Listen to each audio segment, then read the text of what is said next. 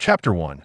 I am merely 8 years old, yet I possess an extraordinary bandit system. In the province of Huaihai, in the city of Jinling, within the Gufeng district, Lin Dong stood beneath an aged residential building, gazing down at a pair of delicate, fair hands. His large, expressive eyes brimmed with confusion. Was I not just engaged in a fierce skirmish with the Dongxing gang? How did I end up here? Before he could fathom the situation, a figure emerged from the corridor. Xiaodong, today marks your first day in elementary school. Be sure to forge good relationships with your classmates, and do not follow the same path you did in kindergarten. Lin Dong, starting elementary school? Just as he pondered this, a cascade of memories flooded his mind. Lin Dong understood. He had been fatally wounded and had traversed into the body of another individual who bore his name, an 80-year-old child, freshly enrolled in the first grade. Orphaned, he lived with his sister, Xiaodong. While at school, be vigilant and do not let others bully you. Lin Dong looked up to see his sister, Lin Nan. Standing at 1.70 meters, she wore a white short-sleeved shirt paired with denim shorts, her long, slender legs fair and straight.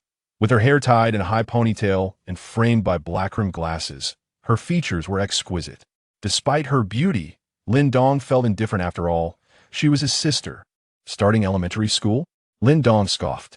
In his previous life, although he had been entrenched in the underworld, he had at least received a higher education.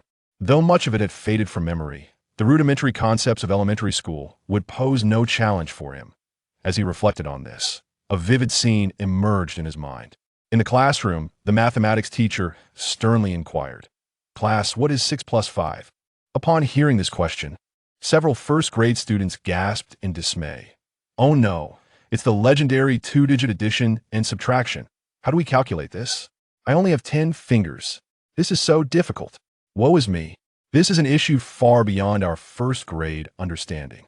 As despair enveloped the other students, Lin Dong calmly rose, stating with assurance, 6 plus 5 equals 11. But the classmates were astonished, and the teacher was left in shock, exclaiming, "A prodigy." In elementary school, little Huaihai produced a prodigy. In middle school, the prodigy continued to shine. In high school, the prodigies fall. What are you daydreaming about? Just as Lin Dong was lost in thought, he felt a sudden tap on the back of his head. Turning around, he discovered Lin Nan had appeared on her electric scooter, seemingly out of nowhere. "Get on, it'll take you to school before I search for a job." Lin Dong sighed, lowering his gaze as he approached the rear seat of the scooter. With all his strength, he managed to seat himself. "This body is still too weak. I need to develop further." Suddenly, a pair of hands reached forward, clasping his small one. Lin Nan positioned his hand around her waist, exasperatedly instructing, "Hold on tight, don't fall off." Lin Dong's arms barely encircled Lin Nan's waist, his face pressed against her back. As he inhaled her fragrant scent, his cheeks involuntarily flushed. Was this the downside of his transmigration? This experience was rather delightful. As they rode along, they passed a bank where several uniformed police officers were displaying posters and using a loudspeaker, seemingly promoting something. The summer breeze whispered past Lin Dong's ears, and he could only discern 3 words: "Rob the bank at Gufeng Primary School." The electric bike ride from his home to the school took merely 10 minutes. It was the beginning of the school year, and the streets flanking the school's entrance were teeming with parked vehicles. Numerous children, their faces brimming with curiosity, were accompanied by their parents as they hurried towards the school. Lin Nan secured the electric bike and led Lin Dong into the institution. This was a public school, primarily attended by children from working-class families. However, there were exceptions. Lin Dong spotted a sleek black luxury car adorned with wings parked by the roadside. The teaching building boasted 8 floors, with Lin Dong's class situated on the ground floor, grade 1, class 5. You must listen to your teachers while at school and refrain from bullying your classmates. If anyone bullies you, you must tell me. Lin Dong listened to Lin Nan's admonitions with a sense of resignation. She treated him as if he were merely an 80-year-old, which in fact he was. "All right, I will be waiting for you at the entrance when school dismisses at 3 o'clock, she concluded, affectionately ruffling his hair and flashing a sweet smile. Though he found it rather uncomfortable, Lin Dong felt powerless in the situation. The lesson was set to commence, and once all the parents departed, he boredly began counting the number of students in his class. Including himself, there were 32 in total. The door at the front of the classroom swung open, and Yu Qingyu, dressed in a white dress and cradling a stack of books in her arms, approached the podium with eager anticipation. Observing the youthful faces below, she felt a surge of excitement that a graduate of Huaihai Normal University, after a year of rigorous studying at home, she had finally secured her position as a certified teacher. This class marked the inception of her teaching career. Gazing at the innocent and adorable faces, Yu Qingyu felt hopeful for the future. She set down her books and, using chalk, inscribed 3 characters on the blackboard. Yu Qingyu. Class, please settle down. Allow me to introduce myself. This is my name, and you may call me Teacher Yu. I will be teaching you Chinese and also serve as your homeroom teacher. Lin Dong, seated in the last row, emitted a yawn out of sheer boredom. Upon finishing her introduction, Yu Qingyu continued, "Now, I would like each of you to come to the front and introduce yourselves. Who would like to go first?" At that moment, Lin Dong noticed a classmate dressed in a black children's trench coat and wearing a black mask stepping forward. "Isn't that Jiahao from the adjacent class? What's he doing in our class?" Suddenly, a cold, mechanical voice echoed in Lin Dong's mind. Ding! The Supreme Bandit System has been successfully bound. Lin Dong's body jolted at the sound. A system? This is my opportunity to rise from the ashes at the age of 8. With the knowledge of his past life, coupled with this system, should he pursue a political career or venture into the underworld? Surely, he could at least achieve a position of influence in Huaihai. Wait a moment. Lin Dong narrowed his eyes as he realized the implications of the phrase Supreme Bandit. What does this mean? Supreme Bandit. The host resides in Huaihai, a land historically known for the emergence of heroes. Why settle for being a provincial governor when one could seize the capital and become the foremost in the nation? Wow! Lin Dong nearly let a curse slip. If others overheard this, he would likely find himself splitting into 5 factions to confront the cherry blossoms. According to the circumstances of his past life, at least 6. Heavily armored combined brigades were stationed around Huaihai. Was this system intending to lead him to his demise? His complexion darkened, and he helplessly inquired, "What is your function?" The host currently possesses insufficient strength. Please focus on accumulating power first. In the next moment, a panel appeared before Lin Dong, visible only to him. Host. Lin Dong, age, 28, physique, 3. What does this age of 28 signify? Lin Dong's lips twitched, whether calculated from his previous life or this one. This age did not align at all. He now comprehended. This system was undoubtedly malfunctioning. A task most suitable for the host has been assigned to rob a bank. Chapter 2. Is robbing a bank permissible under the minor protection law? Lin Dong. At this moment, his youthful mind was filled with questions. What did you say, system? What do you want me to do? Rob a bank. A cloud of gloom settled on his brow. He was not unfamiliar with this line of work from his past life. But what about now? He was merely an 80-year-old child. Robbing a bank? He would be regarded as a lost child if he ventured alone to a bank. Foolish system. Cursing inwardly, Lin Dong resolved to disregard this entity. Detected that the host physique is currently too frail, the novice gift pack has been dispatched. Lin Dong's eyes brightened. A novice gift pack? This system is truly remarkable. Physique points, 50, random, max level skill 1. Gazing at the 2 lines of prompts that appeared, Lin Dong supported his chin with one hand. Physique points. Can enhance the host physique, random, max level skill. Randomly acquire 1 max level skill from various fields. Understanding their purpose, Lin Dong allocated 50 physique points to his body. In the next moment, he felt a surge of refreshing energy descending from above, penetrating through the top of his head. The frail sensation of his 80-year-old body vanished, replaced by a rapid surge of strength. Host. Lin Dong physique. 53. This physique 10 points is considered average for an adult, and now I possess 50. Lin Dong muttered to himself, raising his fist and gazing down. Oh, my small fist could easily deliver a fatal blow. And this random skill. Just as Lin Dong prepared to open it, he suddenly felt someone pushing him. Turning around, he discovered a cute little girl with twin ponytails. Seeing him, Li Ziki extended her small hand, signaling Lin Dong to look at the podium. It was only then that Lin Dong realized that everyone in the class was observing him. Yu Qingyu cleared her throat and spoke again. This classmate, you are the last one. Please come to the stage and introduce yourself. Lin Dong nodded and stood up. So adorable. Affection welled up in Yu Qingyu's heart. Lin Dong's skin was fair, his eyes bright, and his cheeks slightly chubby. He possessed the quintessential appearance of a child model. Lin Dong expressed his helplessness in response. Even in his past life, he was handsome enough to attract trouble, and now, having traversed worlds, he remained just as striking. How difficult it was. This classmate, please introduce yourself to everyone. Yu Qingyu wore a sweet smile. She had always adored children, especially ones as charming as Lin Dong. Ahem. Standing on the podium, Lin Dong cleared his throat, casting a sweeping glance over the audience. He did not feel intimidated at all.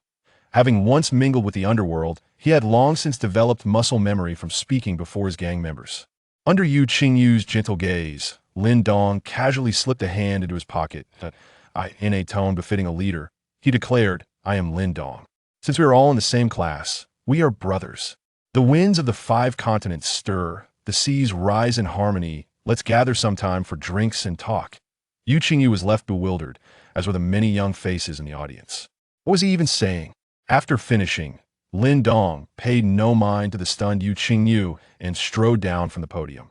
Watching his departing figure with one hand in his pocket, Yu Qingyu finally snapped back to reality, her lips twitching slightly. Lin Dong really has quite the sense of humor.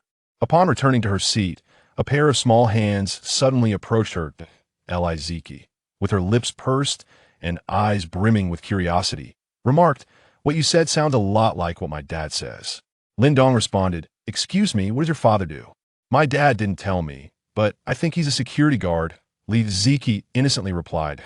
Oh, Lin Dong did not delve deeper into this topic, instead activating his randomly assigned max-level skill. He rubbed his hands beneath the table. System, activate. Host has drawn the skill Century Thief. Century Thief integrates the experiences of all renowned bandits from ancient to modern times across the globe. The system's cold, mechanical voice echoed, and a torrent of memories surged into his mind. What a remarkable Century Thief. After absorbing the memories, Lin Dong exhaled deeply. The experiences of notorious thieves from all eras now coursed through him.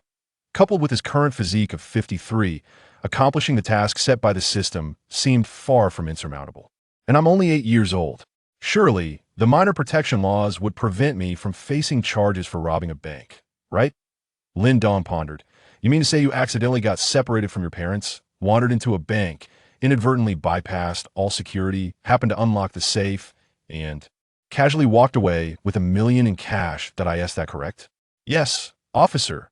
I'm just a child. Am I treating the police like some sort of cherry blossom festival? Lin Dong shook his head in resignation.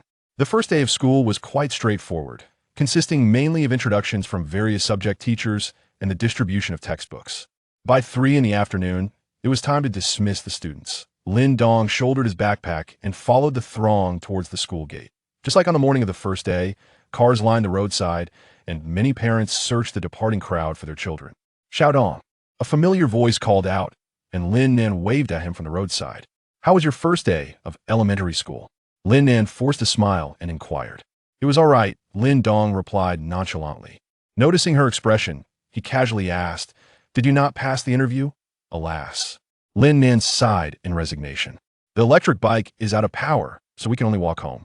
Lin Dong shrugged indifferently. Out of the corner of his eye, he spotted a black 8 with wings parked not far away. A familiar figure approached the vehicle. "Isn't that my desk mate, Liziki? Is this car from her family?" Lin Dong felt a flicker of surprise and recalled her previous words, leading to a conjecture. Could she be the daughter of a gangster? Lin Nan noticed his younger brother fixated on the Bentley, his fist clenched in frustration. "Xiao Dong, you need not envy others. As long as we work hard, we shall eventually own a car." Lin Dong diverted his gaze, choosing not to respond further. The two siblings continued their journey homeward. Passing by the bank they had encountered that morning, a few police officers stood at the entrance, holding posters and using megaphones to announce something. This time, Lin Dong could hear clearly. The Gufeng District Police Department, in collaboration with Jinling Daily and Huaihai Bank Branch, is conducting a robbery drill and is currently seeking volunteers from the public. A bank robbery drill? Lin Dong halted, intrigued. The drill is scheduled for this weekend. One robber and several other participants are needed. There are no age restrictions for the robber volunteers, and those with experience will be given priority. Experience preferred. Lin Dong's lips twitched, If someone with experience comes, wouldn't they just defend themselves? Momentarily, he was perplexed as to whether this was indeed a drill, or if the police were attempting to lure someone into a trap. Lin Nan, noticing his brother's pause, followed his gaze and curiously inquired, "Xiao Dong, what are you looking at?" Lin Dong remained silent, lost in thought. Is the system's detection function faulty? Do I not actually need to rob a bank, as long as I undergo the process? With this contemplation, he proceeded towards the entrance of the People's Bank, in the shadow of the sunshade. Lin Xiangwei and Fan Xiaolan stood, finding the heat unbearable despite their shelter. The former fanned herself with her hand, weakly lamenting, "It's been a whole day, and not a single volunteer has shown up for the robbery." Fan Xiaolan twisted her neck, expressing her confusion. "I don't understand why the chief can't just find someone within our department. Must it be so complicated?" "It's precisely because they want a live broadcast. Using our own people might lead the netizens to suspect it's scripted," Lin Xiangwei retorted, rolling her eyes. "And another thing, could you modify the recording in that megaphone?" "What do you mean by experience preferred? Anyone listening might think we're here to trap people." As the two exchanged banter to pass the time, a youthful voice suddenly piped up, "I want to be a volunteer robber." They turned to see a cute little boy, about a meter tall, standing before them. Lin Xiangwei knelt down, gently ruffling Lin Dong's hair. "Little one, have you gotten separated from your family?" "No. You mentioned there's no age limit for the robber recruitment, right?" "I'm here to volunteer," Lin Dong replied earnestly. "I'm afraid that's not a joke. This is a drill. Come back when you're older," Fan Xiaolan said, arms crossed and voice feigned to sound serious. Lin Dong expressed his discontent. "But you said there's no age limit. This is deception." Upon hearing these words, the trio erupted in laughter. Lin Nan forced a smile, wishing he could vanish into the ground, while the other two found the situation amusing. Fan Xiaolan remarked, "In order to serve as a volunteer, one must possess sufficient strength. How about this? If you can outmatch me in strength, then you shall take on the role of the volunteer." With that, he procured a chair, declaring, "Let us engage in an arm wrestling match." During work hours, phone usage was prohibited rather than standing idly. It seemed far more entertaining to amuse a child. Lin Dong rolled up his sleeves and placed his hand on the table. Lin Xiangwei shook her head and teased, "If you manage to defeat him, I shall make an exception and allow you to be the volunteer." Fan Xiaolan also rolled up his sleeves, flexing his arm muscles. To him, this hardly constituted an imbalance of power. After all, he was a police academy graduate who exercised daily. His strength was at least double that of an ordinary person. Engaging a child in play was hardly a challenge. Fan Xiaolan's large hand enveloped Lin Dong's small one. He initially intended to feign weakness, intending to exert force at the last moment before his palm hit the table. However, with the signal given, he heard a resounding crack. His palm struck the table without any hesitation. Fan Xiaolan blinked in bewilderment, his mind momentarily clouded. What had just transpired? Standing beside him, Lin Xiangwei's lips curled in a smirk. Confused, she genuinely believed Fan Xiaolan was attempting to allow the child to become the volunteer. Surely, he could not truly be outmatched by an 80-year-old. Chapter 3. Formulating a Detailed Plan. Lin Nan blinked his large eyes, hidden behind his black-framed glasses, in bewilderment. Lin Dong inquired, "Is it ready now?" This. Fan Xiaolan, half squatting on the ground, remained silent for a long while. Finally, with a deep sense of embarrassment, he uttered just now, "I wasn't in good form. Let us try again." In his 20s, he was in the prime of his youth.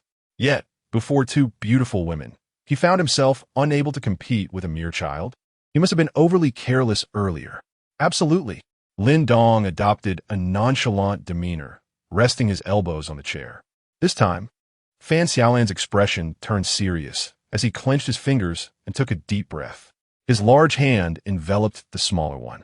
With a signal to begin, a crack echoed through the air. Unsurprisingly, the outcome mirrored the previous attempt. His palm was effortlessly forced down once more. "This is impossible." Fan Xiaolan, taken aback, leaped up from his position. This time he truly felt it. His hand had been overpowered by sheer brute force. Was this a dream? He pinched his arm, grimacing in pain. He simply could not believe it. How could he possibly lack the strength of an 8-year-old child? Lin Xiangwei observed everything with keen eyes. If the first attempt might have been attributed to an accident, The second one was undeniably real. She knew how strong Fan Xiaolan was. And yet he couldn't surpass a child like this. Can I become a volunteer now? A voice echoed in her ears, prompting both to turn their gaze. Innocent, wide eyes blinked at them. Brother, sister, you wouldn't lie to me, would you? Lin Dong pouted, pressing further. Lin Xiangwei swallowed hard. So, adorable. They exchanged glances. To now deny what they had just stated would render it a falsehood. To instill in a child the notion that the words of the police were lies. Such a notion felt fundamentally wrong. However, to truly allow an 8-year-old to act as a bank robber was even more inappropriate. As the two pondered what to do, the automatic doors of the bank swung open, revealing several figures stepping out with smiles. Director, upon seeing a middle-aged man, both saluted simultaneously.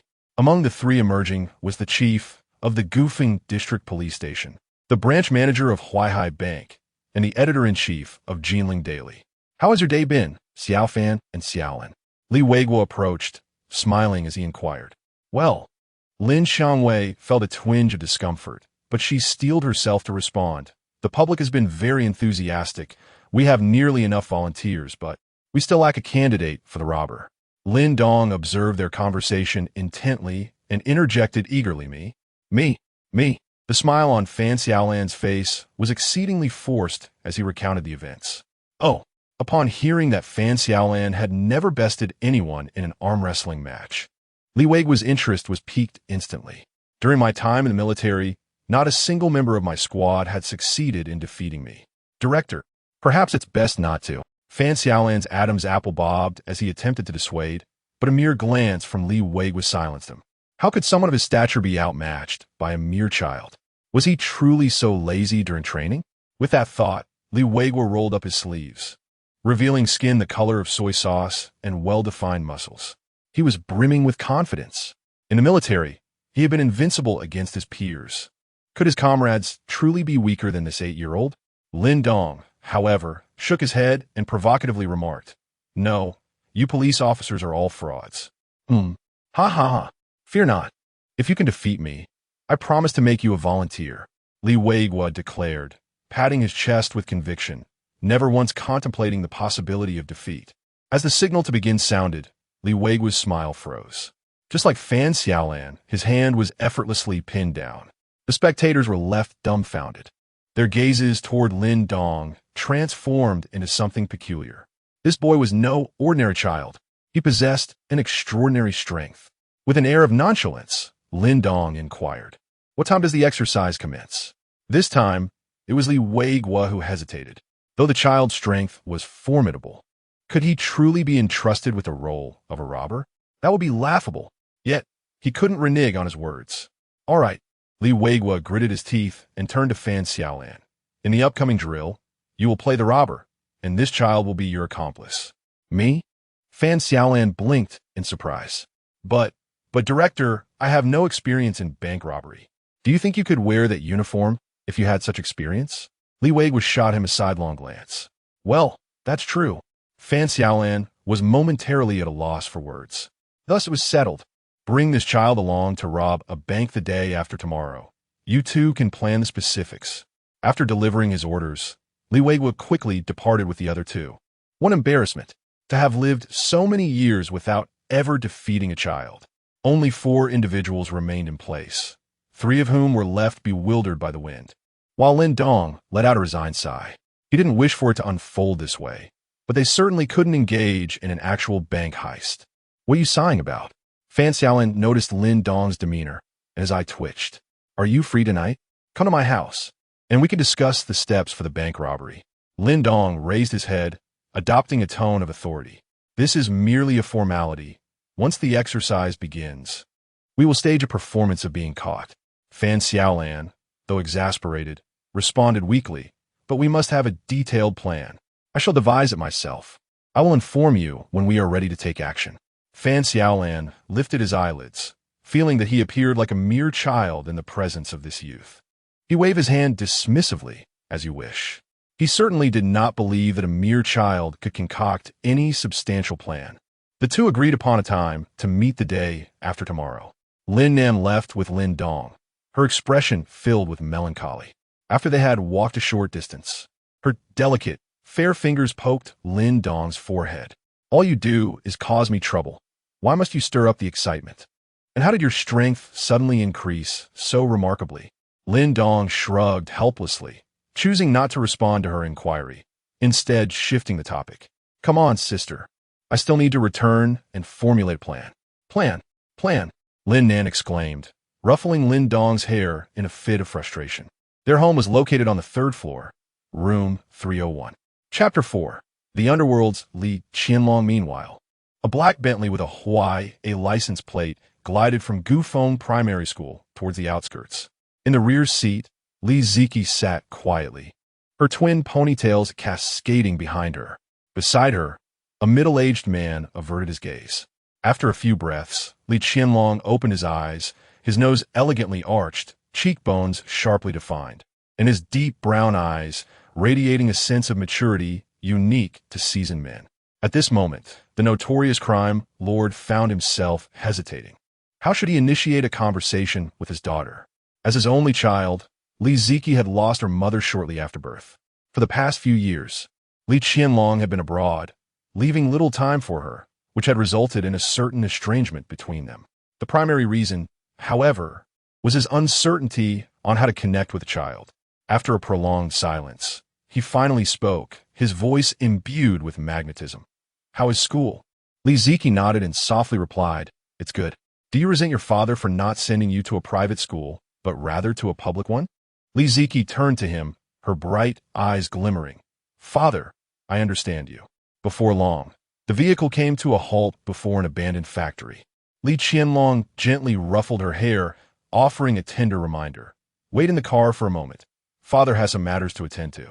A flicker of disappointment crossed Li Ziki's eyes, yet she obediently nodded. After her father exited the vehicle, she retrieved a crumpled amusement park flyer from her backpack. Clutching its corner tightly, Brother, you finally arrived.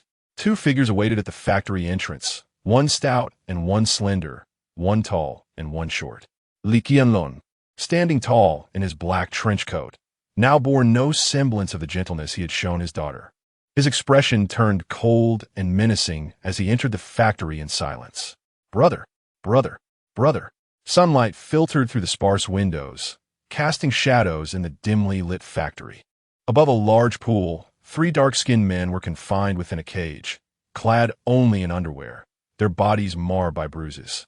Upon sighting Li Qianlong, the three men clutched the bars of their cage, desperately pleading, Brother, you must believe me.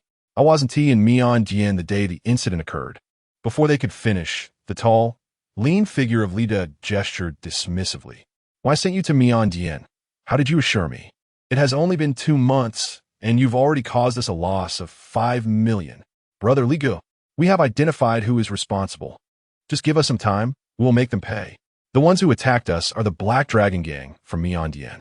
You have 3 minutes to present a solution. Li Air extended 3 fingers. The 3 men grasped this lifeline, urgency lacing their voices. The Black Dragon Gang relies on their backing from the Miandian government, but we have bribed numerous officials over the years. As long as we keep it discreet, there will be no issues. Since they have robbed our bank, we shall return the favor in kind. Let us send someone to masquerade and rob their bank. Brother, grant us this opportunity. After listening to this, Li Qianlong finally spoke. You have 1 week's time. If you fail, you will surely end up as crocodile feed. Lita scoffed. Do not think that because you are outside the country in Myanmar, you can escape. You should know that our business extends throughout Southeast Asia, and if brother commands you to feed the crocodiles, they will certainly be fed well. Seeing this, the 3 immediately pledged, Brother, you can rest assured. We will gather our team and devise a plan upon our return.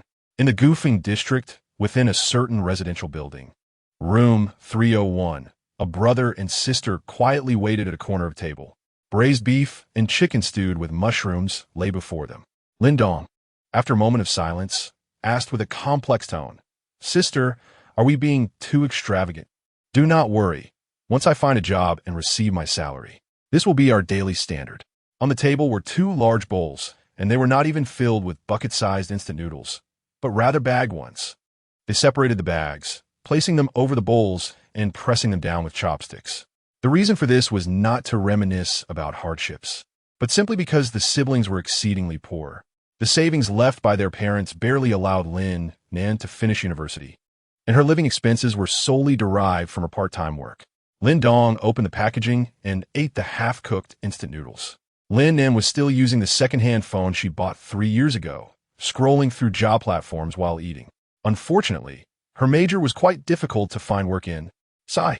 Lin Dong looked up at his elder sister, who was sighing, and suggested, "Sister, if it comes to that, why not become a live streamer? You shouldn't suffer alone and make me suffer as well." Lin Nan shot him a glare. "Even if we starve, I would never resort to being a borderline streamer. Do you have any stockings, sister?" Lin Dong suddenly inquired. "What do you need those for?" Lin Nan squinted her eyes beneath her black-rimmed glasses, leaning closer to Lin Dong. For a bank robbery rehearsal, Lin Dong shrugged and retorted, "What did you think I meant?" "Ah." Lin Nan's face turned pale. "Nothing." "Then we shall make do with sunglasses and a mask," Lin Dong stated earnestly.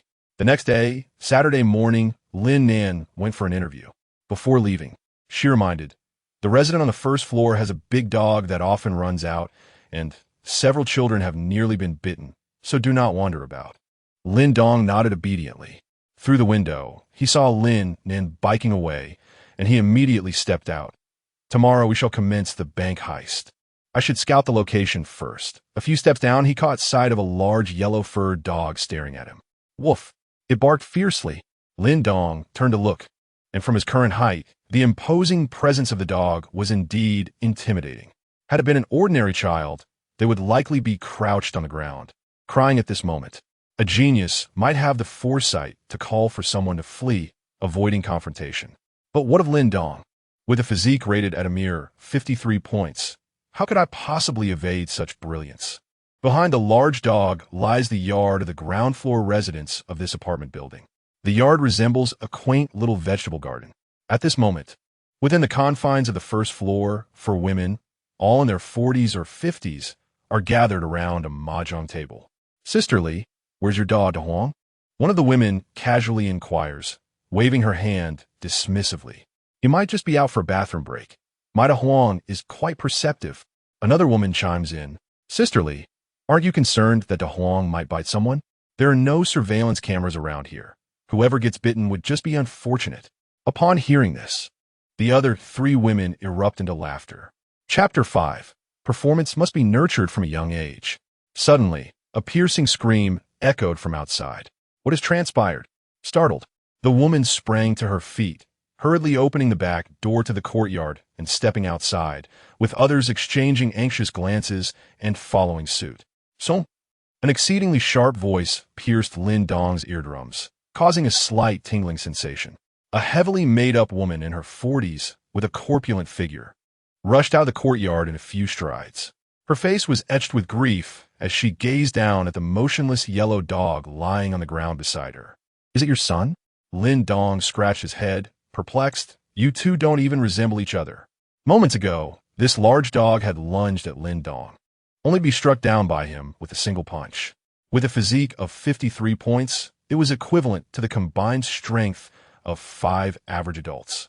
You killed my son?" The woman turned her furious gaze toward Lin Dong, her anger momentarily faltering upon seeing his stature. Standing at around 1 meter tall and clad in children's clothing, he appeared no older than 10 years. It was more likely that her own large yellow dog had bitten him. "Did you see who harmed my son?" she demanded, glaring at Lin Dong. "Foolish woman." Lin Dong rolled his eyes at her and turned to leave. There were no surveillance cameras nearby, and besides, he was merely a child. Could she truly lay hands on him? If that were the case, he would have to report it to the authorities. At Huaihai Bank's goofing branch, Lin Dong spotted a familiar figure by the roadside.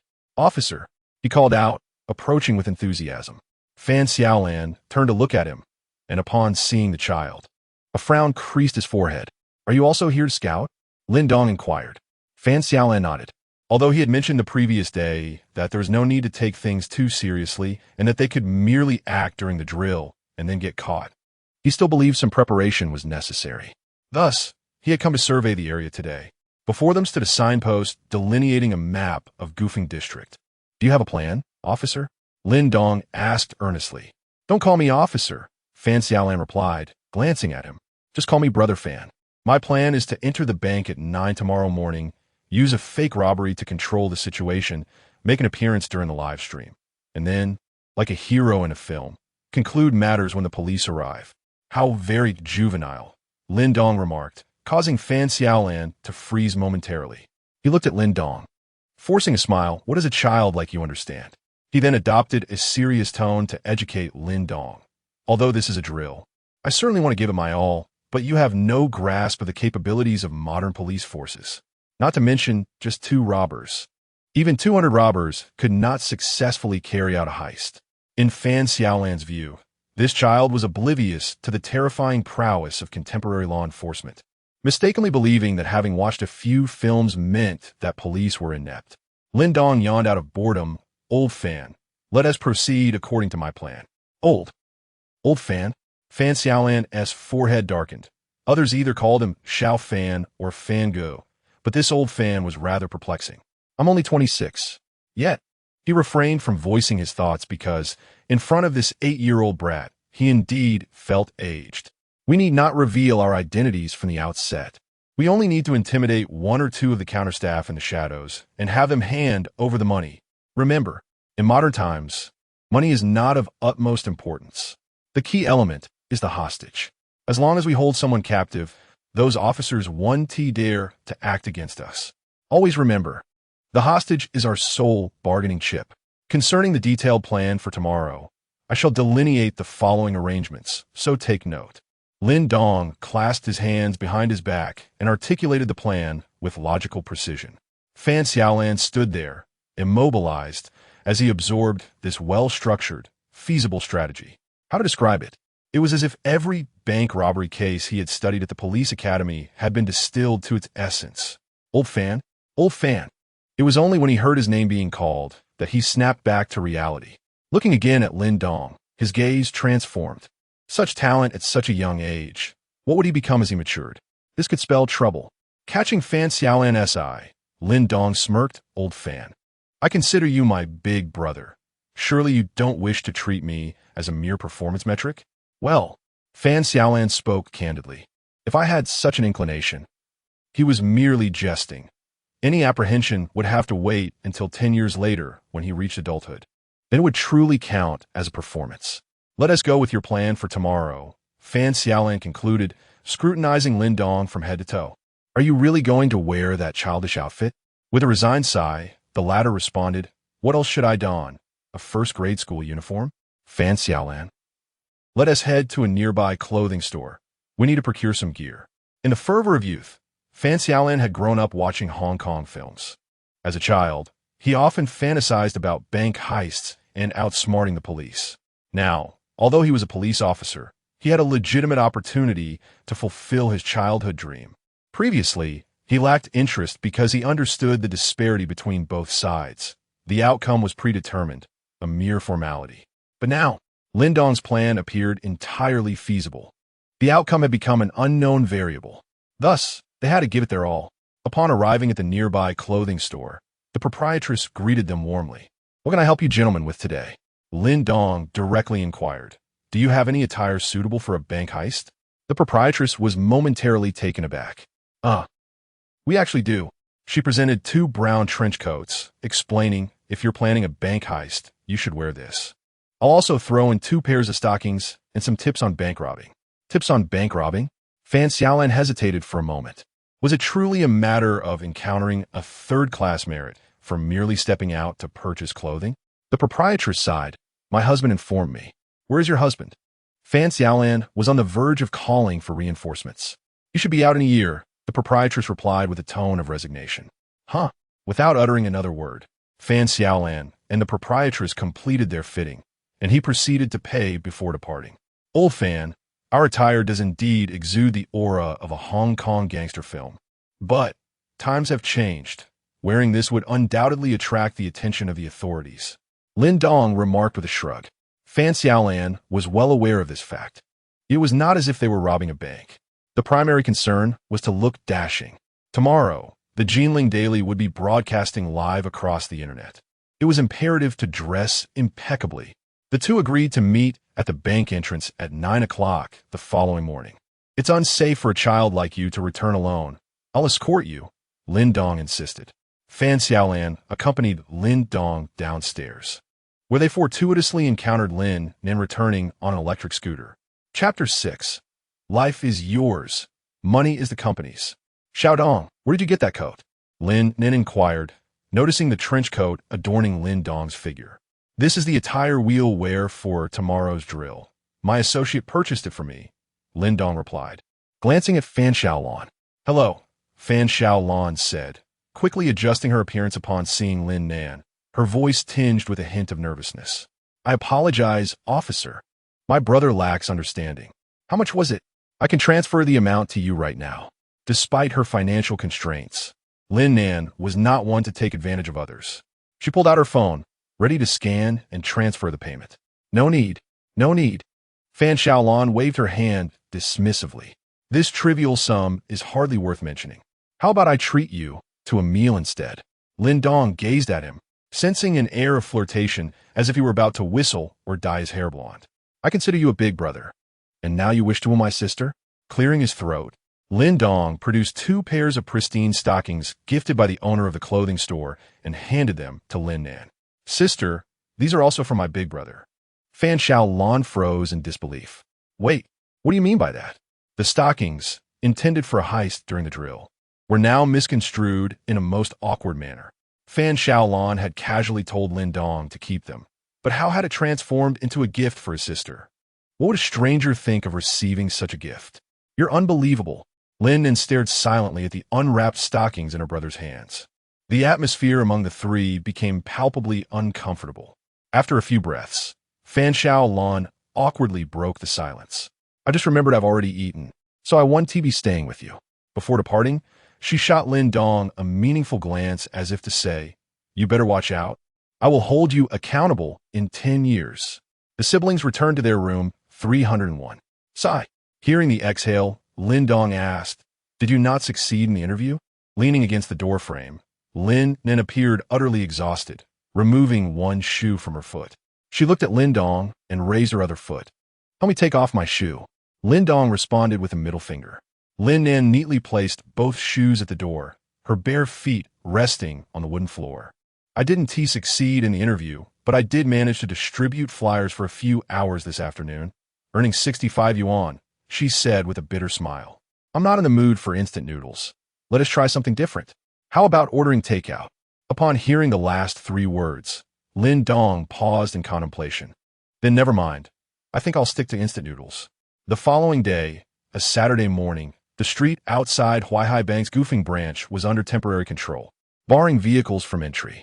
At the bank's entrance, several young individuals clad in uniforms of the Jinling Daily were setting up cameras aimed at the entrance. Inside the bank, cameras were also positioned. The drill was scheduled for today, but those playing the role of robbers were unaware of the exact time they would make their appearance. Inside the bank, the security guard, sporting a slick hairstyle and standing tall with his hands clasped behind his back, exuded an aura of rejuvenation, as if he had been revitalized. Such an occasion, being televised, was a rarity in his lifetime, deserving of utmost seriousness. Manager Lu Dafu gathered the other staff members to elucidate the protocols for the drill. Although this was merely a simulation, one must not relax their vigilance. Every action must adhere strictly to the guidelines outlined in the employee manual. Do you understand? A feeble chorus of affirmation echoed in response. Soon, a cadre of volunteer recruits entered the bank, unaware of who among them was playing the role of the robber. In the Gufeng sub-bureau, Li Weiguo presided over the command room, glancing at the clock, his brow furrowed in discontent. Why have those 2 imbeciles yet to make their entrance? To ensure the authenticity of the drill, only he and Lin Xiangwei, who had been present at the time, knew the identity of the assailant. Although they had discreetly stationed several plainclothes officers within the bank, the main force could only be deployed upon receiving an alarm. The Jinling Daily was broadcasting the event live across the internet. At this moment, the live stream room was sparsely populated with just over 1,000 viewers. While the concept of a bank robbery simulation was intriguing, the prolonged absence of the robber rendered the spectacle rather dull. resulting in the departure of numerous spectators. At 9 o'clock in the morning, on the corner of Huaihai Bank Street, two figures clad in trench coats met. Fan Xiaolan retrieved a makeshift rifle from his coat and tossed it to Lin Dong. Of course, this was merely a shell of a firearm. Lin Dong's trench coat barely concealed it. Checking the time, Fan Xiaolan took a deep breath. Action. Under the curious gaze of the security guard at the bank entrance. They sauntered inside. Inside, a dozen volunteers sat about. Some languidly occupied the waiting chairs in the lobby, while others engaged in casual conversation with the staff at the counters. Since it was a televised event, everyone was dressed quite distinctively. Lin Dong and his companion drew little attention, as one would hardly expect bank robbers to be accompanied by children. Their objective was clear, and they made their way directly to the farthest counter. Lin Ji rested her chin on her hand, eyes closed, lost in thought. Suddenly, the glass before her was tapped. "Sir, we are not conducting business today," Lin Ji replied with a professionally feigned smile. Then, she saw the tall figure pull out a passbook from his coat, placing it before the glass and opening the first page. It bore colorful inscriptions. "Do not raise the alarm. We have guns." Lin Dong lifted the edge of his trench coat, revealing the stock of the rifle. The second page of the passbook read, "Rest assured, we will not harm you." The third page stated, "Prepare 2 million for us." The fourth page concluded, "The money belongs to the company, but your life is your own." After reading the contents, Lin Ji was momentarily taken aback. She then turned her head, glancing around before signaling to a distant man. "Manager, the robbers have arrived." Lu Dafu approached, assessing Lin Dong and his companion with a scrutinizing glance. "Please hold on for a moment. I must consult the employee manual on how to deal with armed robbers." It is not entirely their fault. After all, they have been accustomed to a life of comfort for far too long. Moreover, the knowledge that this is merely a drill, devoid of any real danger, inevitably led to a lack of seriousness. Lin Dong and Fan Xiaolan exchanged a glance, fully anticipating this outcome. Without hesitation, they each drew their rifles, unleashing a flurry of shots towards the ceiling. Fan Xiaolan's lips quivered as he mimicked the sound of gunfire. Everyone instinctively ducked for cover. Lin Dong swiftly approached the entrance, expertly lowering the roll-up door. Inside the hall, a dozen volunteers' eyes sparkled with excitement. The robbers have finally arrived. In perfect unison, they crouched down, only to wonder, but why is there a child among the robbers? A father-son duo of bandits? Through the reserve cameras in the bank, the unfolding events were transmitted live to the Jinling Daily's broadcast room. With the appearance of the robbers, the excitement began to escalate. Is the drill finally commencing? Wait, that child is quite handsome. Surely this isn't meant to be comedic? How could a bank heist involve child? Is this part of the script? Chapter 7. Who would use a bomb right away? Lu Dafeng, adhering to the protocols detailed in the employee handbook, dialed the emergency services. "Everyone step outside." Lin Dong aimed his firearm at the personnel behind the counter. 7 bank employees, including manager Lu Dafeng, emerged with their hands on their heads. "And you too, fill 2 bags with 2 million in cash," Lin Dong commanded sharply, tossing the bags at Lin Ji and Lu Dafeng's feet. How adorable, thought the bank staff and the volunteers posing as customers. "The money belongs to the company. Only your lives are your own." Lin Dong spoke rapidly. "How does the company exploit you? How do they deduct your wages for unmet performance? The boss buys house after house, luxury car after luxury car, while you toil away for a meager 3,000 a month." The word struck home. The crowd, initially amused, now bowed their heads in realization. How true. We are treated like beasts of burden, and now we are expected to protect the company's assets? I'll get the money. Me too. In that moment, Lin Ji and several staff members expressed their eagerness, forgetting it was merely a drill. Isn't this right? To be exploited like beasts and yet risk our lives for the company? If we were to do that, we'd truly be the embodiment of sacrificial labor. I sense that these employees are almost wishing for it to be real. Ha ha ha. If our company were robbed, I would just say, "Sir, I know where the finance room is. Let me lead the way. I will love the company as it loves me." This kid, Li Weigua, watching the events unfold via live stream, felt a twitch in his eye. Not only was he strong for his age, but his words were also remarkably incisive. Just then, he received a report. "Director, the nearest first team has surrounded the bank. What should we do next? Old Lin is one of our bureau's top experts. He can handle this. Li Weiguo waved his hand, harboring no expectations for the outcome. He was quite familiar with Fan Xiaolan and believed the result of this drill was predetermined. Could our Gufeng branch's numerous elites really be unable to subdue a mere child? Huaihai Bank. The situation was effortlessly controlled by the two, with each hostage receiving a small card inscribed with the word binding. Outside the bank, a large crowd of onlookers had gathered. Amidst the cacophony, a harsh sound pierced the air, the screech of rubber tires against the asphalt. Red and blue lights flashed. Through the gaps in the glass, Lin Dong and his accomplice saw several police vehicles surrounding the entrance. A large contingent of officers emerged, led by Lin Dochuan, the captain of our bureau as first team. Upon recognizing the arrivals, Fan Xiaolan spoke to Lin Dong. "Is this Lin fellow particularly formidable?" Lin Dong casually inquired. Fan Xiaolan lowered his gaze, bemused by the boy's recurring use of the term fellow. At his age, one would typically refer to a police officer as uncle or brother. Were Lin Dong aware of this question, he would undoubtedly express his helplessness. "It's a habit from my previous life," he remarked. Fan Xiaolan chose not to delve further into the matter, earnestly explaining. "He is among the top 3 criminal investigation experts in our department." Outside the bank, Lin Quandu possessed an ordinary appearance and an average build. He instructed his subordinates to disperse the onlookers to the periphery. His square face bore a serious demeanor, exuding an air of sternness. What a waste of time, engaging in such drills. Lin Quandu harbored reluctance in his heart, yet promptly organized the necessary arrangements.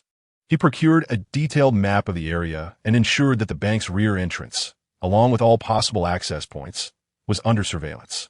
The robbers numbered 2, armed, and were holding 17 hostages, 7 of whom were bank staff. One of his subordinates relayed the information to him. After listening, Lin Quandu nodded and gestured behind him. An officer handed him a megaphone. "Ahem, listen carefully. You are surrounded. Surrender and lay down your weapons. It is your only path to safety." Inside the bank, the hostages in the hall curiously fixated on the 2 figures at the entrance. Fan Xiaolan removed his backpack and retrieved a box from within. "Time bomb," the label read, prompting Lin Dong to look up at him. "Are you serious? You, a police officer, carrying such a thing is more sinister than I am." "Greetings, I am Sun Ruowei, a reporter from Jinling Daily, currently at Huaihai Bank in the Gufeng district. As we can observe, the drill has commenced," announced a tall woman in professional attire, clutching a microphone as she emerged among the crowd. Lin Quandu cast a glance in her direction, but quickly averted his gaze, preparing to speak further when suddenly the bank doors swung open. 3 figures emerged, a bank security guard and 2 volunteers. Fan Xiaolan's voice echoed from the still-open door. "We only desire money and wish no harm upon anyone." "How dull," Lin Quandu scoffed, rolling his eyes. Releasing hostages was tantamount to conceding defeat. The drill had barely begun, and already 3 hostages were freed. Their resilience was appallingly weak. With this in mind, he strode forward. "Comrades, I apologize for the inconvenience you've endured in there," he said, shaking the security guard's hand. It was only then that he noticed the paper tags adhered to the backs of the 3 individuals. Time bomb. Before he could grasp the implications, the bank doors swung open once more. Lin Dong emerged with his hands raised high. These 3 individuals have been secretly outfitted with timed explosives. Now, if the bombs detonate, those nearby, including you officers, will be eliminated. Lin Quandu and several police officers beside him were momentarily stunned. "What? Are we to be blown up just like that? Who informed you that this was acceptable? Which robber would dare to employ explosives against the police? As for the materials for the bomb, it is quite simple. One could even concoct it with a bit of sugar, lard, or soap." Nearby cameras captured the scene in vivid detail. How absurd! Which competent robber would commence with explosives against the police? This is certainly not scripted. It defies all logic. Li Baiwu, stationed at the precinct, soon received the grim news of the casualties. 5 officers, including Lin Quandu, and 3 hostages. After a moment of contemplation, he sprang to his feet. The situation was amiss. He must personally oversee the scene. Chapter 8. This is no ordinary drill. Summon the SWAT team. Outside the bank, the onlookers dispersed to this location were gesturing and whispering about the recent events. According to reliable sources, only 2 robbers remained inside the bank. All 15 hostages were still alive, and 5 police officers had tragically lost their lives. Sun Ruwei reported the situation to the camera, detailing every aspect of the scene. Meanwhile, Lin Quandu and 5 police officers, who had been taken offline by the explosion, sat huddled together, their heads bowed and silently smoking. The expressions on their faces were increasingly grim. How humiliating. It was utterly disgraceful to be taken offline during a live broadcast. Approximately 10 minutes later, Li Weiguo arrived with reinforcements. The director cast a glance at the crouched officers, who were lost in thought, their silence laden with complexity. It was utterly unforeseen. Who would have imagined that Fan Xiaolan and that young brat would resort to using a time bomb? Fortunately, it was merely a drill. Had it been real, what awaited him would not be the city bureau chief, the mayor, or the director of counterterrorism. Director, it has been 20 minutes since the operation commenced. What do you have to say about the current situation? Sun Ruwei approached with her camera crew for a close-up interview. Li Weiguo's expression darkened, yet he endeavored to maintain a steady tone before the camera. They resorted to heavy weaponry from the outset. This is tantamount to seeking their own demise. This signifies that the situation is beyond redemption. We will do whatever it takes to bring them to justice. Sun Ruwei nodded. Pressing further, how do you intend to handle the 15 hostages? Will they be treated as collateral, sacrificed without hesitation? Li Weiguo pondered for a moment before responding. We will act with the utmost regard for civilian safety. With that, he turned away, following his assistant into the building. At the roadside near the bank entrance, a makeshift command post had been established. Director, should we launch a full-scale assault? Someone suggested. Wait a moment. Li Weiguo raised his hand. Fixated on the screens at the command post, the footage displayed the ongoing situation inside the bank. His gaze settled on 2 figures in the lobby, a cold smirk forming on his lips. I have arranged backup in advance. The 2nd and 5th place contestant from the Dongchang District Martial Arts Competition, Sun Yu and Huang Yu. To ensure the success of this drill, Li Weiguo had deliberately borrowed 2 individuals from the neighboring district's police department. The director's foresight is commendable. He had the presence of mind to embed 2 plainclothes officers inside to seize the moment. Fan Xiaolan and company are in for a rough time. The deputy director remarked with admiration. Why hasn't the money been prepared yet? Inside the bank, Fan Xiaolan glanced at the time, her brow furrowing.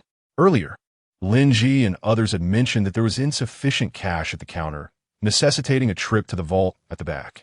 10 minutes had already passed, and they had yet to return. You stay here.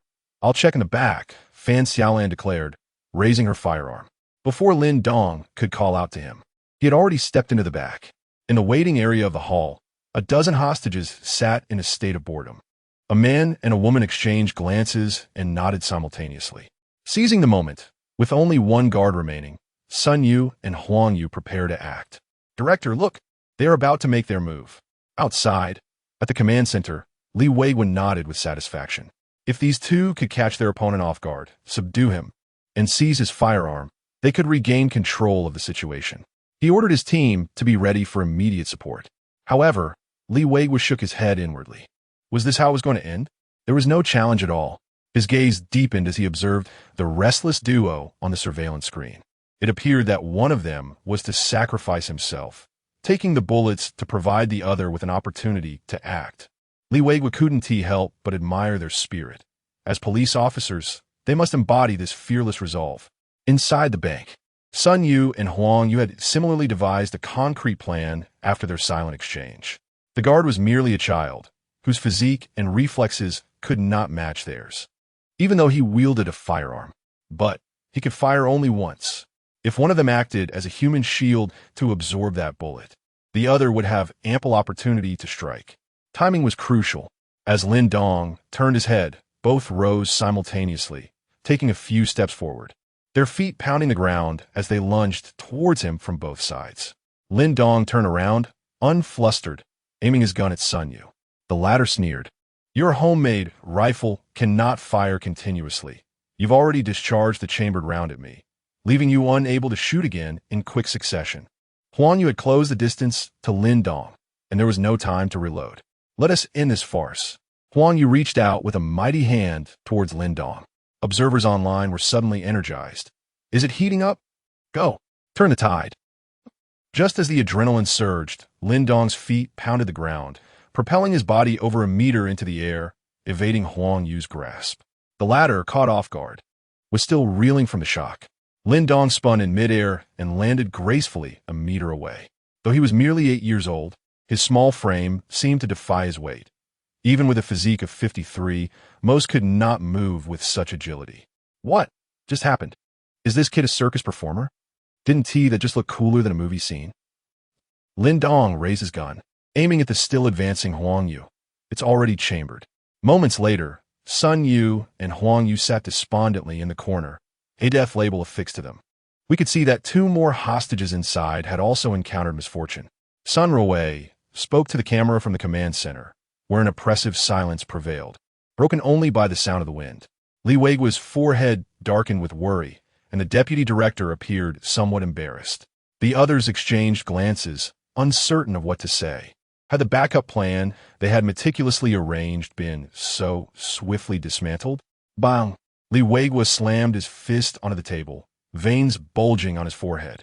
The current situation had escalated beyond his control, and he declared with unwavering resolve, "This is no longer a mere exercise. Bring in the special police." Chapter 9. In the face of absolute talent, genius is merely the threshold to my presence. The red and blue police lights flickered as several special police vehicles came to a halt by the roadside. Liu Xin, the captain of the 4th team of the Jinling Special Police, approached the command platform with his team. "Isn't this a drill?" Upon hearing this inquiry, Li Weigua's forehead bulged with veins. "Indeed, is this not a drill?" Yet those 2 inside are completely deviating from the expected protocol. Which thief would resort to explosives against the police right off the bat? There was no time for explanations. He commanded, "Have your men infiltrate through the ventilation ducts." Li Weigua glanced at the blueprints laid out on the table, which depicted the general structure of the bank. He pointed to a specific ventilation duct. Liu Exan nodded and addressed his subordinates, Zhang Ziqiang and Gua. "You 2 will secretly infiltrate, wait for the right moment, and eliminate the robbers." The narrowness of the ventilation duct could accommodate no more than 2 adults at most, which they deemed sufficient. The 2 were not unarmed. They were equipped with firearms. As trained special police officers, combined with the element of surprise, it would be difficult for anything to go awry when they opened fire on the robbers. Inside the bank, Fan Xiaolan returned to the hall with Lin Ji, who had just finished stashing money, both of them carrying 2 bulging tote bags. 2 million is all here. He tossed the bags at Lin Dong's feet, wearing an expression that suggested he was ready to divide the spoils. Host practice task has been completed. In the next moment, a cold mechanical voice echoed in Lin Dong's mind. Indeed, this system's detection function has significant flaws. Task reward: Constitution points 20. Random max level skill 1. After the system's announcement, Lin Dong pondered for a moment and decided to immediately utilize the 20 Constitution points. The skills could be unlocked later. What shall we do now? Fan Xiaolan suddenly inquired. They had successfully executed the bank robbery drill. What was next? Should they engage in a gunfight with the police outside, or? Lin Dong contemplated briefly. The task had already been completed, and he felt indifferent about it. There was indeed a way to break out. However, this was merely a drill. They couldn't possibly flee with 2 million to a foreign land, could they? Moreover, with the entire event being live-streamed, successfully breaking out right under Li Weigua's nose would jeopardize the director's career. It would be wiser to perform a small favor instead. As he pondered, Lin Dong suddenly noticed a subtle sound. With a constitution score of 73, his enhanced senses included acute hearing, allowing him to detect faint noises that others could not. He looked up. Is that someone crawling through the metal duct? Lin Dong realized that Li Weigua had organized personnel to enter through the ventilation ducts. Fan Xiaolan followed his gaze and spotted the nearby vent. Although he couldn't hear the sounds, he deduced the situation. After all, he was a legitimate police academy graduate, and infiltrating through ventilation ducts was a key component of their training. As Lin Dong pondered whether to surrender in this fleeting moment, he caught sight of Fan Xiaolan retrieving a box from his backpack.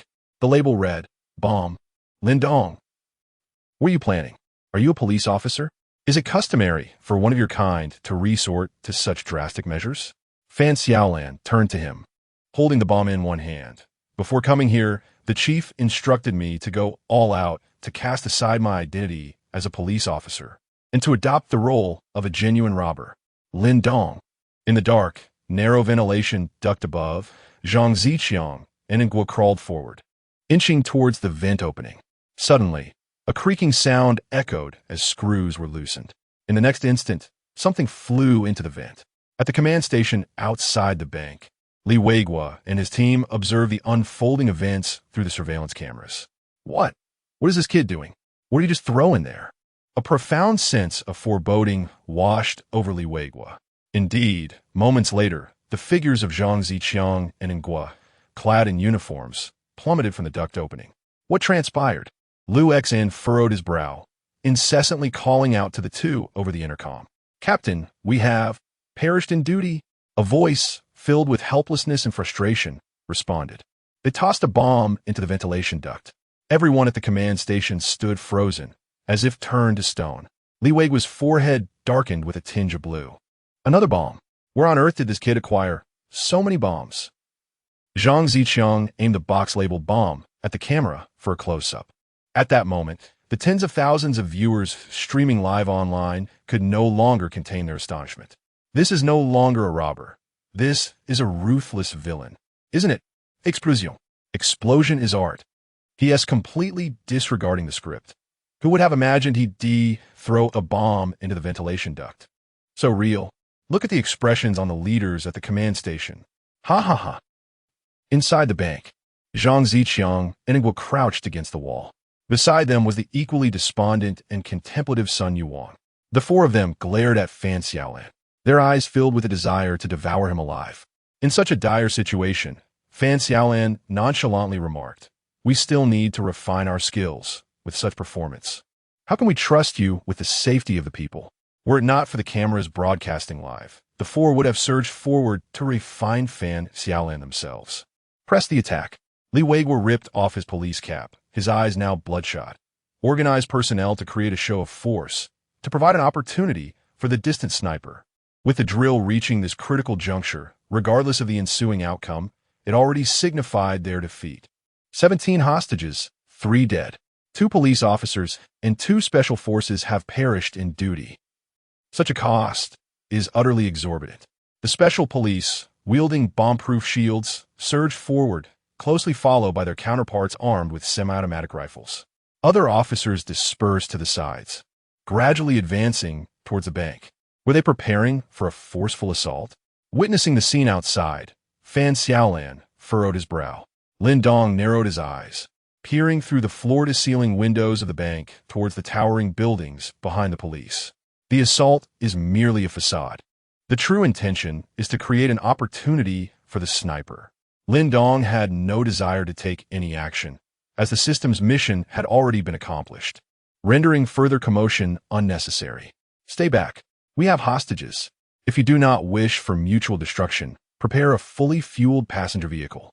Fan Xiaolan shouted from the window. Li Weigua, hands clasped behind his back, suddenly received a message through his earpiece. Report to the director. 2 robbers have been neutralized. The message came from a sniper concealed on a nearby rooftop. The exercise concluded with the deaths of Fan Xiaolan and Lin Dong. Jinling daily reported. The bank robbery drill in Gufeng district has concluded, with 2 robbers shot dead by the sniper. Sun Ruowei addressed the camera. Is the drill over just like that? Why do I feel like the movie just ended abruptly? In my opinion, the robbers scored 9, while that kid scored a 91. With a look of dissatisfaction, Fan Xiaolan exited the bank, checking his phone for netizen comments. His forehead slightly creased. Sun Yu and Huan Yu passed by him, remarking, "The eyes of the internet are sharp. They won effortlessly." "Damn it," Fan Xiaolan exclaimed, looking up defiantly. "Why do you care so much about this online rating? It diminishes the value of one's efforts. Don't you get it? Everyone is praising that kid's skills, saying he deserved the MVP. I clearly brought out several bombs. An effortless victory. Is this right? Is it reasonable?" The others cast him a disdainful glance. At that moment, Li Weigua and his team approached. He patted Fan Xiaolan on the shoulder with considerable force, a smile on his face that failed to reach his eyes. As he remarked, "You performed admirably this time. You will receive an award at the station later." Feeling the ache in his shoulder, Fan Xiaolan grimaced. Director, the overall plan for this exercise was devised by this kid. He unhesitatingly threw Lin Dong under the bus. Li Weigua turned to look at the boy who had just exited the bank.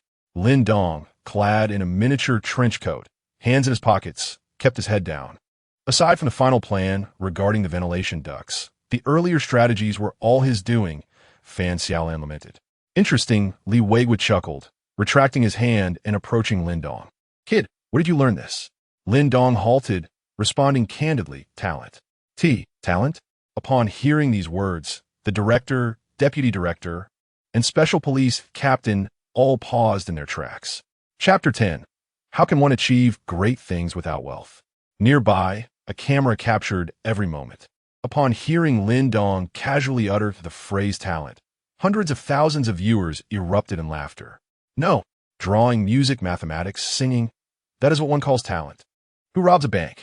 Such talent at such a young age. What will he become as he matures?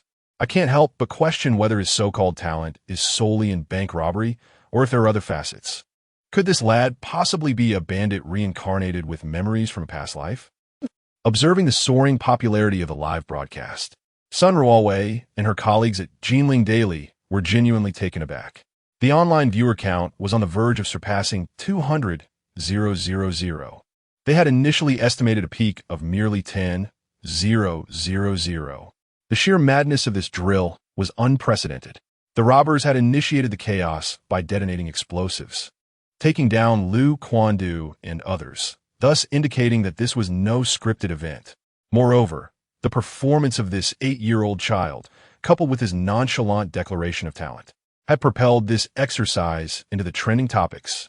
Having been accustomed to talents in painting and music, viewers were witnessing for the first time someone channeling all their abilities into bank robbery. Many marveled, "This child is remarkable. The future is bright." As Lin Dong returned home, his sister Lin Nan had just arrived. Having taken a part-time job, she was unaware of the events that had unfolded with her brother during the live stream. She left her shoes at the entrance, her white cotton socks encasing her delicate feet, slightly flushed soles meeting the wooden floor. With a beaming smile, Lin Nan approached Lin Dong. "What are you up to? We can treat ourselves to a better meal today."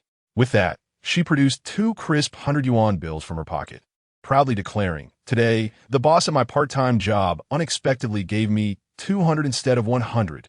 Lin Dong responded with a nonchalant "oh," as he had just encountered 2 million in his previous life. A mere 200 yuan hardly stirred the same excitement within him. "I'll tidy up, and then we can go for all-you-can-eat hot pot." Lin Nan chimed, her laughter brightening the room. Lin Dong redirected his focus to the system panel before him. He had utilized the physical points earned from completing the task, but there remained one randomly assigned max-level skill. What could it be this time? Lin Dong felt a flicker of anticipation. Perhaps a legitimate skill to earn money, to improve their family situation? With that thought, he concentrated and commanded, "Open." The host has acquired the max-level skill, printing money. Since ancient times, how can one achieve great things without wealth? Lin Dong rested his elbows on the chipped table, intertwining his fingers and cradling his chin. He maintained this position for a full minute. Printing money? He exhaled slowly, a sense of clarity washing over him. Just moments ago, he had wished for a skill that could generate income, and this printing money seemed to fit the bill perfectly. The system's explanation aligned perfectly with his thoughts. Is this truly what I meant? Although it can indeed bring wealth, I cannot possibly conjure tens of thousands of dollars out of thin air, can I? Nevertheless, he found himself capable of effortlessly materializing such an amount. Technically speaking, it could still be discerned whether it was genuine or counterfeit by its serial number. This wretched system has truly made my life miserable. Lin Dong took a moment to calm his emotions. Host, Lin Dong, age, 29, physique, 73, mission hall. Gazing at the current system panel, Lin Dong opened the mission hall for the first time. After a brief moment, he exited in silence. The tasks inside, well, they required one to travel to Kyoto to collect rewards and even included reimbursement for a one-way ticket.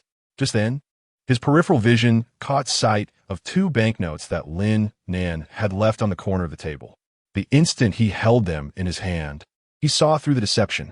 Could it be that Lin Nan had unknowingly received two fake notes?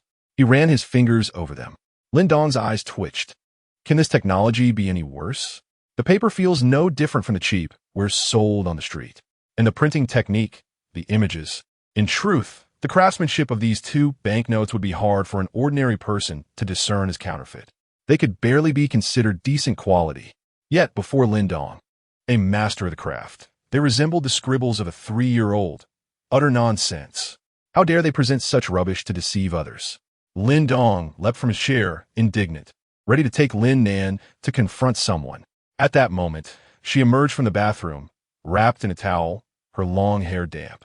A subtle fragrance of shower gel mixed with her natural scent wafted towards him, causing Lin Dong's cheeks to flush. "Little Dong, what's wrong?" Lin Nan inquired. "Sister, wait a moment, I need to tell you something." Lin Dong turned his attention back to the counterfeit notes in his hand. Lin Nan, puzzled, walked into her room. A few minutes later, she emerged, still with slightly damp hair. Lin Dong presented the two banknotes before her. "Sister, you've been deceived. These notes are fake." "Huh?" Lin Nan furrowed her brow, somewhat incredulous. "How do you know?" "Look here." Lin Dong pointed out several details to her. Finally, he asked Lin Nan to retrieve a genuine note, and upon comparison, she shuddered. She finally believed she had been duped. Without considering how her brother had acquired such knowledge about counterfeit currency, Lin Nan, neglecting to dry her hair, led him downstairs. They set off to her part-time workplace in search of answers. The two rode their electric scooter to Wanda Plaza, where the boss had given her the money. They were destined for disappointment. After searching for 2 hours, the night had fallen. In the end, Lin Nan let out a resigned sigh, a forced smile tugging at the corners of his mouth. "All right, let us consider this money spent and indulge in hot pot." Such a mental consolation would at least provide some relief. On their way home, the two passed by the police station, and the more Lin Nan pondered, the angrier he became. Ultimately, he decided to bring Lin Dong inside. The matter of two counterfeit 100-yuan notes was neither trivial nor monumental. After a brief inquiry, the staff instructed them to return and await further notification. As they exited the police station, an officer greeted Lin Dong with a smirk that barely concealed his amusement. And you are?" Lin Dong stammered. The officer replied with a mocking tone, "One of the 5 who got taken down by you at the bank today." Feeling somewhat embarrassed, Lin Dong scratched his head. Upon returning home, Lin Nan opened his phone. As he gazed at the overwhelming online trending topics concerning his younger brother, shock swiftly replaced the frustration of receiving counterfeit money. Aware that no explanation could suffice, Lin Dong merely left a comment, "I have to get up early for school tomorrow," before hastily retreating to his room. Chapter 11. Unveiling the talents of the maxed-out child thief. In Huaihai Province, Jinling City, the Jinling Broadcasting Building glows brightly against the night sky. Inside a conference room on the top floor, Director Fan Shuangwen and Chief Editor Ho Wu, along with reporter Sun Ruowei from the Jinling Daily, gather around a large rectangular conference table. At the front of the table is a sizable screen displaying various data from today's live broadcast. With a gleam of pride, Fan Shuangwen adjusts his glasses, unable to suppress the smile at the corner of his mouth. Today, we have set a record for viewership at our Jinling television station. The peak online audience reached an astonishing 250,000. His gaze shifts to Chief Editor Ho Wu. "Old Ho, what do you believe is the primary factor behind this remarkable achievement?" Ho Wu rises and approaches the screen, pulling up several images and pointing to specific highlights. The extraordinary impact of today's broadcast can be attributed largely to this child. Viewers have become accustomed to so-called prodigies, be it in art or music, but a child with an unparalleled talent for bank robbery is truly one of a kind. Particularly, the 2 words he uttered at the end have left the entire internet speculating. Is this talent limited solely to bank heists? What else might he possess? The anticipation is palpable. Nodding in agreement, the director responds, "Well said.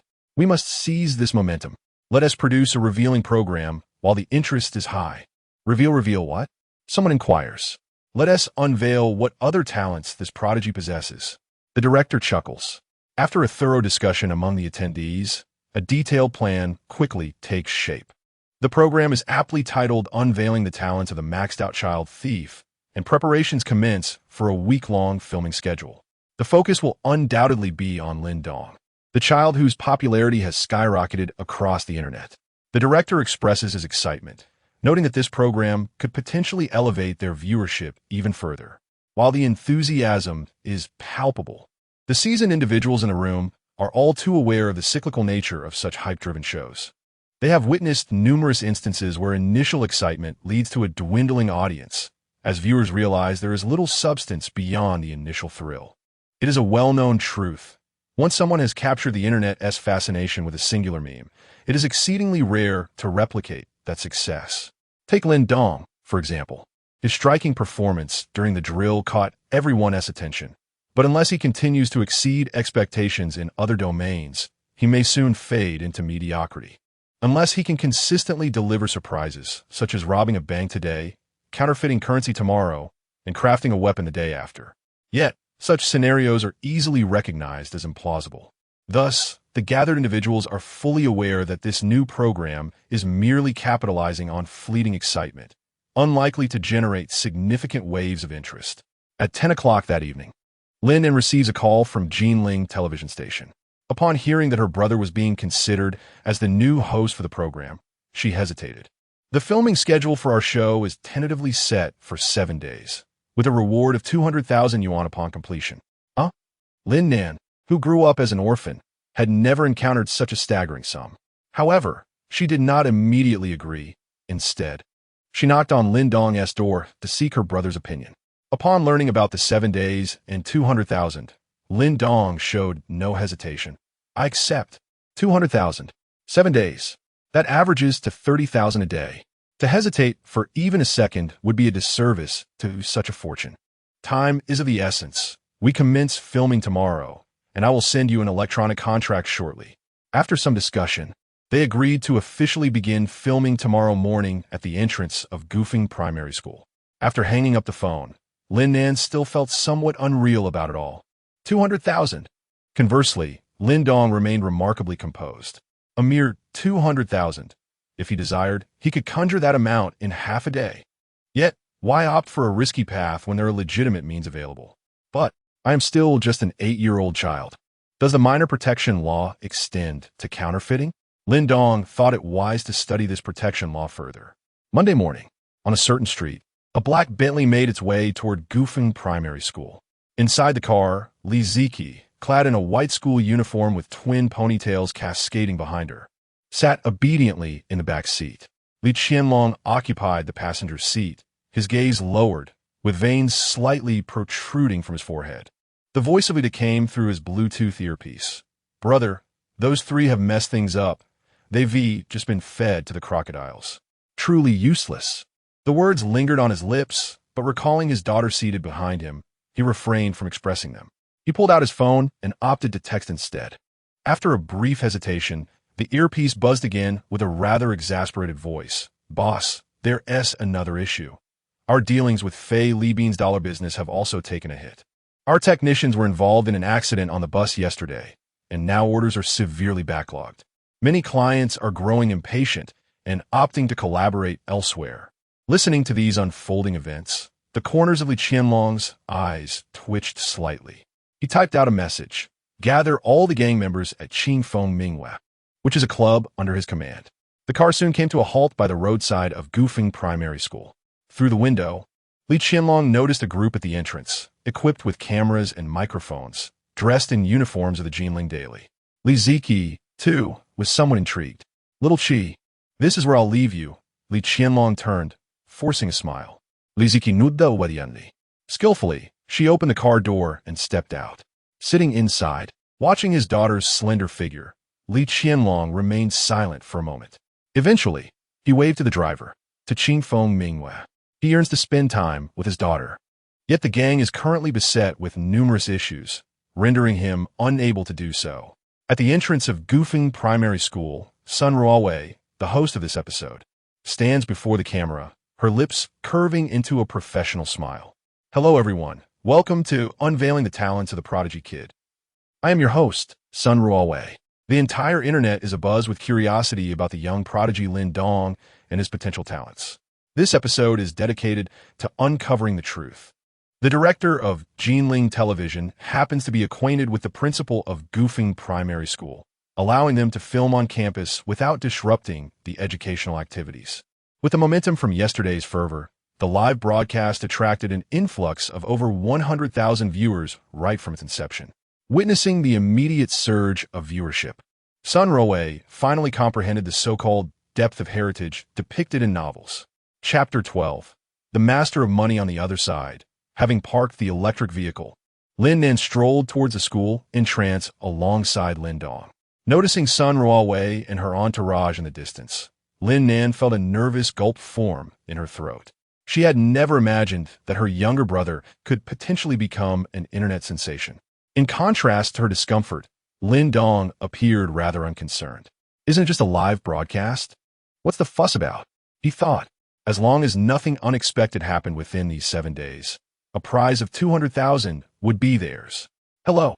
As they approached, Sun Ruawei greeted them with a smile, while the cameraman instinctively shifted the focus onto the duo, with the main characters finally making their entrance. The barrage of comments in the live stream began to surge. Is this the kid trending online? Apart from being as handsome as I am, he seems quite ordinary. I don't care about anything else. I just want to know what other talents he possesses. Can he demonstrate robbing a bank? Let us witness some excitement. Is that beautiful girl beside him? I think I'm falling in love. Many netizens were captivated by Lin Nan. Today, she had made a special effort to present herself, her naturally good looks enhanced by subtle makeup, her hair tied in a high ponytail with 2 strands framing her face. She wore a white short-sleeve top and denim shorts. Her fair legs were straight and elegant. I dare call her Mama. Would she dare to agree? Just yesterday, she was playing games with me, and now look at her transformation. Let's introduce ourselves to the viewers, Sun Ruawei said with a gentle smile, directing her words to Lin Dong. He nodded lightly in response.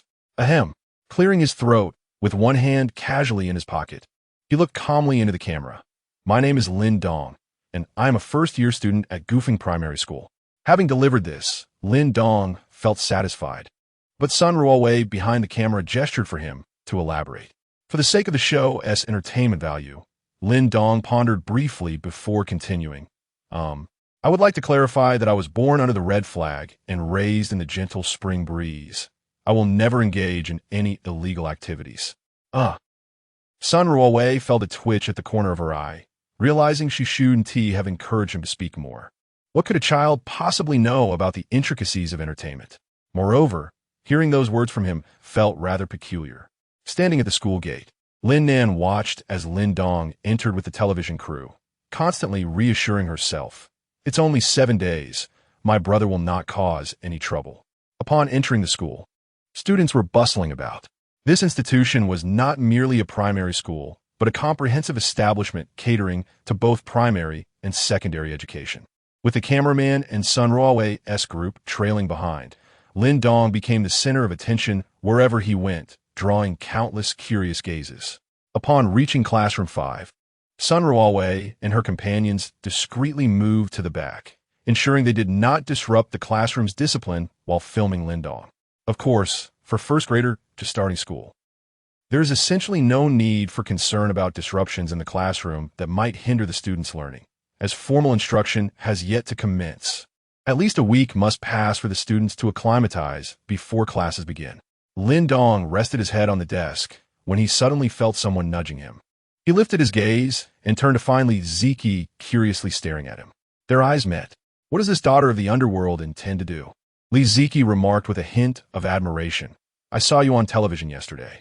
Oh. Lin Dong discerned a peculiar tone in her voice. Li Ziki continued. I was watching it with my father, and midway, he made a phone call, seemingly instructing someone to learn from you. Lin Dong. At that moment, the classroom door swung open, and Yu Qingyu entered. She had already been informed that a television station would be filming in her class.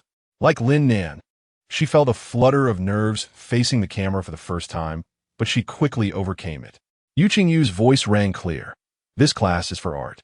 Your art teacher is on leave, so I'll be substituting." As she spoke, she retrieved her teaching materials from her backpack. The students below the podium began to take out their brushes. "You have 15 minutes to freely express yourselves and draw something you excel at," Yu Qingyu said with a smile, clapping her hands. Lin Dong, feeling rather bored, stifled a yawn. Whether in this life or the last, his artistic talent could be described as non-existent. Just as he prepared to doodle something casually, a chilling and familiar mechanical voice echoed in his mind. "Host has not accepted a task for an extended period. An appropriate task has been automatically assigned to the host, Money Master. Please complete the first step within 20 minutes. Depict the original image." As the system's voice faded, Lin Dong's body stiffened in his seat. After a few breaths, he hesitantly inquired, "What if I fail to complete it within 20 minutes? Time is of the essence. Please do not procrastinate. If the task cannot be completed within the stipulated time, this system will unbind itself." "Damn!" Lin Dong silently cursed. Depicting the original image meant replicating the portrait on a banknote. For someone possessing the money-printing skill, it was as simple as drinking water. However, this was a live broadcast. Why did this wretched system show up now of all times? Was it intentional? Lin Dong's forehead visibly darkened. As time slipped away, the other students in the classroom diligently focused on their drawings, with one exception. Yu Qingyu approached Lin Dong, noticing he was gripping his pen, yet remained motionless. She gently said, "It's all right. Give yourself a bit of courage. No one will mock you even if your drawing is poor." Lin Dong forced a smile and nodded lightly. Indeed, give oneself some courage. One must believe in the minor protection law. He selected a few suitable brushes. She meticulously trimmed the blank sheet of paper to the appropriate size, inhaled deeply, and commenced her endeavor. Yu Qingyu nodded in satisfaction, affirming that this was indeed the way, summoning a modicum of courage and casting aside the fear of failure. She ventured toward another area, oblivious to the fact that Lin Dong's subordinate had already captured half of Franklin's image on a suitably sized white paper. 10 minutes elapsed, and numerous students had completed their artworks. The number of viewers in the live stream remained around 60,000. Those drawn in by the spectacle began to depart once the anticipated content was no longer visible. The 60,000 viewers found the current scene in the live stream rather tedious, with only scattered comments appearing in the chat. After securing Yu Qingyu's consent, Sun Ruowei, accompanied by the photographer, commenced documenting the completed works of her fellow students. Chapter 13. Past the Currency Validator.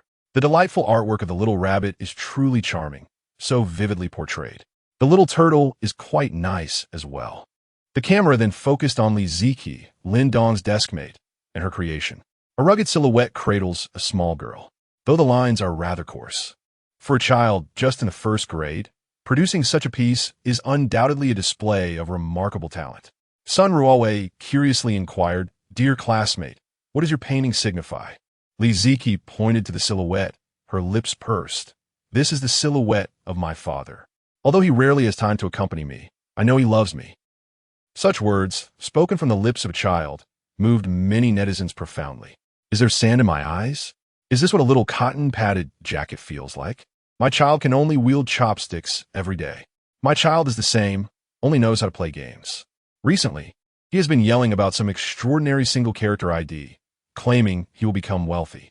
I seized the opportunity while he was at school to sell his account, and surprisingly, it fetched 200 yuan. The deep bond between father and daughter is truly touching. After Sun Ruowei finished speaking, Lin Dong, who sat beside Li Ziki, also laid down his pen. As the star of the show, Lin Dong's work was initially the most anticipated. However, after witnessing Li Ziki's heartfelt creation, netizens unanimously declared her the true MVP. It seemed impossible for anyone present to surpass her, given time and proper guidance. She might blossom into a master in the making. "Lin Dong, let's take a look at your work," Sun Ruowei smiled. Lin Dong shuddered, hurriedly covering his creation with both hands. Hesitantly, he said, "How about we skip it?" Many netizens found this puzzling. It's just first grade. We wouldn't mock even a poorly drawn piece. Exactly, this shyness is infuriating to watch. Is it the lower abdomen or the groin? Wait, can one still drive in such a situation? Sun Ruowei encouraged, "It's all right, Lin Dong. No one will laugh at you. At that moment, Lin Dong truly grasped the meaning of suffering in silence. Who cares about being ridiculed? What I care about is. Ultimately, Lin Dong, feeling helpless and bound by the contract, slowly withdrew his hands. Upon seeing clearly, Sun Ruowei was taken aback, her tone filled with astonishment. Lin Dong, your dollar painting is incredibly lifelike. Why are you hesitant to present it? Her words trailed off abruptly. It dawned on Sun Ruowei that she could hardly believe her eyes, rubbing them vigorously before looking again. The portrait of Franklin was vividly rendered, albeit uncolored. All the other details unfolded before her gaze. A perfectly crafted $100 bill. This. As an experienced journalist, she has encountered countless scenarios, yet today a spectacle is truly unprecedented. The cameras captured this astonishing moment, igniting a frenzy among netizens. Is this a hoax? Has a $1 bill been so effortlessly replicated? Could someone knowledgeable enlighten us on the level of skill demonstrated here? Having faced 5 years for a similar offense, I possess some authority on this matter. Within our profession, we refer to this as an original image, the most challenging step in the production process, demanding an exact one-to-one replication of the bill, with no room for error. However, viewed through a screen, one can only discern the general quality, and it remains unclear how this piece truly measures up. Let us not overlook this. At such a tender age, achieving this feat suggests that with a little guidance, his future earnings could be calculated by the second. It turns out he was not hesitant due to fear, but rather because his audacity prevented him from showcasing it. After a brief moment of astonishment, seasoned journalist Sun Ruowei quickly regained her composure. The program she hosted was about to go viral. With a talent for bank heists fully on display, he now showcased this astonishing gift. It is difficult to imagine the uproar this would create online. Yu approached, and upon seeing Lin Dong's artwork, she opened her mouth several times, yet her words remained unvoiced. Ha ha ha! Lin Dong truly possesses a sense of humor. Sun Ruowei chuckled awkwardly, recognizing the need to diffuse the situation. Unexpectedly, Lin Dong's artistic talent was equally remarkable. Of course, this was merely a painting. It bore no actual monetary value, right? Lin Dong, seizing the moment, replied, "Indeed, it is just a coincidence. I'm still a child." Just then, the photographer, eager for drama, suggested, "How about we test it with a currency validator?" His intent was to enhance the program's entertainment value. For any discerning individual would doubt that a child's casual sketch could pass such scrutiny. Soon, other staff members from the production team procured a currency validator from the school's finance office. Accompanying them was an accountant from Gufeng Elementary, who introduced to the camera, "This is our latest imported currency validator, equipped with multiple independent verification functions. It can scan the original image using ultraviolet light or be fed directly for comprehensive inspection." Upon hearing the initial part of her statement, Lin Dong felt a twinge of anxiety, internally exclaiming, "This is it." Sun Ruowei, suppressing her laughter, slid the artwork into the currency validator. "Please note, this is counterfeit. Please note, this is counterfeit. Please note, this is counterfeit. We shall now commence independent verification, starting with a scan of the original image." Sun Ruowei held the paper adorned with the image before the camera, showcasing it amidst the gaze of netizens and her entire class. She activated the independent detection function of the currency validator, and a wave of purple light swept across. Every heart was lodged in the throat. Yet only Lin Dong had foreseen the outcome, aware that the situation had escalated dramatically. Possessing the extraordinary skill of money printing, he was akin to a human printing press. Even an unexpected turn of events involving the Federal Reserve could not deter him. Indeed, mere seconds later, the machine displayed a green light, signifying that the original image on the paper was flawless. In that moment, an eerie silence enveloped the entire venue. One could hear a pin drop. Everyone stood frozen, as if turned to stone. Sun Ruowei, still clinging to hope, tremulously handed the paper for inspection once more. This time, the wait felt interminable to the onlookers. A few seconds later, the same green light illuminated the screen. Those familiar with dollar production understood that the most daunting technical challenge lay in meticulously hand-drawing the original image. requiring an astonishing level of detail. Even the world's most esteemed artists would need a month or longer to accomplish such a feat yet today, in their homeland. A mere elementary school student had rendered an original image capable of passing the currency verification machine in less than 20 minutes. Chapter 14. The Private Federal Reserve. This news erupted across the internet. This is unbelievable. This young man has a promising future. Who has his contact information? Let's see if he is interested in developing in the Golden Triangle. We could pay him by the second. Should we report this? Legally speaking, he hasn't actually counterfeited money yet, as he has merely completed the initial step, unless he perfects the subsequent stages. In the classroom of Class 5 at Gufeng Primary School, the students remained oblivious to the unfolding events. However, others, Yu Qingyu, Sun Ruowei, the photographer, stood frozen around Lin Dong, gazing at him with expressions of sheer astonishment. After a moment, Sun Ruowei was the first to regain her composure. She swallowed nervously, even with her experience. She was uncertain about the next course of action. The host has completed the first step. Please produce the Master of Money. Create $100,000 within 42 hours. The cold, mechanical voice of the system echoed in Lin Dong's mind. Clearing his throat to ease the tension in the air, he coughed lightly and casually took the artwork he had drawn from Sun Ruowei's hands.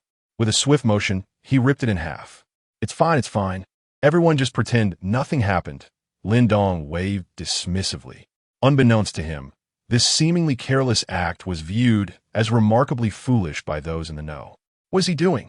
That's an original image that can pass through a currency validator, and it's worth at least $1 million. Damn it, what a waste. Who knows this kid's address?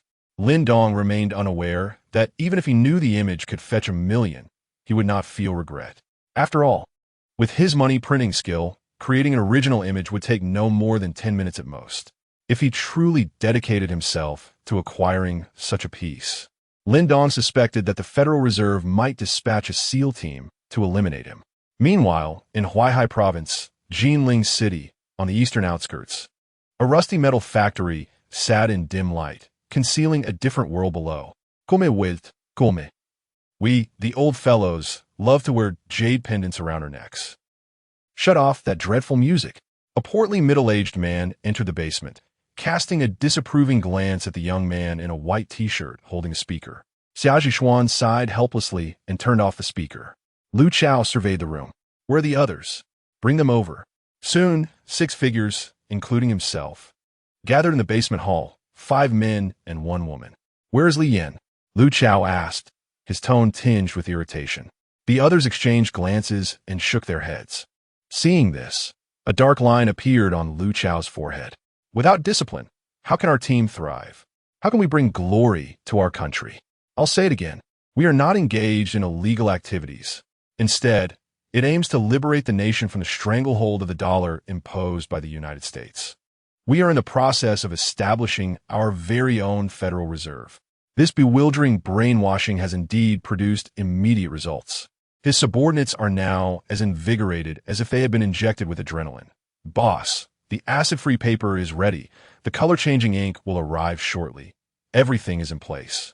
We just lack. Lu Chao furrowed his brow. Xia Zhishuan's tone was complex. Boss, have you forgotten? The artist responsible for reproducing the original images of the US dollar has been poached. Now we only lack the original imagery. Upon hearing this, Lu Chao's forehead pulsed with veins. He nearly overlooked this matter. How dare they undermine him? He vowed to make them pay in the future. The original images of the dollar must be hand-carved. Even the highest precision printing equipment would produce Moyer patterns. For a moment, the basement fell into silence. These individuals were seasoned criminals. Previously, they acted independently, but now they had been united under Lu Chao. They intended to collaborate to produce a masterpiece, and substantial funds had been invested. Most of Lu Chao's wealth had been committed. Yet now, they were stymied by this singular step. Reproducing the original imagery was no trivial task. It required exceptional artistic talent. Not a single mistake could occur. Is there any movement in the black market? Lu Chao gritted his teeth. Even if it costs a fortune, we must acquire one. Xia Zhishuan shook his head, palms open, none. Just as the group remained silent, a sound echoed from afar. A casually dressed woman entered the basement. It was their final accomplice, Li Yin. Seeing her, Lu Chao, already in a foul mood, snapped. Where have you been? Li Yin approached with a smile. Boss, I just found a talented individual online. Li Yin continued. Are we not in need of the original imagery? This person produced it in 10 minutes, and it can even pass through a currency verifier. Such a person exists. Lu Chao's pupils constricted, and the others exchanged incredulous glances. They were all veterans, well aware that in their line of work, the most challenging and labor-intensive aspect was the original imagery. It required a top-notch artist to replicate the dollar exactly one-to-one. Any error would necessitate starting all over again. Delays of a month or even several months were common. Yet now, Li Yin claimed someone could accomplish it in 10 minutes. Pulling out her phone, Li Yin opened a live stream titled Revealing the Talents of the Ultimate Prodigy. Lu Chao observed, his brow furrowing in confusion. What is this? Li Yin pointed at the child on the screen. This kid just reproduced the original imagery in 10 minutes. A brief silence ensued. Xia Zhishuan snorted derisively, his tone irate. Xiao Yin, is this really the time for jokes? How old is this talent? At most in the first grade. Did you say he can recreate the original image in just 10 minutes? The others regarded Li Yin with expressions of disbelief, as if they had been deceived. How dare you toy with me? Lu Chao even contemplated delivering a punch. Li Yin, feeling helpless, was fortunate to have recorded the incident. She presented the video of the earlier events before them. Lu Chao and the others watched the recording in astonishment multiple times, repeatedly replaying the scene where it passed through the counterfeit detector. This is the innate divine body of our industry. Finally, Lu Chao, a semi-master in the realm of currency exchange, spoke with a tone of profound shock. Such talent at such a young age. What will he achieve as he matures? Observing their reactions, a triumphant smile crept across Li Yin's lips. Boss, if we could enlist his help to create a portrait, it would take no more than 10 minutes. If we could control him and have him produce original portraits in bulk to sell on the black market, the profits would be. Chapter 15. Even the underworld shuns child labor. Lu Chao and his companions instinctively followed her line of thought. A masterpiece portrait created in merely 10 minutes could fetch a staggering price of $1 million in the domestic black market. This implies 10 minutes equals $1 million.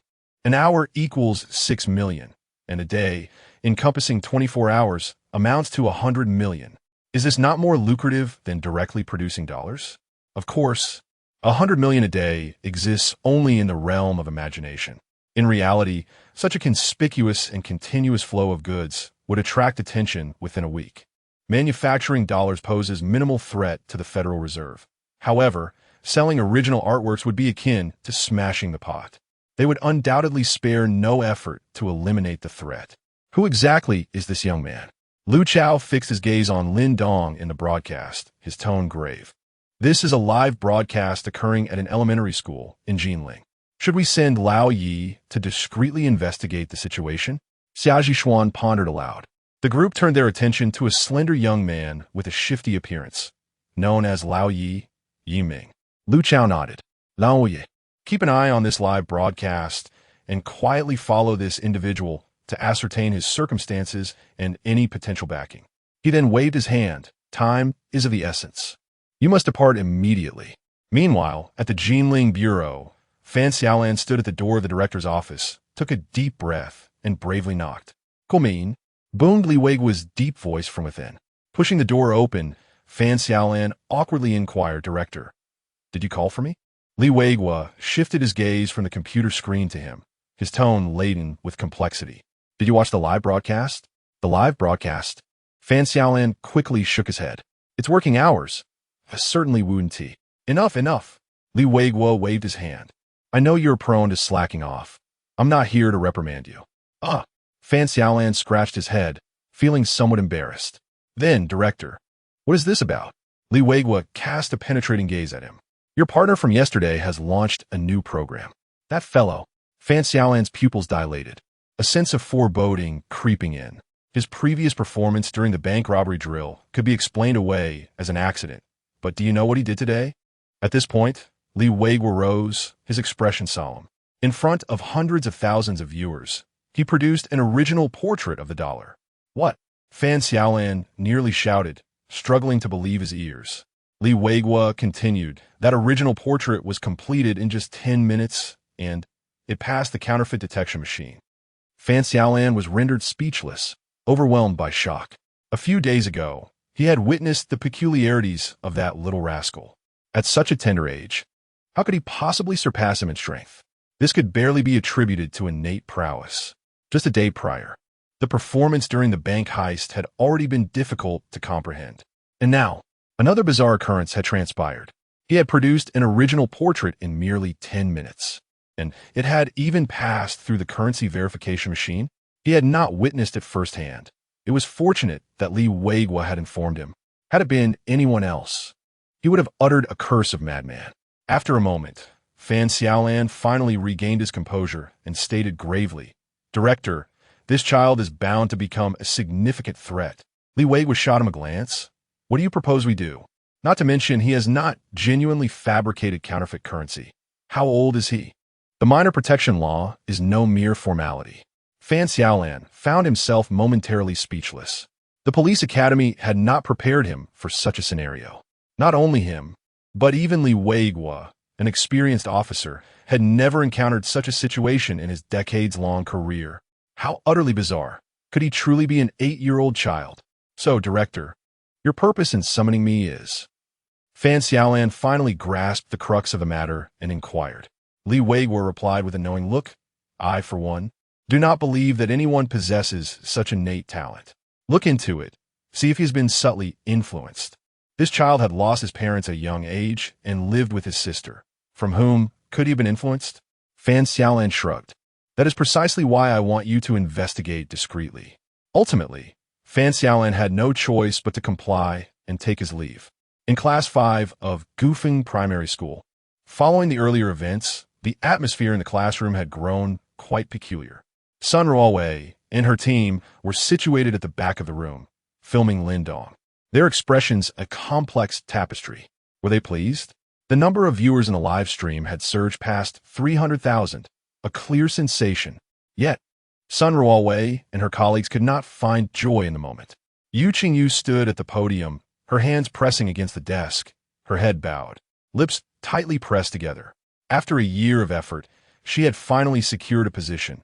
Yet now she felt a sense of bewilderment. Why is this classroom not as I had envisioned? Shouldn't first graders be brimming with innocence and vitality, adorably naive? How could he so effortlessly sketch a counterfeit bill? Something was amiss. She still recalled the worst thing she had done in first grade was neglecting to complete her homework. Only a mere decade had passed, and things had escalated to this extent. Lin Dong leaned on the desk with his elbows. Compared to the others, his thoughts were far simpler.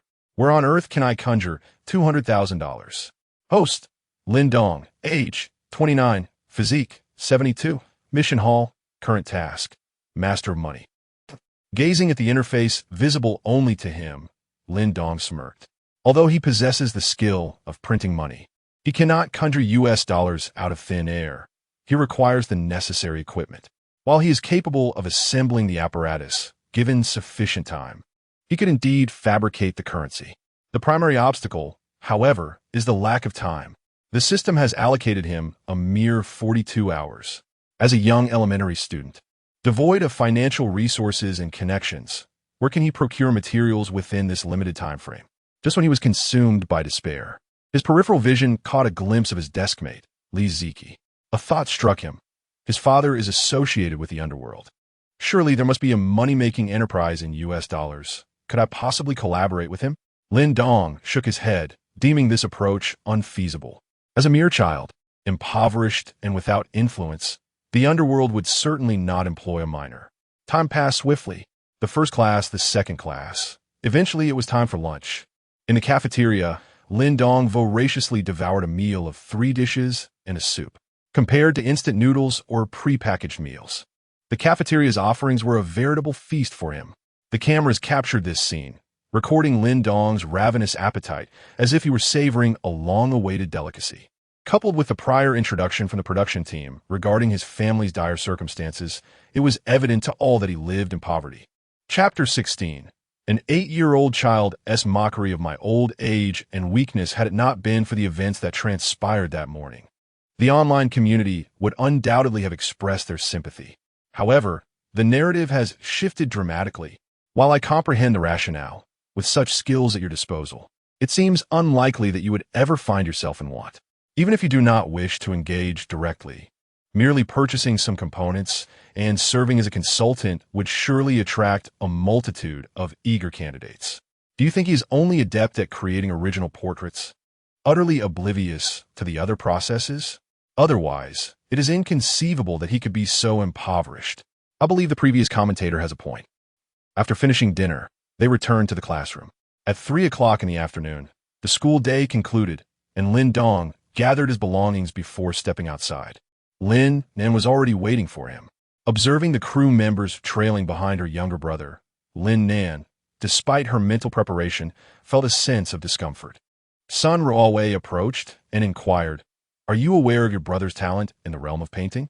Lin Nan hesitated briefly, recalling for a moment before shaking her head. "My brother lacks talent in painting, having lived together for 8 years as siblings." She had never witnessed her brother engage in art. Moreover, she had just rushed over from her part-time job and had not kept up with the trending topics online. Naturally, she was unaware of the events surrounding Lin Dong. "Are you certain?" Sun Ruowei pressed further. "Absolutely." Although Lin Nan did not grasp the reason behind the inquiry, she nodded resolutely. "Wait a moment. Did he get into trouble today?" Lin Nan seemed to have an epiphany, narrowing her eyes as she gazed at Lin Dong. Sun Ruowei shook her head. "Not all. It's simply that Lin Dong created a piece of art today." Sun Ruowei had initially assumed that Lin Nan, as an elder sister, would be keenly aware of her brother's participation in the program. Her question was intended for the sake of the show's narrative. To her astonishment, Lin Nan was completely oblivious. She hesitated to disclose the truth directly. Should she inform her, "Your brother casually produced a $100 bill, which passed the counterfeit detection test"? The crew accompanied the two back to their home. Many netizens were intensely curious about the familial environment that could nurture such a prodigy. At only 8 years old, robbing banks, forging currency, what remarkable heights could he achieve once fully matured? Upon returning home, the initially eager audience, along with Sun Ruowei and her colleagues, was left disappointed. The environment was utterly ordinary. A modest 2-bedroom apartment. The spacious living room contained a sofa, a somewhat dated television, and a dining table with a chipped corner. A disarray of miscellaneous items cluttered the balcony. With a father who does not indulge in alcohol, a sickly mother, a school-going sister, and a fractured home, it is difficult to fathom how this child possesses such capabilities. Initially, I was skeptical of the notion of talent, but now I am convinced. At 7 o'clock in the evening, facing the camera, Sun Ruowei smiled and said, "Dear viewers, today's episode of Revealing the Talents of the Maxed Out Kid comes to an end. We will be back at 8 o'clock tomorrow morning. Let's anticipate the talents of Lin and others that remain unknown to the public." As the live stream concluded, over 200,000 netizens felt a lingering curiosity, swiftly migrating to various short video platforms, forums, and discussion boards. With the closure of the live stream, the staff of the program, including Sun Ruowei, wrapped up their day, announcing, "Today's filming is done. We shall reconvene at the school gate at 8 tomorrow morning." Sun Ruowei cheerfully remarked to Lin Dong. Downstairs, beside the community road, an inconspicuous van sat idly. Yiming watched as the 2 vehicles of the production team departed, the live stream on his phone also shutting down. After waiting a moment in the van, he dialed Lu Chao's number. "Boss, I've gathered the intel. There's no backing." He relayed the information he had to Lu Chao on the other end of the line. Yiming chuckled. "Currently, there are only 2 people at their home, one defenseless child and a woman. With time pressing and tasks demanding, should I proceed to capture them now?" In contrast to Yiming's impulsiveness, Lu Chao maintained his composure. "Hold on. It's only 7 o'clock. Let us wait until midnight to act. We must not be careless. I'll have Xiaji Xuan and Dulong assist you." After providing detailed directions, the call ended. Yiming, somewhat dissatisfied, pouted. "It's just a kid and a woman. Isn't it? I could easily handle them on my own." He remained downstairs for an hour until the 2 reinforcements Lu Chao sent arrived, Xiaji Xuan and a burly man. Dudong. In room 301, Lin Nan found herself momentarily dazed by the myriad of posts about her younger brother trending online. The fervor surrounding the bank drill had yet to dissipate, and now there was a new wave of attention. Concerning a painter? Solved.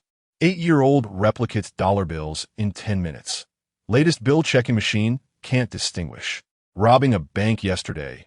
Creating dollars today. The daily life of an 8-year-old, actually. Glancing at the chaotic posts, Lin Nan felt a twitch at the corner of her eye. Meanwhile, Lin Dong pondered how to complete his system task when Lin Nan kicked open his door, approached him, and held her phone just inches from his face.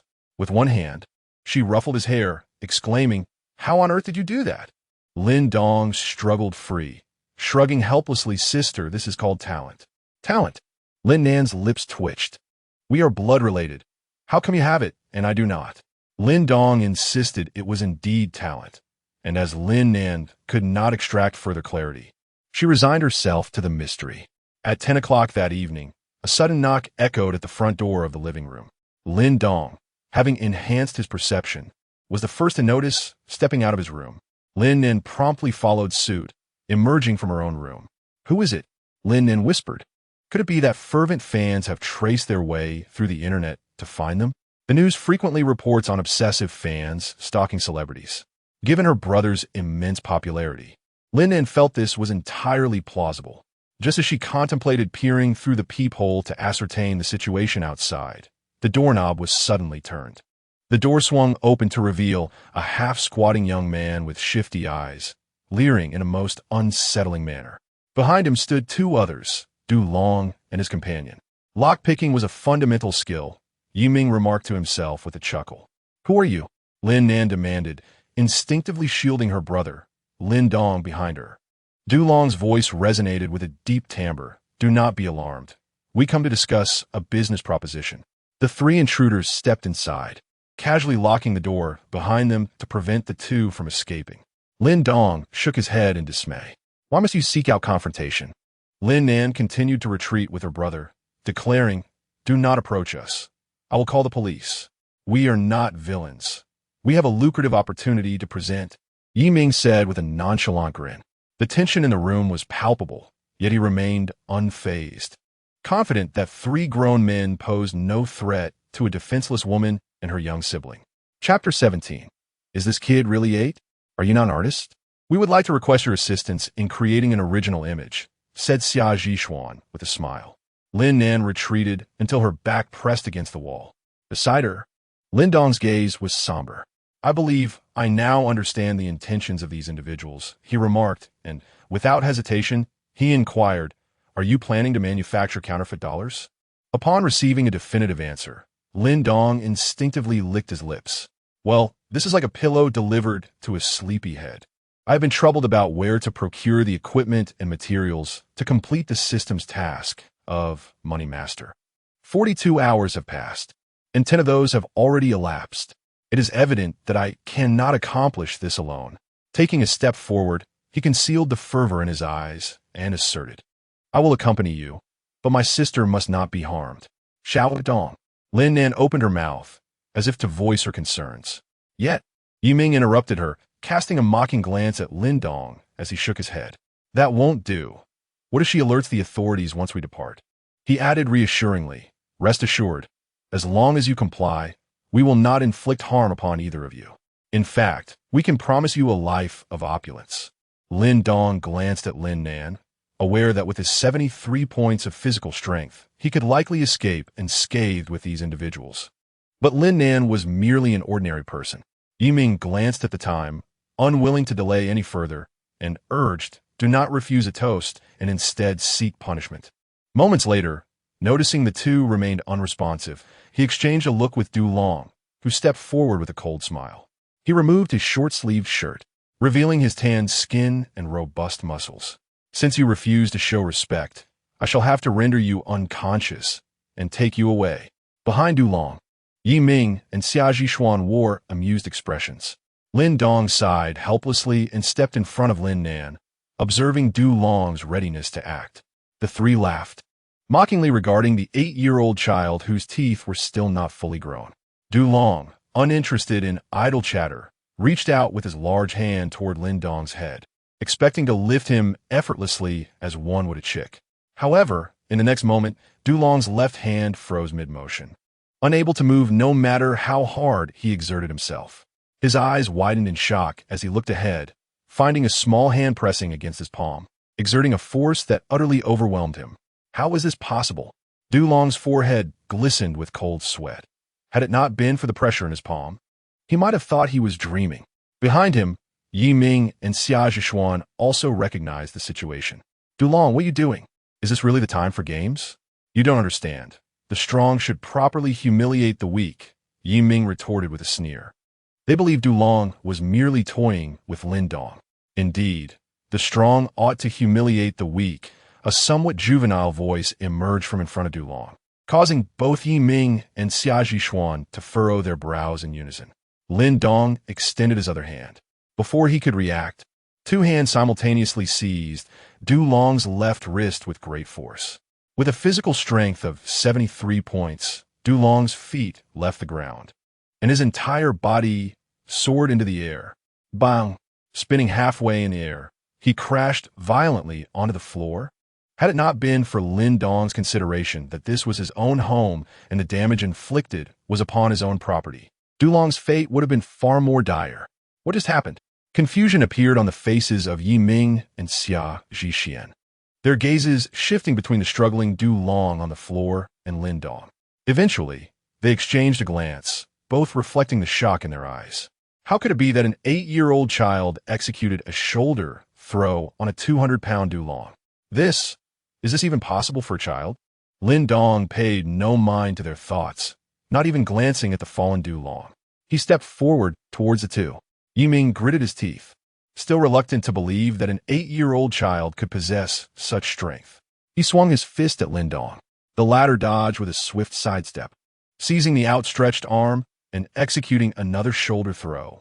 Bang! Now, only Xia Zhishuan remained. Just moments ago, they had forced Lin Nan to retreat, but the tables had turned, and it was now they who were being pressed back. Xia Zhishuan swallowed hard, taking steps back until he collided against the door with a thud. In a panic, he fumbled with the doorknob, only to discover it was locked. I was wrong. Please spare me. Please spare me. He recognized the gravity of the situation and knelt down in submission.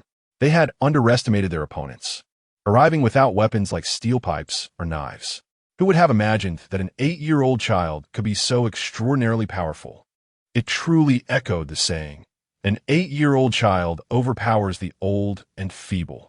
With one hand in his pocket, Lin Dong spoke in a tone befitting an elder. Now tell me, who sent you here, and what exactly do you seek from me?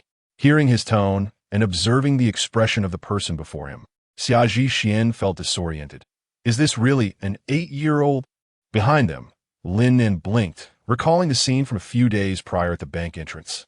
Murmuring to himself, is my brother truly endowed with divine strength? Xia Zhishuan divulged everything he knew. Upon finishing, he looked eagerly at Lin Dong. According to the rules of the underworld, we have offended today, and we must come to make amends. Could you not report us to the authorities? Lin Dong did not respond, but instead asked in a serious tone. So, you have all your equipment and materials ready, and now you only lack the original images? Although unsure of the purpose of his inquiry, Xia Zhishuan nodded after a moment's thought. Is it possible to produce 200,000 units in one night? That is certainly feasible, he asserted confidently. Lin Dong nodded. Now, is it acceptable for me to accompany you? Xia Zhishuan.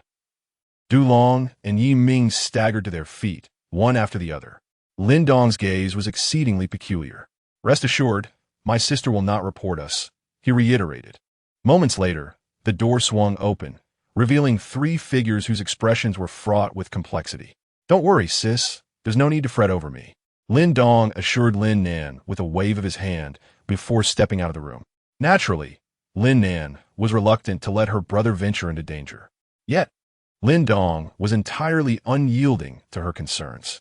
The 4 of them descended the dimly lit staircase in silence. Xia Zhishuan exchanged glances with Dulong and the others. Is this fellow seeking to collaborate with us? In that case, we need not worry about his sister alerting anyone. Of course, the primary reason for their lack of concern was their inability to contend with him. It was utterly baffling. How can an 8-year-old possess such extraordinary strength? The four figures emerged from the stairwell, making their way toward the van parked at the roadside. Meanwhile, in a nondescript white sedan, Fan Xiaolan checked the time on her phone. It was already 11 o'clock at night. Chapter 18. Is this young man being held captive by a criminal syndicate? A wave of fatigue washed over him, prompting an involuntary yawn. It was purely a figment of the director's overactive imagination. This lad had lost both parents at a tender age and had been living with his sister. Where could he have possibly acquired such influences? He scoffed inwardly, contemplating. Li Weigua had instructed him to discreetly investigate Lin Dong. Throughout the day's inquiries, he discovered that Lin had been as unremarkable as a blank sheet of paper. During his kindergarten days, his teachers described him as honest and dutiful. This revelation piqued Fan Xiaolan's curiosity. How could he have transformed so drastically in just a few months from kindergarten to elementary school? Could it be a latent talent awakening? Or perhaps he has harmonized his vital energy. Shaking his head vigorously at such notions, he chastised himself. As a party member and a staunch materialist, his upbringing forbade such fanciful thoughts.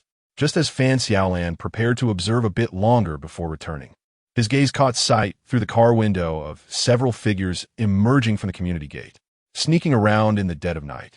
His instincts as a police officer sharpened his focus. The moonlight was bright tonight, allowing him to discern the silhouettes of 3 adults and a child. Could it truly be as the director suggested?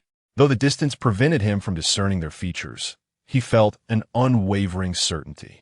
Among them, the small figure was undoubtedly Lin Dong, sneaking out in the dead of night, accompanying a group of individuals. Following this line of thought, and recalling Li Weigua's words, he concluded, there must be something amiss.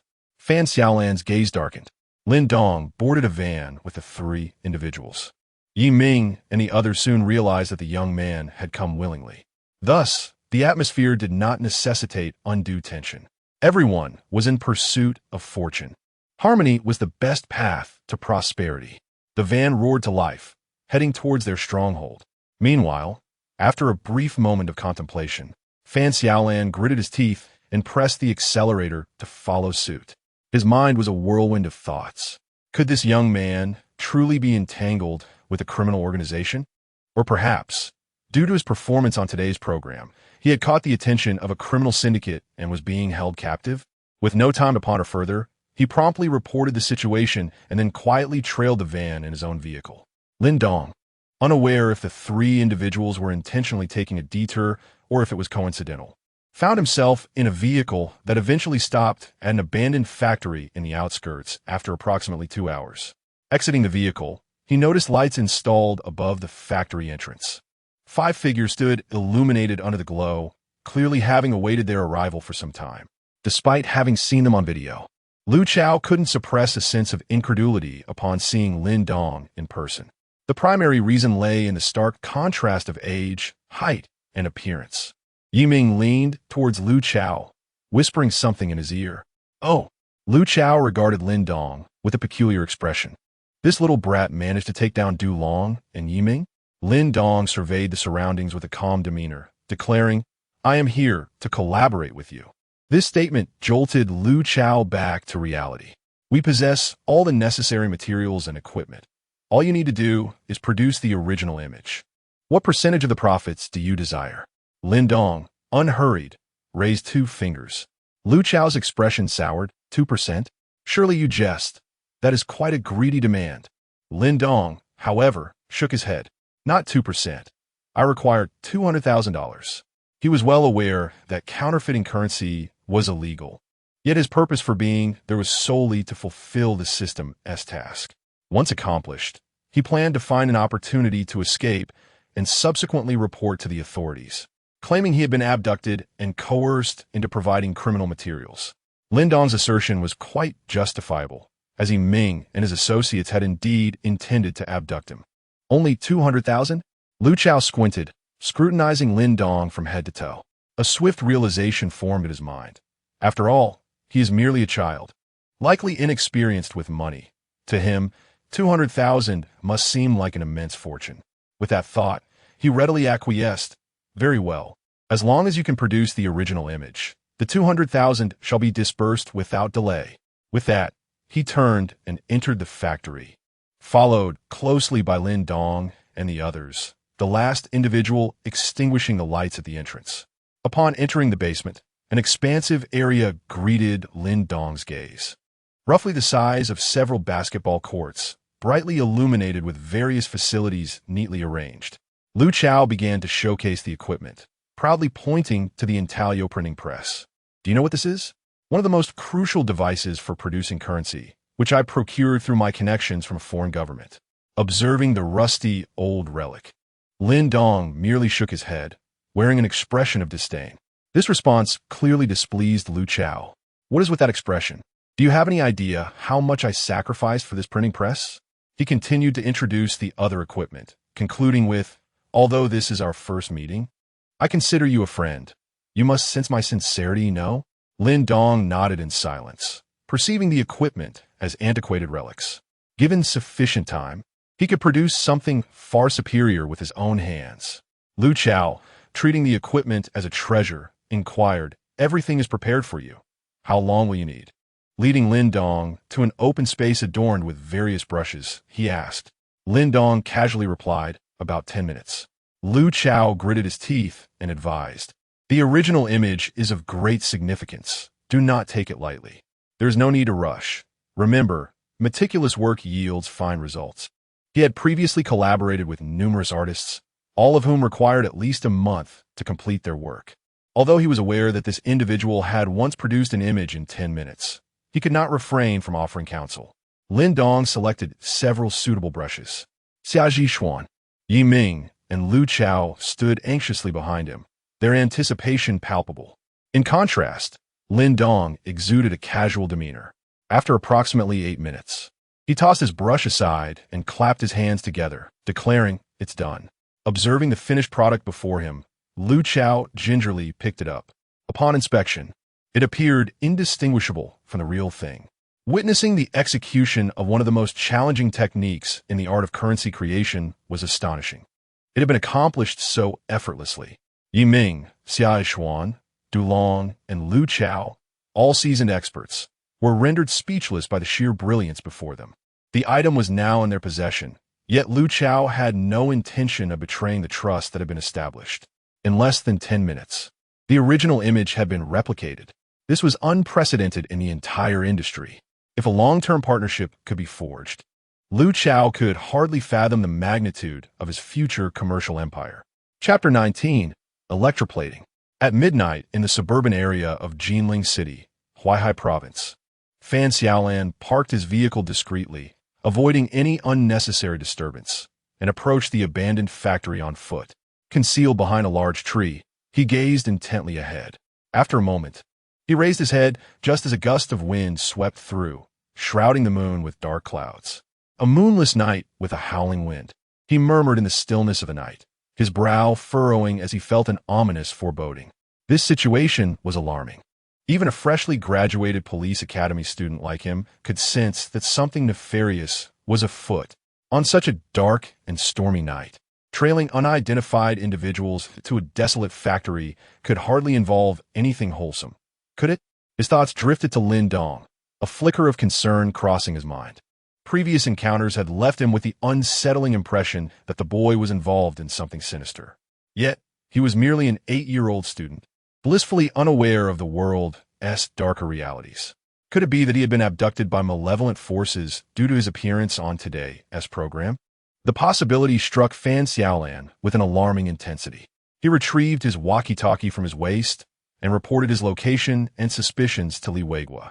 Meanwhile, in the factory's basement, having secured the original imagery, the next step was to electroplate it onto the equipment, a task demanding considerable skill. Lu Chao scanned the room, his irritation mounting as he failed to spot the individual he sought. Where's Old Bao? He inquired sharply. Yi Ming, Xiaji Xuan, and Du Long exchanged glances, unsure. He must have gone to the restroom, Li Yin suggested after a moment's contemplation. Of all times to go, Lu Chao spat disdainfully at his feet. After 10 more minutes of waiting in vain for Old Bao's return, Lu Chao's patience wore thin. Turning to Du Long, he commanded, go fetch Old Bao.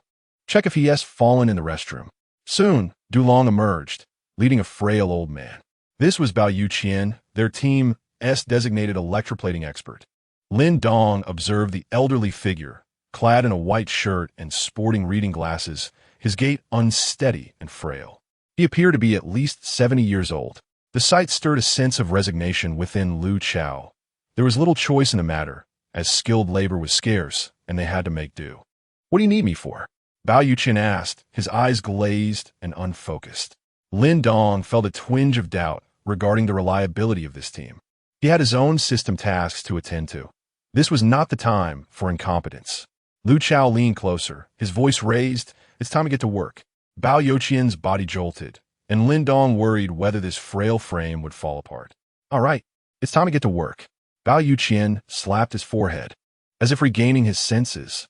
He approached the electroplating machine, his feeble hands taking the original image from Lu Chao's grasp, trembling as he placed it on the machine. Lin Dong, Lu Chao, Dulong, and Xia Zhishuan stood behind him. Bao Yuqian halted, his fingers suspended in midair for a full minute. Suddenly, he turned around and asked the others, "What shall we do next?" His dementia had flared up. "You." Lu Chao's forehead darkened, his silver teeth grinding audibly. All the materials were prepared, yet an unexpected incident had occurred. Despite their numbers, the team was only proficient in a singular step. Take electroplating, for instance. Only Bao Yuqian possessed the requisite knowledge. "Pull him away." Lu Chao gestured grimly for someone to remove the ailing Bao Yuqian. If they waited for him to regain his faculties, it would likely be until tomorrow evening. Yiming sighed helplessly, a bitter smile gracing his lips. They can indeed afford to wait a day or two, but some could not. "A bunch of useless fools," Lin Dong cursed inwardly. He had a shoot scheduled for tomorrow. There was no choice. Breaching the contract would incur penalties. Moreover, there was the system task, Master of Money, which had a time constraint. They had barely 20 hours left. "We can only wait for old Bao to awaken," Lu Chao lamented. "Haven't you heard the saying, time is money?" Suddenly, a youthful yet resonant voice broke through the air. The crowd turned toward the source. Lin Dong, arms crossed, continued, "How much production will be lost if we delay a day? Don't you realize that in our industry, money is calculated by the second? When faced with difficulties, instead of seeking solutions, you opt to evade. How can you stand firm in such a fiercely competitive field?"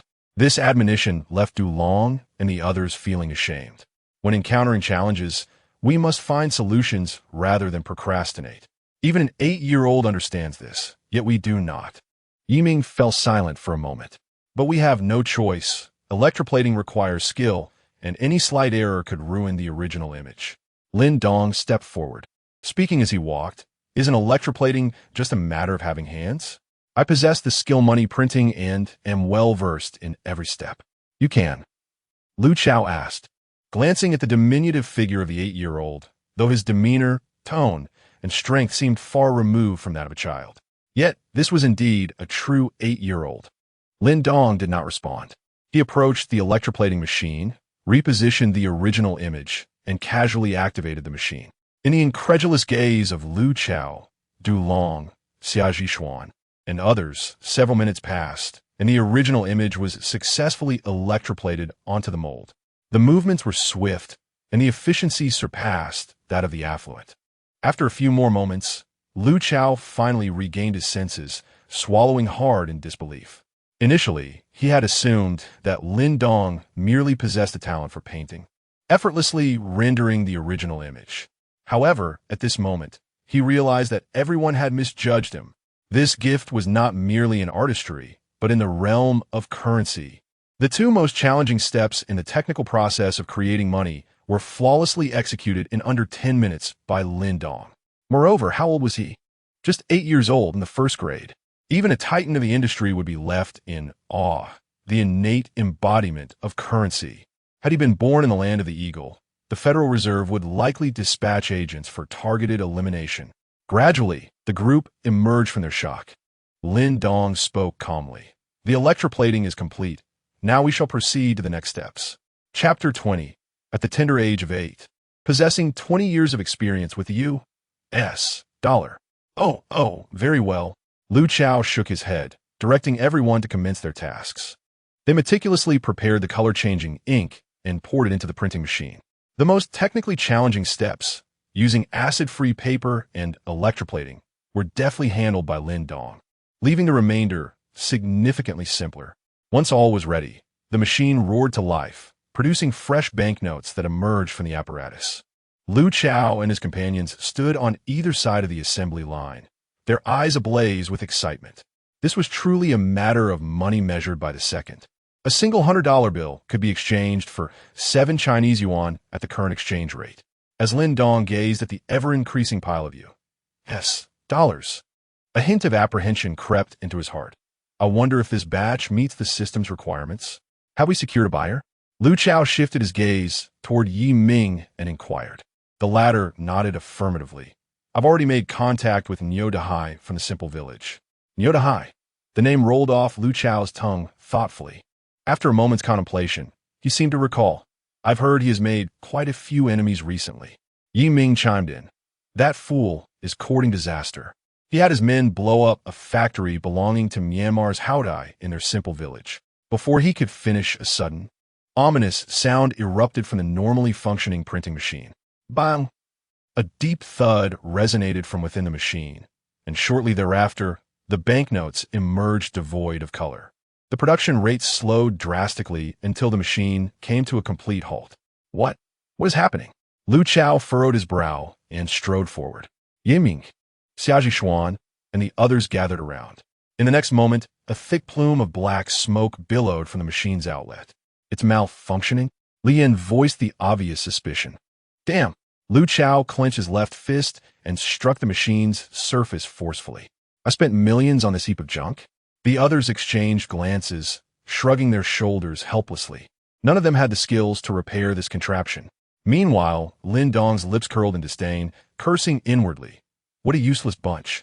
All he desired was to swiftly produce $200,000 in counterfeit bills to fulfill the system's task, and then seize an opportunity to alert the authorities and extricate himself from this predicament. Such a straightforward plan, yet it was fraught with unexpected complications. Lu Chao's forehead darkened with frustration.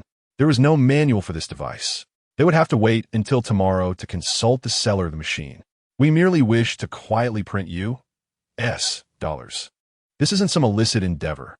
Why must it be so challenging? The hour had already crept past 2 o'clock in the morning. Lu Chao muttered, We'll wait until tomorrow to ask the seller about this issue. Yiming quietly inquired, So, boss, what shall we do now? Lu Chao waved his hand dismissively. It's late. Let's rest here for the night. Sigh. As his words fell, a sudden sigh echoed through the air. Lin Dong, with his hands tucked into his pockets and his head bowed, approached the smoke-emitting apparatus in silence. How could I have forgotten about him? Lu Chao shuddered, a realization striking him with force. This was the innate prodigy of the U.S. dollar industry, capable of hand-drawing original images and performing electroplating effortlessly. Thus, repairing this machine should pose no challenge, right? Under the expectant gazes of his companions, Lin Dong extended his left hand, 2 slender fingers deftly gripping the screws of the lid. With a mere flick of his wrist, he removed them barehanded. Lu Chao's eyes widened in disbelief. These were not ordinary screws. They were rusted and notoriously difficult to turn even with tools. Yet they surrendered so easily to the hands of this 8-year-old. He finally believed what Yi Ming had said. This child possessed extraordinary strength. After detaching all the screws, Lin Dong lifted the lid of the printing machine, and immediately, a thick plume of black smoke billowed forth. After a moment, as the smoke dissipated, Lu Chao leaned in to observe the chaotic interior. Feeling a tingling sensation on his scalp, Lin Dong, endowed with the skill printing, swiftly identified the source of the problem. Approximately 3 minutes later, he closed the lid, jumped down from the machine, and casually remarked, It's done. Is that all? Xiaji Xian was still somewhat incredulous. As he activated the printing machine, it indeed resumed its normal operation after a brief warm-up, producing pristine new U.S. dollars. A prodigy indeed. Had the rare talent of the U.S. dollar manifestation finally emerged after 3 centuries? The awe in the eyes of his companions as they gazed at Lin Dong was palpable, truly astonishing. If only he were a bit older, perhaps 20, such feats could be accepted with a modicum of normality. But how old was he? 8 years old. What had he been doing at that age? Playing house, pointing at Ultraman on television and declaring himself the Red One? In contrast to the astonishment of others, Lin Dong remained remarkably composed, fixated on the freshly minted US dollars. His mind was singularly focused to swiftly complete the system task and make his escape. At last, $200,000 had been produced. After witnessing Lin Dong's gift, Lu Chao pounded his chest and declared, as we agreed, the 200,000 is all here.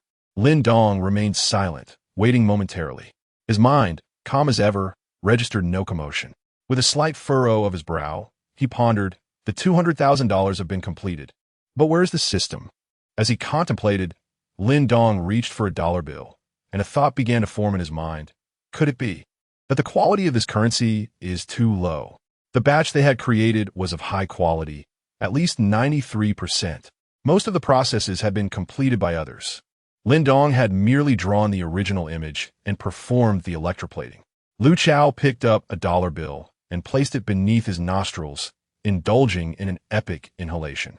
What a fine product, he proclaimed. Previously, their goods fluctuated around 90% quality, but this batch had significantly exceeded expectations, marking the pinnacle of their careers in craftsmanship. Xia Zhishuan, Yi Ming, Du Long, and others mimicked his actions, nodding in agreement. This is indeed a masterpiece. Not only can the average person not discern its quality, but even those frequently handling cash would struggle. Ha ha ha. If we can maintain this standard, our products will undoubtedly find a market across various nations. We're on the path to fortune. Just as they basked in their elation, a sorrowful sigh pierced the air. Turning towards the sound, they beheld Lin Dong casually tearing a dollar bill in half. Such rubbish, he declared. How can one have the audacity to present goods of this quality? Lu Chao, Yiming, Dudong? Had they misheard? This so-called masterpiece was dismissed as trash. An 8-year-old had the audacity to utter such bold words. Yet they dared not counter his claim, for it was Lin Dong who spoke. They exchanged glances, shadows of disbelief clouding their foreheads. How could this be deemed rubbish? The quality was superior to any dollar bills they had previously produced. Why you? Yiming mustered the courage to speak, but the words faltered on his lips. Lu Chao pondered for a moment before muttering, if you consider this trash, then why not show us what you can create? Without needing further encouragement, Lin Dong resolved to take matters into his own hands. There was no choice. The system task, Money Master, required $200,000, which the current batch did not meet the quality standards. This time, every step would be under Lin Dong's meticulous control, from mixing color-shifting ink to using acid-free paper. Lu Chao observed the diminutive figure deftly navigating the machinery, executing each step with the ease of one with decades of experience. It was as though he possessed more than 20 years of expertise in dollar production. No, it was more than just 20 years. Lu Chao himself had 20 years of experience, yet he was certain he could never achieve such proficiency. This kid. Numerous onlookers swallowed hard, their throats constricting in disbelief. An 8-year-old with the experience of crafting money for decades. Who would dare to believe it had they not witnessed it firsthand? In comparison to all this, I am even more curious about the quality of the final product, Lu Chao remarked, his gaze fervent. The so-called masterpiece had been labeled as garbage. To catch this person's attention, the quality would need to exceed 96%, a true paragon of excellence. If he could indeed produce such superior goods, Lu Chao could hardly fathom how popular they would become. At 4 in the morning, everything was prepared, and the printing press roared to life. Lin Dong stood at the shipping outlet, his gaze darkened. As the machinery began to operate, the hearts of Lu Chao and his companions raced to their throats. The outcome and the quality of the products would soon be revealed. Meanwhile, outside the factory, the director reported, everything is in place. Our people have the area surrounded. Li Weiguo hurried over, accompanied by Fan Xiaolan. Lu Quandu reported to them. Peering through his night vision binoculars, Li Weiguo observed the situation at the factory. He raised his hand slightly. Do not act hastily. We're not yet fully informed about what is transpiring inside. Fan Xiaolan pondered aloud. It has been 4 hours since that group entered, and there's been no sign of activity. I am increasingly concerned about that young man's situation. Li Weiguo lowered the binoculars. Wasn't he someone sent to his home to inquire? He asked. What did his sister say? Lu Quandu, having just received news, replied promptly. According to his sister's account, 3 individuals forcefully entered their home and took her brother away. She also mentioned that the 3 revealed they wanted Lin Dong to draw an original image for them. Then it appears the young man has been abducted by criminals. Li Weiguo's gaze turned somber. Beside him, Fan Xiaolan bowed his head. Piecing together the information and his observations, he was targeted by criminals due to his performance during today's live broadcast, and they infiltrated his home. To protect his sister, he voluntarily accompanied these individuals here. Who would have thought that this young lad possesses such courage? Soon, Li Weiguo and his team succinctly summarized the situation. Counterfeit currency gang, 8-year-old hostage. All in the basement. Lu Quandu turned to Li Weiguo and inquired, Director, what should we do next? After a moment's contemplation, Li Weiguo responded, What do you propose? My suggestion is to first ascertain the layout of the factory, then implement a decisive strategy. Li Weiguo nodded. Let it be so. Send a few individuals to infiltrate. The factory is unlit. They must be in the basement. Let us locate the entrance. Chapter 21. Kidnapping? What constitutes kidnapping? Inside the factory, in the basement, as newly cut stacks of crystallars came into view, the atmosphere grew increasingly tense. Lu Chao swallowed nervously, his throat constricting. With a trembling left hand, he reached for a bill. After a thorough inspection, his mouth fell agape. Disbelief etched across his face. Seeing their leader in such a state, the others hastily followed suit, examining the bills. About a minute passed, and they all gazed at Lin Dong with expressions of shock and awe, their eyes reflecting admiration, confusion, and a profound sense of astonishment. The quality of the dollars produced here was on an entirely different plane compared to those they had just manufactured. They could only be deemed exquisite, at least 98% authentic. It was evident that ordinary individuals would struggle to discern the difference, and even vintage printing presses would likely falter in their detection. Even seasoned experts like Lu Chao, Yi Ming, and Xia Zhishuan, with years, if not decades, of experience, would be momentarily dazed if they had not witnessed these dollars being created right before their eyes. They certainly could not identify the authenticity at first glance. Once Lu Chao regained his composure, a fervent ambition ignited in his gaze. If such quality dollars flood the market, a storm will surely ensue. I am destined to strike it rich. As he observed the endless stream of bills flowing forth, Lin Dong nodded slightly, lost in his own thoughts. This quality must meet the System S requirements, right? It has to be sufficient. 98%. This was not his limit, but a constraint of time. Given ample time to refine the equipment and recalibrate the color-shifting ink and other materials, Lin Dong was confident he could produce dollars that were real except for the serial numbers. You can manufacture such quality, then. I cannot allow you to leave, Lu Chao remarked, his gaze shifting to Lin Dong, his eyes dark and intent. To him, creating 98% authentic dollars was a feat he could never achieve in his lifetime. If he could keep Lin Dong under his control, ensuring continuous supply, he would soon become a globally renowned dollar tycoon. A mere child, no matter how strong, cannot escape my grasp. He must not be allowed to leave. Not only was Lu Chao consumed by such thoughts, but Lin Dong was also contemplating. How should I alert the authorities? Once the $200,000 are produced and the system task is completed, I shall escape. Lin Dong understood that his performance in front of these men would undoubtedly spark their interest, making it impossible for them to let him go easily. Even if they did not act against him today, should they disseminate the information later, it would surely attract others. To remain undisturbed, there existed but one definitive solution, to ensure they were all incarcerated. At this moment, one may wonder, wait, the US dollars are all your creation. You are an accomplice as well. In response, Lin Dong merely inquired, who witnessed this? Lu Chao and the others had seen it.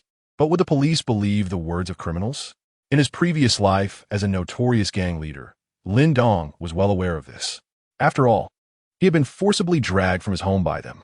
He was not only a child, but also a victim. As they harbored their ulterior motives, Du Long hurriedly approached Lu Chao and whispered something in his ear. Upon hearing it, Lu Chao's expression grew grave. In a low voice, he instructed, "Go take a look. Remember, if anything unexpected occurs, inform me immediately."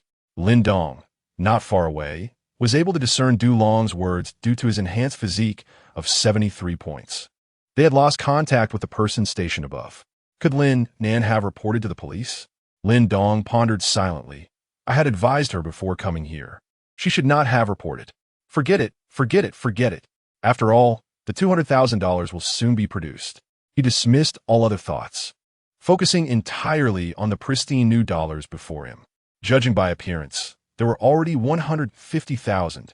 Meanwhile, above in the factory's basement, Lu Quandu personally led a team, flanked by 2 police officers, escorting an unconscious man out. He stood with a small group waiting around a section of the floor. According to the information obtained from the earlier interrogation, this section of the floor was the entrance to the basement. Soon, a dull sound emanated from beneath the floor, followed by its being pushed open, revealing a head emerging first. The factory was dimly lit, and before Du Long could assess his surroundings, he felt a chill at the back of his head. A faint voice commanded, "Police, extend your hands." Du Long trembled and hurriedly exclaimed, "Don't shoot, don't shoot. Quiet. Come out with your hands on your head and crouch." Lu Quandu interrupted his attempt to plead loudly, intending to relay a message to Lu Chao. Du Long, feeling helpless, found a gun pressed against the back of his head. What else could he do? Yes, he had a short knife on him. Should he draw it, shout, and charge at the police? Though he had never experienced it, he understood. The moment he grasped the knife, he would be riddled with bullets. One must not underestimate the speed of a trigger pull. They took him outside the factory. Li Weiwo personally came to interrogate him, asking, "How many of your men are still in the basement? What weapons do they possess, and what is the condition of the child you abducted?" This was not Du Long's first time being captured. He was acutely aware of the 3 unbreakable rules of the underworld: betrayal, betraying a brother, protecting the big sister-in-law. Now that he was ensnared, if he could promptly betray his brothers in the basement, his sentence could be reduced. However, what puzzled him was the term "the child you abducted." Abducted? Lin Dong was brought here by him, Yi Ming, and Xia Jishuan. Although their initial intention was indeed to coerce Lin Dong, he ultimately chose to accompany us of his own volition. When we refused to let him come, he even resorted to physical confrontation with us. Du Long recounted the circumstances of the basement in one breath. In the end, he pondered for a moment and felt compelled to clarify for himself. "Your Honor, that lad willingly came with us. It was not an abduction." Li Weigua, Lu Quandu, and Fan Xiaolan regarded him with expressions of incredulity. "Are you suggesting that you broke into someone's home in the dead of night?" And the 8-year-old child inside not only remained unafraid, but also willingly joined your ranks? Du Long opened his mouth several times, struggling to find words to explain. But how could he articulate it? To admit that he and his companions had been bested by an 8-year-old? To be honest, he himself could hardly believe it. "Take him away," Li Weiwu gestured as he was escorted by 2 police officers to the police car. Chapter 22. 1 second. 3 blows in the depths of this factory's basement. The sound of the printing press hummed faintly as crisp, new bills of American currency were being produced. Lu Chao stood nearby, glancing at his watch, his brow furrowed in frustration. He occasionally cast anxious glances toward the rear. 5 minutes had elapsed since Du Long had exited, yet no news had arrived. The gravity of the situation was not lost on him, given his experience of being apprehended 3 times in the past. Something has gone awry. He pondered, could the police be onto us? That seems unlikely. Who would have tipped them off? His thoughts raced, and instinctively, his gaze fell upon Lin Dong. Could it be that someone from his family reported us? Lu Chao shook his head vigorously. There was no time for such conjectures. He needed to devise an escape plan urgently. 18,000 already, just 2,000 more. Lin Dong murmured to himself as he gazed at the finished products emerging from the printing machine. He could only pray that no unforeseen circumstances would arise before the remaining $2,000 were completed. In the next moment, he sensed that his hopes were about to be dashed. Bang! The entrance to the basement was forcefully kicked open, and a squad of fully armed police officers surged in. Oh no! Lu Chao's pupils contracted. He realized he had been encircled, but he had not anticipated such swift action from the authorities. Almost immediately, A barrage of smoke grenades was hurled to the ground, enveloping half the basement in a thick, white haze. Ninatin $2,000. Lin Dong's heart raced to his throat. With a physique rating of 73, the smoke had minimal effect on him. He could still discern his surroundings. Looking back, he saw numerous officers wielding batons charging toward them. While he remained unaffected by the smoke, the others were not so fortunate. The scene was chaotic, a flurry of movement akin to headless flies. Leading the charge was Lu Quandao, wearing specialized goggles that shielded him from the smoke. He swiftly approached Yi Ming, brandishing his baton with intent. In an effort to prevent any resistance, he swung the baton thrice in rapid succession. Yi Ming did not utter a sound, not due to resilience, but because the first strike landed squarely on his mouth, silencing any plea for mercy. The second blow struck his leg, curtailing any attempt at escape, while the third rendered him completely incapacitated. 1 second, 3 strikes. Officer, please spare me. I am a law-abiding citizen. The cacophony around Lin Dong faded into oblivion as he remained fixated on the stack of bills before him, beads of cold sweat forming on his forehead. As he assessed the situation, he noted that they had amassed $19,000, just $1,000 shy of completing their objective. Final Push, Yiming, Lian, Xiaji Xuan, and 2 others were subdued without resistance. However, Lu Chao stood as the exception. Having lived over 40 years and weathered countless police encounters, he was far from inexperienced. Always keeping a pair of glasses on hand, one is prepared to face the smoke bombs. This basement is quite spacious. The concentrated smoke bomb merely wafts through half the area. Lu Chao bursts forth from the haze, panting as he surveys the scene before him. From Du Long's revelations, Lu Quandu and his companions have already grasped the layout of this underground chamber, including other exits and hidden passages. They had dispatched individuals to block these routes the moment they entered. As Lu Chao witnesses the hope of escape dissipate, he resolves not to surrender without a fight. He is acutely aware that, given his identity, he is a major offender among repeat criminals. Should he fall into the hands of these officers, it is unlikely he would emerge for at least a decade. Those who have been inside know that enduring 10 years there is worse than death itself. He prepares to take a risky gamble. The concentrated smoke slowly dissipates until the entire basement returns to normal. Beside the still operating printing press stands Lin Dong. Yi Ming, Xiaji Xuan, and Lian are all huddled on the ground, hands and feet shackled, some with bruises adorning their faces. It is at this moment that Lu Quandu directs his attention to the familiar figure beside the printing press. He has not forgotten that just days ago, during a rehearsal, it was this young man's idea that led to his untimely exit from the scene. However, he is not petty and naturally harbors no grudges. He strides over to Lin Dong, who seems oblivious to his presence, his gaze fixed intently on the printing press. Finally, the count has reached 200,000. In Lin Dong's mind, that familiar cold mechanical voice resonates. Congratulations, host, for completing the system task. Master money. Reward. System points 20. Random max level skills 3. Upon hearing these words, Lin Dong breathes a sigh of relief. After toiling through the night, he has finally completed the system task. Moreover, the rewards exceed those of the previous occasion, granting him 3 max level skills. We've arrived just in time. You're safe now, Lu Quandu declares emphatically to Lin Dong. It is only at this moment that Lin Dong turns his attention to him. Although he is unclear about the specific events that transpired from Lu Quandu's statement, he surmises that he seems to have positioned himself as the victim. Thus, Lin Dong decides to play along. Officer, you have finally arrived. I was at home doing my homework when they suddenly barged in, intending to take me and my sister away. To protect my sister, I had no choice but to voluntarily accompany them here.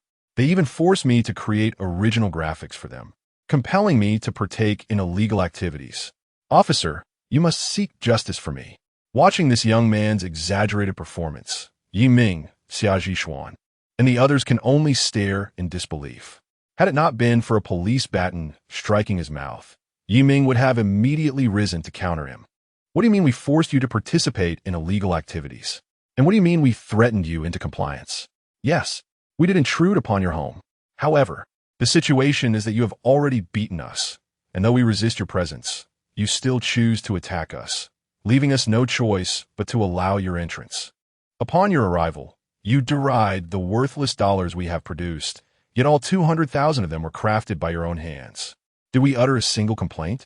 The expressions of a few among us reveal profound indignation, their eyes brimming with unshed tears. How could we endure such humiliation throughout our lives? Be honest. Fan Xiaolan has also descended, putting a stop to the restless few. I witnessed you forcibly extracting him from another home. Do not approach. Suddenly, an anguished roar echoed through the basement. The crowd turned toward the sound, discovering Lu Chao, the sole survivor, gripping a circular object with unwavering resolve in his gaze. He continued, "This is a bomb of my own making, and if I detonate it, you shall all perish." Chapter 23. This is also a talent. Lu Quandu furrowed his brow and said, "Lay down your resistance, and you might still secure a lighter sentence." "Humph." Lu Chao scoffed. "Do you take me for a 3-year-old? A lighter sentence?" With a fierce glint in his eyes, he placed his other hand on the round bomb, adopting a demeanor that suggested he was ready to detonate it at any moment. Raising his voice, he commanded, "Prepare a fully fueled passenger bus for me, and let this kid accompany me as I leave." As he spoke, his gaze fixed on Lin Dong. Two thoughts crossed his mind. First, a hostage. Second, Lin Dong's skills. The ability to manufacture 98% of the U.S. dollar was an unparalleled existence in the industry. Even experts from the Eagle Nation's Federal Reserve would be bewildered upon seeing the products he created. If only he could escape the country with him. He could elevate Lin Dong's skills to prominence. And in just a few years, no, not years, but within a year or even months, he could potentially become a globally renowned dollar tycoon. This was impossible. Lu Quandu shook his head grimly. How could he possibly consider using an 8-year-old child as a hostage for a criminal? Was he insane, or was it madness to even contemplate such a thing? Then, "Don't blame me if I detonate the bomb," Lu Chao coldly threatened. The two sides remained at a stalemate. The clock ticked to 5 in the morning. Lin Dong yawned in boredom, displaying a nonchalant attitude amidst the tense atmosphere surrounding him. For him, the system mission was already accomplished, so he was indifferent to it all. Finally, Lu Quandu could no longer wait. "I'll warn you once more, put down your weapon and cease your resistance, and you may still receive a lighter sentence. Remember, do not stray further down the wrong path." Lu Chao remained unyielding, reiterating his previous demands: a fully fueled vehicle, 2 tickets for leaving the country, and Lin Dong. "Don't force my hand. Otherwise, I will detonate the bomb," Lu Chao shouted fiercely. Of course, anyone with discernment could see that his threats were merely bluster. Not to mention whether the unremarkable bomb in his hand could even detonate. Even if it could, its power would likely be no greater than that of a couple of firecrackers during the new year, incapable of killing him, let alone causing mutual destruction. Clearly, he had watched too many movies. Moreover, it was evident that he had never attended high school or studied physics and chemistry. Had he learned even a modicum of knowledge in these subjects, he would not have fashioned such a pathetic bomb. Because of this, Lu Quandu and his team chose to engage in a standoff rather than dispatch a sniper to take him out. Thus, the stalemate continued. An hour passed. In the basement, not only the police, but even Yi Ming and the others began to grow weary. The swelling on Yi Ming's face, a remnant of the baton strikes, had subsided significantly, and he was now able to speak. Maintaining the posture of crouching with one's head in hands is utterly exhausting. Fan Xiaolan prompted them to change their position. At 6 in the morning, the collective state of those present, having endured an entire sleepless night, was quite evident.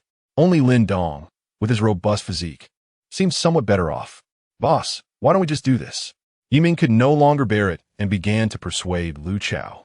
"Indeed, boss. We could simply wait it out for a few years, and when we emerge, we can re-enter this industry. It's not as if we haven't been in before. To be honest, I find myself missing the meals inside."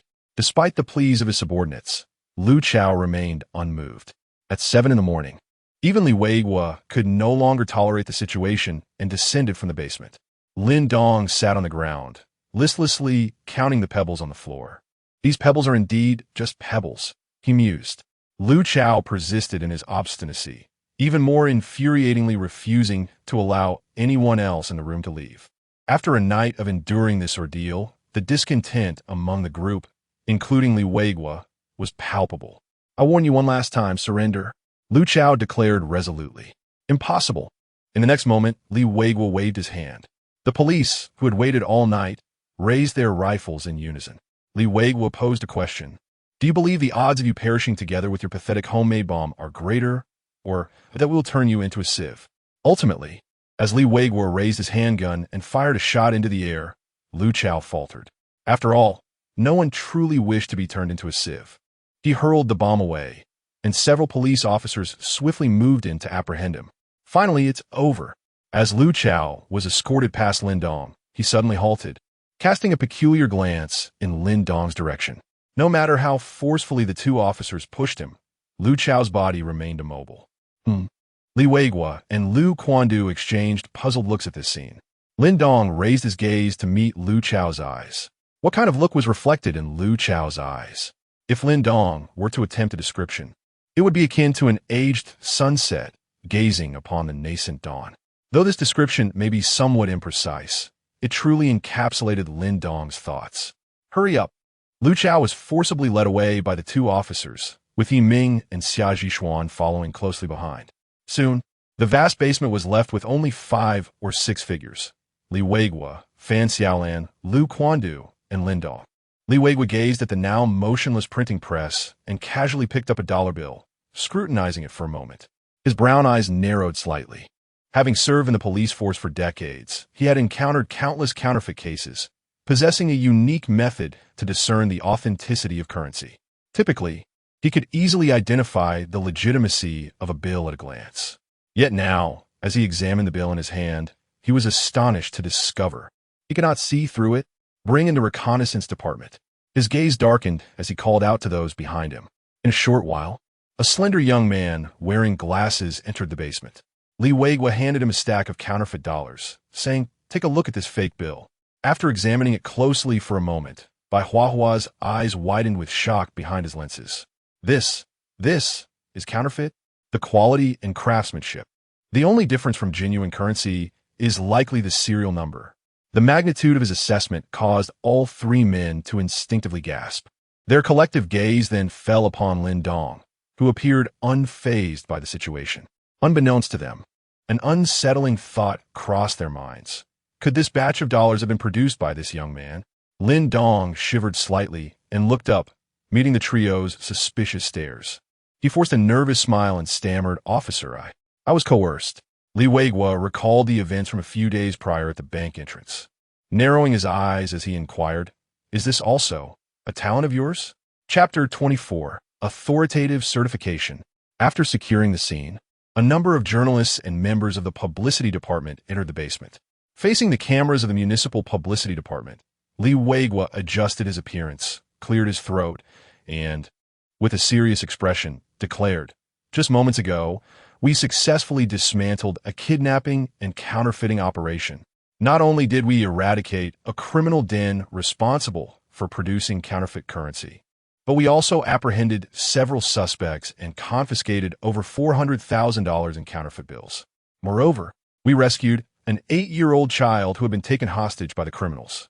The basement was filled not only with members of the publicity department, but also with other media personnel. Half of the cameras were focused on Li Weiguo, while the other half were trained on Lin Dong. The individual who had been abducted could have been anyone, yet it was Lin Dong. His popularity on the internet had not yet waned. He had monopolized several trending topics, with countless clips on platforms like Douyin garnering tens or even hundreds of thousands of likes. His performance during a bank robbery drill had casually produced replicas of genuine dollar bills. Any controversy surrounding him could easily serve as a headline that others could only dream of achieving in a lifetime. Now, he had been kidnapped by a group of criminals who sought his assistance in producing counterfeit currency. What does this signify? An authoritative endorsement. Online detractors believed Lin Dong was merely a pawn of the media and local government, a figurehead manufactured for publicity, much like a mere needle in a haystack. However, should this incident be revealed, it would undoubtedly slap those naysayers in the face. Publicity? What kind of publicity could possibly involve enlisting a professional criminal organization.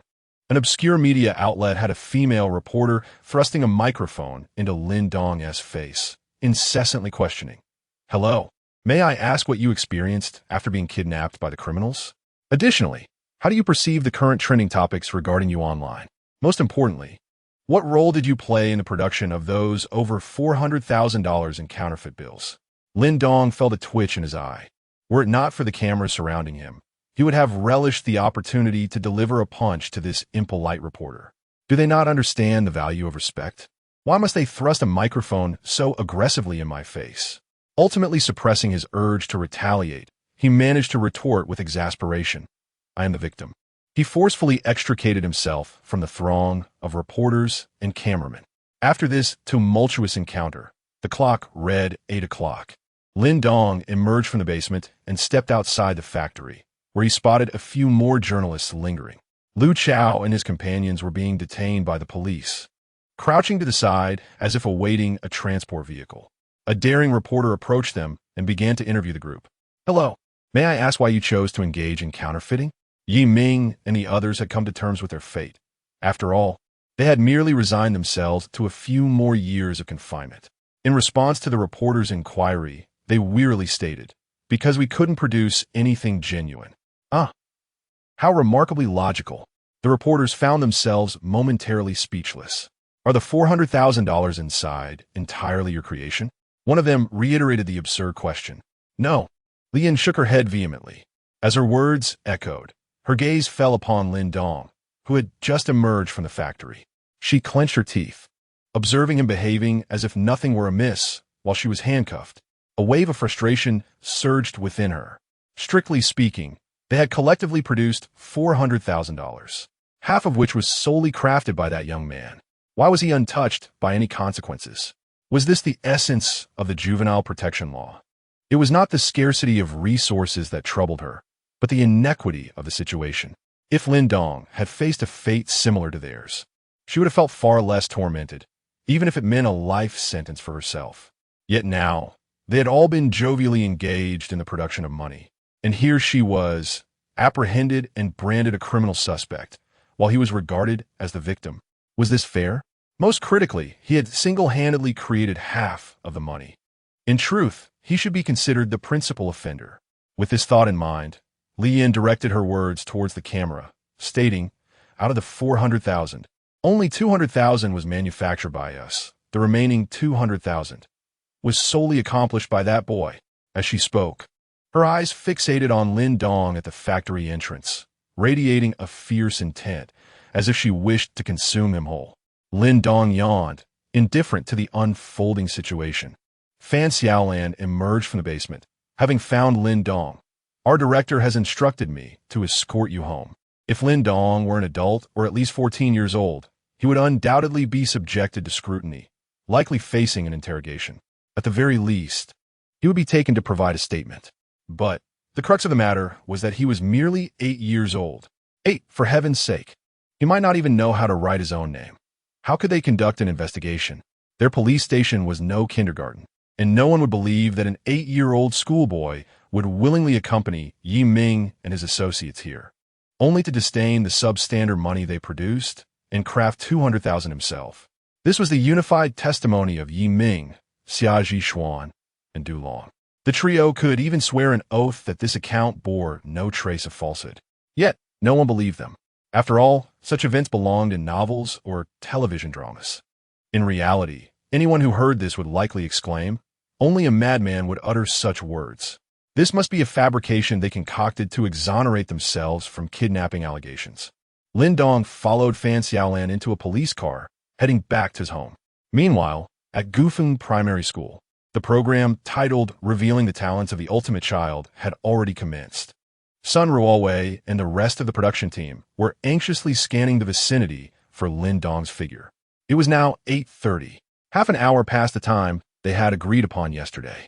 The livestream audience of over 100,000 viewers was growing increasingly impatient. Where is he? Where is that boy? Upon hearing that he could create an authentic image of a $100 bill in just 10 minutes, I was compelled to seek him out for guidance. Yesterday, I witnessed this remarkable feat firsthand and can attest to its truth, as it even passed the currency verification machine. Yet, where has he vanished to now? Is it true what the trending speculation suggests? Could this young man merely be an actor, toying with us? I find it hard to believe that there exists a prodigy capable of producing genuine currency. His talent, at best, lies solely in the realm of artistry. Just as Sun Ruowei was about to call Lin Nan to inquire about Lin Dong's situation, she took out her phone and was rendered speechless upon seeing the messages circulating in their media group. A series of videos depicting the events occurring in the factory's basement had been hastily edited and disseminated online. Instantly, a fervent wave of excitement surged across the internet. Child artist kidnapped late at night. A criminal gang coerces him into producing counterfeit dollars. Shock. The child artist criticizes the criminals' inept techniques, managing to produce $200,000 overnight.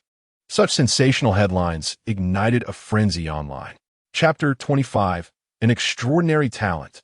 Particularly during the interview with reporters, when Lu Chao, Li Yin, and Yi Ming spoke, they revealed something astounding. A total of 400,000 U.S. dollars was at stake, of which 200,000 were crafted solely by Lin Dong himself. This revelation left many netizens utterly bewildered. Initially, it was believed that his talent lay in the realm of painting, capable of producing an original image in a mere 10 minutes, leading many to speculate he could become the next Van Gogh. However, everyone soon realized how profoundly mistaken they were. The young man's gift was not in artistry, but rather in the creation of U.S. currency. He managed to complete all steps independently, generating $200,000. Insiders disclosed that without 2 to 3 decades of experience in counterfeiting, such a feat would be impossible. How could an 8-year-old possess 30 years of expertise in fabricating counterfeit bills? As various videos and interviews proliferated online, the rumors suggesting that Lin Dong was merely a pawn in a scripted media stunt were swiftly debunked. It was absurd. Even if he were merely a promotional ambassador launched by the local tourism department, it would be inconceivable to mobilize so many police officers to stage a performance. Moreover, Lin Dong had been kidnapped by a group of criminals who forced him to produce counterfeit money. This was a matter of genuine, authoritative verification. The live stream, titled Unveiling the Talents of the Child Prodigy, became the epicenter of this sensational story. Originally boasting over 100,000 viewers, it surged with an additional 100,000 as the excitement escalated, with numbers continuing to rise. Sun Ruowei was left dumbfounded. She exchanged glances with her fellow crew members, each reflecting the shock in their eyes. This kid is unbelievably talented. Furthermore, his feats were nothing short of extraordinary. Not only ordinary individuals, but even seasoned media professionals were rendered speechless by the magnitude of his abilities. Is this the generation born after 2010? When I was 8, I was merely playing house, while he was already earning money by the second. I must concede, have the textbooks changed since our time? No one taught us how to create U.S. currency when I was in school. Wait, has humanity evolved secretly without my knowledge? Who has this child's contact information? I have a daring idea. I'll handle the acid-free paper. He LL managed the color-shifting ink. And you'll be responsible for going to jail. Observing the barrage of comments flooding the live stream like a tidal wave, Sun Ruowei wiped the non-existent sweat from her forehead. What was I going to do with my phone? Oh, right, I need to call Lin Nan. As she contemplated this, hesitation crept in. Earlier, she was unaware of Lin Dong's activities, but now she was aware. He must be sipping tea at the police station. However, considering the minor protection laws, and given that he was taken against his will, it should be fine, right? As Sun Ruowei pondered over this matter, a police car approached from a distance and came to a halt at the entrance of Gufeng Primary School. Inside the vehicle, Fan Xiaolan caught sight of Sun Ruowei and her companions through the window, and an ominous premonition suddenly surged within her. Her gaze shifted to Lin Dong, who was seated in the passenger seat, narrowing her eyes slightly. This situation had arisen due to the boy's performance on the show, which had drawn the attention of criminals involved in counterfeiting. This chain of events was triggered by that very occurrence. If this boy were to exhibit any more talents and they were broadcasted on the program, would it lead to no, Halfway through her thoughts, Fan Xiaolan promptly dismissed them in her mind. I am merely worrying unnecessarily. Even if this boy is extraordinary at the tender age of 8, his capacity for strength, the talent for bank robbery, and counterfeiting must surely have limits. It was implausible for him to manifest any other bizarre talents. Fan Xiaolan continuously reassured herself. I shall take my leave here. At this juncture, Fan Xiaolan hesitated momentarily before adding, Do you require me to explain your tardiness to your teacher? Lin Dong fell silent for a moment, then shook his head, uncertainly responding, I suppose it's not necessary, right? In the first grade, there aren't that many rules, are there? Besides, a dozen reporters just covered the incident, so I believe my teacher should be aware of what I was engaged in. With that, Lin Dong opened the car door and stepped out. Fan Xiaolan drove away, having noticed Sun Ruowei and her group at the school gate. With a habitual gesture of placing one hand in her pocket, she walked over with measured steps, calmly stating, Apologies for the delay. I was caught up in a minor matter. Such demeanor and tone left the production team momentarily stunned, particularly her nonchalant remark about a minor matter. One might mistake it for merely oversleeping. Is this truly the composure that an 8-year-old can exhibit? A minor matter? You refer to being kidnapped and generating $200,000 as a triviality? Does the police escort not signify that this child is unharmed? The online viewer count in the live broadcast soared close to 400,000. As Sun Ruowei regained her composure and was about to say something, Lin Dong interjected. I've already arrived an hour late, and it seems we have an exam today. With that, he turned and walked through the gate, prompting the production crew to hurriedly follow him. This boy is quite muddled. With such skills, why bother with exams? Wouldn't it be better to showcase his talents abroad? Aren't you curious about how this boy, endowed with such extraordinary abilities, performs academically? When God opens a window, he also shuts a door. The only balance I can find is that this boy is too busy to study and thus likely to have poor grades. In classroom 5, Yu Qingyu stood at the podium, her eyes occasionally glancing toward the empty seat where Lin Dong usually sat. The other students bowed their heads, quietly engrossed in their examinations. Since the class commenced, she had refrained from checking her phone, thus remaining oblivious to the overwhelming online buzz surrounding Lin Dong. Yu Qingyu sighed inwardly, reflecting, the first grade is the most crucial stage of a student's journey. It is imperative to focus on learning and establishing a solid foundation. His parents should not allow him to enroll in any programs that might hinder his studies. Just then, Lin Dong's figure appeared at the classroom door. Excuse me, he announced. Several students, previously absorbed in their papers, lifted their gazes. Yu Qingyu waved her hand. Come in. She handed a test paper to Lin Dong, explaining, Classmate Lin, there are only 10 minutes remaining until the end. Lin Dong nodded, accepting the paper and returning to his seat. The production crew, mindful of not disturbing the other students, discreetly positioned themselves at the back of the classroom. Numerous netizens in the live stream expressed their curiosity about the content of the first grade examination. Surely this kid's test paper isn't a special edition, while the others are tackling problems like 1-1. This kid is asked how to remove a battery from an electric vehicle in under a minute. I'm in stitches. They're treating this little boy like a cherry blossom person. Chapter 26. Oh, you rascal. Haji the cameraman stood at the rear of the classroom, shouldering his camera as he surveyed the room. All netizens could witness the scene unfold. The students were diligently immersed in their examination papers, though a few exceptions existed. Among them was Lin Dong's desk mate, Li Ziki, who had long since set down her pen after completing her test. Lin Dong casually picked up a pen. Despite having endured a sleepless day prior, his robust physique, rated at 73 points, rendered the fatigue negligible. He stifled a yawn, his gaze wandering across the paper before him. Having traversed several days into this new reality, he found himself utterly unabsorbed in his studies. Yet, how difficult could a first-grade exam be for him?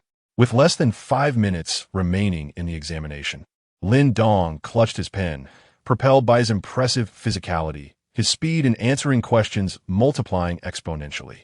To the onlookers, it appeared as though he had activated a threefold acceleration.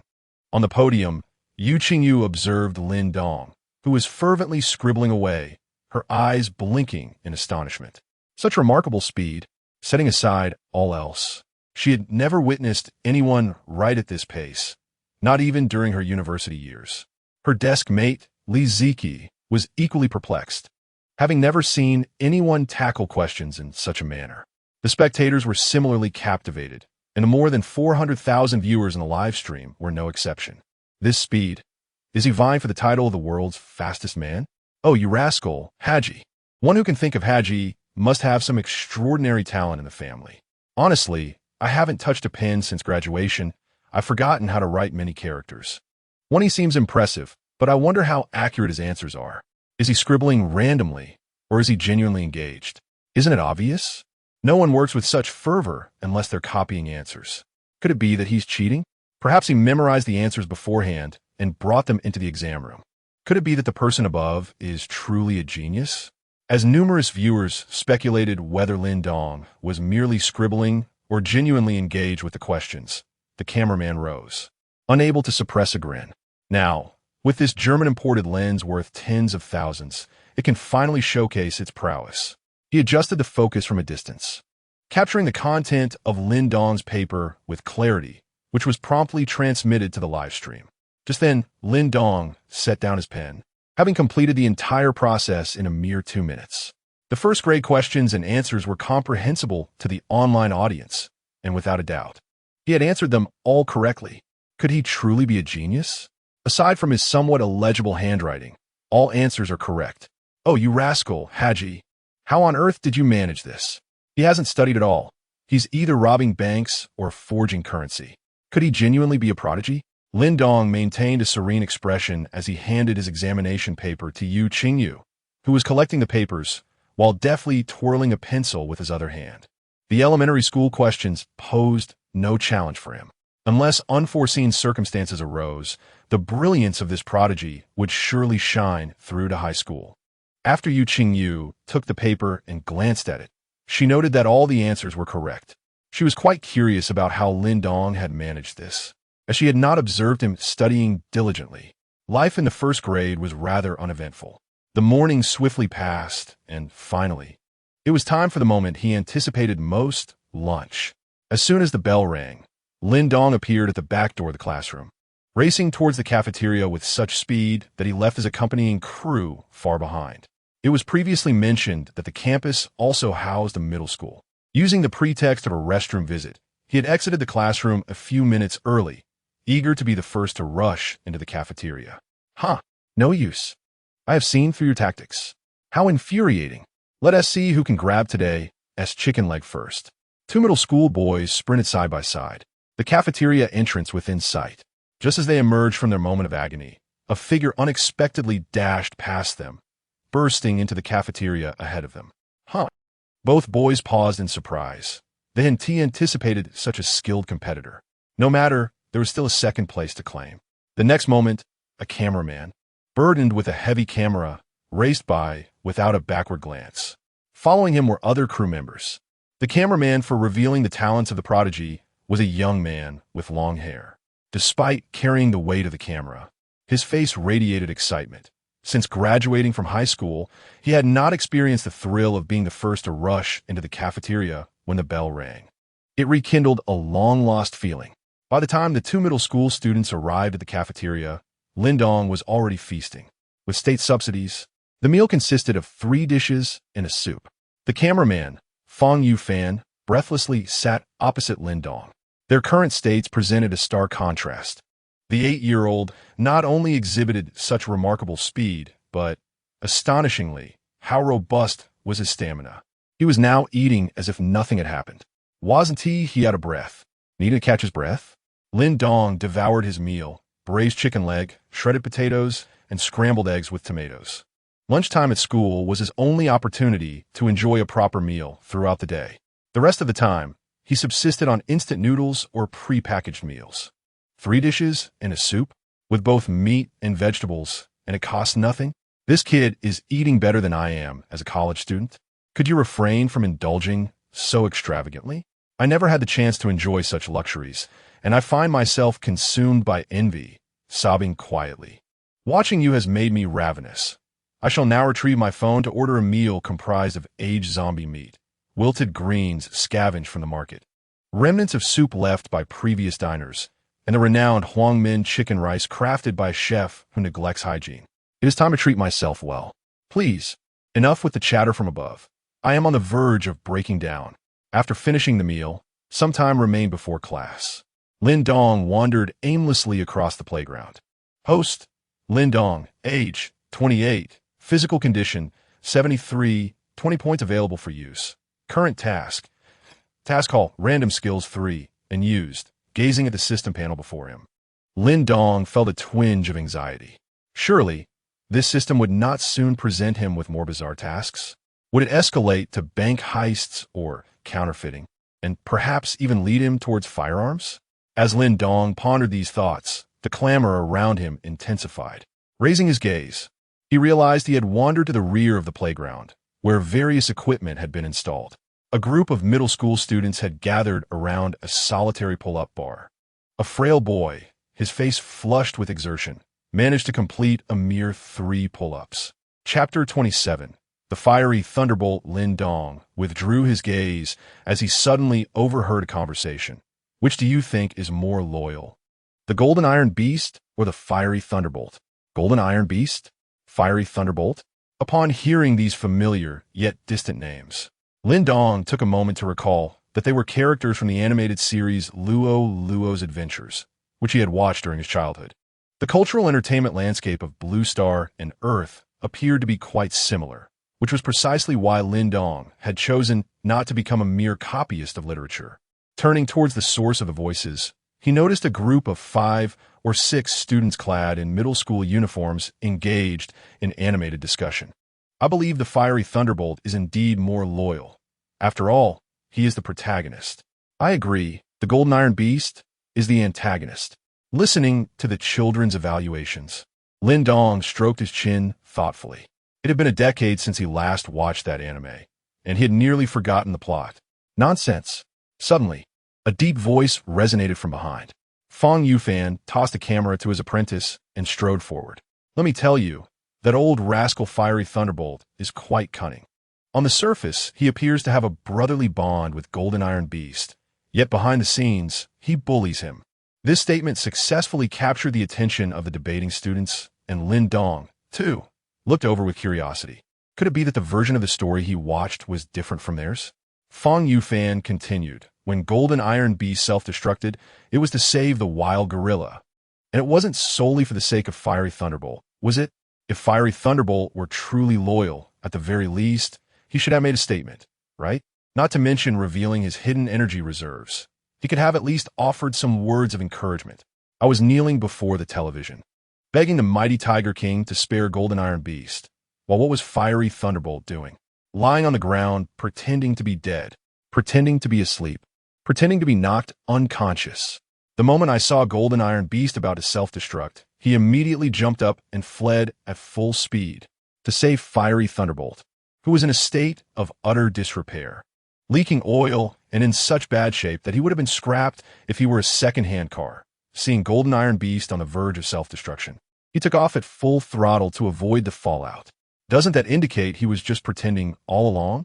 Thus, he concluded, Golden Iron Beast is truly loyal, while that old rascal Fiery Thunderbolt is nothing but scheming. After this monologue, the middle school students were left in a state of astonishment, and Lin Dong felt a wild twitch in the corner of his eye. Could this be true? Fong Yofan's apprentice, holding the camera, had recorded the entire scene, including this analysis. Over 40,000 viewers in the live stream expressed their agreement. Indeed, I know that old rascal Fiery Thunderbolt. He's involved in everything behind the scenes, even hailing ride-sharing services.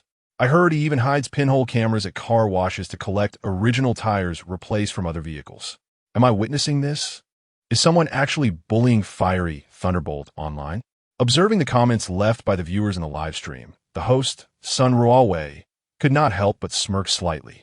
Gaze upon the self-satisfied Fong Yufan. Yet, let us refrain from further commentary. Fong Yofan's recent maneuver indeed invigorated the atmosphere of their live stream. Lin Dong shook his head, striving to dismiss this interlude from his thoughts as he approached the outdoor pull-up bar. Given his current height, he needed to leap to grasp the bar. Nearby, A group of 8th grade students, numbering around 7 or 8, gathered. Among them, a rather stout student hung from a bar, his face flushed with exertion. The others around him jeered encouragingly. "Come on, little fatty. Just one more, and you'll break your previous record of 5. The student, dubbed Little Fatty, trembled as he strained against the bar. Ultimately, he failed to ascend, crashing down to the ground with a thud. Little Fatty managed 4, making him the most accomplished among us this time, remarked a slender student wearing glasses, shaking his head. Their gaze then shifted to Lin Dong, who stood nearby. Along with the production crew, unveiling the talents of the child prodigy has become somewhat of a phenomenon in today's internet landscape. Naturally, these 8th graders had heard of it and instantly recognized Lin Dong's identity. Isn't that the child who has taken the internet by storm? They exchanged intrigued glances. Noticing Lin Dong's keen interest in the pull-up challenge, the bespectacled student broke the silence with a grin. "We can manage a maximum of 4. How about you?" Lin Dong shot him a glance, remaining silent. "Oh, trying to play it cool, are we?" Lin Dong's demeanor irked the group. The glasses-wearing boy promptly added, "If you could do just 1, we'll give you 10 yuan. What do you say?" This wasn't merely a case of having money to spare. To them, Lin Dong was merely an insignificant 8-year-old, just a primary school student. Sun Ruowei, standing nearby, found herself intrigued. Earlier, on their way to the cafeteria, she had pondered how such a young child could possess such speed. What about his strength? Undoubtedly, this would be a captivating spectacle for the viewers in the live stream. Upon hearing that 1 pull-up would earn him 10 yuan, Lin Dong narrowed his eyes and inquired, "Really?" The bespectacled student pounded his chest. "Absolutely. And look, there's a camera to record it all." With his affirmative response secured, Lin Dong wasted no time. He exerted force and grasped the bar firmly. For an average person, completing 10 pull-ups would surpass many. But for Lin Dong, with a physical prowess score of 73, the challenge was hardly more demanding than sipping water. Under the watchful eyes of Sun Ruowei, Feng Yufan, the 8th graders, and over 400,000 viewers in the live stream, Lin Dong engaged his arms, propelling his upper body over the bar with exquisite form. "Perfect. Let the professional athletes arrive, and they would exclaim, 'This is absolutely extraordinary.' The 1st, the 2nd, the 3rd, the 4th, all the way to the 15th. Lin Dong showed no signs of wanting to halt, nor did he exhibit any trace of exhaustion. On the contrary, he appeared to be growing increasingly adept. The bespectacled man and his companions, who had just spoken moments ago, now bore foreheads darkened with disbelief. Their hearts roared. Is this even human? An 8-year-old performing over 20 pull-ups in one go, and still going strong? The astonishment was not confined to them. It also encompassed the viewers in the live stream. Robbing a bank or counterfeiting currency may seem ethereal to the average person, something they have not experienced and cannot discern. However, Lin Dong's current feat was entirely different. Pull-ups are an exercise that virtually everyone has encountered to some degree. Chapter 28. Go tell the minor protection law. The simplest of things are often the most challenging. Take pull-ups, for instance. It is a common exercise, yet few ordinary adults can manage even 10, unless they engage in regular training. However, even those who do train regularly would hesitate to claim they could match Lin Dong's astonishing feat of achieving 1 per second. Moreover, his form was impeccable, executed with the precision expected in competitions. It was utterly beyond the realm of reason. Before the astonished gazes of over 400,000 viewers in the live stream and the audience present, Lin Dong released his grip from the horizontal bar. A minute, 60 repetitions? Feng Yufan silently counted in disbelief, murmuring to himself, "Is this a world record?" It is. It is. I just checked. The world record for the most pull-ups in a minute is 56. This world is utterly insane. Haji, did you drink some sort of compound when you were born? 1 second for 60 pull-ups was not even Lin Dong's limit. Had he just signed a contract that was legally acknowledged, he could have easily driven these students' families to bankruptcy. 60 repetitions, 600 yuan. How would they pay? Lin Dong calmly directed his gaze toward the few students who stood in stunned silence and inquired flatly. The previously boastful group now wore expressions of bitter dismay. They exchanged glances, ultimately casting resentful looks toward the bespectacled student, as if to blame him It's all your fault for provoking him. They had completely forgotten their earlier antics. The live viewer count had now surpassed 450,000. Uncertain if it was intentional, Fong Yufan abruptly spoke up. It was unclear whether he was merely expressing his astonishment or warning the students. Everything you just said has been recorded. All 45,000 heard it. Are you brave enough to go back on your word? Do you not fear being publicly shamed online? The students found themselves in a predicament, compelled to muster the courage to scrape together the money. To avoid public humiliation, they even resorted to borrowing from classmates. Ultimately, they managed to collect 600 yuan in cash. Lin Dong took the money without a trace of hesitation. They were merely middle school students, still naive. Should one not possess a sense of magnanimity? Why should one be so petty? With 450,000 viewers online, it was remarkable that no foolish narratives emerged. Why? Because seizing 600 yuan from middle schoolers is bound to attract the ire of countless marketing accounts, eager to fabricate stories for clicks and views. Yet, the situation was different this time. Indeed, these students were still in middle school, still children. But Lin Dong was only 8 years old. In terms of age, he held the upper hand. Would these marketing accounts dare to slander an 8-year-old child for the sake of traffic?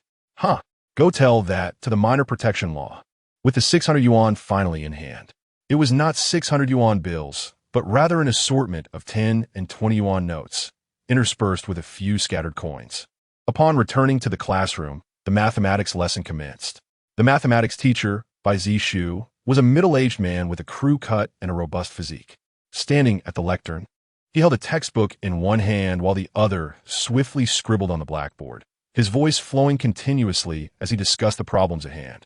Lin Dong stifled a yawn, the sound around him weaving a hypnotic spell. Mathematics class truly is the finest remedy for insomnia, he mused, resting his head on the desk. On the verge of slumber, he was not alone. Even the crew filming at the back of the classroom, including Sun Ruowei and Fong Yufan, were also yawning in succession. The latter murmured softly, years since graduation, yet here I am, still succumbing to drowsiness in math class. Once Bai Zishu concluded his explanation, he set the textbook down and surveyed the students. Lin Dong, sprawled across his desk, was quite conspicuous among them. Daring to sleep in my class?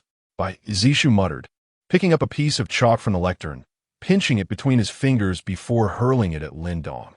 He had likely thrown chalk at countless students over the years. The chalk arced through the air, heading straight for Lin Dong's head. However, Lin Dong was not truly asleep. His reflexes, honed by his athletic prowess, were still sharp. Without lifting his head, he instinctively reached out with his left hand, deftly pinching the flying chalk between his index and middle fingers. In the realm of martial arts, only speed prevails, remarked Fong Yufan, witnessing the scene unfold. Bai Zishu was slightly taken aback. In his decade of teaching, this was the first time a student had successfully caught the chalk he had thrown. Clearing his throat, he crossed his arms, his tone laced with discontent. Lin Dong, is your purpose for attending school merely to sleep? Pretty much, Lin Dong thought to himself. His attendance at school was indeed a matter of resignation. If he were to claim it was for the pursuit of knowledge, what could he possibly learn? The intricacies of phonetics and grammar? Outside of school, at his tender age of 8, what could he accomplish? Venturing out alone would only result in being mistaken for a lost child. Lin Dong sighed in resignation. Teacher, I've already mastered what you are teaching. Oh. Bai Zishu raised an eyebrow, well aware of Lin Dong's exceptional nature. Being excessively arrogant at such a young age is not commendable. This boy requires some refinement. With that thought, he decided to subject Lin Dong to a challenge. Turning away, he wrote several problems on the blackboard using the remaining piece of chalk. If Xiaoming reads 20 pages a day, how many pages can he read in a week, 7 days? If 48 apples are distributed evenly among 6 people, how many apples does each person receive? How many centimeters are in a meter? How many meters are in 500 centimeters? After completing the problems, Bai Zishu turned back, a smile gracing his lips as he looked at Lin Dong. You claim to have mastered this material, so come up and solve these problems. Below, many first-grade students gazed at the 3 daunting questions, unable to comprehend them. Of course they cannot understand. This is a challenge I deliberately devised for this lad. They are merely in the 1st grade, Yet this problem is fit for a third grader. How could one traverse life without encountering setbacks? A journey devoid of hurdles may not necessarily be a blessing. Bai Zishu crossed his arms, pondering within. His intention was to suppress Lin Dong, instilling in him the understanding that arrogance and overconfidence have no place in one's journey. There are always greater talents beyond one's own. Many netizens found amusement in the situation, leaving comments such as, testing first graders with third-grade questions. Oh, dear teacher Haji, you truly are cunning. Is our young friend finally about to witness the darker facets of the world? Even if he truly is a prodigy, mastering the textbook, he still wouldn't solve these 3 problems. The first-grade curriculum contains none of the third-grade content. What kind of school is this? Even the teachers seem to possess such flair. A natural-born internet sensation? Lin Dong rose to his feet and rubbed his eyes. Gazing at the 3 difficult problems behind Bai Zishu, he couldn't help but smirk. This feels like pressing my own head to the ground. Wait, I'm only 8 years old. That makes much more sense. Chapter 29. Yet another 3 mastered skills. Lin Dong ascended the platform, receiving a half piece of chalk from Bai Zishu. Gazing at the 3 problems on the blackboard, he paused in silence for a moment before deftly inscribing the answers. Little Ming can read 240 pages in a week. Each person can receive 8 apples. 1 meter equals 100 centimeters. 500 centimeters equals 5 meters. After completing the answers, Lin Dong tilted his head to glance at Bai Zishu, his expression seemingly conveying, is this really a challenge? Bai Zishu's eyelids twitched, his mouth opening and closing several times. Yet the words remained unspoken, swallowed back down. Is this correct, my child? These questions would require considerable contemplation, even for a third grader. You manage to solve them so effortlessly? A prodigy? Having lived a life steeped in materialism, Bai Zishu's convictions began to waver at this moment. Could it be that prodigies truly exist in this world? He had intended to deliver a blow to Lin Dong's confidence. Yet now, he found himself the one profoundly shaken.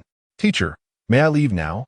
Lin Dong's voice echoed in Bai Zishu's ears, as if draining him of all strength. Why, yes. You may go. It was indeed time for class to conclude.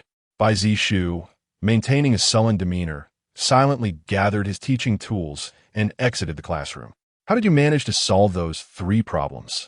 Li Ziki nudged Lin Dong's arm, her large eyes brimming with curiosity. It was quite simple, just do this, then that, and write down the answers. Lin Dong shared his experience with her. Li Ziki.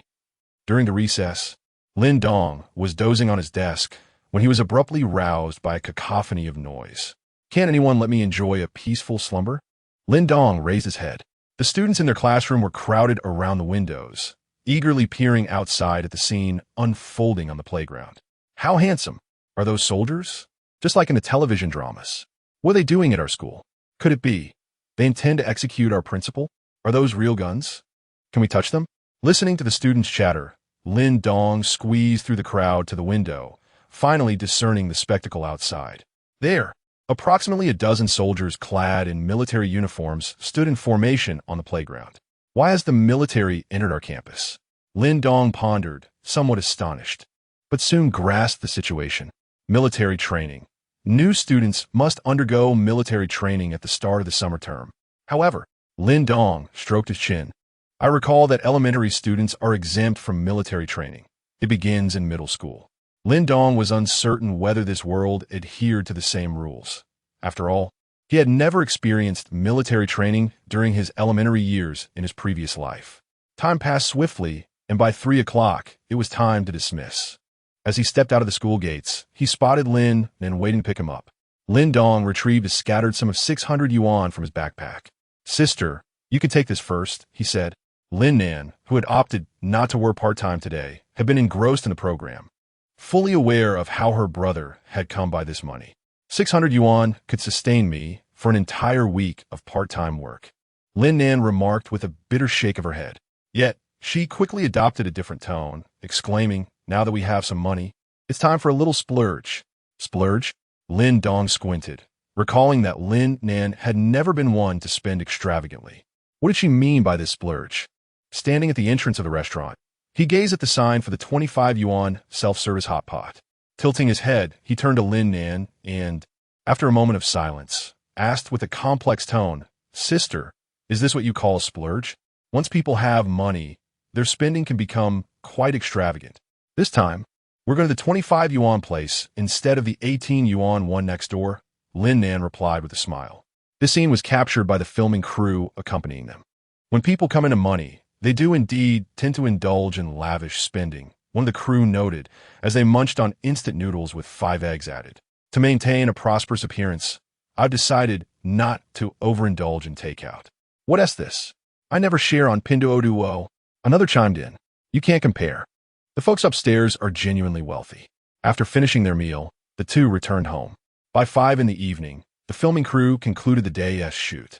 After scheduling the next meeting, the crew members, including Sun Ruowei and Fong Yufan, departed.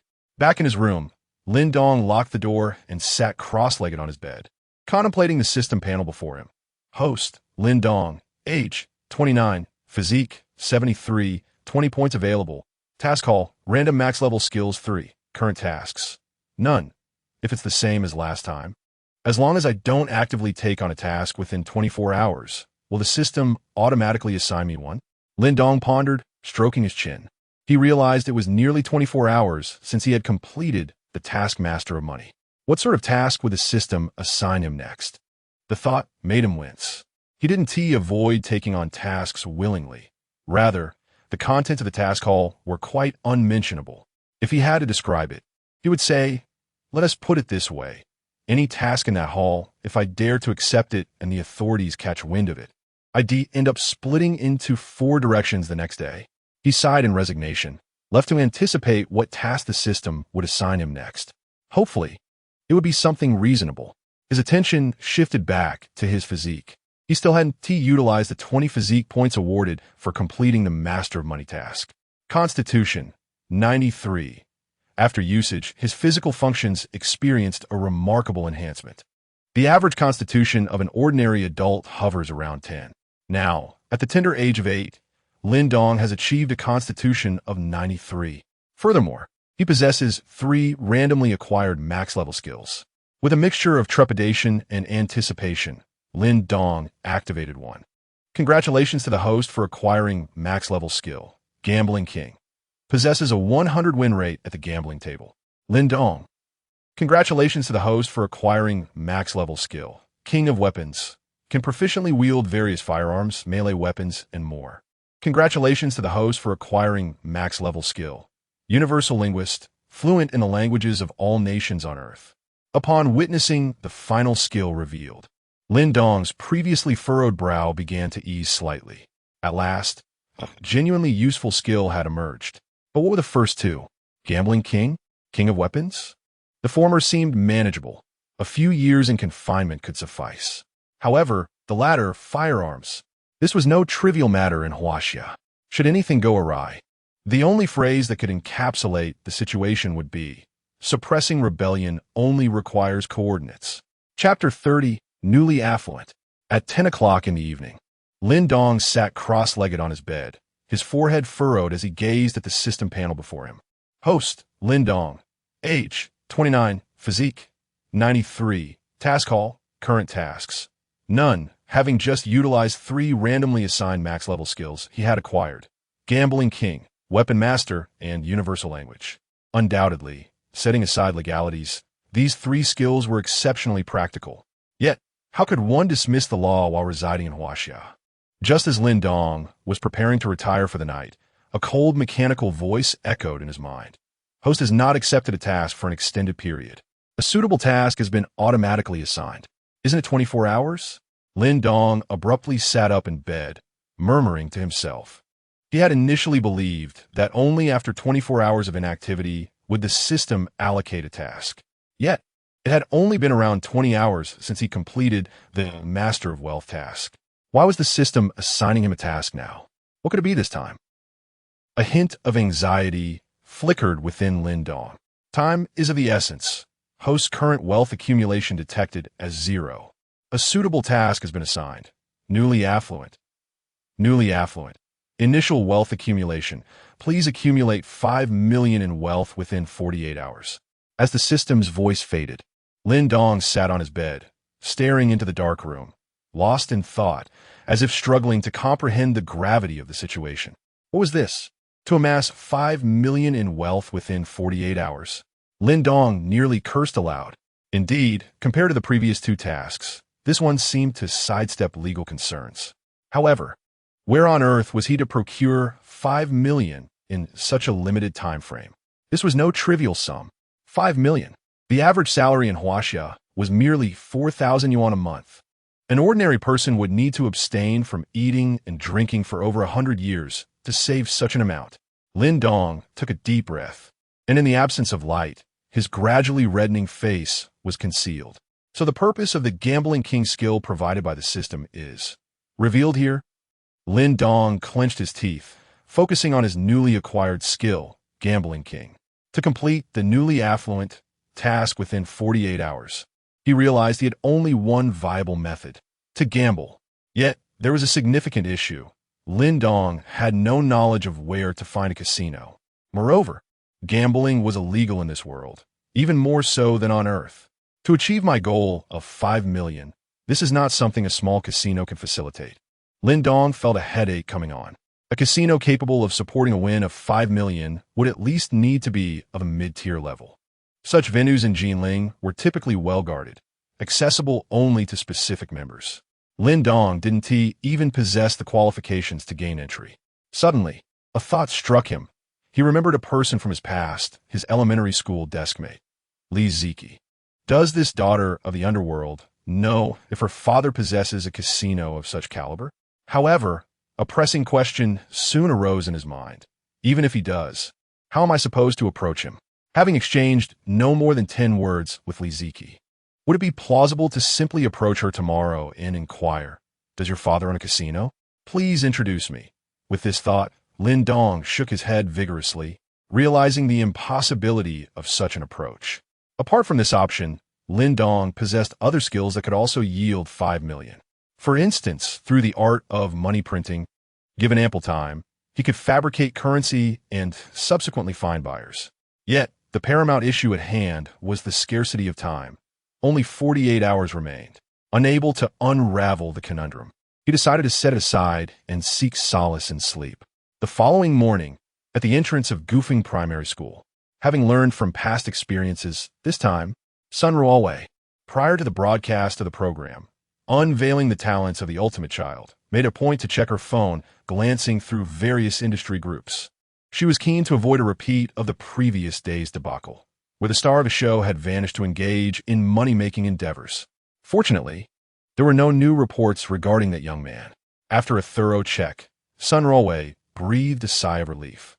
Adjusting her demeanor, she held a microphone and flashed a smile at the camera. "Good morning, dear viewers. Welcome to this episode of Unveiling the Talents of the Ultimate Child. I am your host, Sun Ruowei." With the momentum from the previous days, as the program commenced, 20,000 viewers flooded into the live stream. In this end-of-times era of the internet, the emergence of a figure like Lin Dong was nothing short of astonishing. One daring act after another continually pushed the boundaries of the minor protection laws. Numerous netizens exclaimed, "In this apocalyptic age, a youthful sovereign has arisen, far more audacious than those who scream in restrooms, bite lighters, or publicly engage in wild antics." A sleek black Bentley came to a halt by the roadside, not far from the primary school entrance. After Li Ziki departed, only Li Qianlong remained in the back seat. The driver occupied the front, while a corpulent man, dressed in a blue XXXXXL short-sleeved shirt, sat in the passenger's seat, visibly anxious. He was none other than Li Qianlong's right-hand man, Li De. As Li Qianlong watched his daughter enter the school, the tender smile on his face gradually faded, replaced by serene composure. Turning his head, he cast a sidelong glance at Li De and remarked, "Xiaoqi is left. Now, let us discuss what has transpired." Though the matter was urgent, Li De did not forget to flatter. "Boss, you are truly good to Xiaoqi. You even forbid us from uttering profanities in her presence. You are the epitome of fatherhood."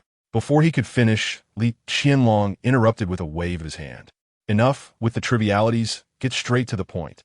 Li De cleared his throat and instantly adopted a serious demeanor, stating, "Last night, Lu Data's establishment was raided by the police.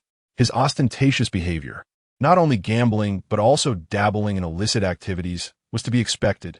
Upon hearing this news, Li Qianlong exhibited no semblance of surprise, as though he had anticipated it all along. "Boss, this is not the crux of the matter. The crux is..." Lida hesitated for a moment before finally mustering the courage to continue. "According to the intelligence from our brother stationed beside Lu Dadu, he believes that his establishment was raided because of our Qinglong gang." Li Qianlong raised an eyebrow. "Because of us? Lida Preston?" "He thinks it's because our patrons have been flocking to his venue, that we envy his booming business. Hence we must have tipped off the authorities." Such a fool. A cold smile crept across Li Qianlong's lips. "The dwindling number of patrons at our venue is a result of our gradual abandonment of such base gambling practices in favor of transformation. Does he truly believe I would harbor jealousy and resort to such petty retribution?" Lida spoke with concern. "Lu Datu is notoriously stingy within the circle. If he thinks this way, he will undoubtedly seek revenge against us." Li Qianlong remained silent for a moment. "Then let us observe what actions he will take next." Chapter 31. Visiting the daughter of a gangster at the school gate. This time, no unexpected incidents occurred. At precisely 7:45, Lin Dong's figure appeared in the live broadcast room. "I thought you'd be out last night, making counterfeit money again," teased Fong Yufan, holding a cup of soy milk in one hand and a fried dough stick in the other. Naturally, it was his apprentice who was shouldering the camera. Returning to the classroom, the first lesson of the day commenced at 8:15. The English teacher was a bespectacled 30-something woman, exuding an air of aloofness. Over the past few days, she had gained a reputation among the first-grade students for her stern demeanor. Standing at the podium, Yin Lily gazed down at her students. Her tone calm. "Today, we will learn the 26 letters of the English alphabet. Now, please open your textbooks." A rustle of pages filled the classroom. Lin Dong sat in his seat, massaging his temples.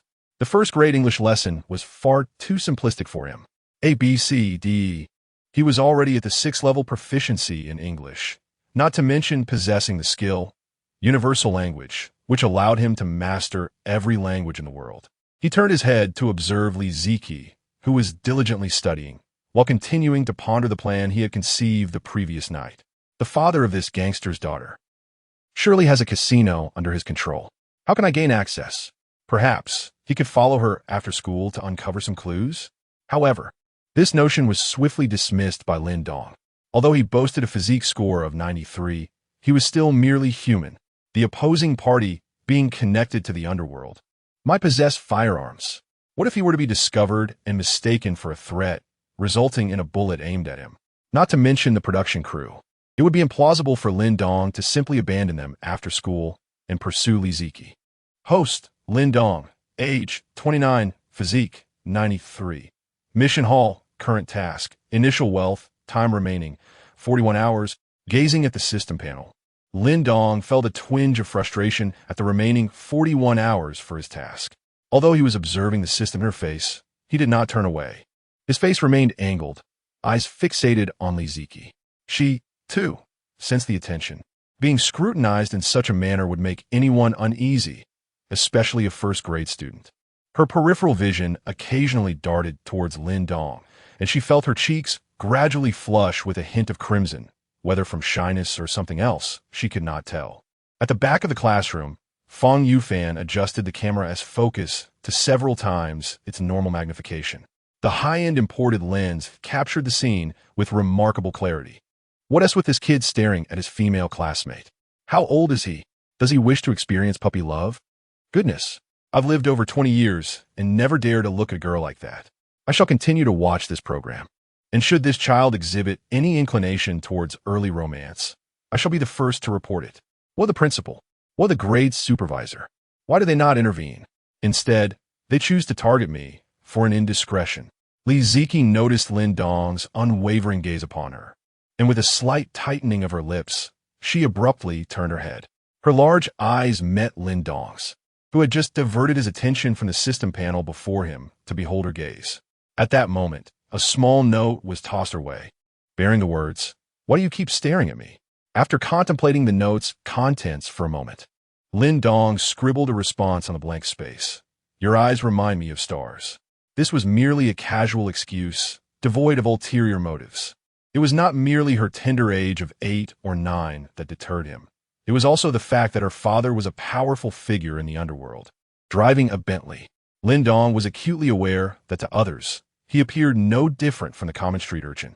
If he were to envision himself in a different life, having married and fathered a daughter, and learned that his first-grade child was being eyed by a street thug, he would undoubtedly feel compelled to break that individual's legs. As Li Ziki deciphered the note, her cheeks flushed a deeper shade of red. "Thank you," she wrote, pausing momentarily before adding, "Will you be my friend?" Lin Dong pondered her request in silence for a moment, before surmising. Li Ziki has always been solitary at school, and given her father's stature, it is likely she has few friends at home as well. Thus, it seemed that she wished to befriend him simply due to his innocuous compliment. With this understanding, he readily replied on the note, "Okay." While there was a risk of retribution from her father, the prospect of friendship outweighed it. Surely, her father would not resort to violence against a mere classmate of his 8-year-old daughter. Regardless of his recent actions, he was still just a child of 8. Perhaps he would even be offered a sum of 500,000 to distance himself from her. Yet, such thoughts were mere fantasies, and Lin Dong did not take them seriously. "Would you like to come over to my house after school?" As Lin Dong had surmised, Li Ziki had indeed never had a friend, and he was her first. Lacking experience, she imitated what she had seen on television by inviting her newfound friend over to her home. After some contemplation, Lin Dong wrote on the note, "Sure." He had little else to occupy his time, and accompanying Li Ziki to her house might afford him the opportunity to meet her father and discreetly inquire about potential gambling locations. Unbeknownst to Lin Dong, the schoolyard had undergone significant transformation overnight. The majority of the playground area had been converted into a space resembling a small military training ground. This is indeed a transformation meticulously crafted in the style of military training for new recruits. Meanwhile, in the principal's office of Gufeng Primary School, Principal Liu Yixiao sat on the sofa, accompanied by 4 other individuals. Among them were 2 men in military uniforms, one young and one middle-aged. The other 2 consisted of a leader from the Education Bureau and the vice principal of their school. Liu Yixiao was the first to speak, addressing the middle-aged man in uniform, Zhang Yuwei. "Old Zhang, for the next week, this group of students is in your hands. I shall not concern myself with the rest. You are to train these students according to military standards." "Train them according to military standards? Old Liu, you are quite ruthless." The middle-aged leader from the Education Bureau chuckled. Liu sighed, expressing a sense of disappointment. What has become of students' physical abilities? The news just reported it. Nowadays, even college students cannot perform 10 pull-ups. I cannot allow our students to become like that. Upon hearing this, Zhang Yuwei nodded. "Since you have spoken, old Liu, rest assured, I shall not show any leniency." He then shifted the topic with keen interest. "Speaking of pull-ups, your school has produced a remarkable talent." The others present were aware that Zhang Yuwei was referring to a first-grade student at their school, the current sensation on the internet, Lin Dong, endowed with extraordinary abilities. Zhang continued, "At such a young age, he has shattered the world record, performing 60 pull-ups in 1 minute. And that is not even his limit. He is indeed a prime candidate for military service." Just as he finished speaking, Liu Yixiao doused his enthusiasm with cold water. "Based on the current situation, it's highly unlikely that this lad will ever serve in the military." "Huh?" Zhang Yuwei did not grasp the implication of his words. "As long as he maintains this condition, when he reaches the appropriate age to enlist, the military will surely be eager to have him." Liu shook his head and replied softly, "What I mean is, if he continues on this trajectory, it is likely he will not even pass the political examination." Zhang Yuwei found himself momentarily at a loss for words, his mouth opening and closing several times without producing a sound. He had forgotten about that aspect. Robbing banks, counterfeiting dollars. Though these were accidents, they nonetheless highlighted his terrifying talent. At such a young age, he was still oblivious. As he grows older, should he entertain any misguided thoughts and exploit his innate abilities, he could forever forfeit the chance to serve in the military. At that moment, the young man in military uniform beside Zhang Yuwei interjected, "Principal Liu, Will this military training primarily focus on the middle school department? Lu Yixiao pondered for a moment. Let the first, second, and third-year students participate first, and we will assess the results before deciding whether to include the younger students as well. However, old Lu, I'm also curious. How exactly did you cultivate this young prodigy? Zhang Yue suddenly inquired. A unique genius has emerged from Jinling, even living in a military camp. My ears have grown callous from hearing about him these past few days. Lu Yixiao cast a sidelong glance at him, inquiring, what do you mean by we nurture? He has barely been enrolled for a week. Time swiftly passed, and soon it was 12:30. In Huaihai Province, Jinling City, Gufeng District, on Dongchang Street. The Prince Club stood large and impressive, boasting 8 floors. Its opulent decor exuded an aura that suggested it was beyond the reach of ordinary patrons. At that moment, within a private room on the 3rd floor of the club, 4 figures sat in silence on luxurious leather sofas, smoking. Suddenly, the door to the room swung open, and a sullen middle-aged man with a scar running across his left cheek entered. The 4 individuals immediately rose to their feet, greeting him in unison. Hello, Lu Ge. Lu Dada barely acknowledged them, striding directly to the back and taking a seat. He picked up a lotus flower from the table and began to smoke. The remaining 4 exchanged glances, and one, summoning courage, spoke up. Lu Ge, we are discussing what to do next. What to do? Lu Datu inhaled deeply, finishing half of his cigarette before exhaling a thick cloud of white smoke. Li Qianlong dares to play tricks on me. Then I shall play along. Doesn't he have a daughter? I instructed you to investigate her background. Have you found anything? Lin Zishan quickly interjected. Lu Ge, we have found information. But is it not against the rules of our world to harm a child? Chapter 32. The child brother rides in a Bentley? Rules. Rules. Upon hearing these words, Lu Datu abruptly turned his head, his gaze fixed intently on Lin Zishan, who had just spoken. The latter opened his mouth, initially intending to articulate something further, but upon meeting the penetrating stare of the former, he swallowed his words, his throat constricting in silence. Lu Datu exclaimed, that fellow Li Qianlong is the first to violate the rules by seeking the police. I, Lu Datu, am not a mere victim. I shall see if he can still act arrogant when I bring his daughter here. In the private room, the other 3 men, aside from Lin Zishan, readily echoed his sentiments. Noticing Lin Zishan's silence, Lu Datu's tone grew somber. Zishan, you seem rather strange today. Why have you become so fixated on rules? At this utterance, all sounds in the room ceased abruptly.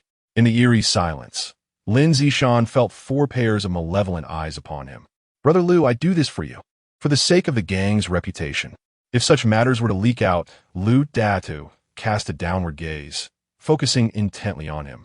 After a prolonged pause, he scoffed coldly. Reputation? I, Lu Datu, have never relied on such ephemeral concepts while navigating this world. Having said this, he immediately commanded, this matter is to be known only to the 5 of us. Do not disclose it to anyone else, including your subordinates. Lu Datu had a vague suspicion that there might be Li Qianlong's people among them, though he had not yet directed his doubts toward these 4. You 4 will personally handle this. When his daughter finishes school, bring her to me. With this final directive, only the 4 of them remained in the private room. Lin Zishan, Hou Yuqian, Fan Shuangyuan, and Wu De Li Qianlong's daughter is studying in nondescript public school. Wu De, with a shifty appearance, remarked as he perused the gathered information. Hou Yuqian shook his head, expressing a tone of resignation. Now, let us devise a plan for our actions. We cannot carry out the deed at the school gates. And approaching his home would certainly attract attention. There must be numerous members of the Qinglong gang surrounding Li Qianlong's residence. Then we are left with no option but to act en route. Fan Shuangyuan suggested nonchalantly. According to our intelligence, the route from Gufeng School to Li Qianlong's home passes through a construction zone that has long been abandoned, a desolate site perfect for our plans. The 3 continued to discuss fervently, while Lin Zishan appeared disinterested, occasionally offering half-hearted agreement. At 3 o'clock in the afternoon, outside the gates of Gufeng School, Lin Dong, who had come to pick up his sister Lin Nan, was met with her surprise when she learned he was heading to a classmate's house. Are you going to your friend's home? She inquired, raising an eyebrow. Then her gaze shifted to Li Ziki beside Lin Dong. Is my little brother experiencing puppy love? No, no, no, she thought frantically, shaking her head. After all, how old is her brother? Only 8. He is at the most innocent age. If there exists pure friendship between men and women, it can only thrive in children under the age of 10. Lin Nan remained somewhat uneasy. Yet upon reflecting that her brother had already made plans with his friend, she pondered whether her disapproval might jeopardize their bond. Ultimately, she merely cautioned, "You may go, but be back home before 6 o'clock, before the sun sets." Lin Dong nodded and briskly followed Li Ziki towards the Bentley parked by the roadside. The crew behind them continued to film. When over 400,000 viewers in the live stream spotted the luxurious Bentley, they were filled with curiosity. Which family, in this ordinary public elementary school, possessed such wealth as to drive a Bentley? Then they witnessed Lin Dong trailing behind Li Ziki towards that very vehicle. The audience's greatest apprehensions soon materialized. Wait, is this child really about to befriend a wealthy lady who drives a Bentley? Step aside. Can this 8-year-old truly comprehend such a soft life? I shall wait for her for 20 years. Congratulations to this young lad, gritting teeth, avoiding 40 years of hardship with great reluctance. Young lad, teach us. I would kneel to listen. I need not a Bentley, as long as there is a Rolls Royce. I shall be content. Sun Ruawei observed the barrage of comments in the live stream and shook her head. Just moments ago, many believed that Lin Dong walking alongside Li Ziki exuded a sense of childhood camaraderie. However now, upon learning that Li Ziki's family owned a Bentley, the audience could no longer remain composed. How could one articulate this sentiment? It is akin to, brothers can find love, brothers can become handsome, brothers can rise above poverty. Yet, brothers cannot suddenly become wealthy. We were all struggling together, and now you've unexpectedly found a rich lady and are driving a Bentley. This is more painful than death. The driver, Li Guangxiang, stood by the car door and, upon seeing Li Ziki, smiled and said, "Miss, Brother Li has matters to attend to, so I've come to escort you home." He then noticed Lin Dong accompanying Li Ziki, along with the crew trailing behind. Li Guangqiang instinctively frowned. Li Ziki remarked, "Uncle Chong, this is my friend. I invited him to my home." This made Li Guangxiang hesitate. He was not merely a driver, but a member of the Qinglong gang. If Li Ziki had invited someone slightly older, say around 15 or 16, he would have suspected ulterior motives. But now, his young mistress was inviting a classmate, an 8-year-old child. Could a primary school student harbor any ill intentions? Even so, he dared not make a unilateral decision and called Li Qianlong for guidance. Upon hearing that his daughter wished to bring a classmate home to play, Li Qianlong expressed great excitement. Has Xiao Qi finally made a friend? Brother Li, and this young lad is accompanied by a film crew. Hearing this, Li Qianlong was taken aback. Instantly, images of the individuals he had seen outside the school gate while dropping his daughter off flashed through his mind. If Brother Li were to return home with his young female companion, the crew would undoubtedly follow for a live broadcast. They may accompany us, but it is a rare opportunity for Xiao Qi to make a friend. Li Qianlong remarca nonchalantly. After all, considering Lin Dong's age, who would harbor any reservations about an 8-year-old first grader? The primary reason is that Li Qianlong, along with the majority of the Qinglong gang's dealings, operates predominantly overseas. Moreover, he has never conducted gang affairs in front of his daughter, resulting in a complete absence of gang-related information in their household. Upon receiving Li Qianlong's consent, Li Guangxiang opened the rear doors of the car for the two. He then spoke to Sun Ruawei, who had approached to inquire about the possibility of following them for filming at her home. Our family head has granted permission for you to accompany him while filming. The child has already boarded a Bentley. I have yet to witness such a thing in reality. A family capable of owning a Bentley must surely reside in an opulent abode, right? Chapter 33. Brace for my flying kick. Lin Dong reclined in the sumptuous back seat of a Bentley worth millions. Meanwhile, Sun Ruawei and the team from the program, revealing the full-level child brother's talent, followed closely behind in their production van, capturing the scene. Is this what it feels like to be in a Bentley? Lin Dong closed his eyes, savoring the luxurious leather seat beneath him.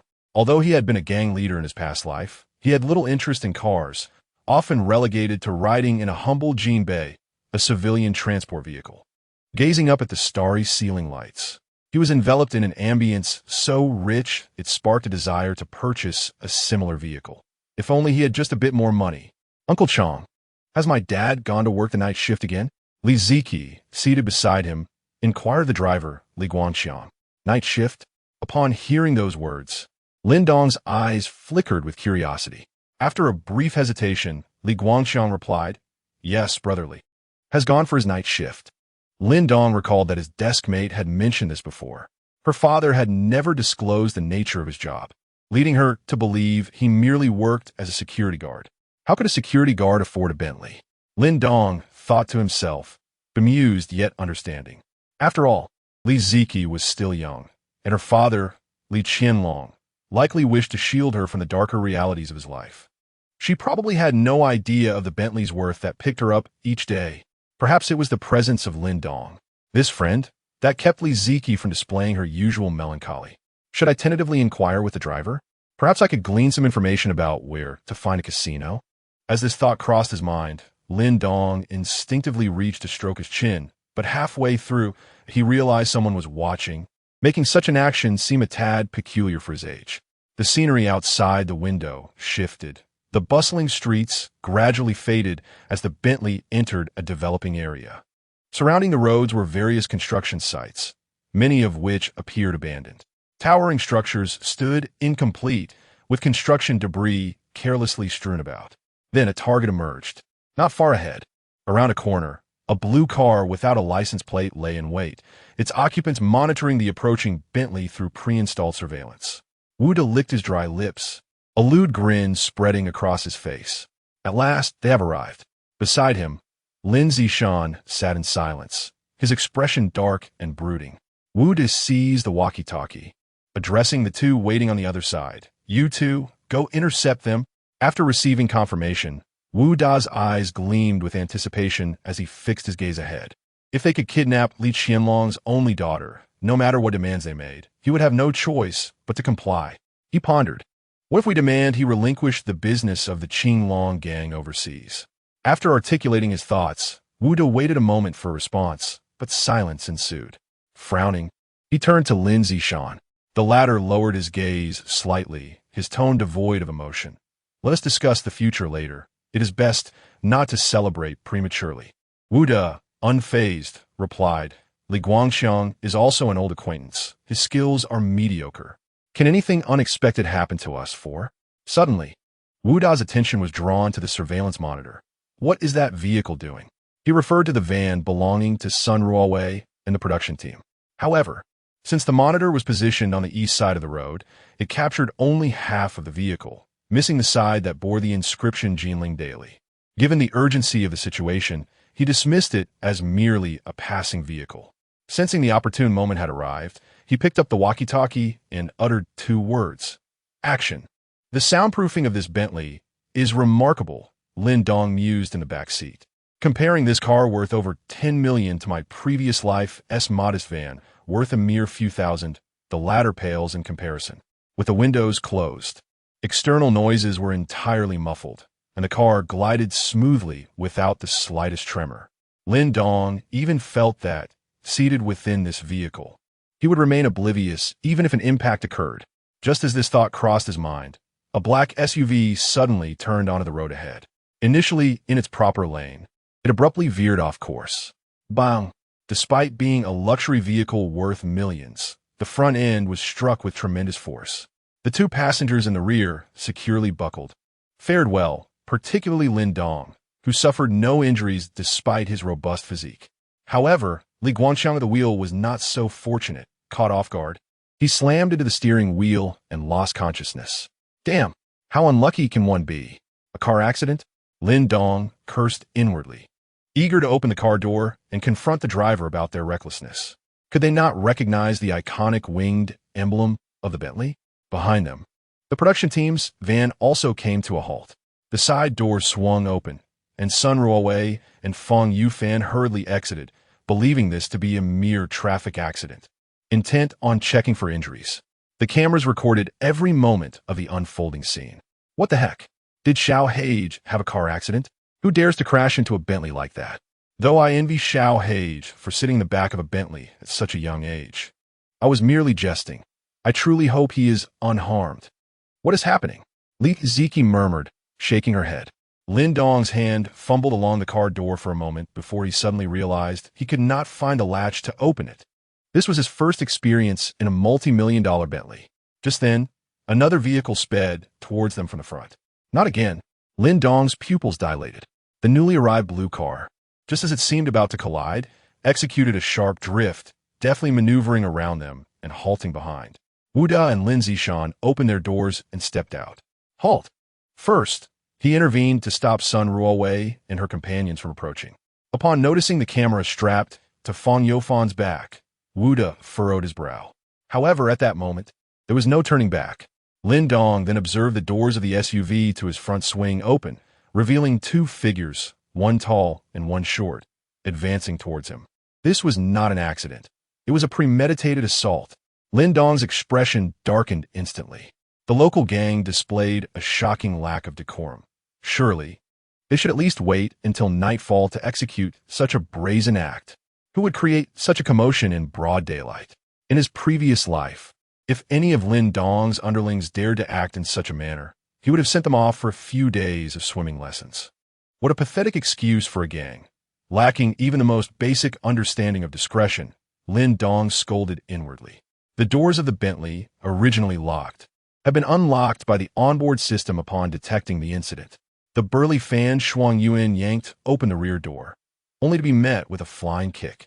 The 30-centimeter sole of the shoe loomed larger in his sight. Chapter 34.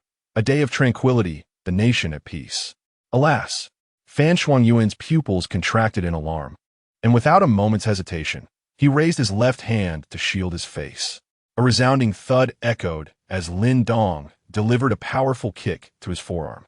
Confusion enveloped him. How could a mere child possess such formidable strength? Fan Shuangyuan's entire body was sent reeling backward, crashing onto the asphalt with a dull thump. Meanwhile, on the other side, Hou Yuqian had just placed his hand on the car door handle, preparing to open it, when he heard the commotion. He looked up, astonishment spilling from his lips. Old Fan. Lin Dong did not pause. Leveraging the momentum, he leaped onto the car's roof, locking eyes with Hou Yuqian. The latter's heart raced furiously. What is happening? According to the intel, the car should only contain Li Guangxiang and Li Qiandong's daughter. Where did this little brat come from? Lin Dong wasted no words. With a physique rated at 93 points, he possessed the strength of nearly 9.5 adults. Planting his foot firmly on the car's roof, he lunged towards the bewildered Hou Yuqian. Seeing Lin Dong's movement, Hou Yuqian gritted his teeth. He had not clearly witnessed how Fan Shuangyuan had fallen and would never underestimate a child barely taller than his legs. Fan Shuangyuan, clutching his forearm and shaking his head, stood up and urgently shouted to Hou Yuqian, "Get out of the way." A mere elementary student, he thought, how could I possibly evade his brilliance? Hou Yuqian scoffed, extending his hands forward, ready to subdue Lin Dong. In an instant, Lin Dong mirrored his actions, seizing Hou Yuqian's wrists with preemptive speed. Ah! A fleeting moment of shock engulfed him as immense force surged from his wrists. Hou Yuqian's feet were gradually lifted off the ground. Then, Lin Dong exerted further strength, flipping Hou Yuqian over with his head towards the car roof and feet towards the sky, his mind a whirlwind of confusion. Ultimately, he was slammed forcefully onto the ground. Who am I? What is happening? What am I doing? Hou Yuqian lay on the ground, staring at the azure sky, murmuring to himself. Even now, he struggled to believe that he had just been lifted and thrown by a schoolboy from one side of the car to the other. Could this truly be a child? Was he not a formidable guardian summoned by Li Qiandong from some distant mountain to protect his daughter?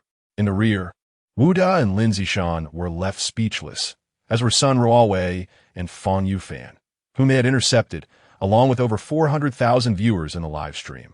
The kid isn't just capable of impressive pull-ups. He possesses innate strength. That adult must weigh at least 150 pounds. And yet the child effortlessly lifted him and tossed him aside. Why do I feel like this is more than just a car accident? I feel the same. These individuals clearly arrived prepared. Should we call the police? Wooden noticed the camera, but remained uncertain of their true intentions. revealing the talents of the maxed-out child. Although it has gained immense popularity, not everyone pays attention to trending topics online, particularly individuals like Wu Da, who have access to a plethora of entertainment options far beyond those available to the average person. The free services provided by their gang are merely a part of their benefits. Thus, he seldom browses the internet, remains oblivious to this program, and is unaware that it is currently being broadcast live with over 400,000 viewers online. Keep an eye on these individuals. Wu Da instructed Lin Zishan before swiftly retreating. Two useless fools, unable to handle an 8-year-old child. Lin Dong squatted atop a Bentley, glancing back at Wu Da's approaching figure, his gaze contemplative. Are you truly formidable? Wu Da, while walking, spat on the ground and reached into his coat. Lin Dong's pupils narrowed slightly. His suspicions were confirmed. When Wu Da's hand emerged, it was no longer empty, but now held a pitch-black handgun. In this world, the control over firearms in China is indeed stringent. However, Wu Da's gang is not a mere small-time operation. Acquiring a few handguns from abroad poses no challenge for them. Those who understand the times are the true wise. Having lived 2 lives, Lin Dong comprehended this truth deeply. Though he possessed a physique rated at 93 points, he was still flesh and blood. A bullet would undoubtedly lead him to meet Yama. Should I tell him I'm merely passing through? Will he let me go? Lin Dong mused bitterly. He would not be foolish enough to shout, I bet your gun is unloaded, as if he were some invincible hero. The grim reality is that uttering such words would likely result in an immediate encounter with the divine. Wu Da pressed the gun's muzzle toward Lin Dong and ordered him to come down. He then turned to the fallen Ho Yuqian, commanding, bind this kid. He did not wish to reveal his firearm, but circumstances left him no choice. After witnessing Lin Dong's prowess, he realized that even all 4 of them combined could not subdue the boy. If Li Guangxiang regained consciousness and summoned the Qinglong gang, they would be trapped. Rather than face such complications, it was far simpler to brandish the gun from the outset. Lin Dong complied, allowing Ho Yoli to tie his hands with a rope. After all, he was merely an 8-year-old first grader. Surely, they would not harm him, right? Ho Yuqian shot Lin Dong a menacing glare before opening the other side of the car door and roughly pulling Li Ziki from the back seat. Due to the earlier collision, she had bumped her head and was still disoriented. Behave yourselves. Sun Ruowei and Fang Yufan stepped back cautiously. Ultimately, Fang Yufan found himself with a gun pressed against his head by Wu Da. Hand over that camera. It has recorded everything that transpired here. If you do not surrender it, we cannot guarantee your safety. Wu Da's tone was icy. In his view, these individuals had captured a scene of him wielding a firearm on camera, and it was imperative to retrieve and destroy the evidence. Unbeknownst to him, this was not mere filming. It was a live broadcast. As they witnessed Lin Dong being threatened at gunpoint, and now Fang Yufan with a gun pressed against his head, the online audience of over 400,000 erupted in chaos. Is this a script? Who would be foolish enough to conduct a gunpoint kidnapping in a live stream with over 400,000 viewers? This cannot possibly be scripted. The production team could never conceive such a narrative. Does this imply it is real? We are in for quite the spectacle. Meanwhile, at the Gufeng District Police Station, Li Weiguo leisurely sipped tea in his office. It was a rare day without any cases, and he would soon be able to leave for the day. Glancing at the time, he noted in the day's work summary, no incidents today. The nation is peaceful and secure. The next moment, bang, the office door was forcefully swung open, and Fan Xiaolan hurriedly entered, her expression fraught with urgency. Li Weiguo furrowed his brow, and before he could inquire, Fan Xiaolan hastily announced, Director, we are currently facing a gunpoint kidnapping incident in our district. A firearm? A kidnapping? Chapter 35. Buckle up for safety. Upon hearing this, Li Weiguo spat out the tea leaves in his mouth. He stood up abruptly. A kidnapping incident had occurred on his watch, and the assailants were armed. This was no trivial matter. If mishandled, it could lead to widespread panic or casualties. The consequences would not only cost him his position as director, but could also bring reprimands to higher authorities. How could Li Weiguo afford to take this lightly? Looking at Fan Xiaolan, he rapidly inquired, what is the current situation? Are there any casualties at the scene? We must contain this information. We cannot let it incite panic among the citizens. In his haste, Li Weiguo overlooked an illogical question. Why did Fan Xiaolan know about the armed kidnapping before him? The director? According to protocol, he should have been the first to be informed of such an incident. Currently, there were no casualties at the scene, but Fan Xiaolan's voice trailed off. But what? Li Weiguo's brows knitted in concern. With a tone of resignation, Fan Xiaolan clarified, "We cannot contain the news because this incident occurred in a live stream watched by 400,000 people." Li Weiguo had just picked up his phone, preparing to summon Lu Chuando and others, when he froze mid-motion upon hearing this revelation. A live stream? Instantly, a name flashed in his mind, and he blurted out, "Is it that kid again?" Fan Xiaolan nodded and recounted the situation. "Today, there were no cases, so I've been following that kid's live stream." Li Weiguo's furidakanat. This kid had just been kidnapped by a group of criminals a few days ago. Now he was targeted again. Last time it was counterfeit money. What was it this time? There was no time to ponder further. He immediately summoned reinforcements to head to the crime scene. Regardless of who had been kidnapped, the fact remained that the assailants were armed. At the scene, Fang Yufan felt the cold, dark muzzle of a gun pressed against his head. Wu De towered over him, his height surpassing Fang by half a head. The lens on that weapon alone was worth over 100,000. "I won't give it to you." Fang Yufan gulped, steeling himself to speak. Wu De had no time to waste on him. "I will count to 3. Before he could utter the second number, Fang Yufan changed his tune. "Forget it, this is company property, not something I bought myself." Once he obtained the camera, Wu De glanced at the intricate buttons, which he did not comprehend. Deciding not to dwell on it, he opened the back seat of the car and carelessly tossed it into a corner. Lin Zishan silently approached the bound Lin Dong and Li Ziki, addressing Hou Yuqian, "We will take these two back with us. Your vehicle should still be operational. Let us drive around Jinling to confuse the police before finding an opportunity to escape." Hou Yuqian and Fan Shuangyuan seemed poised to say something more. However, Lin Zishan directly mentioned Lin Dong and Li Ziki as he approached their blue car. "Get in." He shoved both of them into the back seat before returning to the driver's seat, addressing Wu De with urgency. "Do not waste any more time here. Let us depart swiftly." Wu De shot a fierce glare at Fang Yufan and the others, leaving them with a chilling warning. "If you don't wish for your household registration to be reduced to a single page, refrain from speaking too much with the police." As for why they did not resort to extreme measures, such as directly shooting the 7 members of Sun Railway's crew, Wu De could only assert, "I am part of the underworld, not a fool." He had studied criminal law to some extent and was not entirely ignorant. To commit murder in broad daylight in Huaxia, what does that signify? It would certainly rank among the top 15 most heinous crimes in the past 70 years. Wu De and his associates merely sought wealth, not a death sentence. If they could avoid homicide charges, even if incarcerated, they would only face 8 to 10 years. They could endure, emerge, and still be deemed honorable. However, should they truly carry murder charges, it would take 18 years before they could reclaim their dignity. Wu De settled into the front passenger seat and closed the door. Although he had always driven himself, he felt no discomfort with Lin Zishan taking the wheel this time. He turned and said, "First, head to Lion Mountain, where we could dispose of this vehicle, and then we will find a way to contact the boss." After uttering these words, he glanced back at the two in the rear seat. "Li Qianlong's daughter, do not be afraid. We know your father." Wu De forced a friendly smile toward Li Ziki. Although she had just bumped her head, she was regaining her composure. Naturally, the 8-year-old Li Ziki could not bring herself to trust the menacing Wu De. Seeing her on the verge of tears, he immediately resorted to menacing threats. "Do not cry. If you dare to shed a tear, I will throw you out of this car."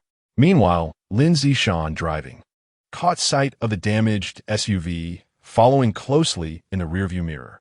He frowned. Didn't I instruct them to mislead the police? How did they manage to follow us?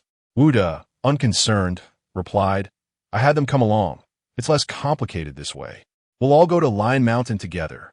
Unbeknownst to the occupants of the car, a camera, carelessly discarded by Wu De in the corner of the back seat, continued to record. The Jinling Daily, the official media of Huaihai, was not lacking in funds. They favored the most expensive equipment over the best. This camera alone had a lens worth over 100,000, with its internal components being equally extravagant. Even now, it was transmitting live footage to the broadcast room. How fake, yet it feels so real. Is this the magic of the real world? Do these people not realize that high-end cameras come equipped with a complete live broadcast system? Ha ha, this is hilarious. It's like they're driving a tracker for the police to see. In the vehicle, Wu shifted his focus back to Lin Dong. The latter, with innocent naivety, remarked, "I am merely 8 years old, knowing nothing and understanding even less." Upon finishing his statement, he playfully blinked his eyes. Internally, however, he mused, "Just wait until you let your guard down. I shall show you how to meet your end." According to the customs of the underworld, kidnapping was merely a means to an end, typically for ransom. They would not resort to immediate violence. This was precisely why Lin Dong refrained from a desperate struggle. After all, a miserable existence was preferable to a swift demise. Wu scrutinized Lin Dong for a moment, then furrowed his brows. Why on earth had we brought along this unrelated little brat? In the heat of the moment, they had acted hastily, taking both individuals without further thought. Alas, what can be done? Wu finally sighed and waved his hand dismissively. With that, they drove onto the elevated highway. Wu instructed, "Turn left at the upcoming intersection." Just then, a voice echoed in his ear, "Remember to fasten your seatbelt while riding in a vehicle." Wu had yet to comprehend the situation when he turned his face toward the speaker, Lin Zishan.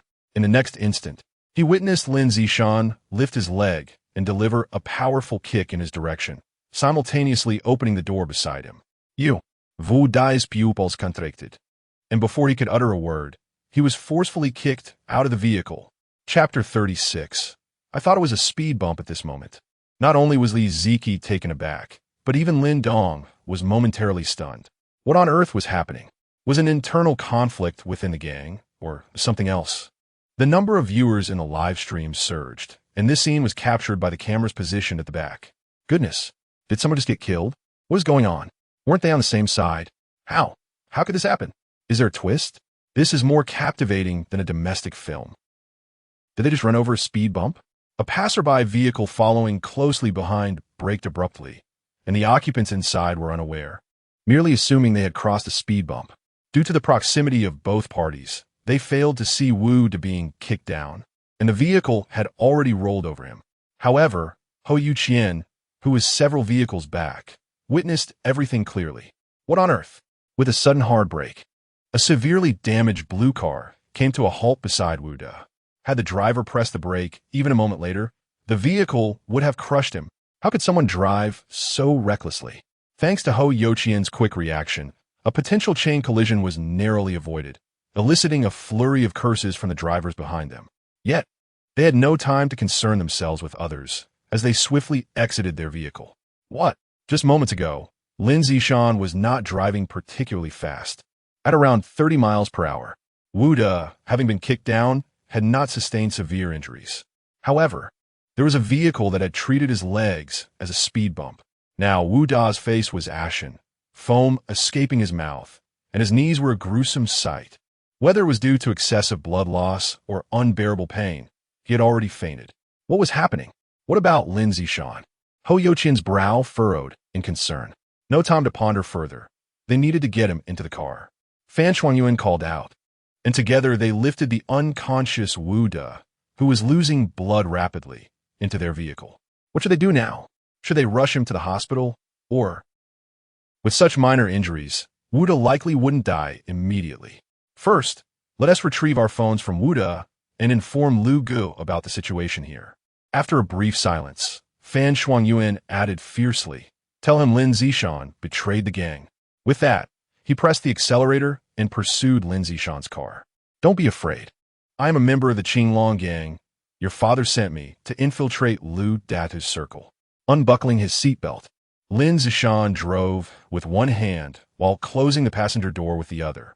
He also explained briefly to Li Ziki, who sat in the back seat, looking bewildered. "My father." Li Ziki blinked in confusion, evidently still trying to grasp the situation. Lin Dong, along with the over 400,000 viewers watching the live stream, suddenly realized the truth. "Oh, so it's an undercover operation. That makes sense. Wait a moment. This little girl, as father?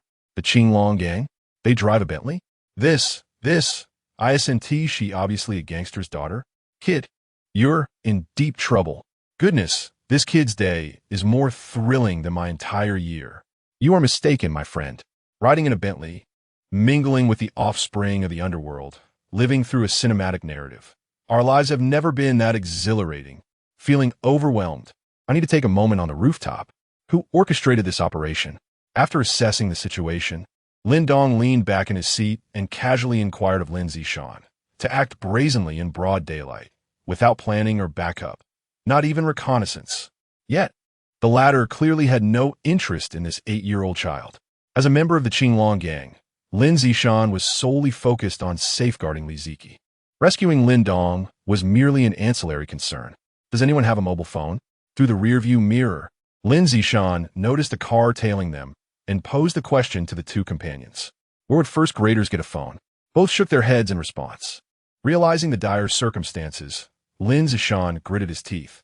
For the sake of this operation's confidentiality, my phone was confiscated by Wu De. With no means to communicate with Li Qianlong, Lin Zishan abruptly swerved the steering wheel, guiding the vehicle off the overpass. They had now exited the urban area, entering the southernmost district of Jinling City, aptly named Nanshan District due to its mountainous terrain and southern location. Do you have a knife or something sharp? Lin Dong asked Wu De. The latter wore a grim expression, contemplating how to evade the relentless pursuit of Hou Yuqian and his crew. The incessant buzzing of their presence was akin to a fly buzzing in his ear. Observing his bound hands and feet, Lin Dong felt a sense of helplessness. The old-fashioned hemp rope was no match for his 93-point physique. Wu De, feeling increasingly vexed but unable to deliver a punch while driving, rummaged through the storage compartment and tossed a screwdriver to Lin Dong. Without hesitation, Lin Dong seized it and swiftly cut through the ropes binding him. How can we shake them off? The Qinglong gang has no influence in Nanshan District, and the fuel in the car is running low, insufficient to reach the nearest stronghold. Lin Zishan thought rapidly. By now, Hou Yuqian and his gang must have extracted Wu Da's phone to relay the information to Lu Datu. He understood that if this stalemate continued, they would be the ones at a disadvantage once the fuel was depleted. And as for why they couldn't go to the police, everyone in their line of work had their hands dirty. Seeking police assistance would be akin to confessing. Wait, look behind you. What nonsense are you spouting? It's a man. Why would he need to pay attention to what's behind him in Chengdu? What are you thinking? I mean for him to watch out for the kid. Look, the kid is already sharpening the screwdriver. Lin Dong sharpened the screwdriver, preparing to press it against Lin Zishan's neck, threatening him to steer towards the nearest police station. Lin Dong cared little for gang rivalries. His life was the utmost priority. Just as he was about to take action, he suddenly heard Lin Zishan's faint murmuring. It seems I can only go to Lion Mountain. I need to find a way to contact Brother Li at the Diamond Casino and the Lion Temple. How faint was his voice when he uttered those words? Even hundreds of thousands of cameras failed to detect it. Yet, Lin Dong, possessing a physique of 93, heard it loud and clear. Diamond Casino? A casino? Upon hearing those 4 words, Lin Dong abandoned the idea of threatening Lin Zishan with a screwdriver. He had long been yearning to go. Now, it seemed there was an opportunity. Host, Lin Dong, age, 28, physique, 93. Mission hall, current mission, initial wealth, time remaining, 31 hours. Looking at the system panel before him, with 30 hours remaining for the task, Lin Dong realized he could only rely on his skills as a gambling king to complete it. Thus, he resolved to hold off on taking action and instead accompany them to this so-called Diamond Casino. The nearly 500,000 viewers in the live stream felt a wave of disappointment as they witnessed Lin Dong sharpening his tools only to set the screwdriver down. Boring. I want to see blood flow like rivers. Why isn't Lin Dong taking action? Just use the screwdriver on him. Chapter 37. Who dares claim this is a script? What is the situation? Such an unexpected turn of events. Meanwhile, at the Goofing branch in Jinling City, within the emergency conference room, Director Li Weiguo wore a grim expression as the screens before him displayed surveillance footage from various locations. At the center, the live stream titled Unveiling the Full-Level Child's Talent played. Members of the Qinglong gang? Just moments ago, Lin Zishan's self-disclosure revealed the identity of one party involved. Suddenly, Li Weiguo's secretary knocked on a conference room door. She hurried to his side and whispered, "Director Chi from the Municipal Bureau is on the line." Li Weigua's smile was tinged with bitterness. Armed kidnappings, under normal circumstances, could be suppressed until the case was resolved, preventing ordinary citizens from knowing and avoiding widespread panic. However, the incident that had transpired today, the live stream, was still active, and the event was spreading virally across the internet. Countless netizens were flocking to it. At this very moment, the online viewers had surpassed 550,000, and it was rapidly approaching 600,000. Under such circumstances, not even their branch could contain it, let alone the Municipal Bureau. A bunch of useless fools. Li Weigua could no longer contain his frustration, cursing openly. His ire was not directed at his subordinates, but rather at Wu De and his companions. Damn it, a bunch of idiots. Didn't they think to shut down the live stream first? More curses followed. The situation was spiraling out of control. The Municipal Bureau was taking it very seriously, and even the department head had personally called him. "Director, according to the surveillance on the overpass, the vehicle has exited our Gufeng district and entered Nanshan district." Upon hearing this, Li Weigua immediately ordered, "Contact the Nanshan branch and have them assist us. Also, can we pinpoint their exact location?" The officer in charge of technical matters shook his head. The footage only captured what was inside the vehicle. "We cannot determine their location from this alone. We can only approximate their position based on the footage from various surveillance cameras." Nanshan district was mountainous, with sparse surveillance coverage. Li Weigua's brow furrowed deeper. The person he just seen kicked out of the car mentioned going to Lion Mountain. Let a small team head there first. Although the other party had stated this earlier, he could not be certain now. After all, Lin Zishan had forcefully ejected Wu De. Would he still follow the route they had previously agreed upon? Following his words, silence enveloped the conference room. Li Baiwu Brata Fabili. His gaze fixed on Lin Dong's image in the center of the screen. Just moments ago, Lin Dong had seemed poised for confrontation, causing Li Weigua to feel a pang of anxiety. He had initially thought the boy would resist. Alas, that would be more in line with reason. An 8-year-old child, no matter how precocious, remained just a child. Achoo! In Nanshan district, on a certain road, Lin Dong rubbed his nose, glancing around in all directions, muttering to himself, "How peculiar. There are clearly only 3 of us in the vehicle, yet I feel as if countless eyes are fixated upon me." The sharp screwdriver he had just honed was not employed against Lin Zishan. Instead of returning the hemp rope binding Li Ziki, Lin Dong concealed it within his waistband, covered by the short sleeve of his school uniform. He was still merely an 8-year-old child, in need of some form of protection. Where are we going? After a prolonged state of confusion, it would be disingenuous for Li Ziki, as a genuine 8-year-old, not to feel fear. Lin Zishan endeavored to soften his tone. "Do not worry, everything will be fine." He refrained from disclosing their destination, which left Lin Dong feeling somewhat disappointed. He had planned to feign ignorance and inquire about the Diamond Casino only after Lin Zishan mentioned it. If he were to ask directly now, Lin Zishan would undoubtedly be taken aback. "How do you know I was going there?" His previous murmurs were akin to confiding his innermost thoughts. Only Lin Dong, with his remarkable perception, could hear him.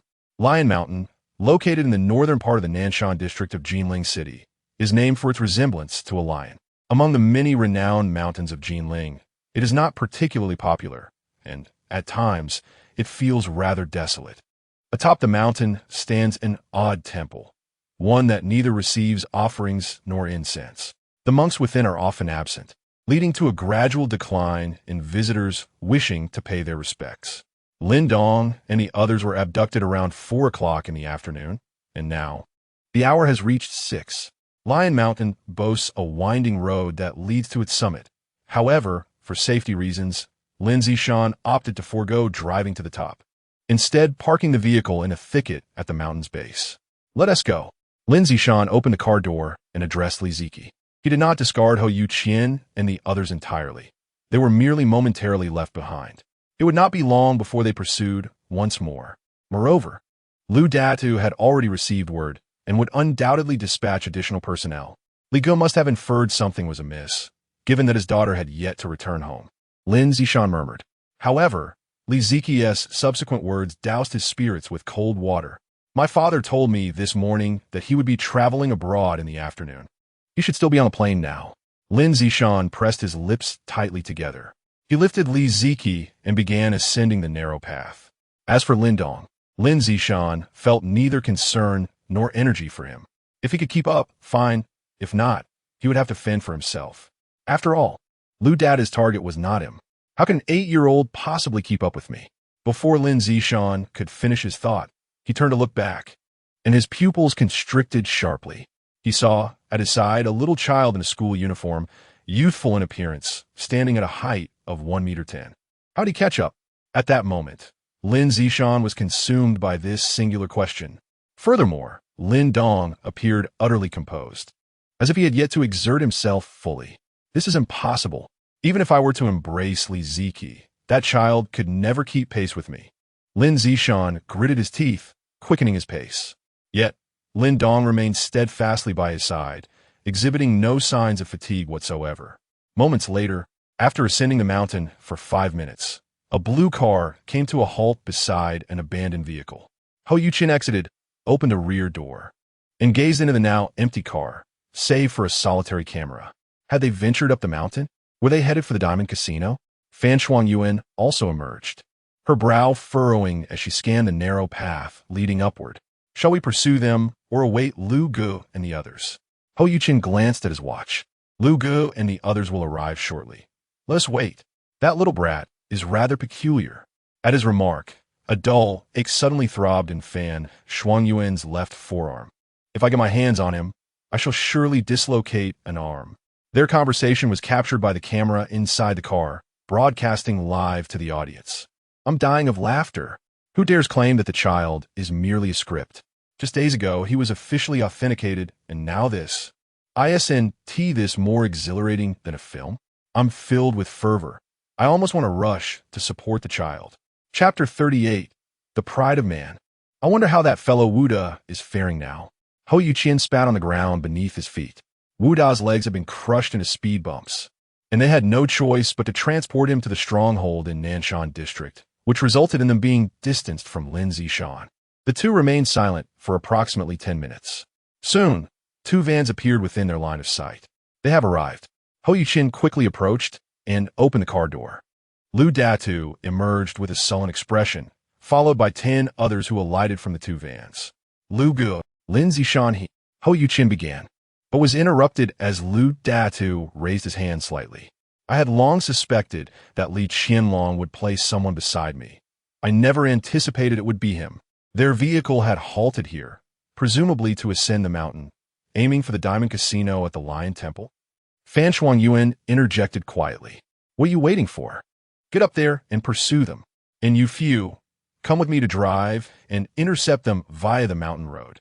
After issuing his orders, Lu Dada's team swiftly sprang into action. Hou Yuqin and Fan Shuangyuan, along with 5 others, followed the winding path up the mountain. The reason Lu Datu could arrive so promptly was due to Hou Yuqin providing real-time updates on their location. Although the cameras were still recording, with the car doors now closed, they could only capture the dark interior of the vehicle. Furthermore, their earlier conversation had not been transmitted to the live stream, making it impossible to ascertain their precise location solely from these visuals. Meanwhile, on Lion Mountain, at a midpoint along the back path, as the sun dipped below the horizon, visibility significantly diminished. The ascent became increasingly arduous, with the steps proving quite taxing. Lin Zishan paused, lowering the burden of Li Ziqi from his back. Sweat beaded on his forehead as he gasped for air. Having mingled with Lu Datu at a high level, his stamina was undoubtedly commendable. Yet, carrying dozens of pounds uphill for over 10 minutes left him utterly exhausted.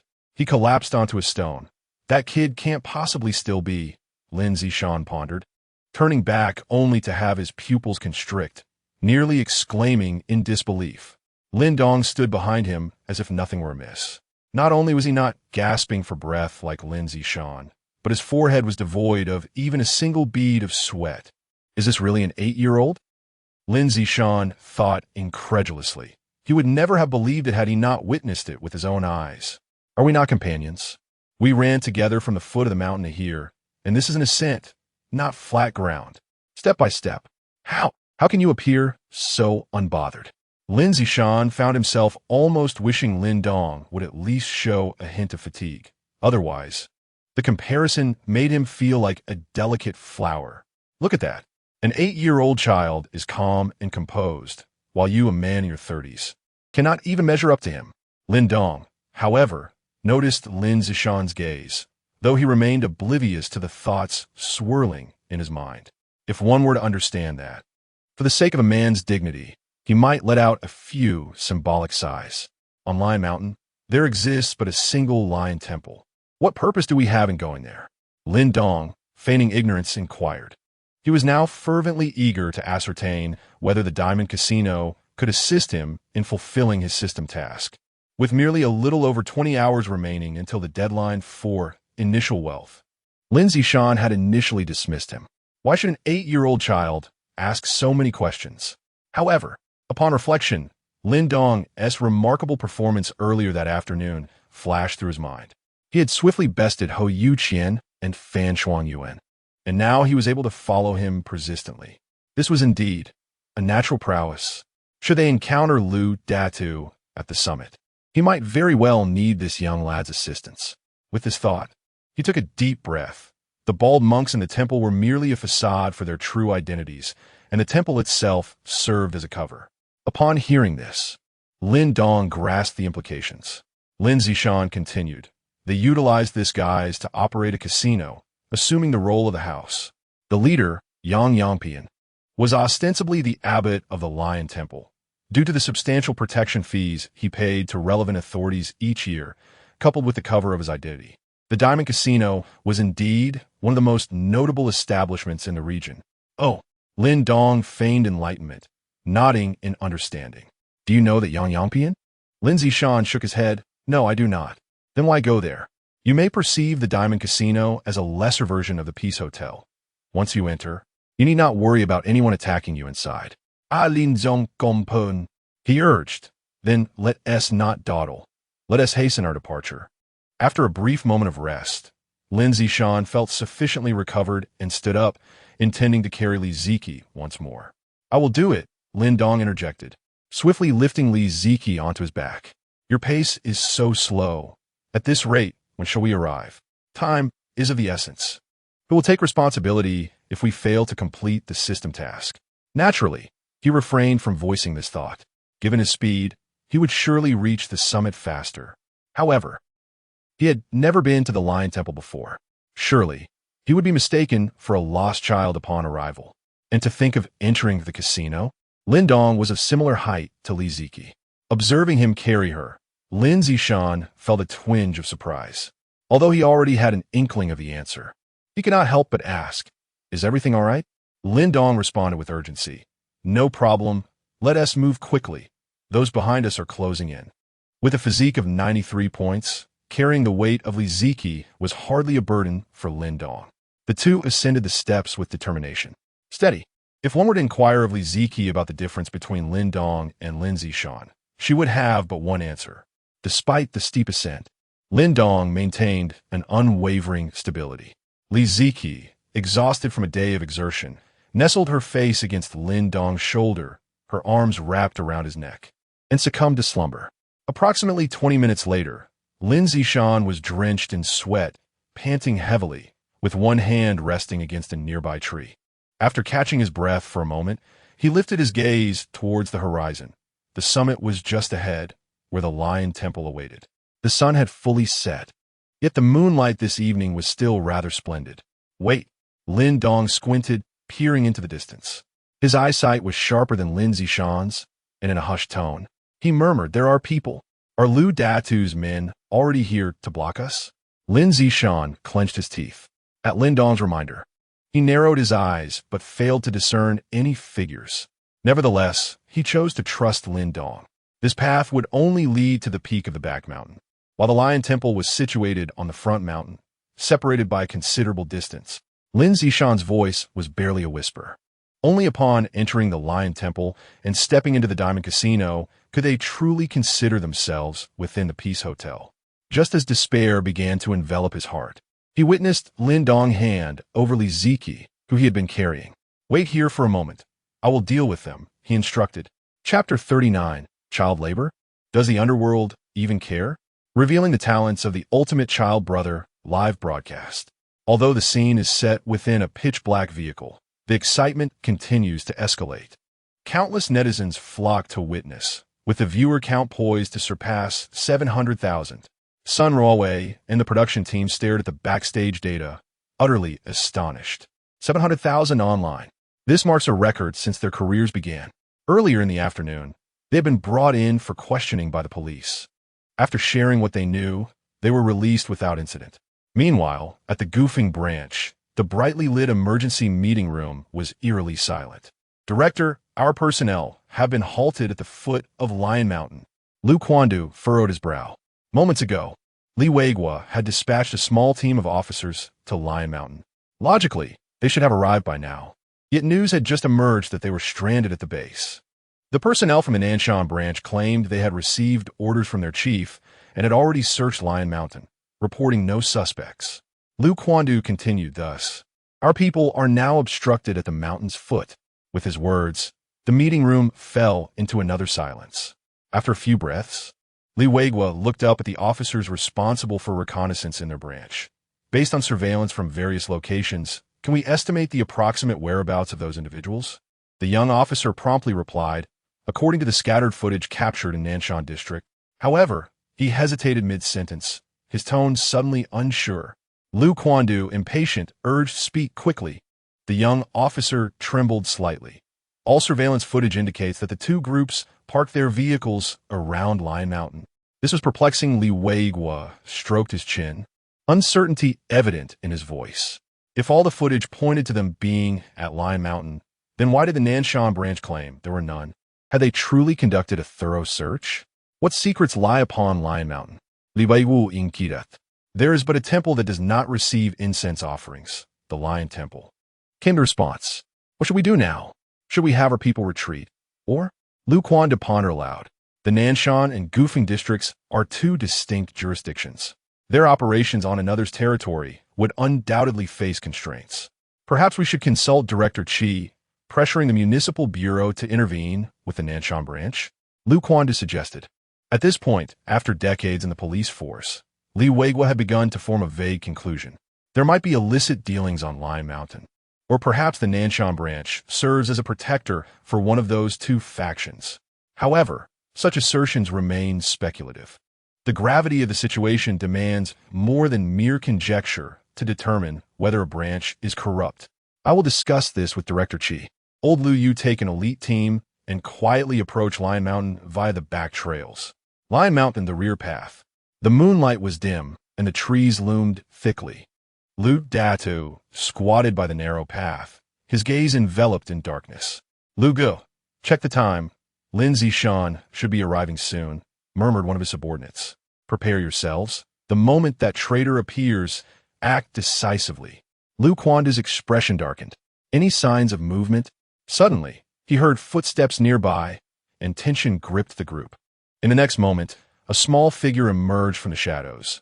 A primary school student clad in a uniform, standing at a mere meter tall. "Who is this?" Lu Datu was taken aback, realizing that Ho Yuqian had failed to inform him about Lin Dong.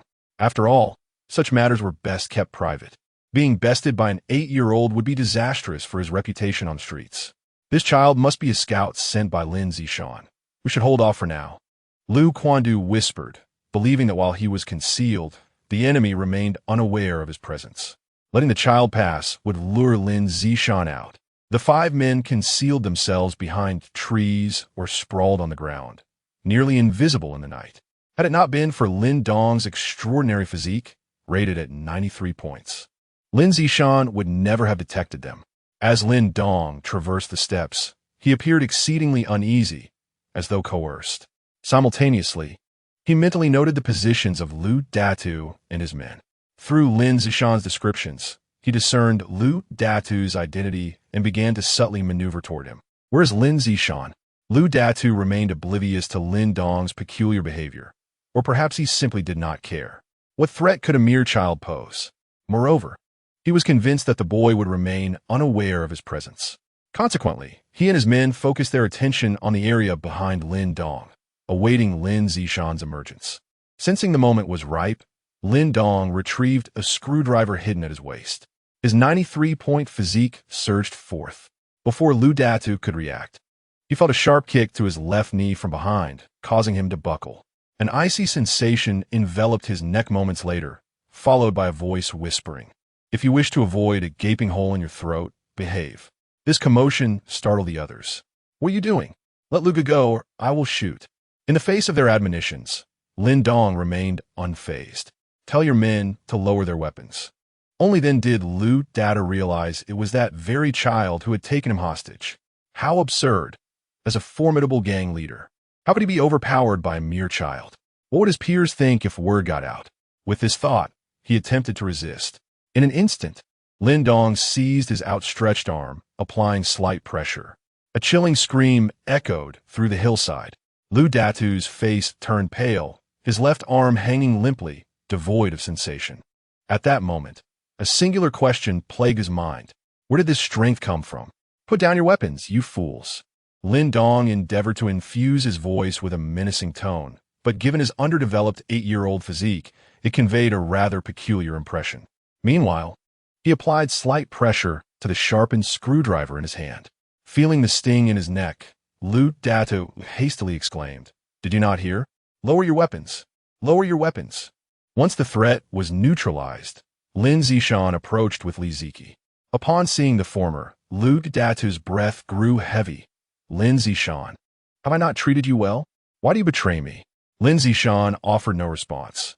Instead, he cast an unexpectedly astonished glance towards Lin Dong. He had not anticipated that this child could so effortlessly subdue Lu Datu. "I wonder if you might be interested in joining our Qinglong gang? Child labor? Does the underworld concern itself with such matters?" Chapter 40. The 18 Enforcers. To thrive in the talent-rich region of Huaihai, Lu Datu is undoubtedly no ordinary figure. Gritting his teeth, he meticulously analyzes the predicament he currently faces in his mind. Finally, he coldly remarks, "Do you think that by holding me captive, you have achieved your goal? Oomph. You clearly underestimate me, Lu Datu. At my command, I shall gladly accompany you to the grave." Just as he prepares to deliver this threat, a sharp slap echoes through the air. Lin Dong shakes his hand, dismissing further words. Lu Datu's four subordinates, witnessing the humiliation of their leader, seethe with rage. Though armed, they're not foolish. The consequences of committing murder in Huaxia would be dire. You. Stinging from the slap on his cheek, Lu Datu finds himself momentarily stunned. How dare this young boy strike him?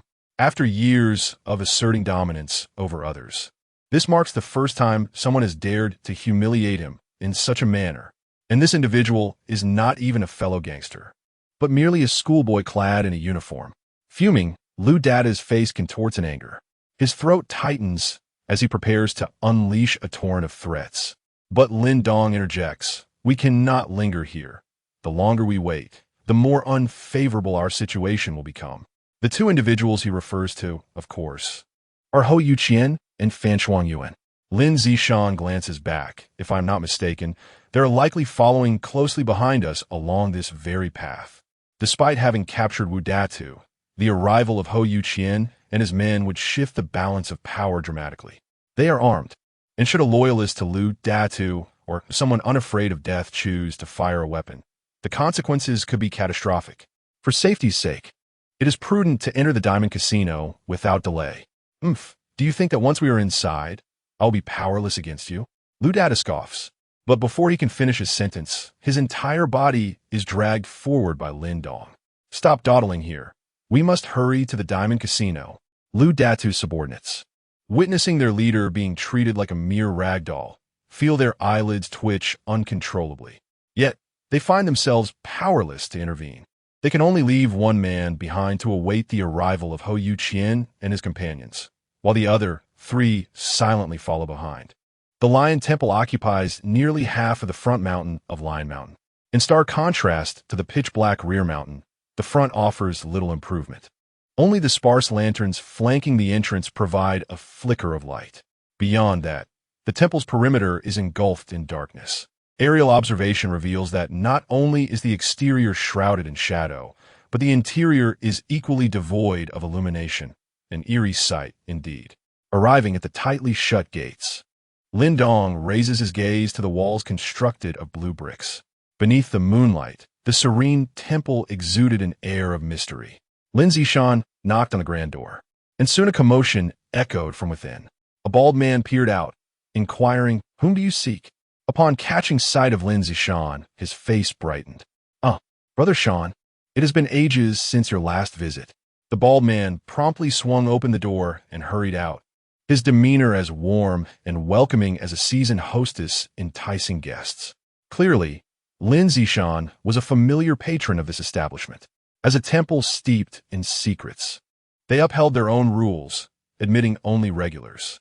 The bald man, Wugu, soon shifted his gaze to Lin Dong, whose short-sleeved shirt bore the conspicuous emblem of Gufeng Primary School on the left chest. Li Ziki was similarly attired in school uniform. Two elementary students.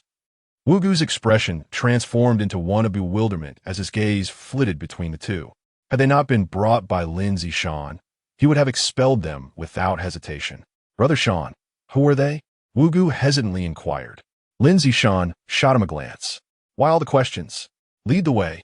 Minors are prohibited from entering gaming halls due to potential gambling influences that could mislead children. However, this place..." "Wait. Lu, brother." Just as Wugu intended to turn and guide them, he noticed Lu Datu being dragged along by Lin Dong, unable to stifle a gasp of surprise. Evidently, Lu Datu was also a frequent visitor here. Wugu cast a perplexed look at Lin Zishan, as if to say, "Isn't that your boss? You used to come here together, didn't you? Why the change now? Lead the way." Lin Zishan reiterated, his impatience evident. Despite his lingering curiosity, Wugu suppressed it and guided the two into the temple, after which the grand door was securely shut. They entered a vast hall, still devoid of any light, with moonlight streaming through the windows. The Buddha statue in the center gleamed resplendently. Wugu approached the statue and flicked a switch, causing the entire figure to shift to the left, revealing a passageway leading underground. "Is this the so-called Diamond Casino?" Lin Dong's gaze darkened as he surveyed the scene. Host, Lin Dong. Age, 28. Physique, 93. Mission hall, current mission. Initial wealth, time remaining, 27 hours. Following Lin Zishan down the passage, Lin Dong's surroundings suddenly illuminated. Before him lay an expansive space, equivalent to several basketball courts. Luxurious carpets adorned the floor, and an array of chandeliers illuminated the casino with a brightness akin to daylight. Scanning the area, he observed numerous gambling tables and various gaming devices scattered about. Clearly, it was Li Ziki's first encounter with such a venue, her eyes wide with wonder. She marveled at a motionless golden statue standing nearby. "How lifelike!" she exclaimed. Lin Zishan elucidated. "They are indeed real individuals. The 18 arhats, colloquially speaking, they are merely the enforcers of the gambling den." Chapter 41. Let's first vent our frustration through the rules. "Boy, release your grip." Lu Datu, having regained much of his strength upon entering, freed himself from Lin Dong's hold and composed himself despite his earlier disarray. Within the confines of the Diamond Casino, it is a rule that no one is permitted to engage in violence. "Lugo, are you all right?" His three subordinates hurriedly gathered around him. Prior to entering, all weapons and communication devices, including mobile phones, had been confiscated. Lu Datu paid them no heed, his gaze fixated with malice on Lin Dong. He then turned to Lin Zishan. "I am eager to see how long you can remain here. Not leaving, are we?" Lin Dong instinctively rubbed his hands together, surveying his surroundings. In his previous life as a mafia lord, he was no stranger to such environments, adept in various forms of deceit. Moreover, he possessed skills that enhanced his capabilities. Gambling king, guaranteed victory at the gaming table. The mere description of this skill hinted at the magnitude of his potential. Suppressing the stirrings of excitement within, Lin Dong glanced around and inquired of Lin Zishan, "Where is the chip exchange located?" In stark contrast to his earlier indifference, Lin Zishan's demeanor towards Lin Dong had significantly softened. Initially, He regarded the 8-year-old as a mere child, separated from him by over 2 decades. However, after witnessing Lin Dong's extraordinary abilities, that misconception evaporated. Not to mention, from a certain perspective, Lin Dong had inadvertently saved his life. In the underworld, while treachery was common, loyalty did exist among some. Lin Zishan led Lin Dong to the chip exchange. At that moment, his thoughts were consumed with devising an escape plan. For remaining in the Diamond Casino was not a viable option. He did not ponder why an 8-year-old would seek the chip exchange. There are no communication devices within the casino. I wonder if Li Gu has landed yet. The temple shunned the company of women, but what relevance did that have to an underground casino? Behind the counter of the chip exchange stood a 20-year-old girl clad in alluring bunny attire and stockings. Clearly, not only the gamblers were enamored by such sights. Even the abbot himself would likely appreciate them. Lin Dong searched his pockets, ultimately producing 2 $1 coins. Embarrassed, he placed them on the counter and sheepishly asked, how much can this get me? The bunny girl's lips twitched. It was already a challenge to maintain composure upon encountering a first-grade student in a school uniform in such a setting. But now this child was attempting to exchange a mere $2 for chips? Was he looking for trouble? Were it not for Lin Zishan being a regular patron, she would have called security, no, the bouncer, to expel this child. Sensing her disdainful gaze, Lin Dong let out a resigned sigh. Had I known, I wouldn't have given those few $100s to Lin Nan. Having finally arrived at the venue, he was on the brink of fulfilling his system task, only to find himself stymied by lack of funds. Surely, this daughter of the underworld must possess some wealth. Lin Dong turned his attention to Li Ziki. Kalasmata Li, do you have any money to lend me? I do. Li Ziki nodded but then added, yet, I have placed everything in my backpack. Her bag was in the Bentley. Lin Dong's lips curled slightly. Lin Zishan, drawn by his attention, looked down and asked, are you looking to exchange chips? He couldn't help but chuckle lightly. This is no child's play. Rather, he abruptly halted mid-sentence. Indeed, the gambling stakes running into tens of thousands were hardly suited for children. Yet, could this figure before him truly be categorized as a child? Which child could climb a mountain for over 10 minutes in one breath? Which child could easily hold Lu Data hostage? Which child?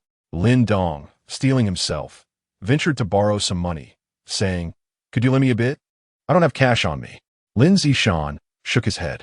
Just as Lin Dong felt despair creeping in, he noticed Lin Zishan unfastening the golden watch on his wrist and tossing it to him. A Rolex, it can easily be exchanged for 100,000. For Lin Zishan, this sum was trivial, especially since Lin Dong had saved both his and Li Ziki's lives. Lin Dong, not wanting to be overly sentimental, simply replied, thanks. In such casinos, items could be exchanged or pledged for chips, allowing players to quickly liquidate their possessions after exhausting their cash, thus enabling them to continue losing. As Lin Zishan stated, that Rolex indeed converted to 100,000 in chips. If sold elsewhere, it would fetch even more. However, Lin Dong had no time to ponder these matters. He carelessly stuffed the chips into his pockets, rubbing his hands together in anticipation, then turned his gaze toward the hall. 5 million. To an ordinary person, that was a substantial sum. Yet Lin Dong felt that in such a high-stakes environment, even winning 5 million should pose no issue. With that thought, he focused on the bald-headed figures around. Surely, they wouldn't be so petty as to refuse a winner's exit? Lin Zishan contemplated his next steps and how to contact the Qinglong gang, while Lin Dong pondered whether winning 5 million would attract unwanted attention. Only Li Ziki, with her eyes wide and blinking, appeared utterly bewildered by the unfamiliar surroundings. Suddenly, a disdainful laugh reached Lin Dong's ears. Lu Datu, flanked by his 3 henchmen, approached. How intriguing. They had been keeping a close watch on this side, wary that the trio might attempt to flee unnoticed. Upon seeing the young boy pocketing 100,000 in chips, Lu Data sneered. Dare to wager with me? Since physical confrontation was off the table, he intended to vent his frustrations through the rules of the game. I remember when my first fortune was earned at the casino. Lu Data reminisced about decades past. Cheating was his forte, and the pristine condition of the components on him suggested he had never been caught. Lin Dong nonchalantly nodded, all right. Betting against anyone makes no difference. The outcome remains unchanged. Even if his cheating skills are exceptionally advanced, could they possibly surpass the prowess of one's own inherent abilities? Chapter 42. You possess quite the audacity. Lu Datu's eyes gleamed as he subtly nodded at Lin Dong. He then turned toward the counter and proclaimed loudly, "Withdraw the chips I have stored here." The bunny girl, discerning the hierarchy, naturally treated the formidable Lu Datu with far more deference than she did the boy clad in a first-grade school uniform. With utmost enthusiasm, she retrieved several 100,000 chips, stating, "Mr. Lu, you still have 600,000 chips with us." Upon hearing this, Lin Dong scoffed, muttering under his breath, "Is that all?" Although his words were hushed, they resonated clearly in the ears of the onlookers. Lu Datu's smile gradually froze, his expression turning from superficial to sinister as he glared at Lin Dong. "All? Good, good, good. I shall see how much you can wager with that mere 100,000 for your watch." Lu Datu's three subordinates grasped the chips. "Let it be less. For now, let us win them all back, as it wouldn't consume too much time." Lin Dong, while softly murmuring to himself, strolled towards the hall. Lu Datu's face darkened. This brat was undoubtedly speaking to provoke him. He would certainly pay for his arrogance. The hall housed 20 gambling tables of various sizes, with more than half occupied. Although it was exclusively open to regulars, this was Jinling City, the capital of one of the top 3 provinces in China's economy. One could wreak havoc with a nuclear bomb amidst the throng and likely eliminate a few billionaires. Lin Dong approached a corner 2-person table. Looking across at Lu Datu, he inquired, "Here?" The latter, with a sullen expression, nonchalantly nodded. Lin Dong produced a dice cup from beneath the table, stating, "With this amount of chips, engaging in anything else would be a waste of time. Let us stick with this." Lu Datu snatched the dice cup he tossed over, his gloomy demeanor betraying a hint of amusement. Good, good, good. He openly criticized the inadequacy of his own chips. Yet what was even more infuriating was that he possessed a mere 100,000, less than Lu Datu himself. Did he truly believe he could best him? Lin Zishan, standing behind Lin Dong, quietly warned, "Lu Datu is known by a nickname on the streets of Jinling." He inhaled deeply before continuing. "He is called the Little Gambling King. Everyone knows that his first fortune was amassed at the gambling tables. You should be careful." However, Lin Zishan's admonition was abruptly halted as he observed the nonchalant boy before him, whose indifferent expression revealed utter disinterest, even yawning in boredom. He was completely disregarding his words. How brazen! Even though Lin Dong had saved his life, Lin Zishan could not suppress a curse in his heart. The Little Gambling King? He might as well be speaking to the Gambling King. Without further ado, Lin Dong placed all 100,000 chips from his pockets onto the table. "Good. You have guts." Lu Datu nodded vigorously, refusing to back down, and matched him with his own 100,000 chips. The game was straightforward. Both parties would shake the dice, and the one with the higher number would emerge victorious. Meanwhile, on the Shizishin, the upper section of the Ring Mountain Road, 2 factions of police faced off against each other. Captain Qian, as individuals engaged in the realm of law and governance. It is imperative that we refrain from making any errors. Deputy Captain Xiaoyu of the Criminal Investigation Team in Gufeng District narrowed his eyes and addressed the other party. Captain Qian Shuangwan of the Nanshan Security Team responded, "Xia, what are you implying? We have already received advance notice from the director and thoroughly searched Shizishin. There is no one here that you are seeking." Xia did not respond immediately, but maintained a penetrating gaze upon him. After a prolonged silence, he softly remarked, "Shizishin and its surrounding areas are not insignificant. How could you complete such a search in such a brief span of time?" Qin Shuangwan did not answer this question directly, but instead chuckled while patting Xia's shoulder. "Old Xia, you are in Gufeng District, and I am in Nanshan District. We are all here to serve the people, good comrades. Are we not? Do you truly doubt my words?" Whether one is a good comrade that remains questionable, Xia implied. As the atmosphere between them grew increasingly tense, Xia received a call from Li Weigua. After hanging up, he cast a glance at Qian Shuangwan and instructed his subordinates. "Withdraw the team." Qian Shuangwan inquired, "Is Captain Xia departing just like that? It is not often we get to see you in Nanshan. When do you come to the bureau for a chat?" "There is no need," was all Xia replied before he and his team departed. After driving a short distance, one of the officers puzzled, asked, "Captain, the people from Nanshan must be lying. Are we just going to leave like this?" Xia, seated in the passenger seat, replied, "On their turf, what else can we do? However, our hands may be tied, but that is not necessarily the case for the city bureau and provincial department." Meanwhile, Qian Shuangwan watched the police vehicles from Gufeng district disappear from view and exhaled deeply, wiping away non-existent beads of sweat from his forehead. He waved his hand to his subordinates. "You all may return." After his small team left, he found himself alone with only one police vehicle remaining. As he sat back in his own car, Qian Shuangwan's expression grew complex. He reached into his pocket intending to retrieve a cigarette, but instead pulled out his police badge. Staring at the silver emblem, he momentarily drifted into a daze. Ultimately, reality triumphed over conscience as he carelessly tossed the badge onto the passenger seat and procured a cigarette. Placing one between his lips, he ignited it. As the nicotine filled his lungs, the tension in his demeanor eased slightly. Moments later, he took out his phone and called the director of the Nanshan Subbureau, Bao Dahai, relaying the events that had transpired. The information was then communicated to the abbot Yang Yangpian at the Lion Temple, just when they believed everything was under control. On the rear slopes of Shizishan, Lu Quandu and a small team arrived at the scene. Indeed, the two vehicles had been abandoned there.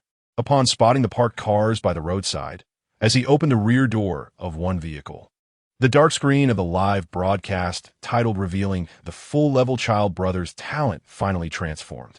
Although it was night without any illumination, the scene began to change. However, the night vision capabilities of the hundreds of thousands of cameras are undoubtedly impressive. They illuminated Lu Quandu, who opened the car door as he entered the live broadcast room. Have the police found him? It must mean that the apprehension of the child brother is imminent. Those speaking from above should exercise caution. What do you mean by apprehension?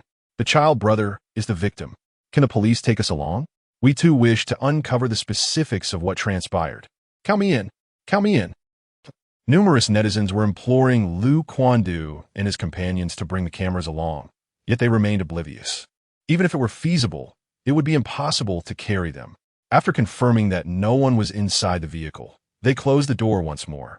They were traversing the mountain along this narrow path. Glancing at a nearby uphill trail, Lu Quandu pondered briefly before resolutely deciding, "Up the mountain." Chapter 43. This is Chapter 43. Lion Mountain, Front Hill, Lion Temple Underground. At the gambling table, Lu Dadu picked up the dice cup, a cold smirk forming in his heart. How utterly naive to choose the easiest place to cheat. He shook the dice. To the uninitiated, this appeared to be the most fair method. They perceived the outcome as purely a matter of luck, oblivious to the underlying intricacies. However, those with even a modicum of understanding recognized that this was indeed the simplest venue for deception. Manipulating the dice or employing tricks was the most rudimentary form of cheating. True masters could effortlessly roll the desired numbers at will. From a serious standpoint, this was not merely cheating. It was a skill. Although Lu Dadu had yet to reach the level of a master, he was quite adept at rolling dice. While he couldn't always achieve his desired outcomes, he was close.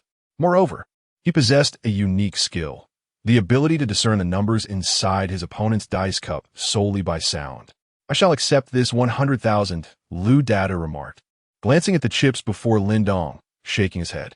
A mere 100,000 was beneath his notice, yet one mustn't let pride be trampled upon. The reason today's plan had faltered was half due to Linzi Mountain and half because of this young man.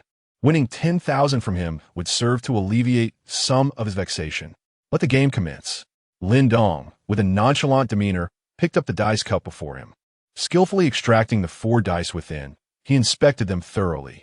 Satisfied, he began to shake them. Opposite him, Lu Chuandi remained still, closing his eyes to listen intently to the sounds emanating from Lin Dong's dice cup. Until bang, Lin Dong forcefully slammed his hand down upon the gambling table. 12 points.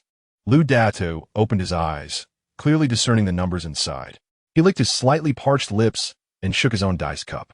Only a 12? That is purely luck. No skill whatsoever. Yet he dared to speak so boldly.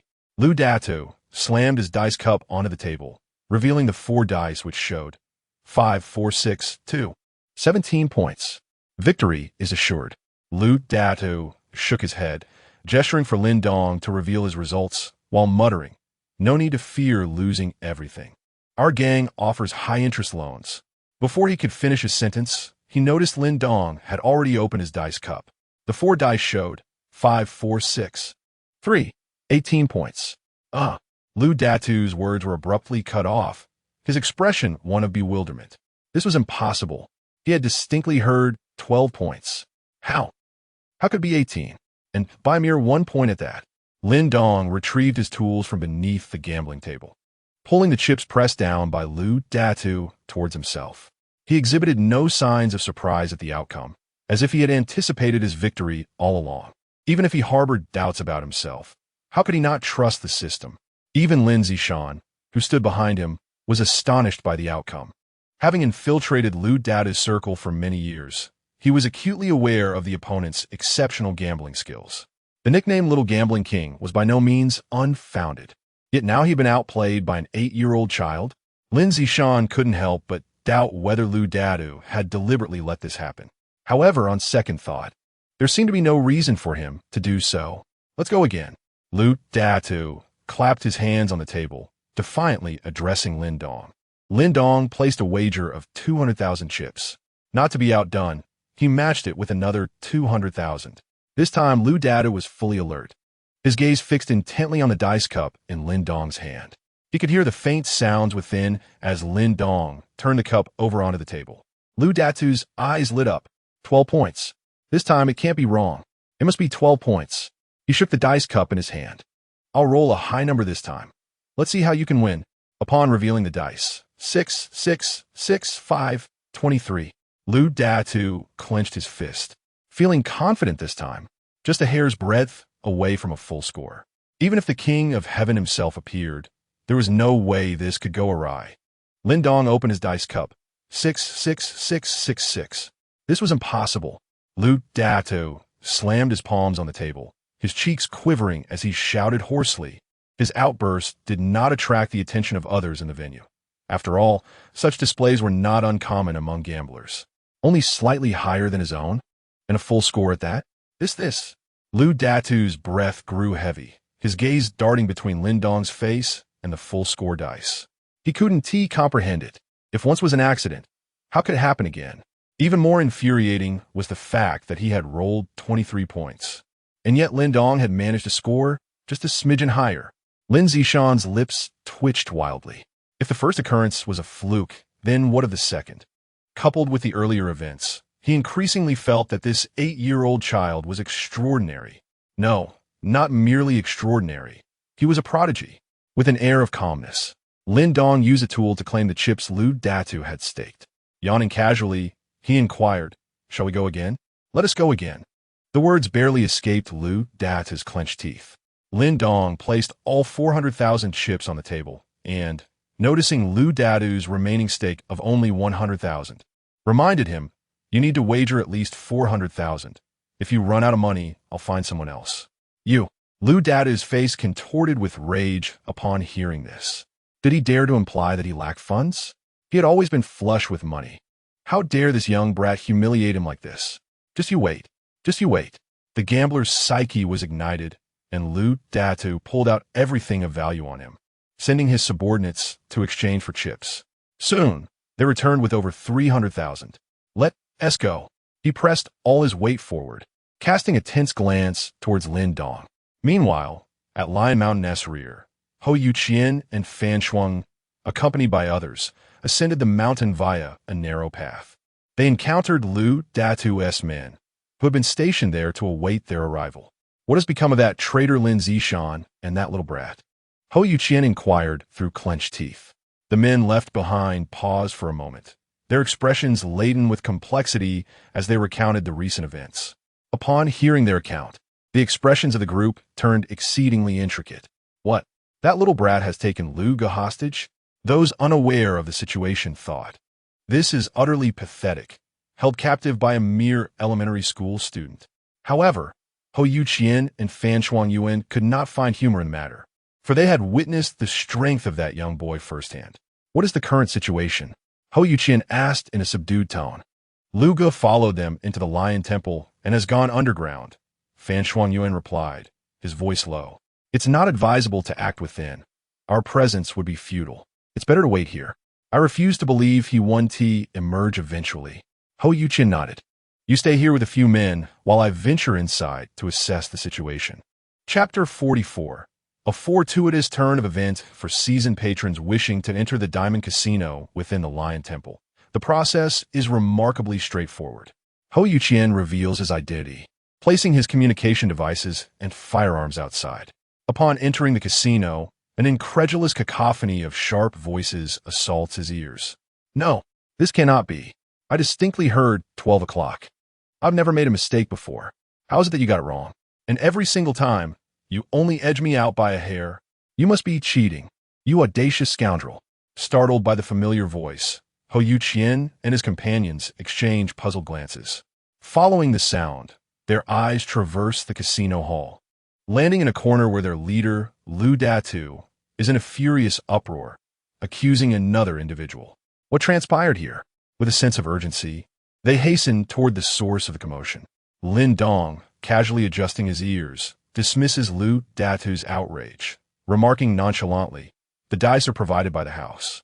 This is my first time here. Cheating? You ought not to make baseless accusations. Without regard for Lu Datu's bloodshot eyes, he casually collects the 400,000 chips before him. 800,000, Lin Dong mutters to himself, contemplating the remaining 420,000 needed to complete the system task titled Initial Wealth. Playing against one person is still too slow, Lin Dong muses, shaking his head.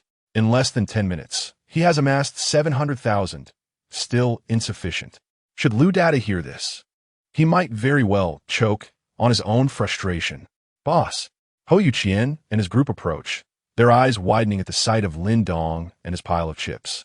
Connecting the dots from earlier, realization dawns upon them. Did Lu Ge lose to him? As Lu Data's confidant, Hou Yuqian is all too aware of his leader's prowess. The title of Little Gambling King is not one of mere pretense. Yet now, he is being outmatched by an 8-year-old child? Bring forth all your valuables. Lu Datu is unable to swallow this humiliation. If he had lost to someone of equivalent standing, he might have accepted it. However, his opponent is merely an elementary school student clad in a uniform. How might one describe Lu Data's current state of mind? It is akin to a child prodigy, revered by peers throughout his youth, who, upon reaching adulthood, finds himself invincible, only to encounter a child who swiftly bests him in his area of expertise.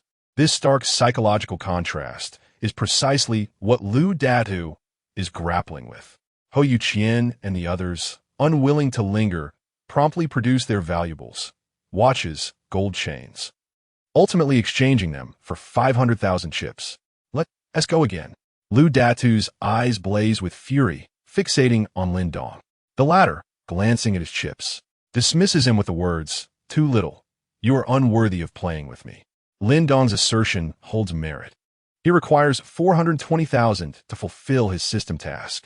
The other party currently possesses a mere 500,000. Rather than squandering time here, it would be wiser to explore other venues. Observing Lin Dong's unhesitating departure, Lu Datu nearly experienced a heart attack. Goodness gracious, it is utterly as if an 8-year-old child is mocking my feebleness. Li Ziqi and Lin Zishan followed closely behind Lin Dong. The former remained oblivious to the unfolding events. Yet Lin Zishan was acutely aware. This lad has managed to rattle the Little Gambling King. If he truly isn't cheating, then it must be pure serendipity. Having kept a watchful eye on him all along, there is no way he would cheat. With a myriad of thoughts swirling in his mind, Lin Zishan grew increasingly astonished. Ultimately, his countless sentiments coalesced into a single exclamation. This is absolutely astounding. As Lin Dong strolled through the hall, he chanced upon a round table surrounded by a throng of spectators, where a gambler was departing. His curiosity piqued, he glanced over. Jinhua. The table still accommodated 5 players. After sweeping his gaze across their chips and confirming there was a total of 4,200,000, he approached. Suddenly, he felt a firm pat on his shoulder. Turning around, he saw Lin Zishan, his expression grave, shaking his head. In a hushed tone, he cautioned, "That table is fraught with peril. You should not proceed." "Oh." Noticing Lin Dong's confusion, Lin Zishan elaborated quietly. "The bald man among those five is Yang Yangpian, the host of this temple, and the individual beside him is also affiliated with this establishment. Their alliance surely grants them the means to cheat. Given that they're the house in this game of Jacques Jinhua, executing any deceitful tactics would be a trivial matter. The person who just left likely did, so, after losing everything, with your 80,000 per round, you should." "Oh." Lin Dong nodded in acknowledgement, but continued onward nonetheless. Lin Zishan's eyelids twitched. How infuriating. After all my earnest warnings, this lad seems to have absorbed none of it. Some lessons are best learned the hard way. Shaking his head, Lin Zishan lamented. Even if he is indeed favored by fortune, he cannot escape the likelihood of their deceit. Yang Yongbian, a balding man in his 50s, typically donned a robe, yet here his true nature was revealed. Clad in a black short-sleeved shirt, the conspicuous LV logo gleamed on his chest. Around his neck hung a chain adorned with 10 gold beads, each the size of Lin Dong's fist. While the temple does earn revenue, nothing compares to the swift profits of being the house. Is there truly no one else around? Yang Yangpian called out to the onlookers surrounding the table. When he observed that no one was taking action, he scoffed and turned to the other 4 players. "If no one else is coming, then let us play."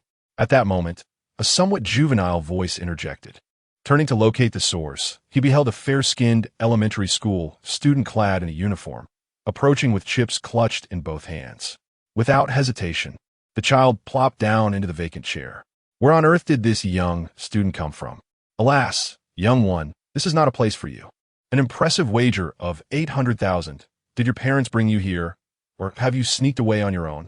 The onlookers surrounding the table, upon seeing Lin Dong, began to whisper amongst themselves. After all, it is indeed peculiar to encounter an elementary student clad in a school uniform in such a setting. Chapter 45. The 3 officials meanwhile, in Huaihai Province, Jinan City, at the Nanshan substation, a police vehicle traversed the road and ultimately entered the precinct.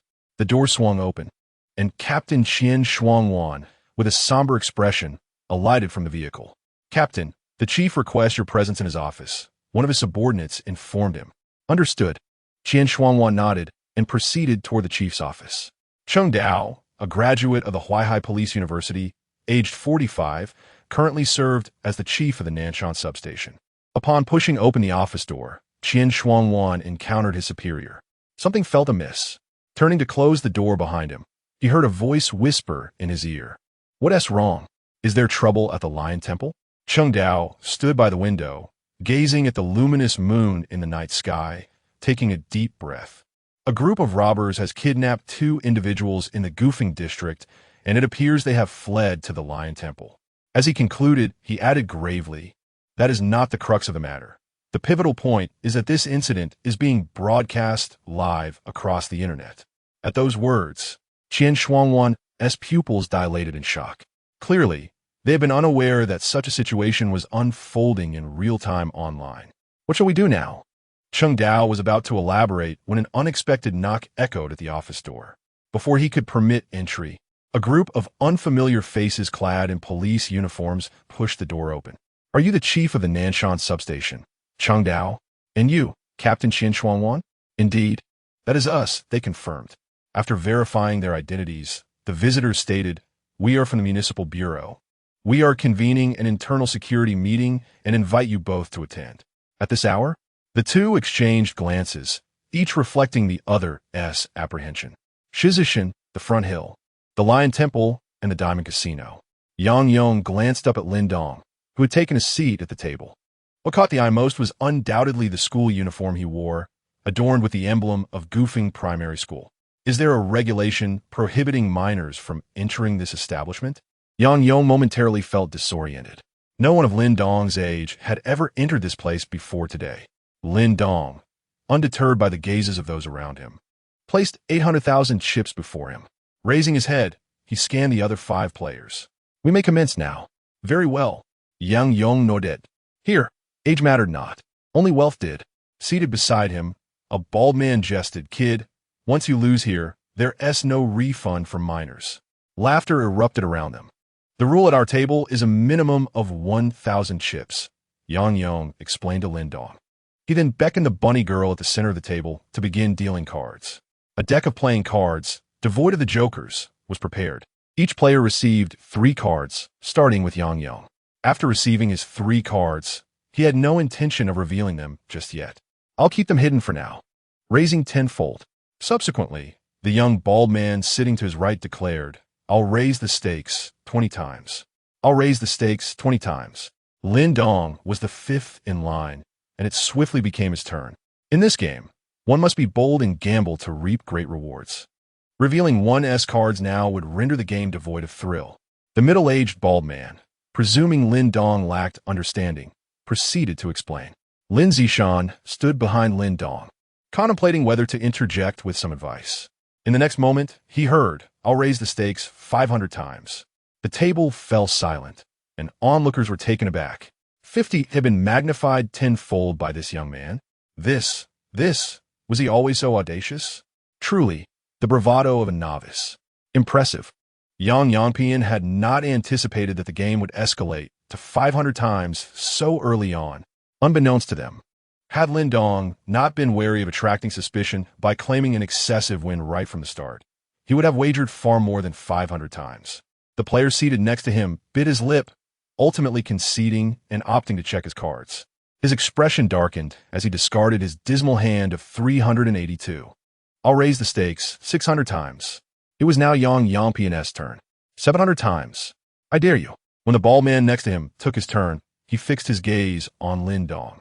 After comparing their hands, the middle-aged bald man smirked and discarded his cards. The first round concluded, with Lin Dong's chips rising from 800,000 to 2,800,000. A remarkable 2 million gain. Astonishing. Who would have thought this young man possessed such skill? He chose not to withdraw, which indicated he was ensnared in the game. No matter how much one wins before exiting the door, it does not count as a true victory. Let us see how this unfolds. Lin Zishan prepared to advise Lin Dong to withdraw promptly. 2 million was already a substantial sum. However, the latter would certainly not heed his counsel. 2,800,000 was still 500,000 short of accomplishing his system task. The second round commenced. Yang Yangpian shot a glance at the dealer. "A bunny girl. Let us continue to raise the stakes." The bald man beside him sneered. "I'll raise the stakes 100 times. I'll raise the stakes 300 times. I'll raise the stakes 500 times. I'll raise the stakes 1,000 times." As Lin Dong announced 1,000 times, some players began to fold. 2,000 times. When this figure was reached, only Yang Yangpian and Lin Dong remained in the game, the other 4 having folded. 2,500 times, Lin Dong declared casually. At this juncture, neither player had glanced at their cards. Despite any potential underhanded tactics, Yang Yangpian instinctively wiped the cold sweat from his brow. Where had this audacious young man emerged from? Such ferocity. At 2,500 times, should he lose, he would face ruin. Yang Yangpian found himself unusually tense. He was genuinely curious about the hands they both held. At last, Yang Yangpian could no longer contain his excitement. I glanced at my hand. Gazing at the 3 kings in my possession, Yang Yangpian's eyes sparkled with fervor. A triumphant trio. This time, victory was assured. Chapter 46. Who cheated? I merely opened. He raised his head and gazed at the bunny girl dealing cards at the center of the table. He had not anticipated that he would obtain the ostensibly highest hand. 3 of a kind. In the game of Jiajinhua, the only hand that can defeat 3 of a kind is a 9. The rarity of achieving both 3 of a kind and 9 in the same round is akin to searching for a man in the land of women, a nearly impossible endeavor. Furthermore, 3 of a kind can triumph over all hands except for 9, whereas 9 can only win against 3 of a kind, losing to any other hand. A common player, even with a 9, would likely fold, for who would dare to gamble on a probability so minuscule? Considering all these factors, Yang Yangpian could only utter a singular phrase: "It's secure. It's secure." Despite the tumultuous excitement within, he maintained an admirable composure. He calmly turned to Lin Dong and raised his chin, asking, Will you continue to play cautiously or reveal your cards? Lin Dong pondered for a moment. Winning this round will allow me to complete my system task. With this thought in mind, he chose not to look at his cards. 2,500 times, I call your bet. TSK. Yang Yampian smirked. Even if cheating could yield a 3 of kind.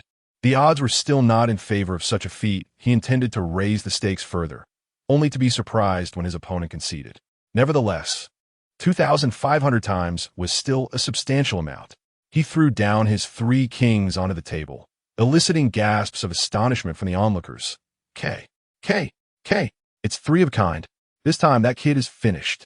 To have achieved such a hand after playing cautiously was unexpected. With a 2,500 times bet, not only would he lose everything, but he would also incur significant debt. Sigh. Lin Zishan let out a deep sigh, expressing his sympathy for Lin Dong. What shame all the winnings from today would be. He had not completed his thought when he saw Lin Dong toss down his own cards. 2, 3, 5.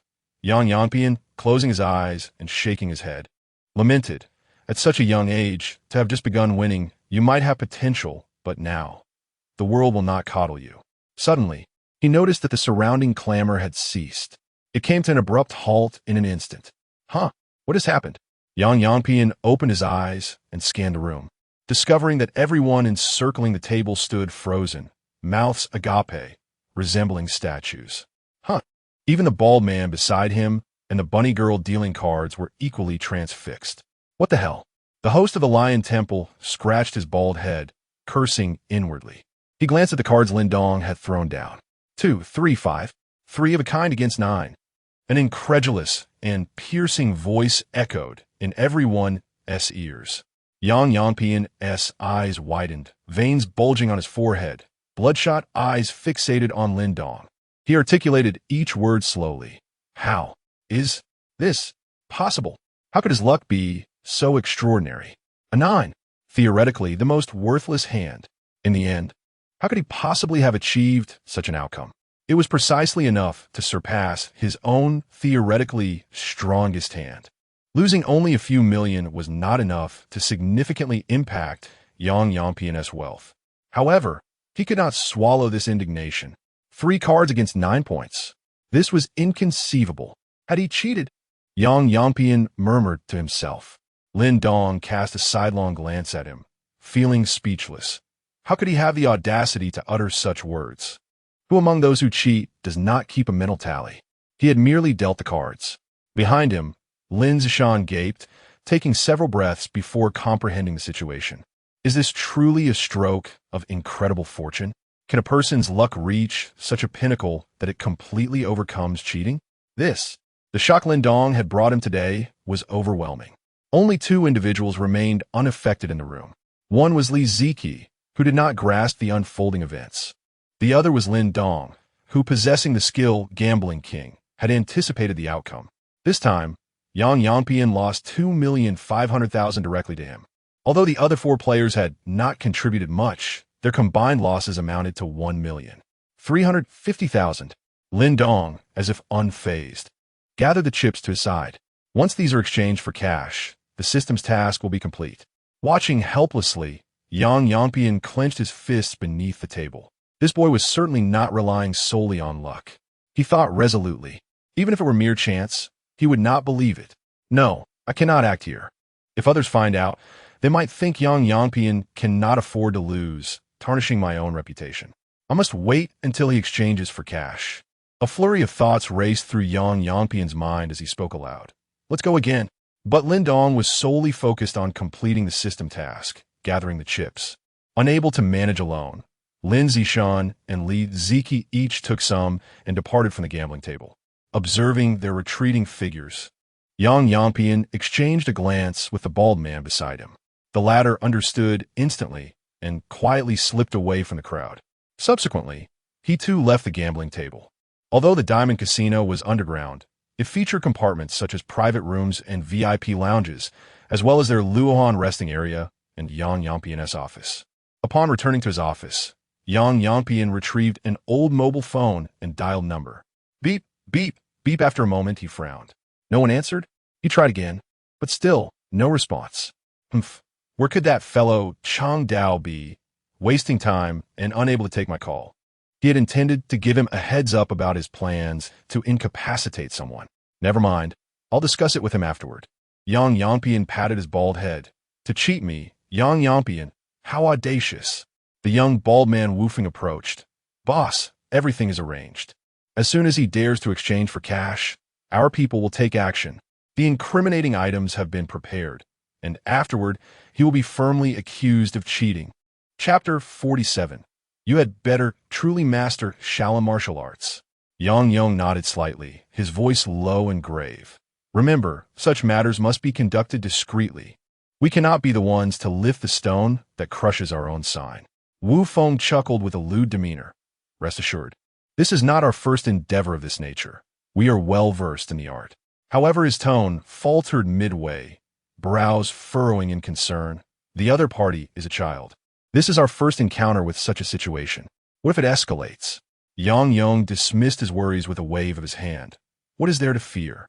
Even if something goes awry, do you think that all the money I spend annually on Cheng Dao and the others goes to waste?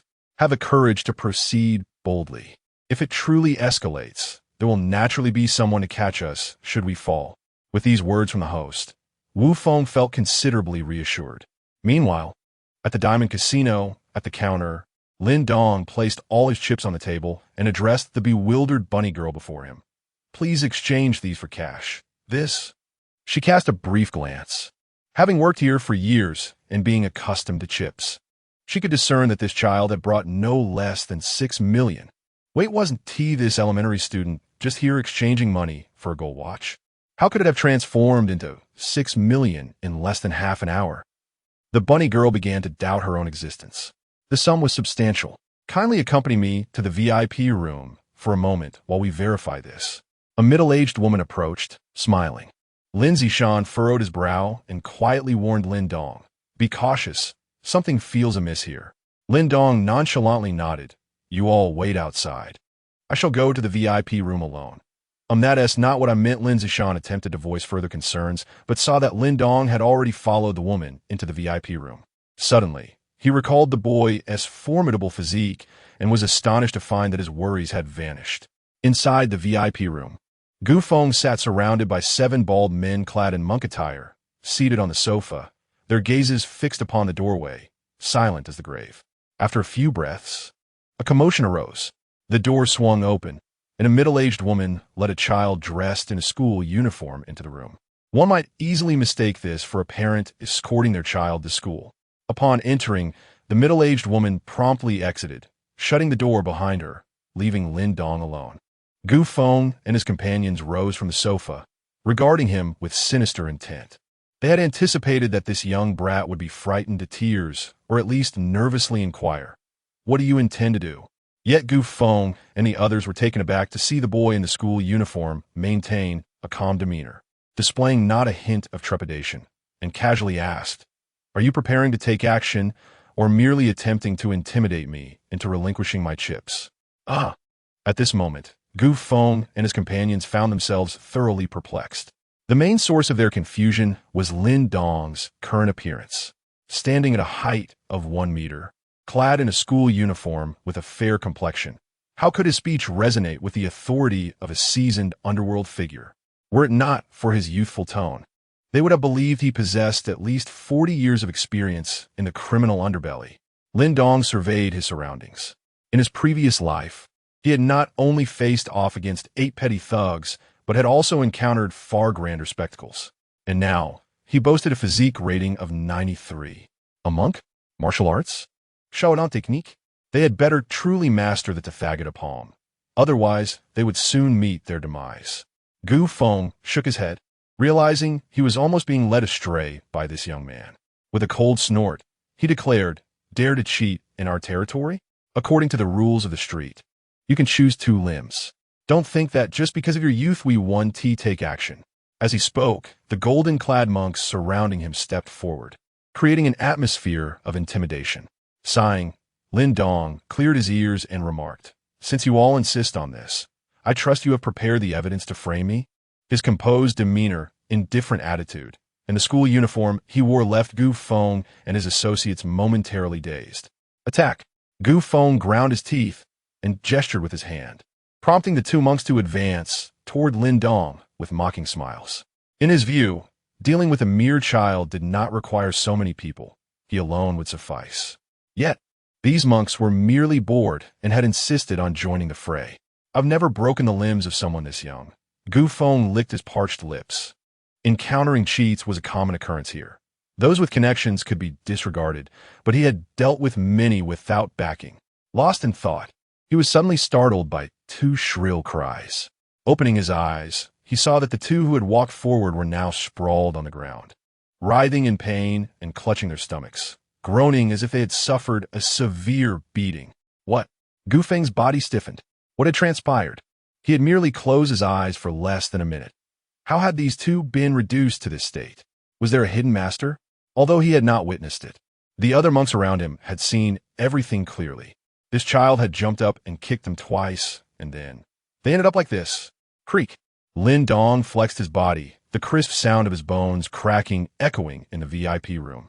He stepped toward the stunned group, a smile gracing his lips. Gulp. This smile on the face of an 8-year-old appeared so kind, innocent, and endearing. However, those beside Gu Feng felt a chill run down their spines. They had just witnessed him send two men flying with his kicks.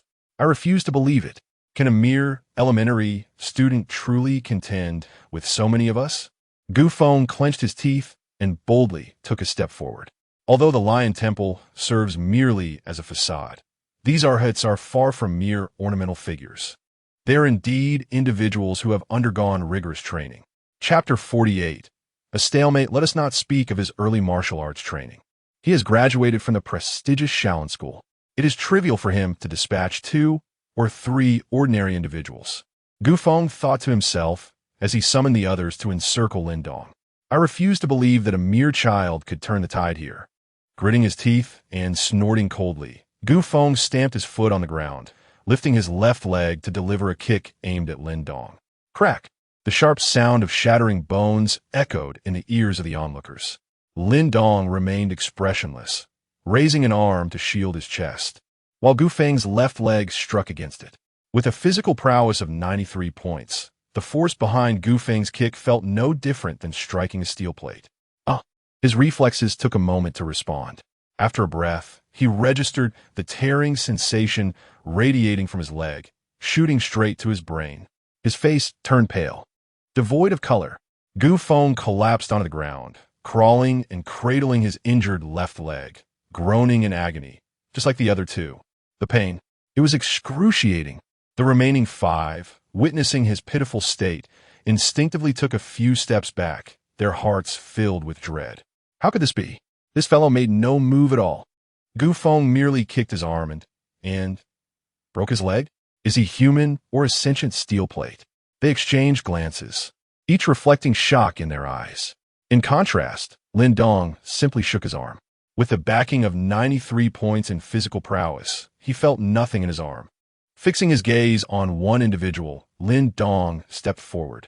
He threw a punch, devoid of any combat technique, relying solely on brute strength.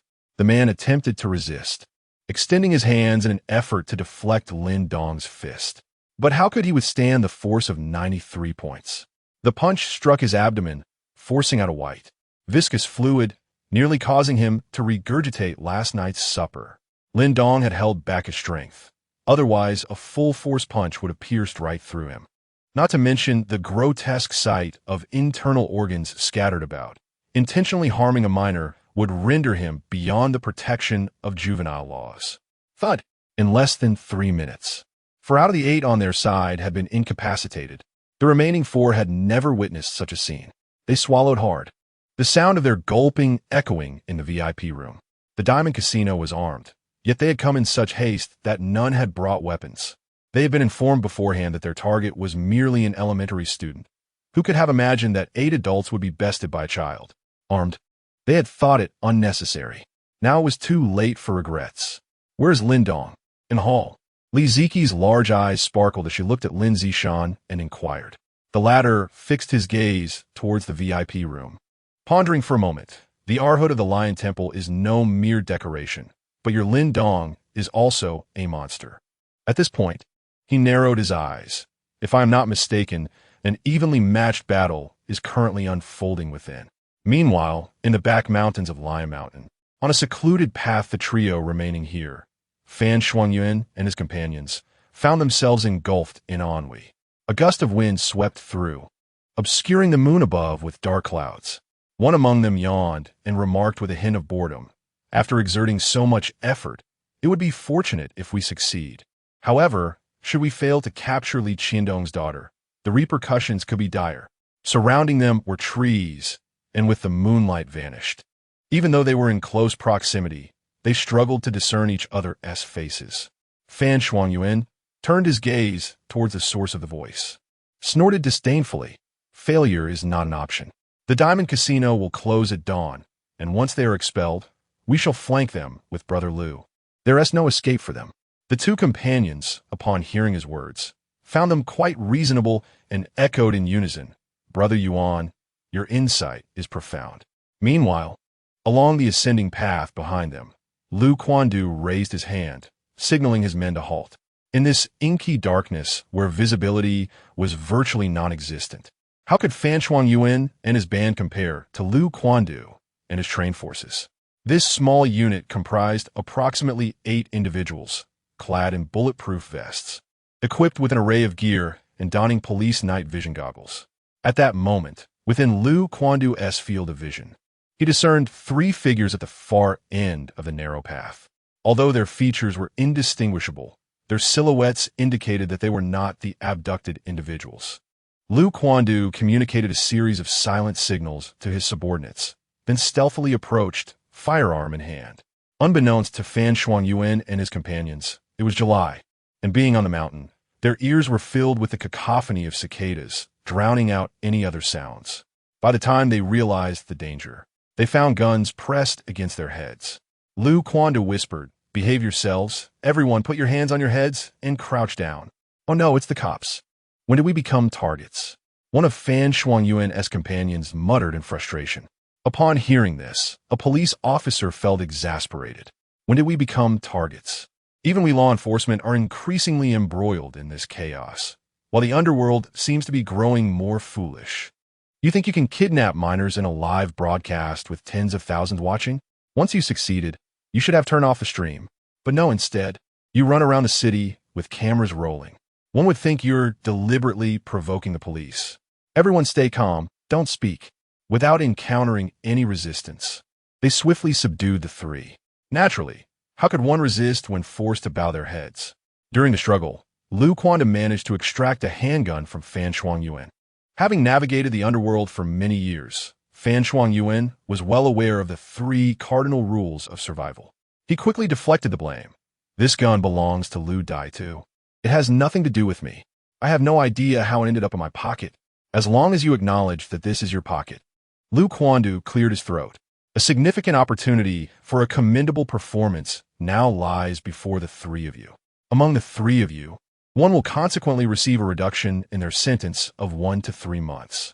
The young police officer standing nearby felt a sense of admiration upon hearing this.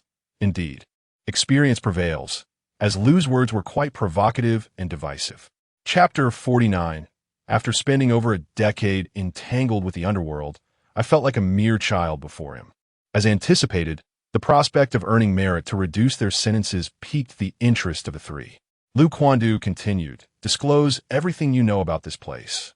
If it is truthful, I shall reward you with a certificate of significant merit."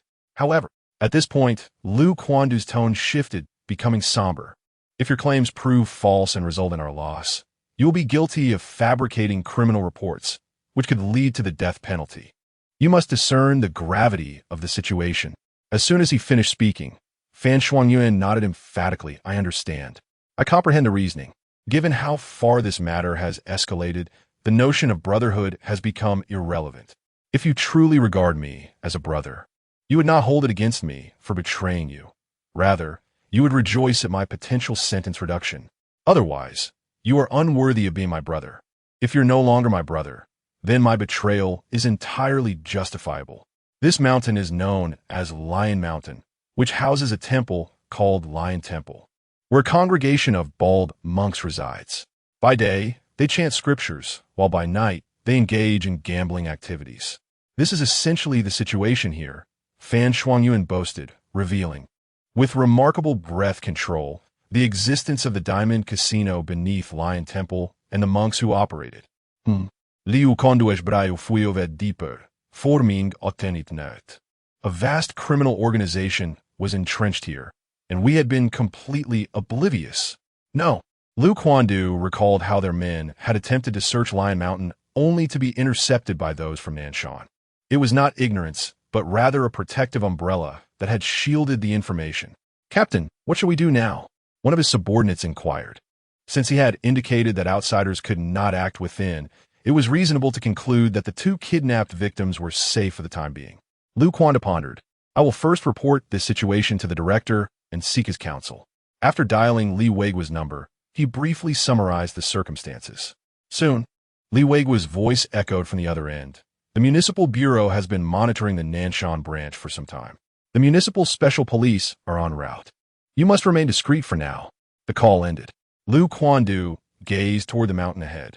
According to Fan Shuangyuan's earlier statements, not only were there over 30 monks within the Lion Temple, but also the 8 great arhats, each a graduate of martial arts academies, possessing formidable skills capable of overpowering 2 or 3 ordinary individuals effortlessly.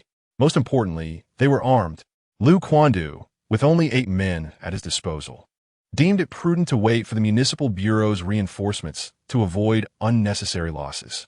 Meanwhile, Fan Shuangyuan, eager to secure his chance for a reduced sentence, continued to speak fervently, leaving no opportunity for the other two to interject. The so-called temple guardians are, in fact, mere enforcers of the casino, each possessing a ruthless disposition. When they encounter someone caught cheating, it falls upon them to administer brutal retribution. Upon hearing this, Lu Quandu felt a sense of gravity descend upon him. "When we make our move, we must pay particular attention to those so-called guardians," he thought. Meanwhile, in the VIP room of the Diamond Casino, situated before the Shirshan Temple, a battered guardian, bruised and battered, pleaded pitifully with Lin Dong, "Please, no more." As Lin Dong lifted his foot, the door behind him swung open, revealing the middle-aged woman who had brought him there. "Are you ready? The host sent me to..." Before she could finish her sentence, she witnessed the schoolboy's silhouette as he delivered a powerful kick that sent the stout and injured guardian sprawling to the ground. The newcomer blinked in disbelief, finally taking in the scene around her. "Damn!" she exclaimed, unable to suppress her astonishment. Inside the VIP room lay 7 guardians, their bodies covered in gold dust, and 1 Wu Feng, all sprawled in various states of disarray. Among them stood a schoolboy clad in a uniform. Had she not witnessed Lin Dong kick the last one down with her own eyes, she would have never believed this spectacle. How could it be that 8 seasoned martial artists were bested by a mere child? Just as she was beginning to question her own sanity and contemplating retreating to close the door for a do-over, Lin Dong approached her calmly. He gazed down at the child, whose height barely reached his waist, dressed in a school uniform, possessing delicate features and fair skin. In any ordinary setting, she would have found him adorable. However, in this moment, her only thought was to implore, "Please, do not come any closer. Take me to your host." Lin Dong spoke with a serene demeanor. "Lead me to your host." The middle-aged woman appeared on the verge of tears, nodding vigorously as if to convey, "As long as you do not harm me, I will comply with whatever you ask." On the other side, Yang Yangpian sat in his chair, still fuming over the earlier incident where a child had outsmarted him in a game he had mastered throughout his life. "What a disgrace," he thought. "Once I deal with that brat, I'll have to summon a few people to vent my frustrations." As he contemplated this, he wore a sly grin. "Why is this taking so long?" Glancing at the clock, he muttered impatiently, "It's been 10 minutes already. How can it take so long to handle a child?" Just then, a knock echoed at his office door. "Come in," he called. The door swung open, revealing his financial manager, who entered with a palpable sense of unease. "Where are Wu Feng and the others? Is it not over yet?" "They have finished," came a voice from behind her, strikingly youthful yet confident. "Huh?" Yang Yangpian was taken aback, rising from his seat. His eyes fell upon the schoolboy in the uniform. They did not. Before he could finish his sentence, Lin Dong had already stepped forward, launching himself to deliver two resounding slaps across Yang Yangpian's face. The most crucial aspect of organized crime is integrity. You have already ventured into the gambling business, yet you still contemplate swindling your patrons. How can you establish a reputable name? How can you ensure longevity in this venture? Do you not realize the necessity of transformation? Shouldn't you pursue a path of excellence? Lin Dong's words brimmed with a sense of exasperation, akin to a mentor chastising a lackluster protege. Yang Yong stood there, dazed and bewildered, his mind in a fog. To his ears, these remarks resonated eerily, like a prominent figure in the industry reprimanding a disappointing newcomer. After a decade immersed in the underworld, had he truly become a novice? Chapter 50, Task Completion. Yet this was not the end. Lin Dong leaped upon the table, firmly planting his feet, and seized Yang Yangpian by the nape of his neck with his left hand. With a sudden force, he slammed his face down onto the surface of the table. At the same time, he uttered, "So, this is how the underworld operates?" Bang! Yang Yangpian's nose shattered, blood gushing forth from his nostrils. He attempted to articulate something in his defense. In the next instant, Lin Dong lifted his head once more, delivering another brutal impact onto the table. Even the money of elementary school children is being extorted. Is there no sense of professional ethics? This industry has been ruined by scoundrels like you. Bang! After several strikes, when Yang Yangpian's head was raised again, his lips trembled as they parted, two of his front teeth loosened and fell out. His face was a mess, bruised and battered, to the extent that even his mother might not recognize him. Yet, Lin Dong did not exert his full strength, allowing Yang Yangpian to retain some consciousness. A middle-aged woman, witnessing this scene, stood there in shock. As the financial supervisor of Yang Yangpian, she oversaw the entire revenue of the Diamond Casino and was responsible for laundering this illicit money. Undoubtedly, she was his most trusted confidant. She was well aware of his brutal nature.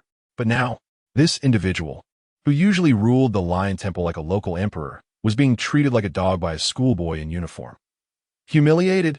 The reason she used the term humiliation was due to Lin Dong's words, spoken in such a youthful tone, yet containing the weight of a gangster's declaration. Is this right, child? Stop! Stop! Stop! Yang Yangpian hastily waved his hands, attempting to halt Lin Dong. Where on earth did this madman come from? I was wrong. I should have targeted you. I will immediately convert your chips into cash. A wise man knows when to yield. Yang Yangpian dropped to his knees. He turned to the stunned middle-aged woman, hoarsely instructing, "Quickly exchange this young hero's chips for laundered money." After all this was done, and witnessing the cessation of violence, Yang Yangpian breathed a sigh of relief. Although he still had not fully comprehended what had transpired in the VIP room, he had surmised a few things. Gu Feng and the others had vanished, while this fellow had emerged unscathed. Coupled with his own recent experiences, the thought crossed his mind, could it be that Gu Feng and the others fell victim to this person? As this notion surfaced, Yang Yangpian quickly sought to dismiss it. 8 adults, graduates of Shaolin martial arts schools. It would be no challenge for one to handle 2 or 3 ordinary individuals. How could they possibly fail against a mere schoolboy?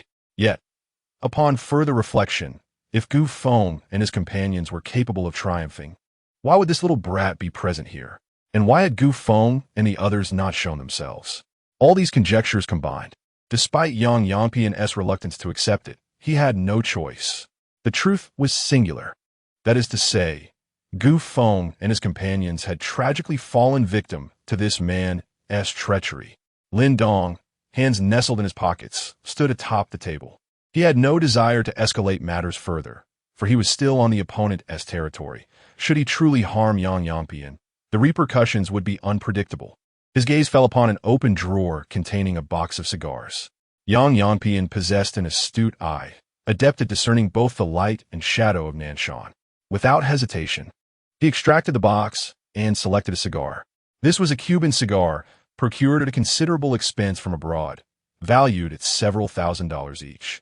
After lighting it, he cradled it in his hands and offered it to Lin Dong.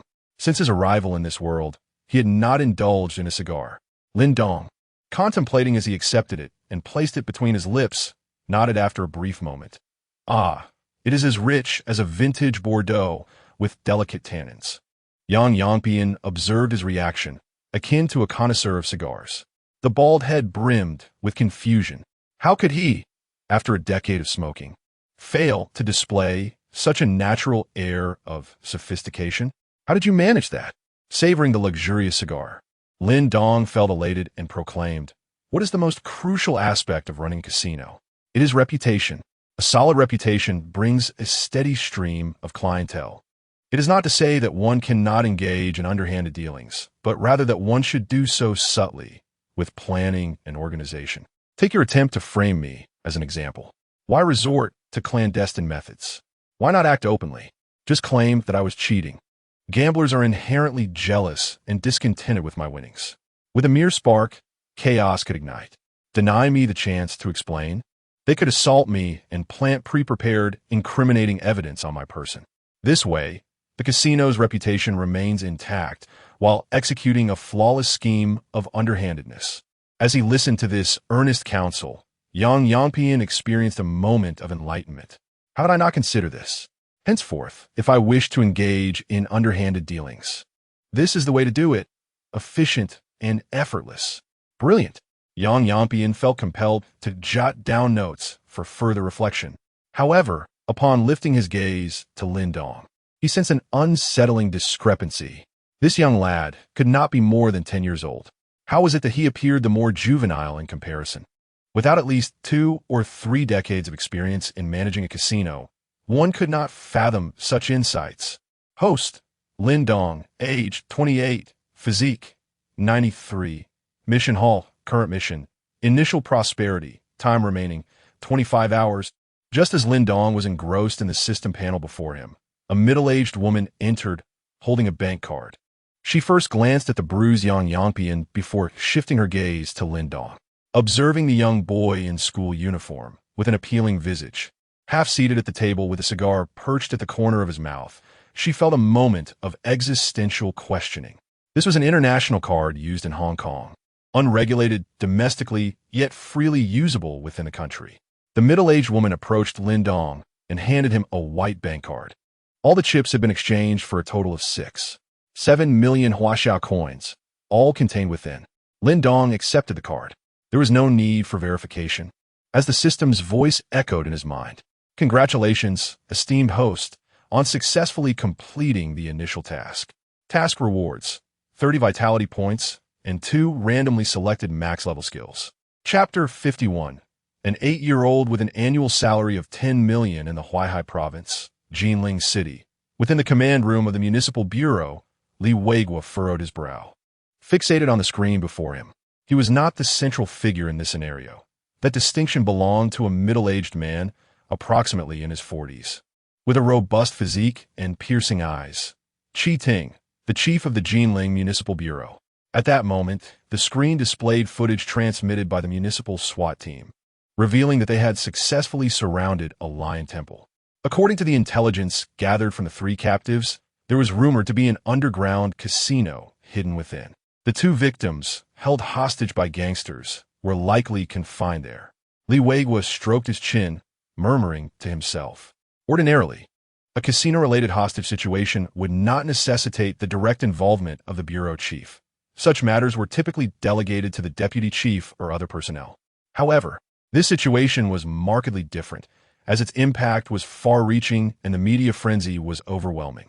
It was important to note that, at this very moment, the live broadcast titled Revealing the Full Potential of the Child Prodigy had yet to conclude, generating a tidal wave of attention across the internet, both domestically and internationally. The provincial department had taken the matter seriously, with the director personally applying pressure via telephone. Qi Ting closed his eyes momentarily, contemplating the plight of the 2 hostages. It was difficult to fathom the treatment they would endure in such a dismal environment. The others in the room lowered their heads in acknowledgement of the grim reality. Indeed, what kind of establishment was a casino? A den of vice and corruption. 2 innocent elementary school students, abducted to such a place, would surely not escape unscathed. Rather, they would likely suffer unspeakable torments. After a brief pause, Chi Ting opened his eyes, seemingly resolute. He issued a command through the intercom. Keep the personnel from the goofing sub-bureau on guard outside. Do not allow anyone to escape. Jin Daho, lead the SWAT team to storm the Lion Temple and secure the situation within the casino as swiftly as possible. On Lion Mountain, having received the order, the captain of the municipal SWAT team, Jin Dahu, promptly organized his team. He instructed the goofing sub-bureau personnel to remain on the perimeter. Drawing a deep breath, he counted 1, 2, 3 before kicking open the temple doors. Who are you? What do you want? The doorman, a bald man, barely registered the intrusion before a gun was pressed against his temple. You two, restrain them and dispose of them outside, while the goofing sub-bureau watches. The rest, follow me. The layout of the Lion Temple had been thoroughly divulged by a frequent patron, Fan Shuangyuan. Jin Dahu and his team had a singular focus as they charged toward the entrance of the Diamond Casino. Lin Dong casually stuffed his bank card into his pocket, the last remnants of a several $1,000 cigar nearing its end. The middle-aged woman's expression was one of peculiar intrigue, not due to Lin Dong, but rather because of Yang Yangpian. The host's seemingly insatiable demeanor left her pondering. How intriguing. After hearing Lin Dong's expressions of frustration and his subsequent suggestions, Yang Yangpian found himself increasingly captivated by the underlying brilliance of his words. He was also a diligent learner and turned to Lin Dong, asking, aside from the earlier suggestion of a black market deal, do you think there are other areas where our casino could improve? The middle-aged woman, hidden behind her spectacles, felt a twitch at the corner of her eye. Had this fellow's brain been damaged in some way? Seeking advice from a mere child on how to renovate a casino, Yang Yangpian continued, in truth, I have long contemplated a transformation, yet I have been at a loss as to how to proceed. Perhaps you could come to my establishment as the director of reform? You would receive a 10% share of the profits. What? The middle-aged woman was almost convinced she had misheard. Appointing a child as a director of reform and granting him 10% of the profits? One must consider the immense profits generated by the house. A mere 10% would start at no less than several million. Meanwhile, at the entrance to the casino, the mechanism was activated and a statue of Buddha shifted to the left, revealing a passageway. Jinda, who was the first to descend, according to the intelligence. Within lay formidable adversaries, all graduates of the Shaolin Martial School, possibly armed. The voice of Lu Quando echoed in the earpieces worn by the group. Despite having faced no resistance since entering the temple, Jinda, who understood that any true opposition would be concentrated within the casino. Not to mention, the formidable fighters mentioned by Lu Quando, who had extracted information from Fan Shuangyuan, posed a considerable challenge. Having traversed the passage, they arrived at the casino's entrance. Indeed, there were guards present. However, they did not resemble the golden-skinned arhats depicted by Fan Shuangyuan. Instead, there were merely two bald-headed men, one tall and one short. Upon spotting the fully armed special police, they surprisingly made no attempt to resist, immediately huddling down and covering their heads, as if they had anticipated such a day. After subduing the two, Jinda, who and his team entered the casino without any obstruction. Lin Zishan had been worried about Lin Dong's safety, but upon seeing the police, his pupils contracted, and he scooped up Li Ziki, rushing towards the noisy crowd, cursing inwardly. Damn it! Who the hell called the police? Police! Everyone get down! Jinda, whose voice boomed throughout the hall, scanning the crowd with intent. He quickly locked onto the figures of Lu Datu, Ho Yu Qian, and Lin Zishan. You three stay here. Do not let anyone leave. After issuing these orders, Jinda, who charged towards them. Why are the police here? Lu Datu shuddered, cursing loudly. Damn it!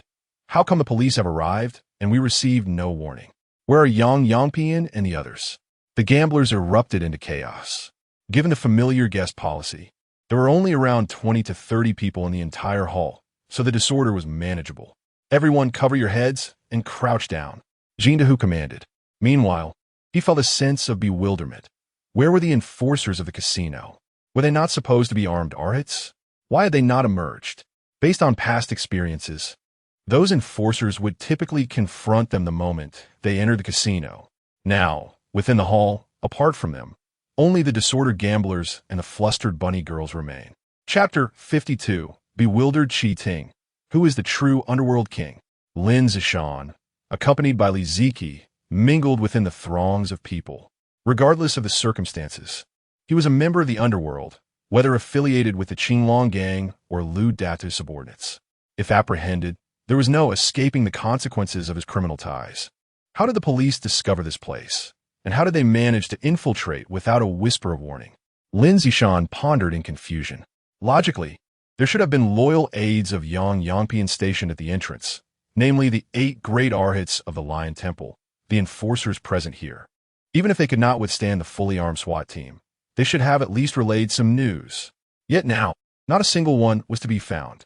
Jin Dahu had already plunged into the chaotic crowd with his men. In such a scenario, firearms were not an option, yet each individual was equipped with truncheons. Hold them back for me. Once I'm out, I won't forget your loyalty. Lu Datu urged in an anxious tone to Ho Yuqian. Naturally, there was more than one exit, but Lu Datu discerned that this SWAT team seemed to be fixated on him. He continued hastily, "Old Ho, you must understand that no merit surpasses that of saving the leader. You've substituted for me in the gang for years. Upon my return, the position will be yours." Tempted by the prospect of such a grand offer, Ho Yuqian felt a stirring in his heart. He had been inside before. Since escape was futile, he might as well delay these officers. Resolutely, Ho Yuqian thought, "Brother Lu, you go ahead. I will hold them back for you." No sooner had he finished speaking than he noticed a pitch-black truncheon magnifying in his vision. As a member of the SWAT team, the intensity of daily training was formidable. At least 2 hours of truncheon practice was mandatory. Jin Dao struck 3 swift blows upon Ho Yuqian, leaving him dazed. "Stop. I can't take it anymore. You all should hurry and pursue him." Within less than 10 minutes, the situation was brought under control. Most gamblers were acutely aware that they were merely engaging in a game of chance, a trivial matter at most, likely resulting in mere detention. Only Lin Zishan, Lu Datu, and a few others had put up resistance. However, devoid of weapons, their attempts were futile. Jin Dahu and his team remained oblivious to the relationship between Lin Zishan and Li Ziki, still concerned that the latter might resort to hostage threats. Yet, seeing no opportunity, Lin Zishan relinquished Li Ziki and surrendered. Once everyone was subdued, Jin Dahu began to account for the numbers. "We are still missing one. Where's the other hostage you abducted?" Lu Datu gritted his teeth, his expression darkening. He understood he had blundered and was disinclined to entertain further inquiries. Lin Qingshan remarked, "That lad is in the VIP room." It was this reminder that prompted Jin Dahu to realize there were still a few compartments in the vicinity. He promptly organized a team to investigate. Meanwhile, within Yang Yangpian's office, one could not help but acknowledge the remarkable soundproofing. Despite the tumult outside, nothing reached their ears. This was primarily because Yang Yangpian frequently brought female followers here to study Buddhist scriptures, sometimes summoning his trusted aides. The noise would inevitably rise. Thus, the soundproofing was a requirement he insisted upon. Moreover, in Yang Yangpian's perspective, no unexpected incidents were anticipated. Every year, a substantial sum of protection fees amounting to millions flows into the umbrella corporation, ensuring that any disturbance is promptly communicated. The primary objective now is to recruit the individual before him, a mere 8-year-old possessing 30 years of underworld experience. The Lion Temple crime syndicate has reached an impasse and urgently requires innovative minds to instigate reform. In Yang Yangpian's view, Lin Dong is the most suitable candidate for this role. To entice him, he has already adjusted the profit sharing to 15%, which translates to tens of millions annually. This arrangement allows an 8-year-old to circumvent 80 years of hardship, enabling an early retirement by the age of 10. A middle-aged woman leaned against the wall, feeling incredulous at the host's naivety. The terms he offered were indeed alluring, yet Lin Dong remained unmoved, fully aware that the police would soon raid the premises. After all, he had been abducted in front of an audience of hundreds of thousands during a live broadcast. The ensuing online discourse would inevitably lead the authorities here. It was merely a matter of time. Suddenly, the door was forcefully kicked open. Armed special police officers appeared before the trio, leading to a moment of stunned silence from both parties. The scene was striking. An 8-year-old child in a school uniform, half-seated on a table with one leg dangling carelessly. alongside a bruised bald man who appeared to be pleading for something. This bizarre tableau was relayed to the city bureau, leaving high-ranking officials such as Chi Ting and Li Weigua questioning the integrity of their surveillance equipment. Was this truly the correct footage? How could a hostage appear so at ease while the crime lord, Yang Yangpian, bore the marks of a beating, seemingly in a position of subservience? After a moment of peculiar contemplation, Chi Ting turned to Li Weigua and asked, "Is this truly an 8-year-old?"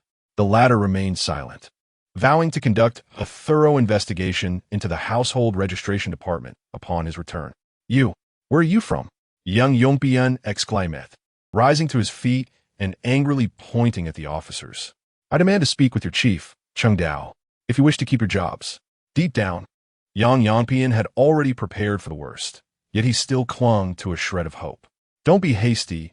Your protector, Chung Dao, has been summoned under the pretense of a meeting for his arrest," whispered Deputy Captain Zhang Yi. Meanwhile, Jin Dahua opened the door to the VIP room, finally grasping why he had not seen the so-called bodyguard mentioned by Fan Shuangyuan. Inside the room lay 8 individuals in disarray, and he wondered who could have brought them to such a state. As this scene reached the city bureau, Li Weigua shuddered, a frantic thought racing through his mind. Despite his best efforts to suppress it, he could not help but murmur, surely these individuals were not defeated by that child? Chapter 53. The true Buddha has arrived. But reincarnation requires approval from relevant authorities. Upon hearing his murmurs, Chi Ting and the other prominent figures from the municipal bureau cast him curious glances. Even the former began to reflect. Had he placed too much pressure on the subordinate branches? Had he driven a bureau chief to the brink of madness, resulting in such utterances? On Lion Rock, Yang Yong leaned back a few steps and shouted, "Stay back. I have a hostage." As he spoke, he shot Lin Dong a glance. "My good brother, given how far this has escalated, if you cooperate as my captive, perhaps we might still find a sliver of hope to escape." Holding an 8-year-old hostage was certainly preferable to attempting a breakout alone and facing certain doom. Lin Dong understood his meaning all too well. However, he was the victim, not a suspect like Yang Yong. The police had finally arrived to rescue him. Under Yang Yong's skeptical gaze, Lin Dong descended from the table, not leaping down, but crawling as if his fragile body would perish from such a height. "Police, you come to save me." Upon hearing this, Yang Yong's expression twisted in discomfort, as if he had just ingested something foul. "Aren't we brothers? Just moments ago, you were discussing your experiences in the underworld, the rules of the game, the path to development. If it weren't for the age gap, I might have even considered you my elder brother. But now, comparing the two faces in his mind, Yang Yong began to question whether he was experiencing a split personality. The middle-aged woman who had been restrained shook her head. At times, she wondered if she had passed away, given how often she encountered the shadows of the underworld. Lin Dong endeavored to present himself like an elementary student, fear mingling with a flicker of hope. "Police, you finally arrived. I was on my way to a friend's house when suddenly I was kidnapped." Jin Dahu also entered the private room, letting out a cold snort. How audacious to kidnap someone in broad daylight.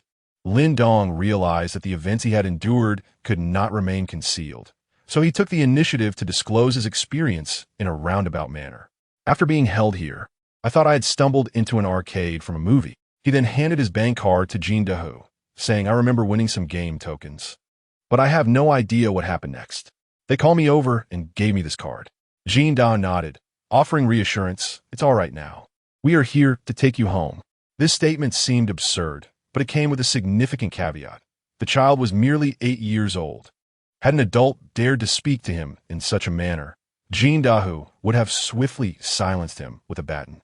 Yet, given the circumstances, if Jin Dahu did not believe the boy's words, is it truly believable that a mafia overlord has traversed into the body of an 8-year-old child, accompanied by a system, and actively sought out the Diamond Casino to massacre his way to a fortune of several million?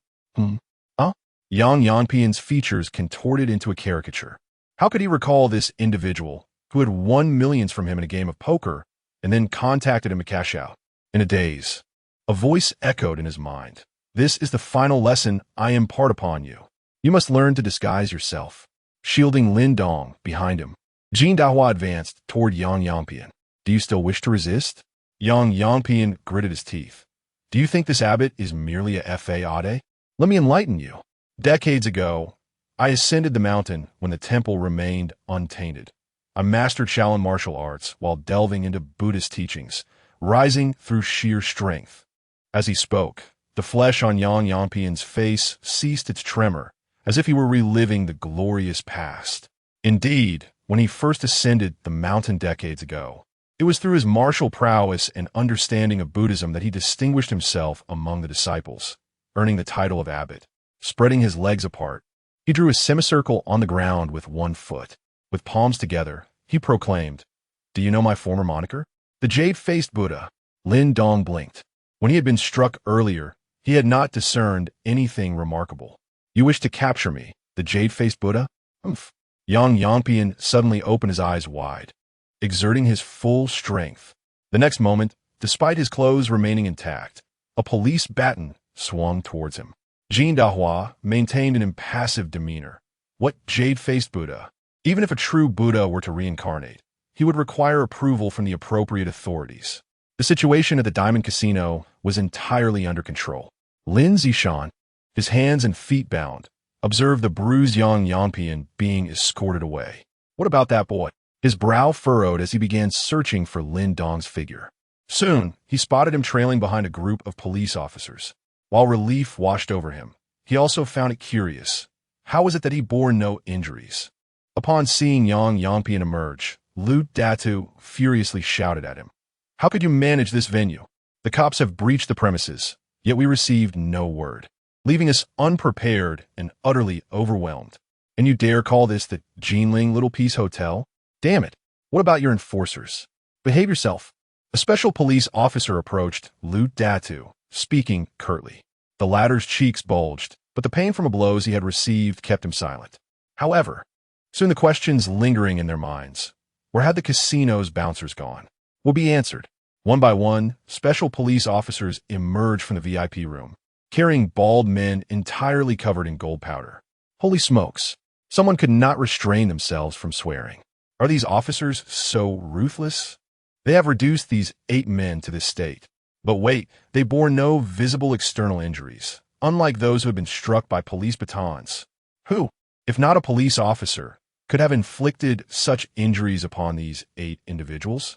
The surrounding clamor fell upon Lin Zishan's ears like a distant echo. His gaze fixated upon Lin Dong. A daring thought emerged in his mind. Could it be that Lin Dong is the one responsible for their condition? Chapter 54. Crackdown on Organized Crime. In Huaihai Province, Jinling City, at the Municipal Bureau. With this operation concluded, Qi Ting and his colleagues let out a sigh of relief. Excellent. The 2 innocent hostages emerged unscathed.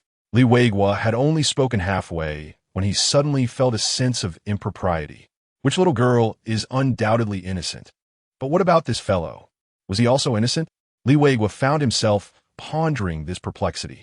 The deputy director of the Municipal Bureau, Bao Tianhua, remarked, "This operation resulted in no casualties. However, what about the 8 individuals that Jin Dahu and his team carried out from that VIP room?" The others were equally baffled. According to intelligence, those arhats adorned in gold powder were the confidants of Yang Yangpian, the head of this lion temple. They should have posed a fierce resistance. How? How could they be rendered incapacitated on their own turf? Setting that aside, the situation had already been brought under control by Jin Dahu and his team. They instructed the comrades from the economic department at the foot of the mountain to tally the criminal assets. After Qi Ting spoke, he pondered for a moment and added, "Inform the publicity department of the municipal committee and media outlets like Jinling Daily to draft and publish an article online about this incident overnight. The entire internet is fixated on this matter. In contemporary society, public opinion is a sharp sword that can inflict harm. If wielded by those with ulterior motives, it can mean not just his position as director of the Municipal Bureau is at stake, but also a seismic upheaval in the provincial department and the municipal committee. By the way, how is the crackdown on organized crime proceeding?" Qi Ting turned to the deputy director beside him and inquired. The latter adjusted his police cap and replied earnestly. Following this incident, our personnel collaborated with those from the provincial department, and we also redeployed police forces from several neighboring cities to initiate a crackdown on organized crime. To date, we have apprehended over 100 individuals involved in organized crime within our city and taken action against 20 different venues. What about the so-called Qinglong Gang? According to our investigation, the Qinglong Gang has virtually no assets in our city. Their profits are distributed abroad, including their members. Currently, the intelligence we have indicates that the gang's leader, Li Qianlong, boarded a flight to the Eagle country prior to the incident. However, a few members remaining in our city have been apprehended, including the driver, Li Guangxiang, who was present at the time of the incident and is now in custody. Eagle country, a certain airport in Florida. Due to the time difference, it was precisely noon here. Exited the airport and entered a Mercedes-Benz. Brotherly, would you like to take a break? Or shall we head directly to our Qinglong gang branch in Eagle country? Inquired the branch manager, Jack Xiao. Li Qianlong waved his hand, indicating to go to the branch first. With no signal on the plane, his first thought upon having time was to call his daughter. However, he found himself unable to connect. Not only could he not reach his daughter, but even the driver, Li Guangxiang's phone was also unreachable. Brotherly, Lida, with his chubby face and large ears, felt a constriction in his pupils as he gazed at the content on his phone, his lips trembling slightly. Xiaoqi had been kidnapped by Lu Datu in the afternoon. Li Qianlong's body shuddered as he swiftly snatched the phone from his hands. The screen displayed news from the homeland, broadcasting the very kidnapping case. Get us a ticket for the fastest flight back home. Li Qianlong spoke rapidly, his eyes fixed intently on the phone screen. The Qinglong gang remained discreet within the country. It thrived abroad. Of course, there was a private jet available. However, flying across the Atlantic with the Eagle Nation's defenses was another matter altogether. One would be shot down before even entering their airspace. Brotherly, it's all right. The latest news states that the Huaxia police have apprehended the suspects, and Xiaoqi, along with her classmate, have been rescued. In the face of Li Qianlong's impending loss of reason, Lier hastily showed him the latest news published by the Jinling Daily. Upon learning that his daughter was safe, Li Qianlong's demeanor began to stabilize somewhat. Brotherly, there's one more thing. The news reports that Jinling is currently conducting a large-scale crackdown on organized crime. Several of our members there have been arrested. We won't be able to return for the time being. After confirming his daughter's safety, Li Qianlong began to think calmly. We came here to procure arms, and we still need to transport those arms to Hezhou. We hadn't planned on returning anytime soon. As for Xiaoqi, I will call her grandfather and arrange for her to stay there temporarily. Spread the word. Let them come after me, Li Qianlong. If anyone dares to harm Xiaoqi again, I will place a staggering bounty on the dark web for them. Once everything was arranged, Li Qianlong waved his hand to the branch office in Huaihai Province, Jinling City, on Lion Mountain. After the situation at the Lion Temple was brought under control, the area was swarmed by journalists, with the municipal publicity department, several public media outlets, private media, and self-media present. Among them were some familiar faces, including Sun Ruowei and her production team. In an abandoned car at the foot of the mountain, a live-streaming camera was discovered still broadcasting. After a prolonged period of silence, the live stream still boasted over 600,000 viewers. This could indeed be considered a miracle in the media industry. The production team stood at the entrance of the Lion Temple. The special police from the city bureau, along with personnel from the Gufeng substation, escorted Lu Datu, Hou Yuqian, and Yang Yangpian out. Finally, we see the light. What about the kid brother? Has he been sentenced? What nonsense is that upstairs? The kid brother is a victim. These bald monks from Lion Mountain are quite extravagant. When Lin Zishan was escorted out, he wished to convey a few words to Li Ziki, but that was of course against protocol. He was placed into a police vehicle. Currently, there were over 10 police vans stationed on the mountain, accommodating gamblers and the monks of the Lion Temple. Lastly, the 8 members of Gufeng were carried out. Chapter 55. The Wealthiest in Jinling. As Gufeng was being carried out of the Shermin Temple, his eyelids fluttered and he groggily opened his eyes. Upon recognizing his surroundings, he disregarded his fractured left leg and bellowed, "What are you doing?"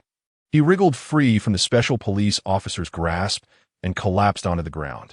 However, due to his broken leg, he attempted several times but found himself unable to sit up. He was not alone. Several others adorned with golden powder, resembling arhats, began to awaken along the path. Yet, all of them were shackled with ankle cuffs and handcuffs, rendering them incapable of causing any commotion, primarily because they had yet to fully comprehend their predicament.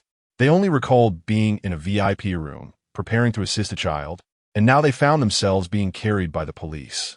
During the struggle, Lin Dong also emerged from the temple entrance. Upon seeing him, Gu Feng and the other newly awakened individuals suddenly recollected how they had lost consciousness. Their expressions upon gazing at Lin Dong were akin to that of encountering a ghost. "Stop. Please, just take me away. Don't let me fall into his hands. I'll go with you, just don't let me see him. I'll say anything you want. Hurry, take me away. I never want to see him again." Observing the agitated and somewhat deranged Gu Feng and his companions, Jinda, standing beside Lin Dong, gradually wore a perplexed expression. What on earth had transpired to instill such fear in them? Was it truly possible for a mere child to evoke such terror? This scene was captured by the surrounding media, including the crew of the Unveiling the Talents of the Ultimate Child program. As it streamed live, new viewers unfamiliar with the show expressed their bewilderment, questioning if this was an exaggeration. Conversely, longtime followers of the program remarked, "This resonates perfectly.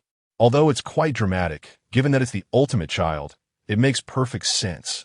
Initially, I thought the ultimate child would be the one to suffer mistreatment, but it appears he has instead been the one inflicting it. Has this program always been this outrageous?" Numerous media outlets sought to interview Lin Dong and Li Ziki, but were promptly halted by Jin Dahu. The investigation was still ongoing, and it was inappropriate to disclose any information.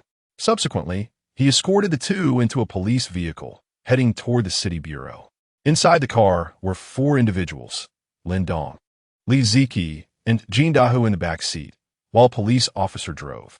Jin Dahu turned to Lin Dong, producing a card and solemnly inquiring, "Do you have any idea how much money is on this?" Lin Dong, confused, shook his head. Jin Dahu replied, "I had the economic department check just now, 670,000.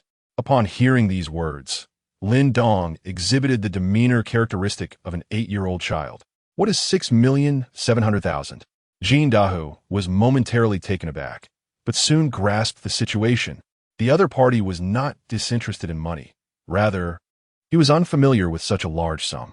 Indeed, how could an 8-year-old comprehend such figures? Unbeknownst to him, Lin Dong's heart was bleeding. Damn it, the cooked duck has flown away. Jin Dahu was filled with suspicion. Even if he won such a sum by sheer luck while knowing nothing, how did they exchange chips for him? Could it be? Suddenly, an answer emerged in Jin Dahu's mind. The Qinglong Gang. It is known that Lin Zishan is affiliated with the Qinglong Gang, and this boy was brought in by Lin Zishan. Could it be that the casino staff regarded him as a member of the Qinglong Gang? Thus, they dared not delay and directly exchange chips for him. Just how powerful is this Qinglong Gang? Jin Dahu felt this could at least provide a somewhat plausible explanation. He had considered many possibilities, but none held water. The main issue was that Lin Dong himself was a colossal anomaly. Neither the teachings from the police academy nor his own experiences supported any notions of time travel, systems, or unprecedented fortune. The police car traveled for approximately an hour, finally arriving at the city bureau from Lion Mountain.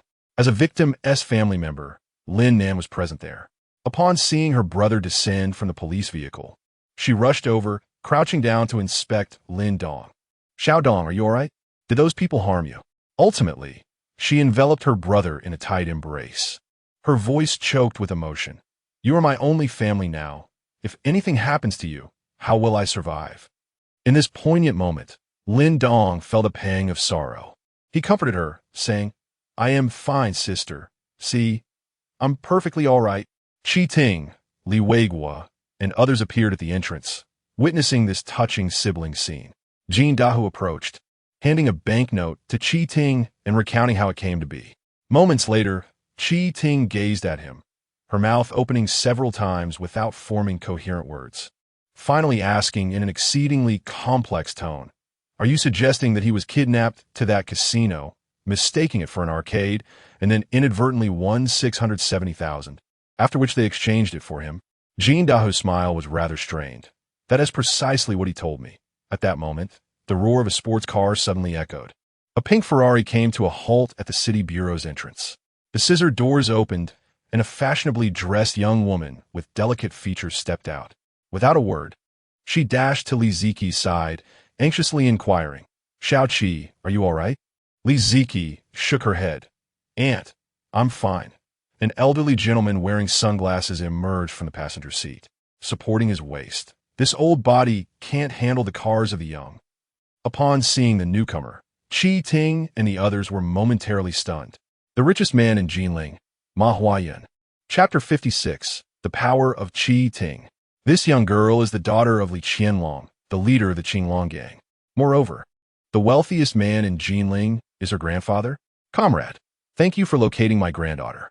Ma Huayan, donned in a brown Zhongshan suit, appeared to be in his 60s, with flecks of white in his hair. Qi Ting pondered for a moment and replied, "You're too kind. This is our duty." After a brief contemplation, he hesitantly inquired, "Old Master Ma, what is your relationship with Li Qianlong?" Sighing, Ma Huayan had yet to respond when Ma Xiaoduo indignantly interjected, "That scoundrel. Not only did he abduct my sister, but he also caused her demise. I've told you countless times not to speak so freely in front of Xiaoqi." Ma Huayan admonished. He then turned to Qi Ting and the others, clearly understanding the thoughts of the city bureau chief, and clarified, "Our Ma family has no financial dealings with this Qinglong gang, comrade. If you harbor any doubts, feel free to investigate. Our Ma family will fully cooperate. Ever since my daughter's unfortunate incident, we have severed all ties with Li Qianlong, who is currently abroad. My granddaughter cannot fend for herself, which is why she reached out to me." Upon finishing his statement, Ma Huayan glanced at Lin Dong and his companion behind him, asking, "And who are these two?" Qi Ting responded, "This child, like your granddaughter, is also a victim of abduction." Ma Xiaoduo clenched her teeth and queried, "Officer, who is the mastermind behind this kidnapping?" Though she held back additional words, internally she vowed, "Anyone who dares to harm the Ma family will face my wrath." Qi Ting furrowed his brow and only remarked, "All suspects have been apprehended. We are still conducting a thorough investigation." The Ma family, being the wealthiest in Jinling, exuded an air of prestige. However, Qi Ting's compliance stemmed from respect for his senior colleagues. In truth, as the chief of the city bureau in Huaihai province's capital, his authority was immense. Should the opportunity arise, he could even ascend to the position of provincial department head. "Can we take Xiaoqi with us now?" Ma Xiaoduo inquired, taking a deep breath. Qi Ting nodded yes. According to the laws of this world, particularly the Juvenile Protection Act, those under 10 years of age are exempt from criminal liability. As long as it does not involve criminal cases, there will be no repercussions. Furthermore, Li Ziqi is a victim, as Ma Xiaoduo held Li Ziqi's hand while departing. They passed by Lin Dong, who intentionally paused to apologize. "I'm sorry, Lin classmate, for not inviting you to my home." Upon hearing this, Ma Xiaoduo's gaze towards Lin Dong turned decidedly unfriendly. Perhaps she recalled her sister being abducted by the youthful Li Qianlong over a decade ago, leading to her tragic fate. Although Lin Dong was still a child, in her eyes, he would undoubtedly grow into another scoundrel. In order to prevent Li Ziqi from following in her sister's footsteps, Ma Xiaoduo picked her up and shot Lin Dong a warning glance. Observing the two as they entered the sports car, Lin Dong was left speechless, muttering to himself, "Are they out of their minds? This is absurd." The trio comprised Ma Huayan, Li Ziqi, and one other individual. The pink Ferrari, being a two-seater, posed a dilemma. The incident had occurred so suddenly that upon receiving the news, they hastily chose the fastest available vehicle without much thought. Under normal circumstances, with the addition of the young Li Ziqi, they might have managed to squeeze in, but the notion of exceeding capacity was hardly a concern for the Ma family. However, the situation was precarious. Not far off were the city police chief, the head of the traffic division, and the captain of the criminal investigation unit. Particularly, the traffic captain's presence made their disregard for traffic laws seem rather audacious. Ma Huayan stated, "You take little Qi back first. My driver will be here shortly." "Officer, If there's nothing else, we shall take our leave. As they departed, Lin Nan turned to inquire of Qi Ting and her companions. There's something I must discuss with you. Qi Ting hesitated for a moment before producing a bank card. Lin Nan blinked behind her black-framed glasses, confused. Qi Ting took a deep breath and revealed, there are 670,000 within this card. Lin Nan was bewildered. Although it was a substantial sum, she questioned its relevance to them. This was won by your brother. Upon hearing that last statement, Lin Nan froze, as if turned to stone. They remained in that state for 3 full breaths. What? The impact of those words was akin to someone announcing that the national football team had defeated Argentina and Brazil to win the World Cup. Lin Dong's heart was bleeding. This was money he had painstakingly earned through sheer effort. Alas, the duck had flown away before it could be devoured. Yet, there was no alternative. If he did not take the initiative to disclose it, being found out later would be even more challenging to explain. This money is ill-gotten gains and must be surrendered to the state treasury, Qi Ting clarified. Ultimately, Lin Nan, feeling disheartened, left the police station with Lin Dong. How splendid. I toil away in hardship, worrying for your safety, only for you to indulge in leisure? Lin Nan pulled out her phone and opened the map. The walk from the police station to their home would take over 3 hours. Given the late hour, public transportation had long ceased operations. As for taking a taxi, she noted that it would cost $150 at this time. She set her phone down, the smile on her lips turning bitter. Just as they resolved to walk home, a police car approached. Lin Dong furrowed his brow. As the window rolled down, it revealed Fan Xiaolan in the driver's seat. I'm also headed back to the Gufeng precinct. Let me give you a ride. Lin Dong felt a wave of relief wash over him upon realizing she wasn't there to summon him for further questioning. He opened the door and climbed in. Fan Xiaolan had come to the police station with Li Weiguo and was now free to head home. On the road, Lin Dong summoned the system panel. Host, Lin Dong. Age, 28. Constitution, 93. Remaining available constitution points, 20. Mission Hall. Current ongoing tasks, none. Random max level skills 2 and used. Chapter 57. Is a mustache about to grow beneath my nose? Is this system attempting to elevate my physical form to saintly status? Lin Dong pondered, a frown creasing his forehead. Each time I complete a task, I receive a varying number of physical points. Aside from this and the random skills, is there truly nothing else? Initially, he merely scoffed in disbelief. However, to his astonishment, the system responded at that very moment with a cold, mechanical voice echoing in his mind. Host's current strength is insufficient. Please focus on accumulating influence. Once a certain threshold is reached, rewards will be altered. We kindly ask the host to refrain from seeking immediate gains. The flow of water does not rush. It seeks to be boundless. While the first statement was somewhat acceptable, the latter two felt like a pot of chicken soup brewed by the system. You, my friend, now possess greater traffic than top-tier influencers on Douyin, exclaimed Fan Xiaolan, who was driving. Just a few days ago, we participated in that drill together, and now you've become a sensation. After this period of fermentation, the program revealing the full-level Child Bros talent has become a phenomenon, leading the entire internet by a considerable margin. Countless clips on Douyin, with numerous likes in the hundreds of thousands, abound. Lin Dong casually replied with an "oh" and redirected his attention to the system panel before him. After a moment's contemplation, he decided to expend 20 physical points. Physical, 113. Fan Xiaolan continued her enthusiastic chatter. Now, there are even netizens saying they want to kidnap you for research, wondering if you've been drinking that compound no. 5 since childhood, given your extraordinary strength. Ha ha. Lin Nan, too, harbored doubts. She recalled her brother's physical prowess during kindergarten, which could hardly be described as strong. One might even say it was weak. He was often bullied by classmates, and on occasions when she picked him up, he bore numerous bruises. How was it possible that after just one summer vacation and entering elementary school, he had transformed so drastically? Not only could he easily best his peers, but even adults seemed to fall beneath his might. If this was a talent, then she, too, was his biological parent. Why did she feel nothing of the sort? Amidst the echoes of their inquiries, Lin Dong appeared oblivious. His left hand traced the area beneath his nostrils. He had just activated a random skill.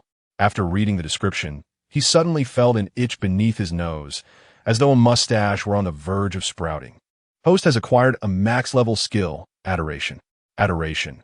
Words spoken by the host possess a profound infectiousness, allowing for the swift establishment of prestige in others' hearts, inciting admiration. System prompt.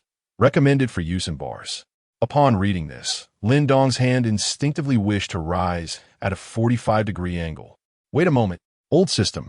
Is this truly correct? How could such a skill exist? This reminds me of a bygone acquaintance. Do you wish for me to piece together the shattered remnants of Europe? Lin Dong wiped the non-existent cold sweat from his forehead, realizing the system had brought the purple egg tantalizingly close to his lips. Fortunately, he was still under 18 and could not deliver speeches in bars, due to the host's prolonged absence from tasks. The system has autonomously assigned the most suitable task at present.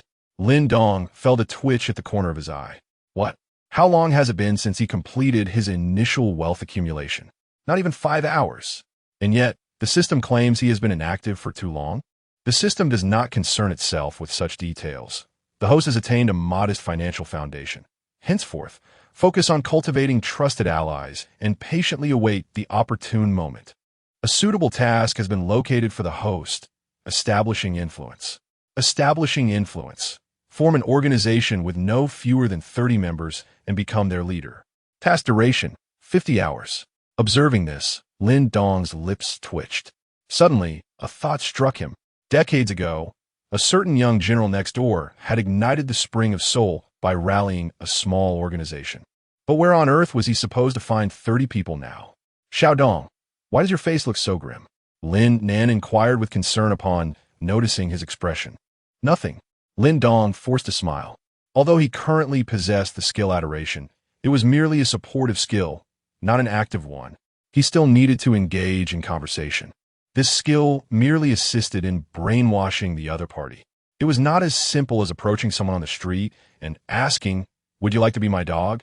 Even with the enhancement of adoration, he would still be deemed insane by the other person. Of course, if that person happened to be a thug, it would be an entirely different matter.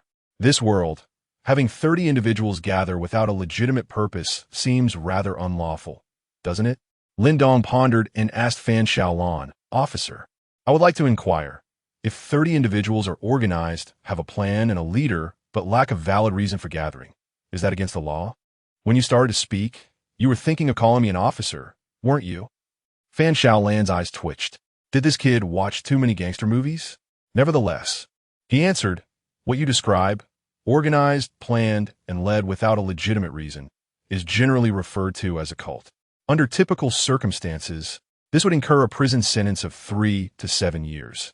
In particularly severe cases, it could lead to a sentence of 7 years or even life imprisonment." Having clarified the law, Fan Xiaolan suddenly squinted, observing Lin Dong's face through the rearview mirror, and asked, "Why do you want to know this?" If it were an ordinary elementary school student asking, I would assume it was mere curiosity. But is Lin Dong just an ordinary elementary school student? Is he? Lin Dong awkwardly chuckled and waved his hand. "Officer, I'm just curious. Is it plausible that an 8-year-old child like me could establish a cult? Indeed, it is unlikely that you possess such capability." Fan Xiaolan nodded in agreement. The police car halted at the entrance of Lin Nan's community, and Fan Xiaolan remarked, "This is where I shall leave you." "Thank you," Lin Nan replied politely. Upon returning downstairs, Lin Dong noticed several familiar figures seemingly waiting for them. As he approached, he recognized Sun Ruo Wei and her group. At this moment, the live stream titled Unveiling the Talents of the Maxed Out Child had already concluded. They were gathered here to discuss the filming plans for tomorrow.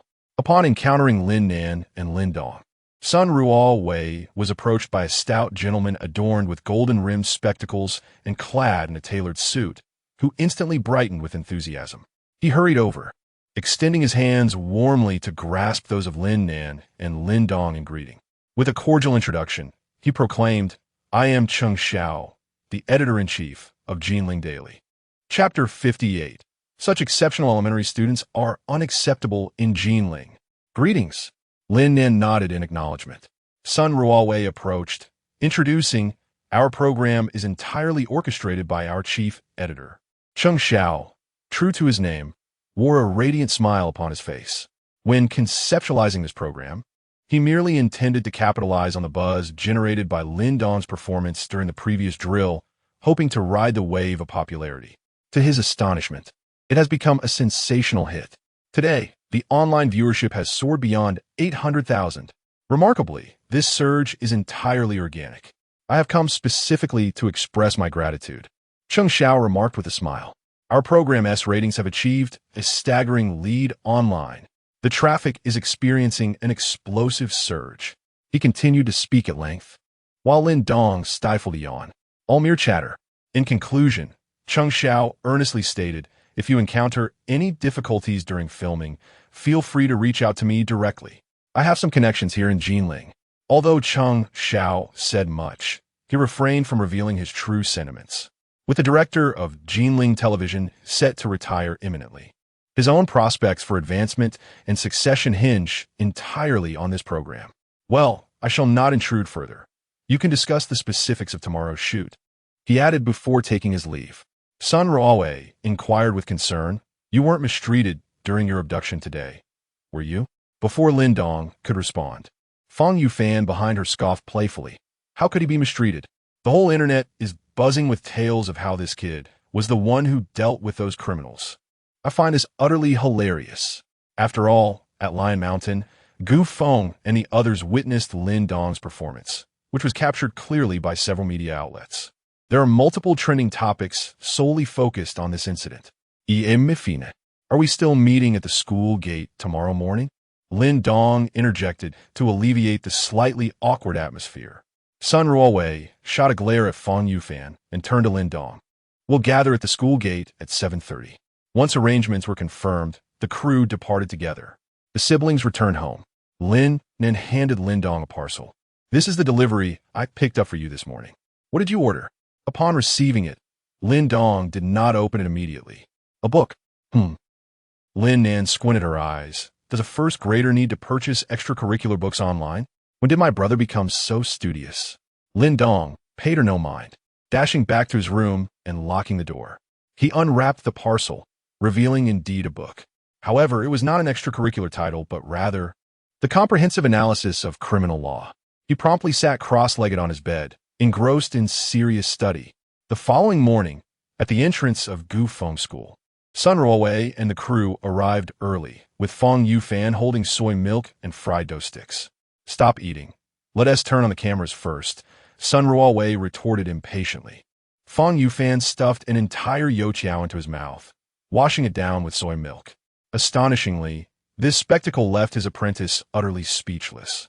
The live broadcast of revealing the talents of the ultimate child commenced, instantly attracting an influx of 200,000 viewers.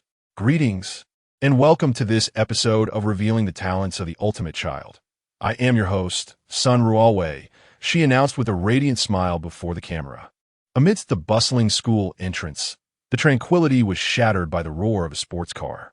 Turning towards the sound, a pink Ferrari was parked by the roadside, its scissor doors opening to reveal Li Ziki stepping out from the passenger seat.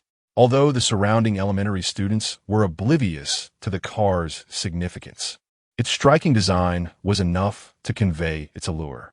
What magnificent car! Daddy, I want to ride in it too. You need not envy, my son. This vehicle is equipped with a Kirin chip, a Schwanwu chassis, and a touring base. It surpasses that Ferrari by far. Is your father really allowing you to attend school here? Ma Xiaoduo descended from the car, surveying her surroundings with a furrowed brow. Li Ziki looked up at her, puzzled by her discontent with the environment. Would you prefer to transfer to a prestigious private school? The surroundings and educational resources there far exceed those here. Yet, Li Ziki resolutely shook her head. I do not wish to, Annie. As Ma Xiaoduo escorted her to the school gate, her gaze was drawn to Sun Ruowei and her entourage. Initially unaware of the program, as the daughter of a magnate, her avenues of entertainment were abundant, and she seldom ventured online. However, while searching for Li Ziki the previous day, she inadvertently encountered this show. Reflecting on the elementary student she had seen last night at the city bureau, Ma Xiaoduo murmured, are there really such remarkable elementary students in Jinling? At 7:30, Lin Dong arrived punctually at the school gate. Having nearly pulled an all-nighter, he had spent half the time studying criminal law and the other half contemplating how to complete his system tasks. Yet, he still felt utterly lost. If only he were older, possessing such skills might enable him to rally a group. But now, at 8 years old, who would take the musings of an 8-year-old seriously? Upon reuniting with Sun Ruowei and her group, he noticed that the viewership in the live stream had surged to 400,000. He seems no different from an ordinary elementary student. I had expected someone with an athletic physique, one viewer commented. If an 8-year-old looked like that, they would truly deserve thorough examination. Another replied, is he truly formidable? I am in Jinling as well. Should I confront him? Queried another. To the one above, if he strikes you, the minor protection laws apply. Should you strike him? It would only exacerbate your punishment. Chapter 59. Do these things test the cadres? At the school gate, amidst a throng of elementary and middle school students clad in uniforms, Sun Ruowei and her team, burdened with an array of equipment, trailed behind Lin Dong, drawing considerable attention. Although the show revealing the talents of the top child is immensely popular, one might wonder what relevance it holds for these younger students, who are largely oblivious to the internet and thus unaware that their peer has ascended to stardom. After school, they return home, complete their homework, and indulge in animated series. Bear Big, Bald Chong is back to chop trees. Upon returning to the classroom, Lin Dong settled into a seat while Sun Ruowei and her crew positioned themselves at the back to film, observing the program's back end. The online viewer count was nearing 500,000. Fang Yufan mused, surely, there won't be any mishaps today? Since the inception of their show, this child had been repeatedly kidnapped. Was it mere coincidence or something more? Lin Dong, would you like some? Lin Dong, feeling a voice calling out to him, turned to see Li Ziki holding a box of cookies. Thank you, he replied courteously. Despite his current state of health, rendering him immune to hunger, he still succumbed to the pleasures of the palate. He picked up a cookie, its surface coated in chocolate, and upon tasting it, a singular thought crossed his mind. The wealthy truly are insufferable. The velvety texture and rich flavor tantalized his taste buds like a roller coaster ride. For Lin Dong, in his past life, such treats might have gone unnoticed, but ever since his arrival in this realm, where instant noodles had become his daily fare, these snacks from a wealthy household felt like a crushing blow to his senses. At the back of the classroom, Fang Yufan zoomed the camera in several dozen times to capture the cookie box in clear detail. Even the seasoned Sun Ruowei struggled to identify the brand at first. However, the netizens quickly made the connection. What the heck? Isn't this the Swiss luxury cookie, Royal One? There's no dedicated store in the country. It must be fake. Did you not watch yesterday's episode? This kid's sister arrived in a Bentley. Would she eat fake cookies? I heard about this cookie from a friend studying in Switzerland. It was once exclusively reserved for royalty, and from production to optimal taste, it must not exceed 10 hours, meaning it was airlifted directly from Switzerland. This box starts at no less than $1,000. Has the kid truly found a rich lady? Damn it, I feel both thrilled and envious. As Lin Dong closed his eyes to savor the lingering taste of the cookie, an unexpected shadow loomed over him. Opening his eyes, he found a chubby boy standing before him, his uniform puffed up and sporting a notably cheerful demeanor. Li Shangfeng, Beaming Brigoli, retrieved several bags of snacks from his backpack and placed them on Lin Dong's desk. Lin Dong blinked in surprise. What is this? Classmates, my name is Li Chengfeng, and my father is the vice principal of our school. As he spoke, he reached out to push several snacks from the table towards Lin Dong. If you cast your vote for me in the class monitor election, these are all yours.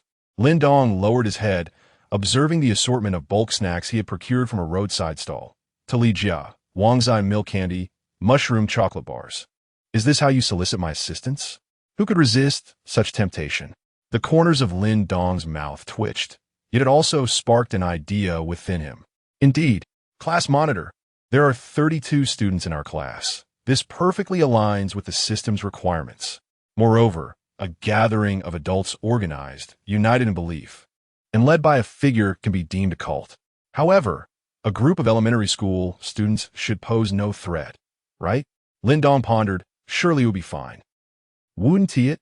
Classmate? Seeing Lin Dong lost in thought, Li Changfeng tentatively called out twice. You may not have encountered such a plethora of snacks before, but once I become class monitor, This will be your daily fare. Lin Dong raised his gaze towards this chubby boy, unable to fathom how he could present such a meager offering with such grandiose rhetoric. Without formally agreeing, he nonetheless accepted the snacks. Observing this, Li Qingfeng assumed victory was within his grasp. He then set his sights on his deskmate, Li Ziki, noticing the English-labeled cookie box in her hands. A brand he had never even heard of, he promptly retrieved a box of Yang cookies from his backpack. Classmate, abandon those inferior cookies. If you vote for me in the upcoming class monitor election, I shall gift you this premium brand. It has been discovered that Yang cookies cost only 9 yuan and include free shipping. This chubby boy is truly going to great lengths for votes. I must contact this girl. I am willing to trade 10 boxes of Yang for her inferior cookies. In Lin Dong's class, he was not the only one vying for the position of class monitor. Several others approached him, offering him an assortment of snacks and stationery. Lin Dong remained non-committal, neither agreeing nor refusing, yet he accepted everything given to him. Soon, the class bell rang. The homeroom teacher, Yu Qingyu, entered the room. Being a young person, she could hardly function outside the digital realm and was well aware of Lin Dong's various exploits. A superstar had emerged among her students. As she approached the podium, Yu Qingyu looked down at the class, her voice clear and melodious. Classmates, after this period of interaction, I believe you all have come to know one another better. Today, we shall hold the election for class monitor. With that, she turned around and wrote 4 large characters on the blackboard. Class monitor election. Now, which student would like to volunteer? As soon as the words left her lips, Li Qingfeng was the first to stand, striding confidently to the podium. Hello, classmates. He bowed deeply, holding several red certificates in his hands. These are my accolades from kindergarten, recognizing me as an exemplary student and outstanding leader, and the commendations I received from all my teachers.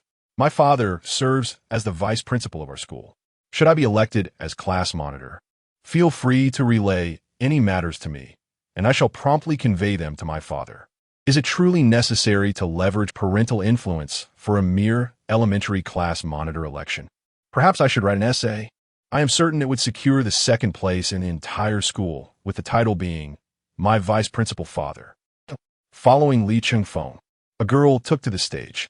Hello, classmates, I am Xia Zihan, proficient in singing and dancing. Hello, everyone. I am Lu Kuan, who enjoys singing, dancing, rapping, and playing basketball. Chapter 60. I believe this world should not be like this. Lin, to whom do you intend to cast your vote? Li Ziki inquired softly, glancing at Lin Dong. For myself, he replied. Li Ziki blinked in surprise. Are you also running for class president? Those who had just taken to the stage for their campaigns had distributed a plethora of snacks and stationery to their classmates. Is there anyone else wishing to participate? Upon hearing Yu Qingyu's words, the previously silent Lin Dong stood up. Huh? Li Qingfeng, seated in the second row, was taken aback. Hadn't this fellow just accepted snacks from him? Why not declare himself a candidate if he was not even going to vote for himself? Clutching an assortment of items, Lin Dong approached the podium. The other candidates looked at him with skepticism. They were certain, while they had been fervently soliciting votes moments ago, this individual had remained passive. In Huaxia, we live in a society built on relationships. If you do not engage or extend your hand, how could you possibly sway others with mere words? Li Qingfeng mused internally, as his father was the vice principal of Gufeng Primary School, a public institution in the provincial capital, and thus, he considered himself more knowledgeable than his peers due to his upbringing. Lin, you go ahead. Yu Qingyu began, but Lin Dong raised his hand, signaling for silence. He then placed the snacks and stationery he had been holding on the podium. Standing tall and straight, he cast his piercing gaze over his classmates. What is happening? What is he about to do? Shouldn't he start with a self-introduction? Why is he? I won't vote for him unless he gives me snacks and stationery. Lin Dong remained silent, causing whispers to ripple through the students below. The crew at the back of the classroom was equally bewildered. What is this kid doing? Is he frozen? His manner of delivering a speech reminds me of someone. Now that you mention it, I think I know who you're referring to, but that can't be, right? 1 minute passed, then 2, then 3. Lin Dong maintained his stance like a statue. The murmur of students dwindled until it completely faded, all eyes fixed on him. Yu Qingyu, too, was at a loss, unsure of how to break the palpable tension. After 5 minutes, sensing the moment was ripe, Lin Dong finally moved. He struck the podium forcefully. The sound resonated with authority. Classmates, I believe this world should not be as it is. The students below stared at him, their focus unwavering after 5 minutes of contemplation. Lin Dong picked up the snacks he had placed on the podium and, with heartfelt conviction, declared, "What is this? Among us, there are some comrades who, in pursuit of power and votes, neglect self-improvement and fail to consider how to better serve the students." As the scheme began to unfold, an attempt was made to secure votes through bribery. Lin Dong's words lingered in the air as his gaze swept over Li Chengfeng and his companions. Under the influence of the admiration skill, they all bowed their heads in shame. Yu Qingyu appeared bewildered, while the onlookers in the back of the classroom seemed equally astonished. The 50,000 viewers in the live broadcast were no exception. What was happening? Was this truly the utterance of an 8-year-old? I must be imagining things. Surely this must be footage from a committee meeting. I comprehend the reasoning, yet the more I listen, the more I find the child's words profoundly sensible. Lin Dong clenched his fists before his chest, addressing his classmates with fervor. Dear students, our nation's reform and opening up are sweeping forward. We are currently amidst this great tide. This is both the best and worst of times. We are young. The future belongs to us. His voice resonated passionately, reaching every ear in the room. Our class lacks not the sons of vice principals, nor those who can sing, dance, or play basketball. What we lack is, Lin Dong's voice boomed, filled with emotion, echoing in the hearts of his peers. If I were to become the class monitor, grant me 6 years, and I shall return to you a brand new class 5. Upon his conclusion, a profound silence enveloped the room. The young students gazed vacantly ahead, their innocence palpable. Yu Qingyu stood frozen, as if turned to stone. The admiration skill served as a conduit, amplifying Lin Dong's voice to resonate within their very souls. After a few breaths, Li Chengfeng was the first to react. He sprang to his feet, clapping his hands vigorously. That was magnificent. I repent, dear teacher. I should not have sought shortcuts through bribery with snacks. Others soon followed suit, their gazes towards Lin Dong transformed. Though many were unable to grasp the full meaning of his words, they resonated deeply within. Yu Qingyu swallowed hard. The thought of Lin Dong becoming class monitor sent shivers down her spine, as it implied she would have to heed his authority. The most bewildered of all were the viewers watching through the screen. The sound emanated from the speakers, yet it struck a chord deep within their hearts. For some inexplicable reason, I feel compelled to cast my vote for him. I wish to recognize this child as my elder brother. After years of emotional dormancy, my heart has suddenly awakened.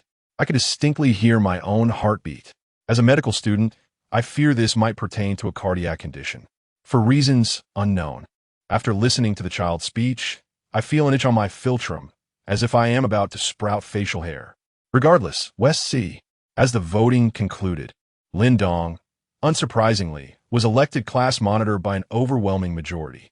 Host, Lin Dong, age, 28, physique, 113, task call, current task. Authority, time remaining, 40 hours. Lin Dong waited a moment, realizing that despite his new role as class monitor, he had not completed his task. P.S. There is a matter today, hence a chapter is owed, which will be supplemented later. Chapter 61, the Qinglong Study Group Lin Dong rested his elbow on the table, supporting his chin with his palm. Why hasn't this system task been completed? Mission, establish an organization of 30 individuals and become their leader. Lin Dong narrowed his eyes, scrutinizing the task requirements. After a moment, clarity dawned upon him. To fulfill this task, I must create an organization myself. Although being class monitor grants me the nominal leadership of 32 students, this class was not founded by me. With this realization, Lin Dong understood. He needed to establish a separate organization and recruit more than 30 individuals. What shall I establish? A study association? A Catholic group? The Student Unity Alliance? All right, classmates, we now have a candidate for class monitor. Next, we must select other officials. Yu Qingyu stood at the podium, still reeling from the shock Lin Dong had just delivered. It It took her a while to regain her composure. What kind of 8-year-old is this? In Class 5 of Grade 1 at Goofing Primary School, Class Committee Secretary and Class Monitor Lin Dong issues important directives at the ongoing Class Committee election meeting. During the meeting, Class Monitor Lin Dong emphasized the importance of unwavering dedication to serving the students and maintaining integrity as officials. In light of vacancies for positions such as Vice Monitor, Sports Committee Member, and Arts Committee Member, Class Monitor Lin Dong promoted several candidates. Class Committee Secretary and Class Monitor Lin Dong particularly noted, classmate Li Changfeng possesses extensive experience, having risen through the ranks from the grassroots level, and has been a frontline fighter since kindergarten. He can serve as Vice Monitor while also taking on the role of Study Committee Member. Classmate Lu Kuan was appointed as Sports Committee Member, and classmate Xia Zihan as Arts Committee Member. As the Class Committee election meeting concluded, Li Changfeng, elected as Vice Monitor and Study Committee Member, declared his unwavering support for Class Monitor Lin Dong's ideology and commitment to implementing his directives. Class teacher Yu Qingyu was utterly bewildered. Wasn't the atmosphere just distinctly off? The officials in her class were all nominated by him, recognizing only him, not her, as the class teacher.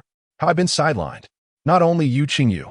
The scene where Lin Dong confidently took the podium to nominate various officials truly astonished the over 500,000 viewers in the live stream. Isn't this a bit much? Do you think you're Shaorui Jin? As the class monitor, I am the top authority. As the class teacher, I am the top authority. This child's demeanor seems rather domineering, does it not? Principal, if he becomes the grade director, will I have to take orders from him? How can this be permitted? Why do I feel that it won't be long before this child initiates the spring of goofing? The class teacher is in jeopardy. Meanwhile, in the principal's office of Goofing School, Louis Xiao's face turned a shade of green with anger. Observing the recent performance of the middle school department during military training nearly gave him a heart attack. The office housed 4 individuals, Zhang Yuwei and Xiao Mu in military attire, and grade director Niu High. Look at this. Standing under the sun for just half an hour, they're already succumbing to heat stroke. What a poor level of physical fitness. Lu Yixiao, with a solemn tone, paced back and forth in the office. Among 100 individuals who can perform 15 standard push-ups, only 10 can accomplish this feat. As for pull-ups, not a single person can execute 10 correctly. Is this what the youth of the new era looks like? When I was in middle school, the conditions were harsh, and my physical fitness was undoubtedly superior to that of these students today. Zhang Yuwei sighed in resignation. Old Lu, it's not that I am unwilling to train them according to military standards. We have already transformed the training area, but given the physical condition of these students, if we proceed with the training, it will undoubtedly lead to accidents. As his words echoed, silence enveloped the office. Improving physical fitness is not something that can be changed overnight. It requires addressing the root of the issue. Indeed, we must tackle it from the root, Lu Yixiao exclaimed, slapping his forehead. Since the middle school students are already in this predicament, I absolutely cannot allow the elementary students to repeat the same mistakes. Zhang Yuwei glanced at him. Old Lu, you can't possibly mean for us to train elementary students, right? That's even more improbable. I'm not asking you to train them. Lu Yixiao shook his head. What I propose is that while you train the middle school students, the elementary students observe. They should witness firsthand the dire consequences of neglecting physical fitness. Zhang Yuwei contemplated this suggestion and found it indeed feasible. Addressing the issue from elementary school will be a more effective way to resolve it at the source. Lu Yixiao turned to the grade director and instructed, Old Niu, go find a few students from the middle school to act as examples, showcasing their struggles during military training. Kneeling and crying about why they didn't prioritize physical fitness in elementary school. Zhang Yuwei and Xiao Mu exchanged glances, the corners of their mouths twitching. Are there really that many tactics outside the military camp? Xiao Mu, still somewhat skeptical, inquired. Lu Yixiao's forehead darkened. How many times must I reiterate? That student has been in our school for less than a week. How could he possibly be trained by us? Xiao Mu marveled. In less than a week, you've managed to cultivate him into this? Truly, Lu Yixiao replied. He, too, was quite curious about how that first-grade student had developed. What precisely had the kindergarten teachers imparted to him? In Class 1-5, after the lesson concluded, Lin Dong looked at Li Chengfeng. I have established a Qinglong study group. Please arrange for our classmates to join. Qinglong study group? Li Chengfeng paused, finding the name rather awkward. Nevertheless, he agreed without hesitation. Lin Dong shook his head, struggling to think of a better name. After all, the target members were merely elementary students. Names like Loyalty and Righteousness Hall or Killer Emperor Gang would be far more problematic. The name Qinglong Study Group was a testament to his final stubbornness. Chapter 62. Military Training. As the class bell rang, what was supposed to be a mathematics lesson was interrupted by Yu Qingyu's entrance, bearing an announcement. Dear students, I have just received notification from the principal that all classes for the remainder of the day have been canceled. A curious student inquired, so, do we have a day off? Yu Qingyu shook her head, no. Instead, we are headed for military training. Upon hearing those last two words, Lin Dong was taken aback. How could it be that even first graders are subjected to military training in this world? Furthermore, what could possibly be expected from a group of 8-year-olds? They wouldn't even comprehend how to march in formation. Yu Qingyu added, the specific instructors will explain everything to you. Now, class monitor, please organize the students as we proceed to the playground in an orderly manner. At the back of the classroom, Sun Ruowei exchanged glances with her peers. Military training? Are elementary school students really undergoing such training now? I remember my first experience with military training was in high school, Fong Yufan reminisced. Surely, these young students want to actually be trained. It must merely be an opportunity for them to observe the antics of those fragile middle schoolers, right? After Sun Ruowei spoke, she noticed Fong Yufan and the others regarding her with peculiar expressions. To utter the phrase, fragile middle schoolers, one must indeed have a remarkable background. Revealing the talents of the ultimate child brother has now surpassed 600,000 viewers online. This principal is confused. First grade is a critical time for lifelong decisions. How can precious learning time be squandered? Nonsense. Second grade is the most crucial in a student's journey. Utter nonsense. Third grade determines whether one can gain admission to university. I am quite curious. There are countless stories online about the embarrassing moments of university students and middle schoolers during military training. If only the child brother could. As Sun Ruowei read these comments, a realization dawned upon her. Indeed, what would happen if Lin Dong were to undergo military training, given his extraordinary physical prowess? The first batch summoned to the playground consisted of students from grades 1 to 3, numbering in the hundreds. The playground at Goofing School is impressively vast. Half of it has been transformed into a military training ground, while the other half remains occupied by the elementary students, appearing quite spacious. It was summer. Lin Dong gazed up at the sun above, its scorching rays mercilessly baking the young students.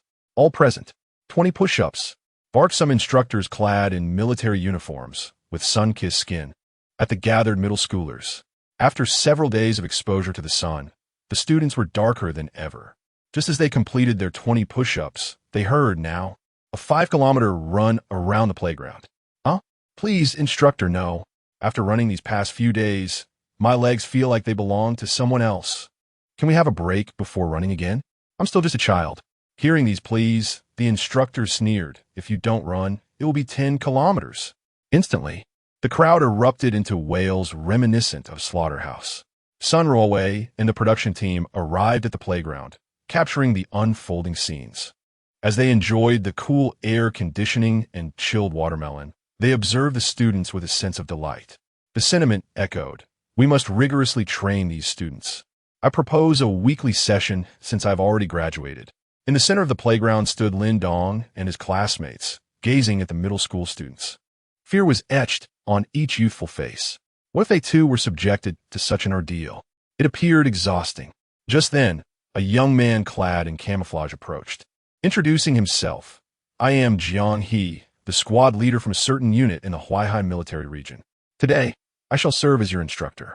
Prior to his arrival, Jiang had been informed that the purpose was not to truly discipline the children, but rather to instill an understanding of the importance of physical fitness. After all, how could a group of 8 or 9-year-old first graders be rigorously trained? Even if they were to exert all their potential, it is doubtful they could manage a single push-up. You're class 5, correct? Jiang He cleared his throat. All of class 5 stand at attention. After providing guidance, the students managed to form a reasonably orderly line. First, stand for 10 minutes, he instructed, keeping a watchful eye on the young pupils, ready to respond at the first sign of heat exhaustion. 10 minutes later, Jiang He nodded approvingly. Very good. You may rest in place for 5 minutes. Beside Lin Dong, the chubby Li Changfeng plopped down on the ground, shaking his head and wiping the beads of sweat from his face. I'm so tired. My dad never treated me like this at home. He was not alone. Other students also slumped or sat on the ground, primarily due to the scorching sun. Jiang He stood tall, arms crossed, surveying the scene. Suddenly, he noticed one child among the moaning students who remained unfazed. Although he too had crouched down, his expression was calm, starkly contrasting with his peers. Although Jiang He was the squad leader, he was not permitted to use his phone, only allowed to do so on weekends. The recent viral sensations surrounding Lin Dong had only emerged in the past few days. Jiang He had heard whispers of a remarkable elementary student from Jinling, but did not know the identity or appearance of this prodigy, thus failing to recognize Lin Dong. After 5 minutes had elapsed, he called out, "Everyone rise." Meanwhile, among the middle school students, several classes had completed a 5-kilometer run. A few students exchanged glances, recalling their earlier conversation with the grade director. You must perform well in front of the younger students. Good performance will earn you extra credits. In an instant, a chubby boy at the edge of the group rolled to the ground, exclaiming, I'm so tired. I regret not taking care of my physical fitness during elementary school. If only heaven could grant me a second chance. I am determined to utter those 3 words to the physical education teacher. Upon witnessing this scene through the surveillance, Principal Liu Yixiao could not contain himself and promptly expelled the tea he had just sipped. Chapter 63. The Arrival of the Blood Bar Before Anyone Else. Turning to the grade director, who stood frozen beside me, clearly astonished, I exclaimed, I ask you to find some actors. Is this the troupe you brought? Could the performance be any more exaggerated? Under my scrutinizing gaze, the grade director wiped the non-existent sweat from his brow, assuring me, Principal, rest assured, I found several individuals. This is merely an accident. On the playground, with the portly leader taking charge, the others, motivated by the prospect of academic credits, began to perform in front of the elementary students. I'm dizzy. This is unbearable. If only I had taken physical education seriously in elementary school. I wouldn't feel this way now. I'll tell the PE teacher that in my next life, I'll still be his student. Through the surveillance cameras, I watched these flamboyant displays, and Liu Yixiao smacked his forehead, realizing his mistake. It was ill-advised to allow a group of middle school students, who were in their rebellious phase, to engage in such antics. On the playground, witnessing the actions of a few nearby, Lin Dong felt so embarrassed that he could scratch out a 3-bedroom apartment with his toes. Li Changfeng blinked, reflecting, if we don't take our physical education classes seriously now, we'll end up as embarrassed as they are when we grow up. Jiang He's eyes twitched uncontrollably, and after taking a deep breath, he redirected his gaze back to the students of Class 5 in front of him. After a moment of contemplation, he commanded, everyone, attention, march in place. Li Changfeng and the others wore expressions of utter confusion. Instructor, what is marching in place? Jiang He demonstrated, and they began to mimic him. 5 minutes later, they were all collapsed on the ground, except for one exception, Lin Dong. Jiang He looked over and noticed Lin Dong squatting calmly, seemingly unfazed, while the other students sat around him, their faces flushed from the sun, gasping for breath. Oh, Jiang He raised an eyebrow, intrigued. He immediately declared. The student on the leftmost side of the first row stepped forward. Lin Dong stood up and took a step forward, drawing curious glances from his peers. Jiang He appraised Lin Dong and asked, what is your name? Lin Dong. Do you feel tired now? Lin Dong pondered for a moment. With his current physical constitution of 113, he could easily endure 10 hours of marching in place without fatigue. He replied diplomatically, I'm all right. Inside the principal's office, the 4 observed everything happening on the playground through the monitors. Is this the kid who has taken the internet by storm? One remarked, setting aside his various talents. To perform 60 pull-ups in a minute requires remarkable physical fitness. Xiaomu stated thoughtfully, last year at the national military competition, the record for pull-ups in a minute was held by someone from the neighboring military district, and it was only 45. Hearing this, Lu Yixiao shook his head. From a physical fitness standpoint, he certainly possesses the makings of a good soldier, but his other talents are rather ominous. On the playground, all right? So that means you're not tired. Jiang He squinted his eyes. Lin Dong fell silent for a moment before candidly expressing, Instructor, I believe we are merely squandering our time here without any prospect for improvement. Jiang He was taken aback. What insight could an 8-year-old child possibly possess? This was not due to his condescension, but rather a product of objective perception. Imagine dedicating a decade to a particular field, feeling a sense of modest accomplishment, only to have an 8-year-old come forth to critique your methods. How would one react? Lin Dong continued. If we were to let a group of 8-year-olds bask in the sun for 2 days, what could we possibly gain besides enduring hardship? To think that merely sunbathing for 2 days would impart the significance of physical fitness is utterly implausible. Children are not capable of such profound thoughts. They would simply forget in an instant. Though Lin Dong's voice was not loud, his words resonated clearly in Jiang He's ears. Fang Yufan, a seasoned photographer, had already sensed the moment, expertly capturing the scene with the right angles and lighting. At that moment, Lin Dong was backlit, standing resolutely against the unjust system, shielding his fellow students behind him. Wow, is it heating up? This kid is younger than my shoe sole, yet he seems to understand more than I do. Don't you think what he says holds considerable truth? Can letting a group of 8 or 9-year-olds sunbathe truly alter their mindset? What a joke. Count me in. In the principal's office, although the surveillance had no sound, the live broadcast did. Listening to Lin Dong's words, Lu Yixiao felt an urge to be angry. Yet, he found himself unable to muster any ire. Instead, he thought how reasonable Lin Dong's arguments were. Reflecting on his decision, he realized it was quite absurd. He cast a glance at the grade director, his wistful gaze seemingly pleading. Why didn't you stop me? His sentiments were not solely due to the wisdom of Lin Dong's words, but rather influenced by the admiration he had for skill. How could a common player contend with a seasoned veteran? Intrigued, he decided to observe this young lad further. On the playground, Jiang He shook his head. He was merely following orders to serve as an instructor. This was not of his design. Was this child truly 8 years old? That was the singular thought occupying his mind. Just as Jiang He was about to speak, he noticed someone approaching in the distance. He quickly changed his tune and smiled, saying, If you disagree, let us settle this on the training field. If you win, your class will be exempt from military training. However, it will not be against me, but rather, at that moment, Xiaomu also arrived. Jiang He continued, it will be against last year's national military competition's 3rd-place winner, the 1st place from the Huaihai military region, a recipient of the 2nd-class merit award, and the youngest 3-star leader in the Huaihai military region, Xiaomu. His words were meant in jest with a hint of flattery. As Xiaomu stepped into the frame, Jiang He's introduction concluded. Did I just momentarily glimpse a health bar? Before the person even appeared, a series of health bars longer than my life flashed onto the scene.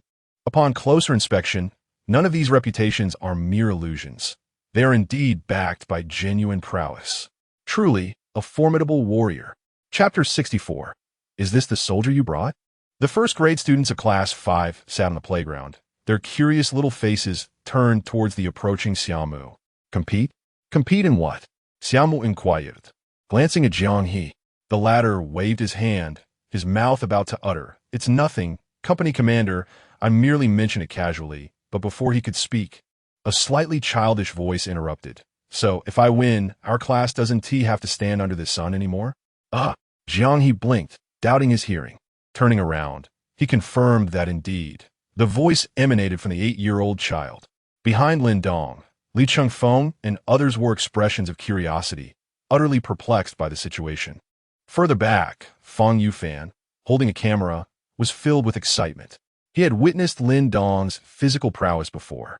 Although the opponent was a soldier king, the outcome remained uncertain. Wow, is this child really so brave? The opponent is a soldier king.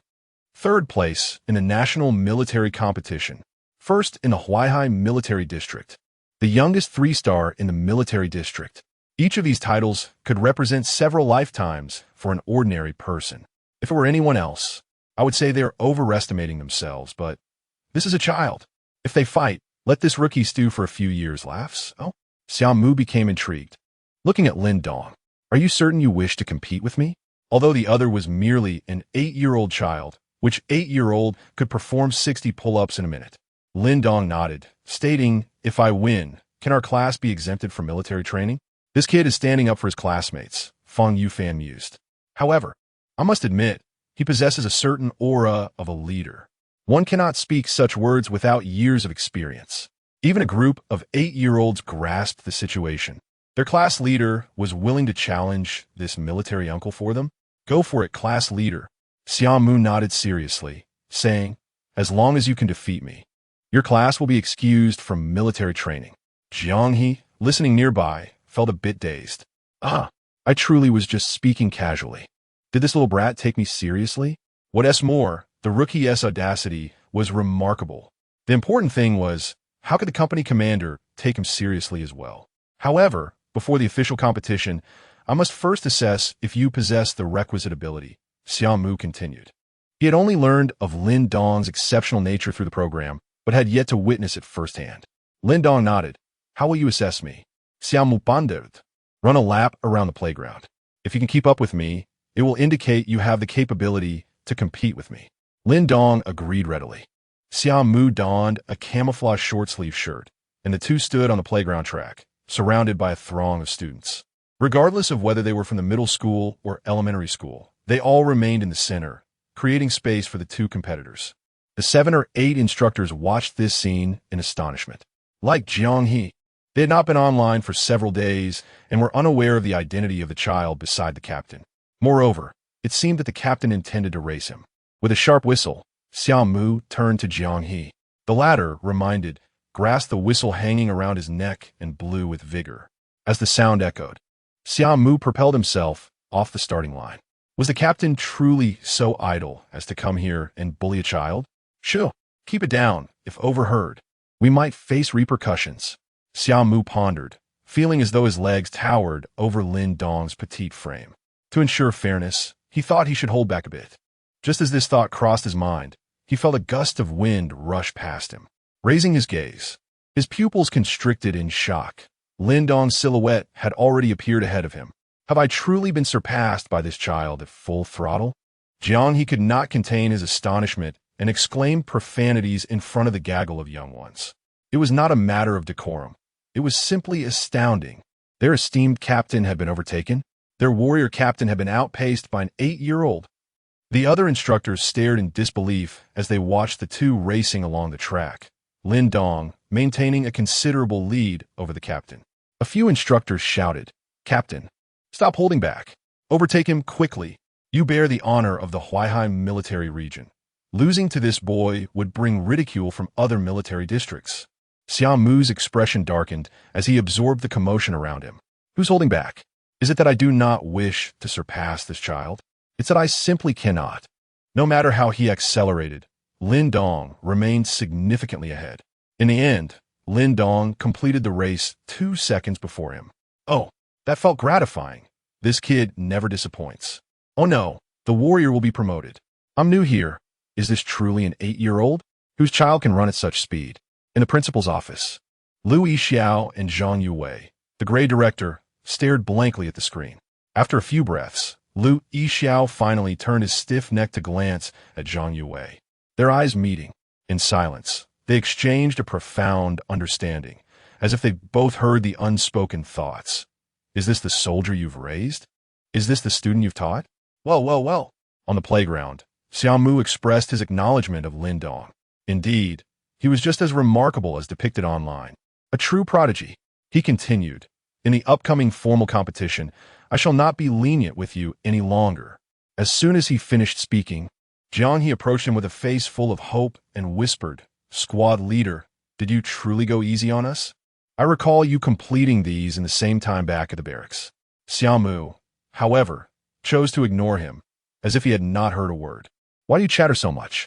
Just wait for your promotion when we return. Chapter 65. The class leader's kindness and benefits. Xiao Mu's intentions remained a mystery to Lin Dong. However, Lin Dong was certain he had allowed himself some leniency.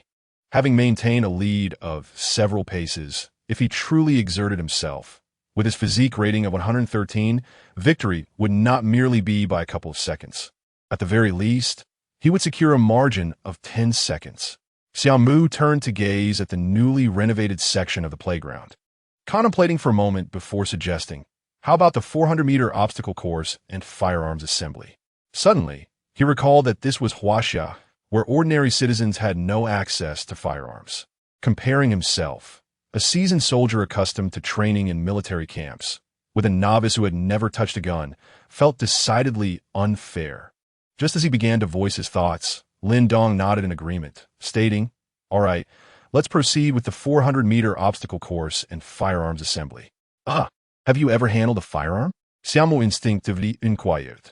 Lin Dong remained silent for a moment before shaking his head. No, but I've seen them in games. His confidence stemmed from his skill, king of weapons. Although he had no practical experience with firearm assembly, he possessed an advantage. Observing Lin Dong's nonchalant demeanor, Xiao Mu chose not to press further. The two made their way toward the 400-meter obstacle course, followed closely by Sun Ruowei and the other student from Class 5. The obstacle course. That pit is a nightmare for newcomers. I've been out of the army for 7 years. Yet I still remember spending an entire morning in that 2-meter pit during basic training. I'm quite curious how our little brother will climb out of that pit given his height. The course featured various challenges: stakes, high walls, a narrow beam, deep pits, a jumping platform, trenches, and low walls. Xiao Mu explained the rules and equipment of the 400-meter obstacle course to Lin Dong. As Jiang, he blew the whistle. Both sprang into action. In military training, overcoming obstacles is considered fundamental. The commander mused, "This time, we cannot afford to lose." The two leaped into the 2-meter deep pit almost simultaneously. Xiao Mu propelled himself upward, planting his left foot against the wall, gripping the ground with his fingers, and executed a roll to emerge from the pit. Just then, a commotion erupted behind him. Before he could turn around, Lin Dong had landed securely beside him. How did he leap out? Xiao Mu's pupils dilated in astonishment. He had not seen it. However, Jiang He, Sun Ruowei, and the others had witnessed the spectacle clearly. This guy simply jumped straight up and emerged from the 2-meter pit. Jiang He rubbed his eyes, muttering in disbelief. Such explosive power could surely earn a place at the Olympics. In contrast, Sun Ruowei and the production team maintained a calm demeanor, having been awed by Lin Dong's remarkable feats on numerous occasions. This was merely another instance. The same could be said for the over 600,000 viewers in the live stream. In a myriad of words condensed into a single phrase, basic skills do not underestimate. The 400-meter obstacle course continues. Xiao Mu takes a deep breath, steadying his mindset. Upon reaching the balance beam, he catches a glimpse of Lin Dong, who effortlessly leaps onto the beam and sprints down as if traversing solid ground. The entire process takes less than 3 seconds. The subsequent high wall, jump platform, and trench are navigated by Lin Dong in the simplest of manners. When he reaches the final challenge, the base net, Lin Dong utilizes his physical advantages, lying down and rolling through with ease. Ahem, that should signal the end. This reminder jolts Jiang He back to reality. 1 minute and 15 seconds, he exclaims in astonishment. This result is no longer comparable to their Huaihai military region. This shatters the record for the entire army. Xiao Mu walks over in silence, realizing he has been outperformed in his area of expertise by an 8-year-old student. Jiang He's gaze shifts between the timer and Lin Dong, filled with doubt. Is this timer malfunctioning? Yet, this young student has undeniably bested his commanding officer. What a remarkable child. Xiao Mu looks at Lin Dong, contemplating that if it weren't for his tender age, he might consider enlisting him on an exceptional basis. 1 minute and 15 seconds. This is a record-breaking achievement for the entire army. If this were the national military competition, it could very well earn him a second-class merit. Li Chengfeng and the other students are bewildered. It seems their squad leader has won. There remains one final task, the assembly of firearms. Xiaomu remarks with complexity. The level of control over firearms in Huaxia is well known. For this military training, only 2 weapons were authorized, stored behind the modified training ground and guarded by 2 soldiers from their company. Company commander. The 2 soldiers salute Xiaomu, then their eyes instinctively turn to Lin Dong. They too witnessed the astounding feat of this student who had just obliterated their company commander in the 400-meter obstacle course. Both firearms are the commonly used Type 56 models in the Army. After disassembling and mixing the parts, they're placed on 2 tables. Xiaomu and Lin Dong stand on either side, and at Jianghe's command, they spring into action. Lin Dong possesses the skill King of Weapons, granting him mastery over any firearm. Even so, he completes the assembly merely 2 seconds faster than Xiaomu. This time, Lin Dong holds nothing back. In a long-distance run, the 400-meter obstacle course and firearm assembly, he has won them all. In the principal's office, the 3 individuals monitoring the entire process through surveillance are momentarily stunned, especially Zhang Yue. Xiaomu is his soldier, whom he has nurtured personally. Last year, they secured 3rd place in the national military competition. Yet, now he finds himself overshadowed by this young prodigy. Despite being a staunch materialist, his beliefs waver at this moment. Trust in science? Even if Einstein were present, he would likely be rendered speechless, uttering a profound "my God." On the playground, Lin Dong inquired, pulling the thoughts of several individuals back to reality. Surely, our military training can be canceled now? Xiaomu gritted his teeth and nodded vigorously. Initially, he believed the boy's online persona was exaggerated, but after experiencing it firsthand, he realized the truth was even more conservative online. The knowledge that they would no longer be subjected to the sun's relentless rays and could return to the classroom to enjoy the air conditioning filled the 1st grade, 5 students with unrestrained joy. Li Chengfeng felt an overwhelming sense of gratitude. The class leader has sacrificed so much for us. Why does it seem that these elementary students gaze upon the boy with such adoration? The class leader's kindness compounds infinitely. If you come 3 times, I shall repay you with a pure snow.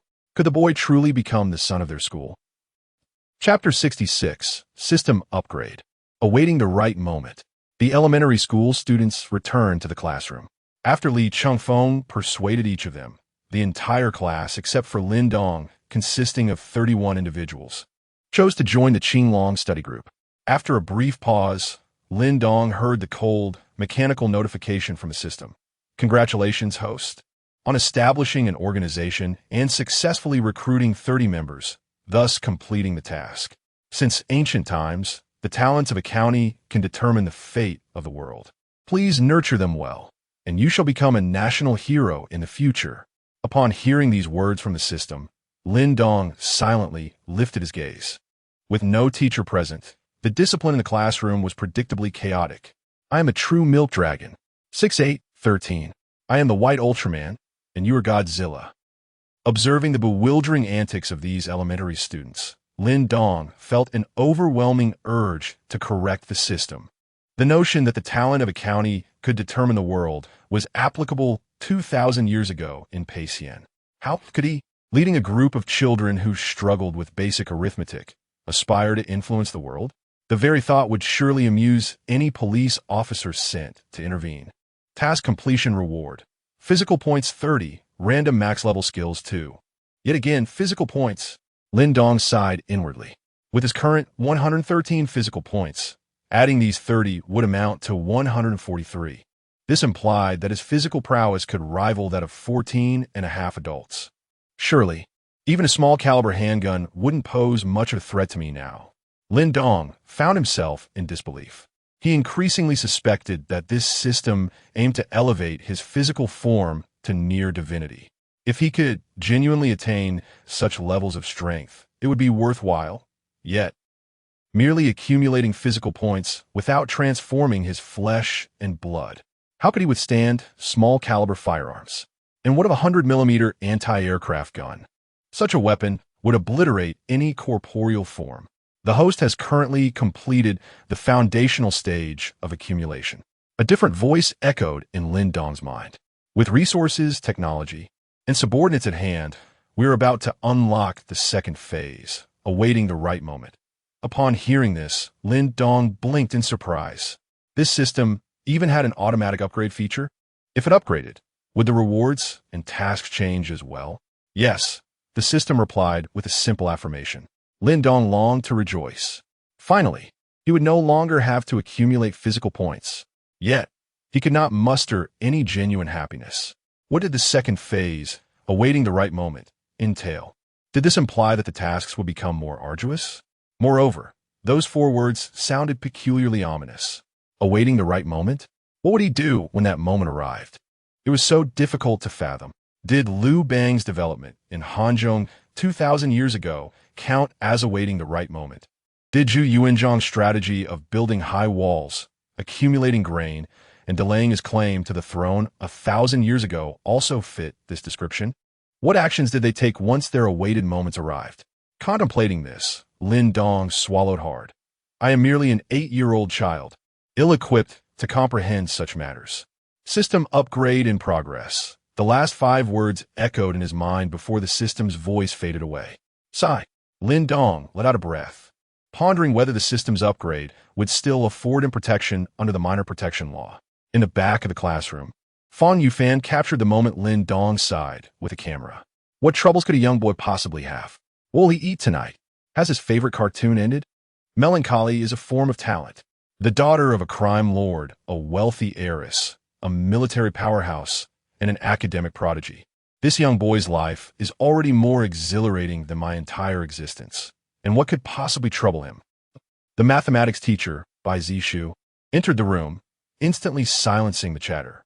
Lin Dong rested his head on the desk, adjusting his position several times. Finally, he could drift into slumber, lulled by the most effective of lullabies. Who on earth conceived of this mathematics class? Just hearing it makes one want to sleep and awaken feeling remarkably refreshed. Following mathematics was English. When the English teacher, Yin Lily, saw Lin Dong still asleep at the podium, she tossed a piece of chalk at him to rouse him. Lin Dong possessed the skill linguistic mastery, having achieved proficiency in the languages of all nations on Blue Star. He recited a passage from the English lesson with a perfect London accent, leaving Yin Lily questioning her own existence. It felt as though he were a native from that very borough of London, speaking with such authenticity. Even his British professors from university would be bewildered, remarking, "Fellow countrymen." Meanwhile, in the principal's office, Xiaomu wore a resigned smile. Zhang Yue patted his shoulder. If one of his subordinates were to lose to an 8-year-old child, regardless of whether they were a rookie or a squad leader, they could forget about resting for the next month. However, Zhang Yue could only offer psychological comfort to Xiaomu this time. It was not that his subordinate squad leader was weak. Rather, that little brat was extraordinarily gifted. 8 years old? Forget 8. Add 10 more. 18. Completing a 400-meter obstacle course in 1 minute and 15 seconds would astonish the entire army. What could an ordinary player possibly compare to such a prodigy? Xiaomu forced a bitter smile. I can endure this, but if this child's remarkable physical prowess is due to talent, then how should one explain his speed in assembling firearms? This thought also struck Zhang Yue and Liu Yixiao. Through the playback of the surveillance footage, it was evident how skillfully Lin Dong assembled the parts. Even after a decade of handling firearms in the military, Xiaomu could not match his speed. There is no such thing as talent in firearm assembly. It is purely a matter of practice. Zhang Yue murmured. As they considered this, they recalled Lin Dong's recent performance. Indeed, there is no talent involved in assembling firearms. But what about manufacturing them? Creating components from scratch appears daunting, yet the actual execution is equally challenging. Wood to iron, adhesive to welding. Do not underestimate even the average elementary school student. It would be a challenge for university students specializing in the field. However, is this child truly an ordinary elementary student? When considering the talent that Lin Dong has already exhibited, it seems quite reasonable for him to possess such a skill in crafting firearms by hand. Does it not? Chapter 67. Lin Dong suspected of possessing firearms. Upon this revelation, the 4 individuals fell into a profound silence. The only sound that filled the principal's office was the weighty rhythm of their breaths.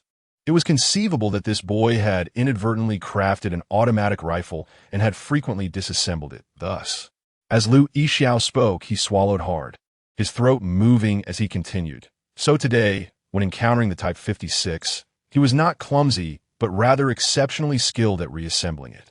At this, the other three remained mute. The notion was utterly ludicrous. How could an 8-year-old child possibly possess such a talent? Yet, what if this 8-year-old was Lin Dong? Might there be other possibilities, such as his family? Zhang Yue pondered aloud.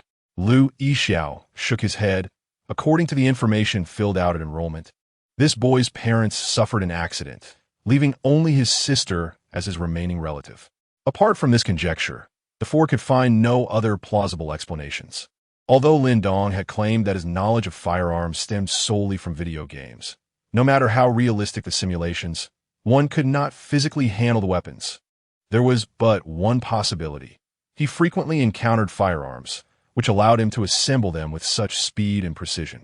Given the stringent controls over firearms in our nation, while some small-caliber handguns might be smuggled into civilian hands, an automatic rifle, such a thought was preposterous.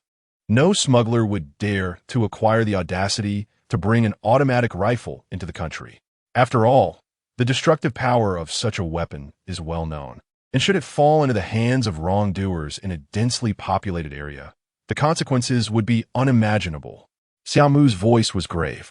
If this boy truly has frequent contact with firearms, then, did he create it himself? If he had never handled a firearm, it would be utterly inexplicable to face the assembly of the Type 56 for the first time and outmaneuver someone like me, who has spent over a decade in military training. Various speculations emerged in succession, yet ultimately, the four lacked concrete evidence. Moreover, given the separation of military and political affairs in our nation, they could only forward their suspicions, along with the video surveillance, to the Jinling City Bureau. In Class 1-5, Lin Dong sat at his desk, suddenly feeling a chill run down his spine and involuntarily sneezing. Why do I always feel as though someone is watching me? He murmured to himself. Soon, the clock struck 3, signaling the end of the school day. As Lin Dong exited the school gates, he heard a cheerful farewell from Li Ziki, who waved goodbye before heading toward a pink Ferrari parked at the roadside.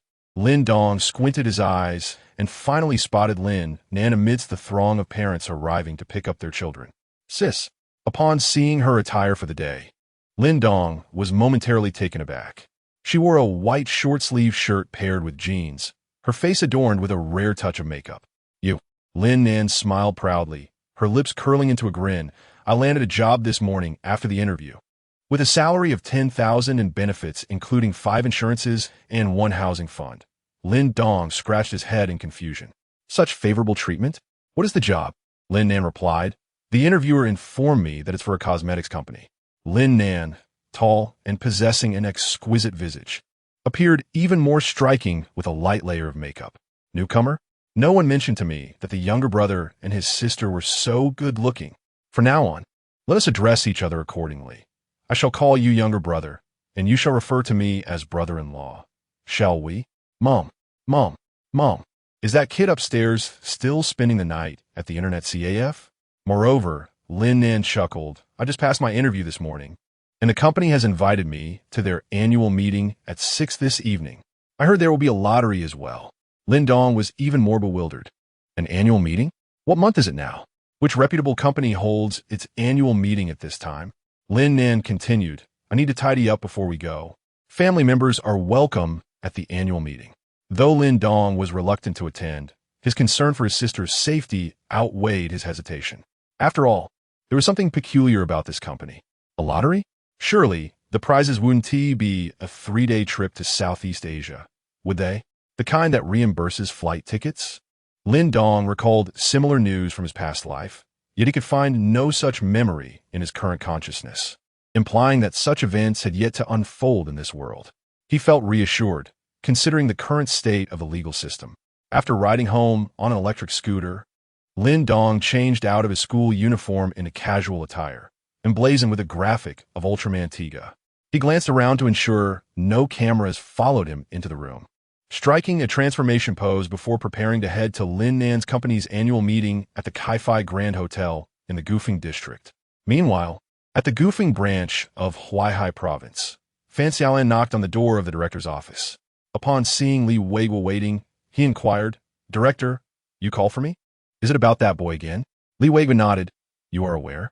Fan Xiaolan pondered briefly, having only asked casually, "What has happened to that boy now? Has he been kidnapped again by some criminals? He was taken once by counterfeiters and another time by a gang involved in organized crime. Is it happening again? 3 kidnappings in 1 week. Is he some sort of delicacy that grants immortality?" Li Weiguo shook his head. This time he was not kidnapped. Upon hearing this, Fan Xiaolan sighed in relief, only to be met with the shocking news. This time, he is suspected of manufacturing automatic rifles. Not kidnapped yet, what? Suspected of what? Fan Xiaolan's jaw slowly dropped, eyes wide in disbelief. Are you saying that an 8-year-old elementary school student is implicated in what? Manufacturing firearms, automatic rifles? Seeing his astonishing reaction, Li Weiguo felt no surprise at all, for his own response upon receiving the news from the municipal bureau had mirrored that of Fan Xiaolan. Such matters are indeed difficult to believe.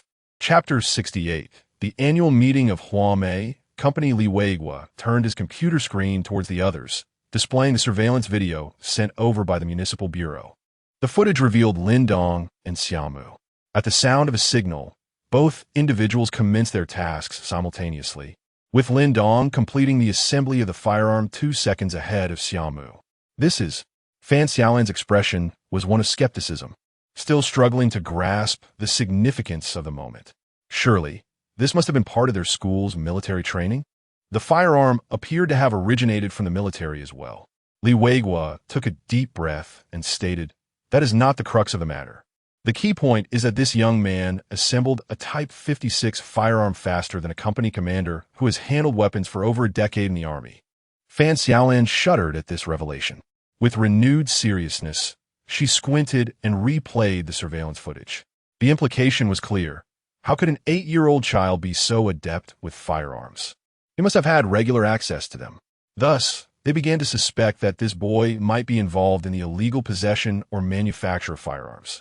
Fan Xiaolan muttered in disbelief. From the initial bank robbery drill to this, the shock Lin Dong has delivered is overwhelming, and his age is the most striking factor. If he were in his 30s or 40s, it would seem reasonable. Li Weiguo massaged his forehead. For now, everything remains a suspicion. The directive from the bureau is for us to ascertain the truth swiftly. Does this boy truly possess or manufacture automatic rifles? Fan Xiaolan's demeanor turned grave. This situation was unlike the previous instances. An automatic rifle, if it were indeed the case, the potential threat to society far surpassed that of a mere bank robbery or gambling. After a moment of contemplation, she furrowed her brow and remarked, "This child has been live-streamed throughout the day. Even if he does possess one, he likely wouldn't carry it on him. It could be hidden at his home or elsewhere." Li Weiguo nodded in agreement. "You and Shaolin should take advantage of his absence to search his home for any clues." In the Gufeng district at the Kai-Lai Grand Hotel, Lin Dong stood at the entrance, gazing up at the opulent structure. A staff member stationed at the door approached Lin Nan and inquired, "Hello? Are you here to attend the Huamei Group annual meeting?" Lin Nan nodded. They took the elevator to the 4th floor, with the staff warmly escorting the two, along with Sun Ruowei and her crew, to the elevator entrance. As the elevator ascended, Sun Ruowei murmured the name Huamei Group. She then shook her head, adding, "I haven't heard of this company in Jinling." As a seasoned reporter for the Jinling Daily, she had covered nearly every significant venue in the city over the years. Fang Yufan shrugged. "With so many companies in Jinling, it's impossible for you to know them all." Soon, the elevator arrived at the 4th floor. The group followed the directions to the entrance of the banquet hall. On either side of the door stood 2 men in suits, wearing sunglasses and displaying Huamei Company employee badges. Without checking any identification or invitations, they allowed Lin Nan and the others to enter, but halted Sun Ruowei and her crew. "I'm sorry, but photography is not permitted here." Lin Dong halted his steps and turned around. The person blocking Sun Ruowei and her companions stood right in front of the camera. Preventing the program team from entering was akin to obstructing over 700,000 viewers in the live stream. What is this? Are you manufacturing atomic bombs inside? Why can't we go in and take a look? Dare to stop me? Do you believe we could unleash a wave of online backlash against your company? Please don't leave me outside. I want to go into a... At that moment, a person standing to the left of the banquet hall in trance suddenly spoke. You may enter, but that camera cannot come with you. He pointed at the camera resting on Fang Youfan's shoulder. Lin Dong stroked his chin. Why can unauthorized personnel casually attend the annual meeting? Is this truly a legitimate company? It seemed they had not even verified Lin Nan's identity. How could they ascertain who was an employee of their own company? The more Lin Dong pondered, the more he felt something was amiss with this company. It didn't seem like a proper establishment. Outside, Sun Ruowei exchanged glances with her companions. Fang Yufan cleared his throat and took his apprentice's suitcase, tossing the camera to him. You all wait here for now. Without the camera on his shoulder, he entered the banquet hall alongside Sun Ruowei. This was a medium-sized banquet hall, adorned with about a dozen tables, and at the front stood a podium. Led by the staff, Lin Dong and the others settled at an unoccupied table in the corner. Perhaps due to the early hour, the hall was still relatively empty. Lin Dong's attention was drawn to the peculiar suitcase in Fang Youfan's possession. With a chuckle, Fang Yufan quietly explained, "This is the latest technology, a camera disguised as a suitcase." As a premier photographer for the official daily newspaper of the provincial capital, such disguise cameras were trivial for Fang Yufan. However, they paled in comparison to those hundreds of thousands of cameras, as they still required monitoring from backstage. Fang Yufan shook his head. His apprentice and others would return to the van and relay the footage captured by the suitcase camera to the live stream. Lin Nan curiously asked, "What if someone here discovers it?" Fang Yufan shrugged nonchalantly. "We'd just be kicked out, that's all. As journalists and photographers, they have been discovered while covertly shooting before. In a lawful society, at most they would be scolded and shown the door. As for their composure, the moment they hoisted their first camera, they ceased to concern themselves with such notions. More and more individuals entered the banquet hall. Meanwhile, in a small adjacent room, a middle-aged man dressed in a white suit, with a shifty appearance, gently nodded and said, "Brother Shao, the time is nearly upon us, and the chives are almost all gathered. Shall we commence?" Chapter 69. Now that it has come to this, let us dine first. In the banquet hall, at a table in the corner occupied by Lin Dong and his companions, 3 additional individuals joined them, a young couple clad in matching outfits and a robust middle-aged man in a suit, sporting an employee badge from Huame Company. Lin Dong rose from his seat and glanced around the nearby tables, discovering that they were not alone. Each table was graced by a burly man donning an employee badge from Huame Company. "Hey, darling, we are truly fortunate. Graduating and landing a job at a prestigious company right away," the young woman exclaimed cheerfully. The young man patted his chest, declaring, "They say the job market for graduates is grim, yet I fail to feel that way. Isn't a monthly salary of 15,000 with benefits quite easy to find? It must be that others simply do not strive hard enough." Lin Dong lifted his gaze and cast a sidelong glance at the couple seated across from him. "Fools," he muttered silently. Soon, a splendid array of dishes was served, accompanied by several bottles of wine priced around 500 huaxia coins each. The middle-aged man with the employee badge introduced himself with a broad grin. "Greetings, my new family members. I am Wang Dashin. It seems this is your first day at Huame Company. Am I correct? I have been an employee here for 7 or 8 years now, having switched jobs several times, yet none compare to Huame. The benefits are exceptional, salaries are never delayed, and there are various team-building activities." "Team building?" Lin Nan inquired with curiosity. "Where do you go for those?" Wang paused for a moment, then replied with a smile, "We have explored every corner of the country. Nowadays, the company typically chooses locations in Southeast Asia." Upon hearing this, Lin Dong spewed the juice he had just sipped. "What?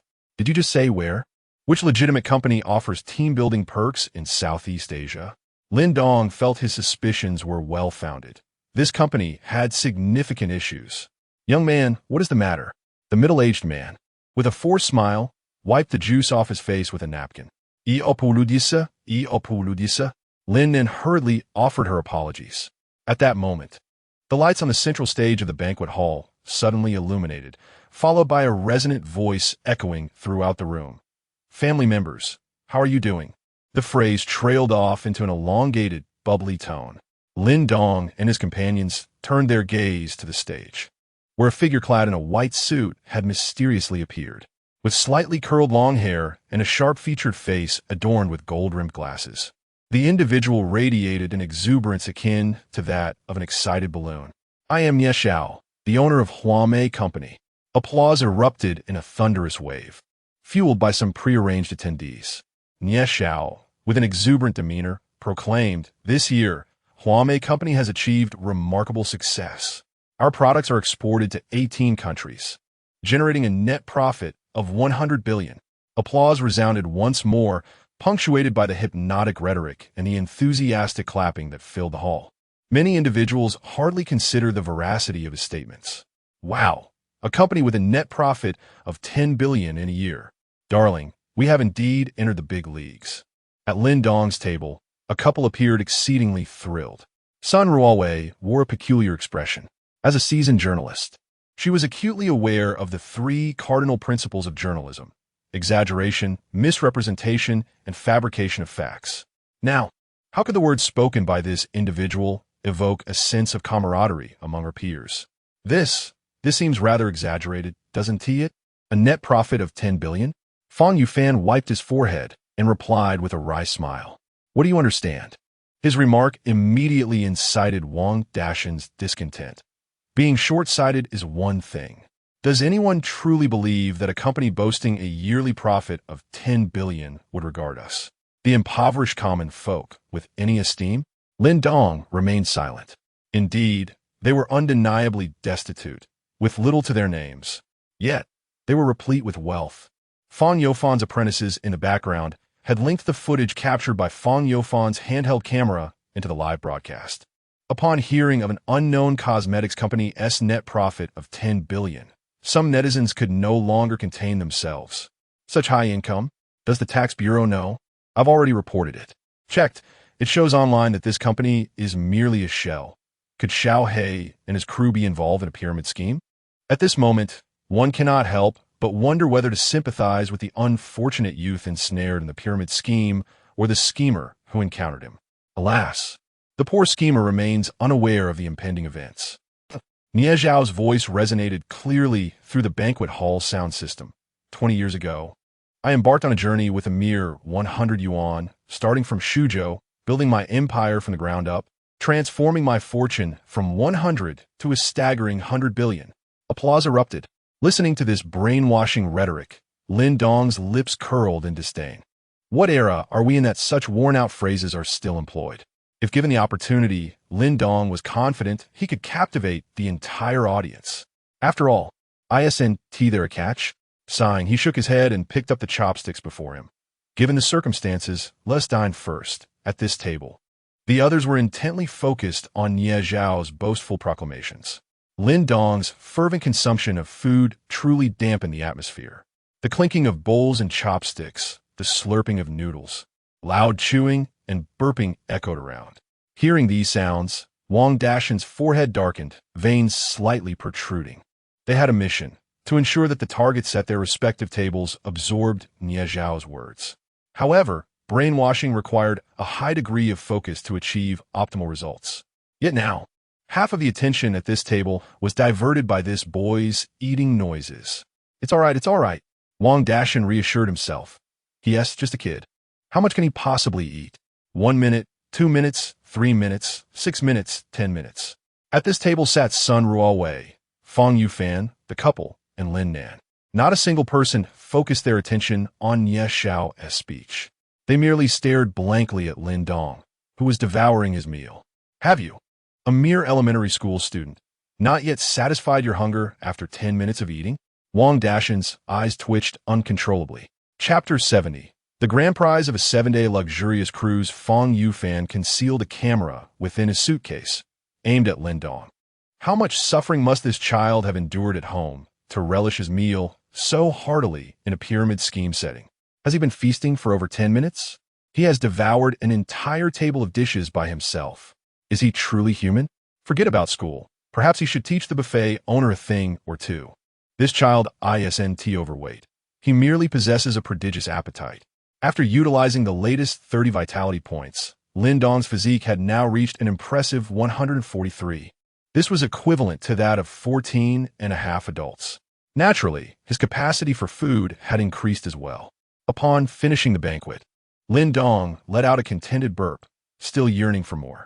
Sun Ruowei and Fang Yufan exchanged glances, oscillating between Lin Dong and Lin Nan.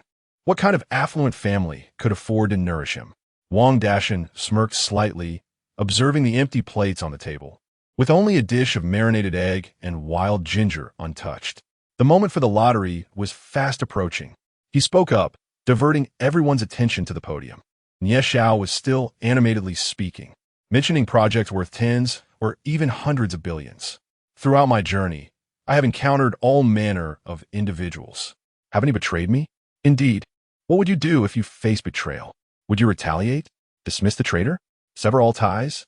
Would you like to know how I handle it? For those who betrayed me, I handed them 500,000. Just think, if I can afford to give so much to those who betrayed me, what does loyalty earn? Applause erupted, filling the banquet hall with an increasingly fervent atmosphere. Nie Xiao believed only the few dozen attendees in the hall were listening, unaware that over 70,000 were watching the program titled Revealing the Talents of the Ultimate Child. Wow! Leaving everything aside, there's a certain depth to his words. If I were there, I would probably believe him as well. Constantly mentioning profits in the billions, is he truly oblivious to the value of money? In Huaxia, so many listed companies exist, yet only a select few can achieve 100 billion in profits within a year. Standing at the podium, Nie Xiao felt a surge of exhilaration. His eyes, bloodshot beneath his glasses, sparkled with infectious enthusiasm. Today, as you join our Huamei family, from this day forth, we shall be united as one. Words alone cannot convey the incredible benefits our company offers. You might dismiss them as mere exaggerations. Therefore, we have prepared a special program for this year's annual meeting. It is the lottery. Newly joined family members are also invited to participate. There are 5 grand prizes and 10 second prizes. After his announcement, 2 staff members brought forth a machine resembling a gasapon. The lottery would commence with Table 12. As Nie Xiao concluded, the spotlight illuminated Table 12, where Lin Dong and his companions sat. The first to arrive is indeed fortunate. Wang Dashan rubbed his hands together and, filled with a hint of excitement, rose to approach the podium. Following his lead, the couple trailed closely behind. What about the 3 family members? Why aren't they coming up? Noticing Lin Nan, Fang Yufan, and Sun Ruowei still hesitating, Nie Xiao chuckled. As for Lin Dong, an 8-year-old child naturally lacked the qualifications for the lottery. Fang Yufan handed his suitcase to Lin Dong, asking him to keep an eye on it, and then joined Lin Nan and Sun Ruowei as they ascended the stage. The 6 stood beneath the podium's lights. Nie Xiao cleared his throat. Once you join our Huamei company, we shall all be family from now on. After speaking, he turned to Wang Dashan, who nodded gently and approached a machine reminiscent of a gasapon. After twisting the button, a package containing a slip of paper emerged from the machine. Upon opening it, Nie Xiao gasped in astonishment. Ah, it's actually the grand prize. Following him, the newly graduated couple both received second prizes. Lin Nan won the grand prize. When it was Sun Ruowei and Fang Yufan's turn, they exchanged glances. Does this company's annual meeting, or perhaps its pyramid scheme, not verify identities for the lottery? We are not even part of your company. As a seasoned journalist, Sun Ruowei had encountered numerous pyramid schemes. However, those she had witnessed previously were exceedingly cautious, strictly requiring the identities of all participants, fearing a stranger might infiltrate. Yet now, Sun Ruowei found herself utterly perplexed by the underlying intentions. It felt as if they were desperately in need of participants. Both of them also won the grand prize. Nie Xiao feigned surprise. Wow. There are only 5 grand prizes in total, and already 4 have been revealed. Wang Dashan inquired, what is this grand prize? The grand prize is a 7-day luxury cruise in international waters. The second prize is a 5-day trip to Southeast Asia. The third prize is a full-body health check. Upon hearing this, The young couple on stage appeared particularly exhilarated. A 5-day team-building trip to Southeast Asia? That's fantastic. I've never been abroad. The girl eagerly asked Nie Xiao, when can we redeem this second prize? Nie Xiao chuckled. The location we chose for the team building does not require a visa. We depart tonight. In a world where company owners had never used the guise of team building to sell all employees into Southeast Asia, they certainly would not harbor any suspicions. Shall we head back to pack our clothes? No need. Nie Xiao shook his head. The company has already prepared everything. Furthermore, each person has a team-building budget of 50,000 yuan to allocate as they wish. The banquet hall erupted with deafening applause. In the corner, Lin Dong's lips twitched uncontrollably as he listened to the words from the podium. Oh, it truly aligns with what I expected? This is not a pyramid scheme at all. It is clearly human trafficking. In a previous life, Lin Dong had encountered similar cases in the news, which allowed him to make connections swiftly. He recalled that Lin Nan had drawn the first prize, a 7-day cruise on a luxurious ocean liner. An ocean liner? Upon boarding, one might very well find themselves confronted by dozens of AKs aimed at their heads. Chapter 71. Employees' heartfelt dedication soon. Lin Nan, Sun Ruowei, and Fang Yufan returned. The people at the adjacent table had gone up to participate in the lottery. Holding the first prize ticket in his hand, Fang Yufan wore a dubious expression and muttered, "Why does it feel like something is amiss? The company's benefits seem excessively generous." Upon hearing his murmurs, Wang Dashin immediately interjected, "I've been with the company for several years, and every year I win a team-building prize. It's nothing to worry about." He believed his words would alleviate the concerns of those present. However, Sun Ruowei and Fang Yufan were no fools. Just as the former was pondering how to probe further into Wang's statement, an irate voice echoed through the communication device in everyone's ears. "What is going on here?" Nie Xiao's furious tone resonated as he turned to the podium. His face was filled with anger, and in front of him stood 6 individuals, each clutching a first prize. Who is responsible for this event? Get out here immediately, Nie Xiao demanded, his ire palpable. Before long, a middle-aged man with a receding hairline approached, bending slightly and wearing a forced smile. "What have you done? I provided you with ample budget to secure benefits for the entire company, and this is what you deliver. Apologies, it was our oversight." The man with the receding hairline said, his words transmitted clearly through the communication device, reaching every ear in the banquet hall. Nie Xiao, his heart heavy, covered his face with his hand. "My heart aches at this unexpected turn of events." In the next moment, he seemed to arrive at a momentous decision. "I have made up my mind. We shall smash this lottery machine. All the family members present can choose between the first and second prizes." "What? This is unacceptable. Boss." The middle-aged man's face turned pale as he rushed to object. "If we do that, we will severely exceed our budget." Nie Xiao shrugged off his grasp. "What does that matter? As long as our employees can relax their minds and bodies, any lost wealth will surely be regained." Clap, clap, clap, clap below. Lin Dong's expression gradually transformed into one of disbelief, almost becoming a meme. "Isn't this performance worthy of an acting career?"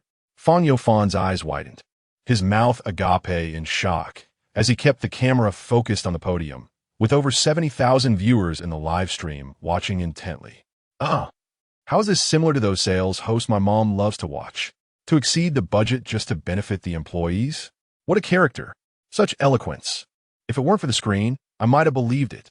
How rare it is to find a boss who is so devoted to their employees.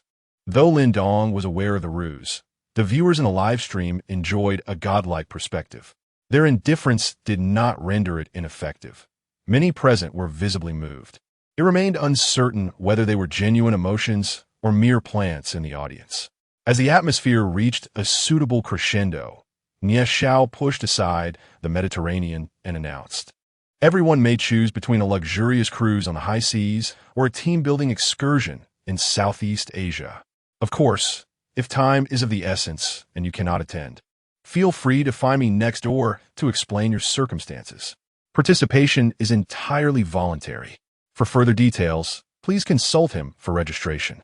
Finally, Nie Xiao gestured towards the Mediterranean. "Sun Ruowei, and Fong Yufan exchanged knowing glances. The instincts of a seasoned journalist informed her that the situation was undoubtedly complex, and pursuing the investigation might unveil significant news. Were it not for the ongoing program revealing the mastery of the young prodigy, the two would have undoubtedly opted to board the ship. However, they could only observe Lin Dong and his sister now.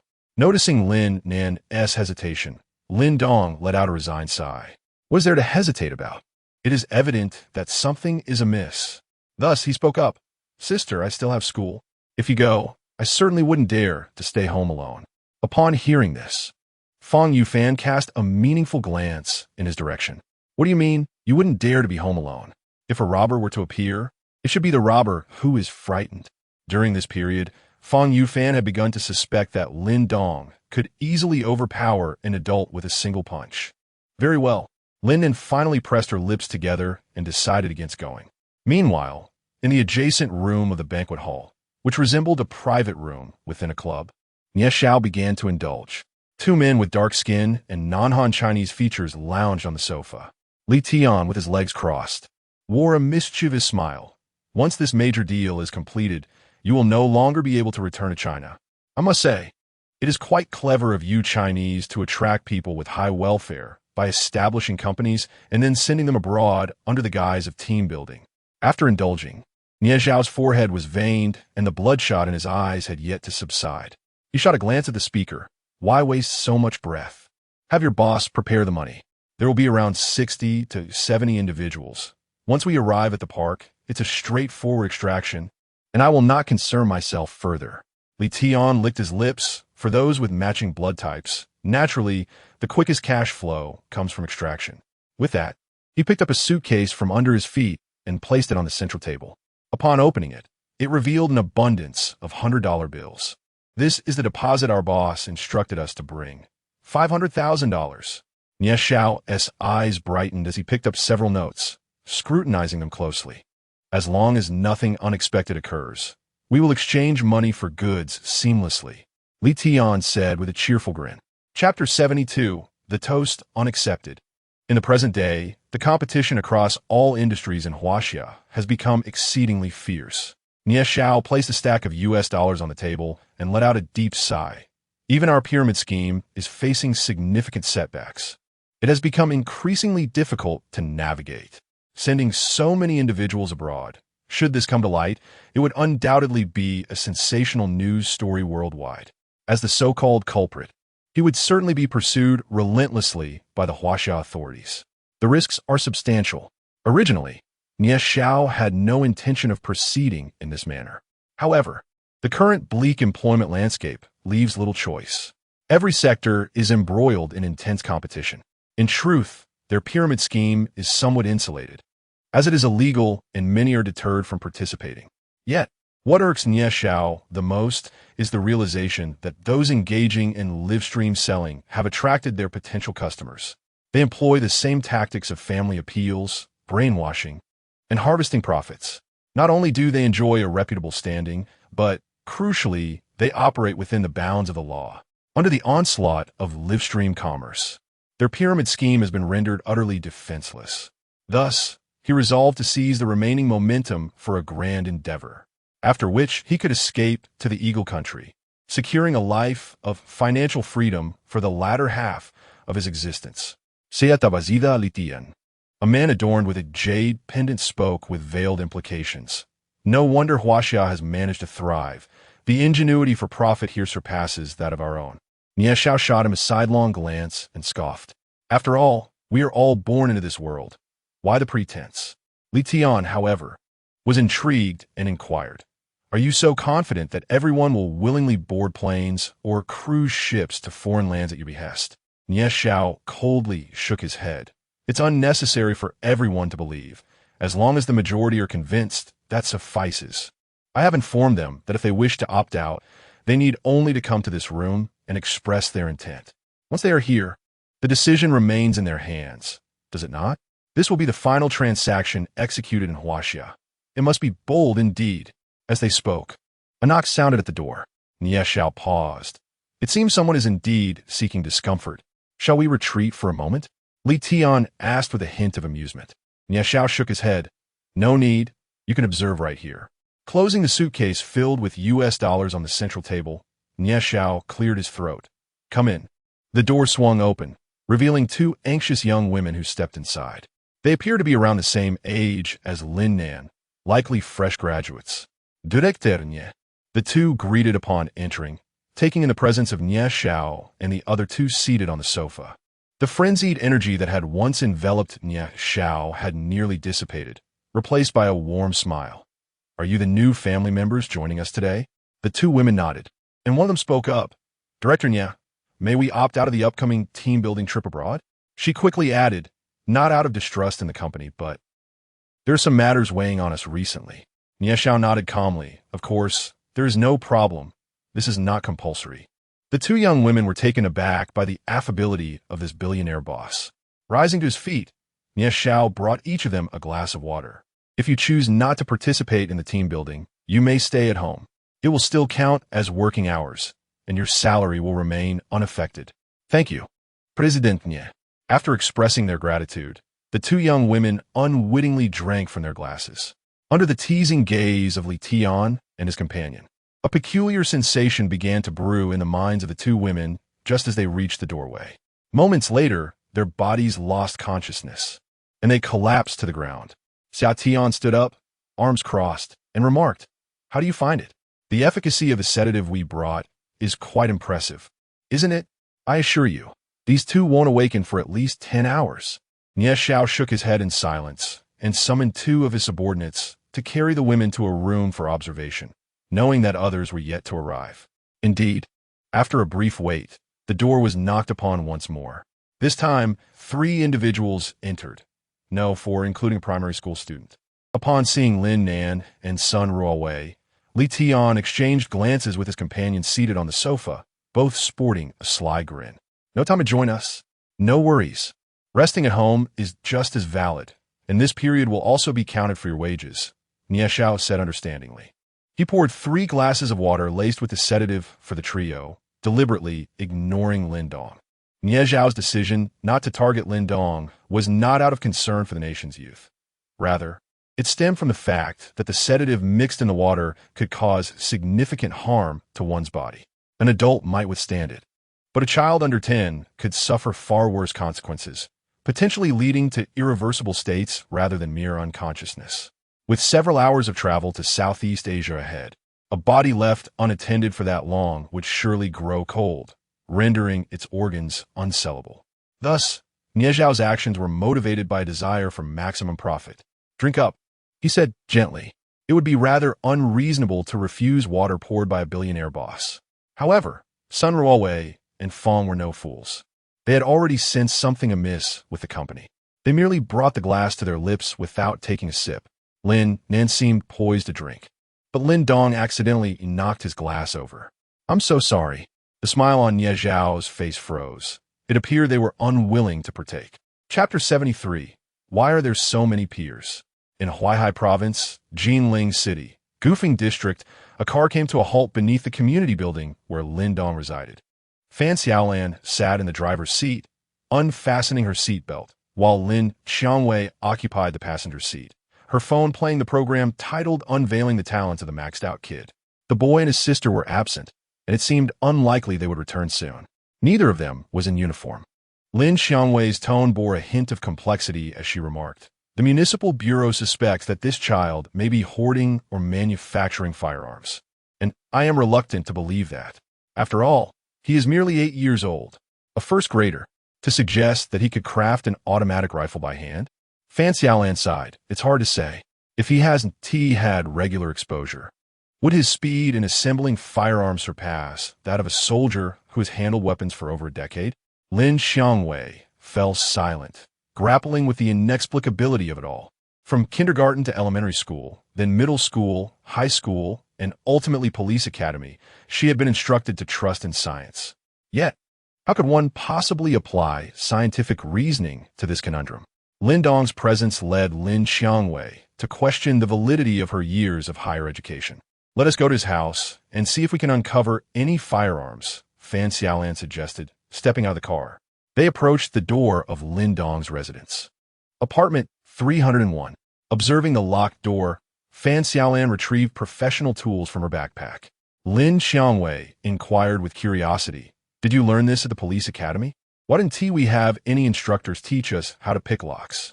Fan Xiaolan shook her head and explained earnestly, "I didn't learn this at the academy.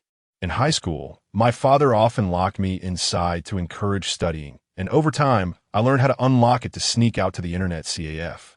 These tools were confiscated by the Bureau from a few individuals who were illegally picking locks." Lin Xiangwei blinked in surprise. "You managed to gain admission to Huaihai Police University despite spending every day at the internet CAF? Impressive. That is one of the top universities in Huaihai province." Fan Xiaolan paused, seemingly lost in the nostalgic memories of that time. "Not quite.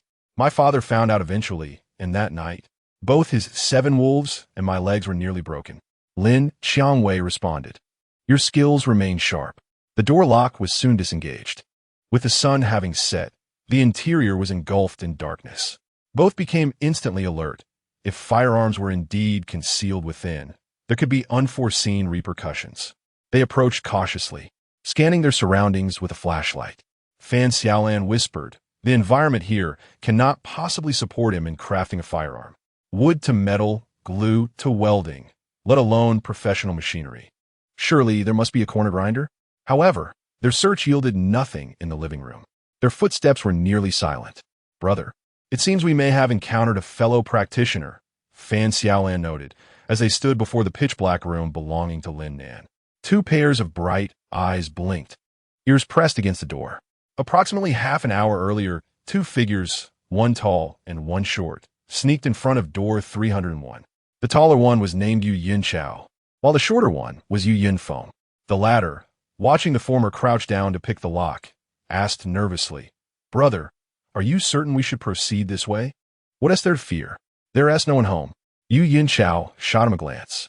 "Isn't this family internet famous? They must be wealthy if they're live, streaming outside.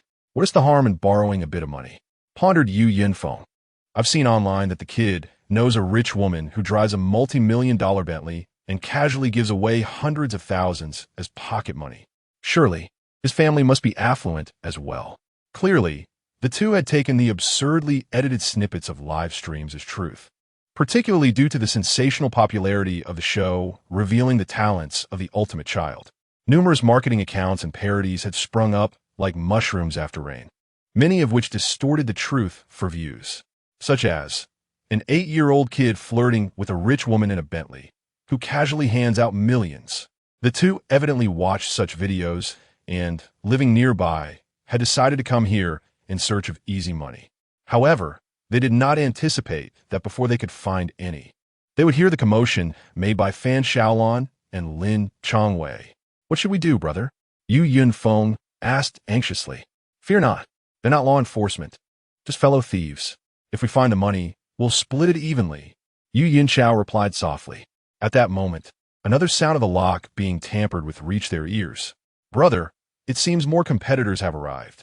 In the living room, Fan Xiaolan and Lin Xiangwei's bodies trembled. They turned to look.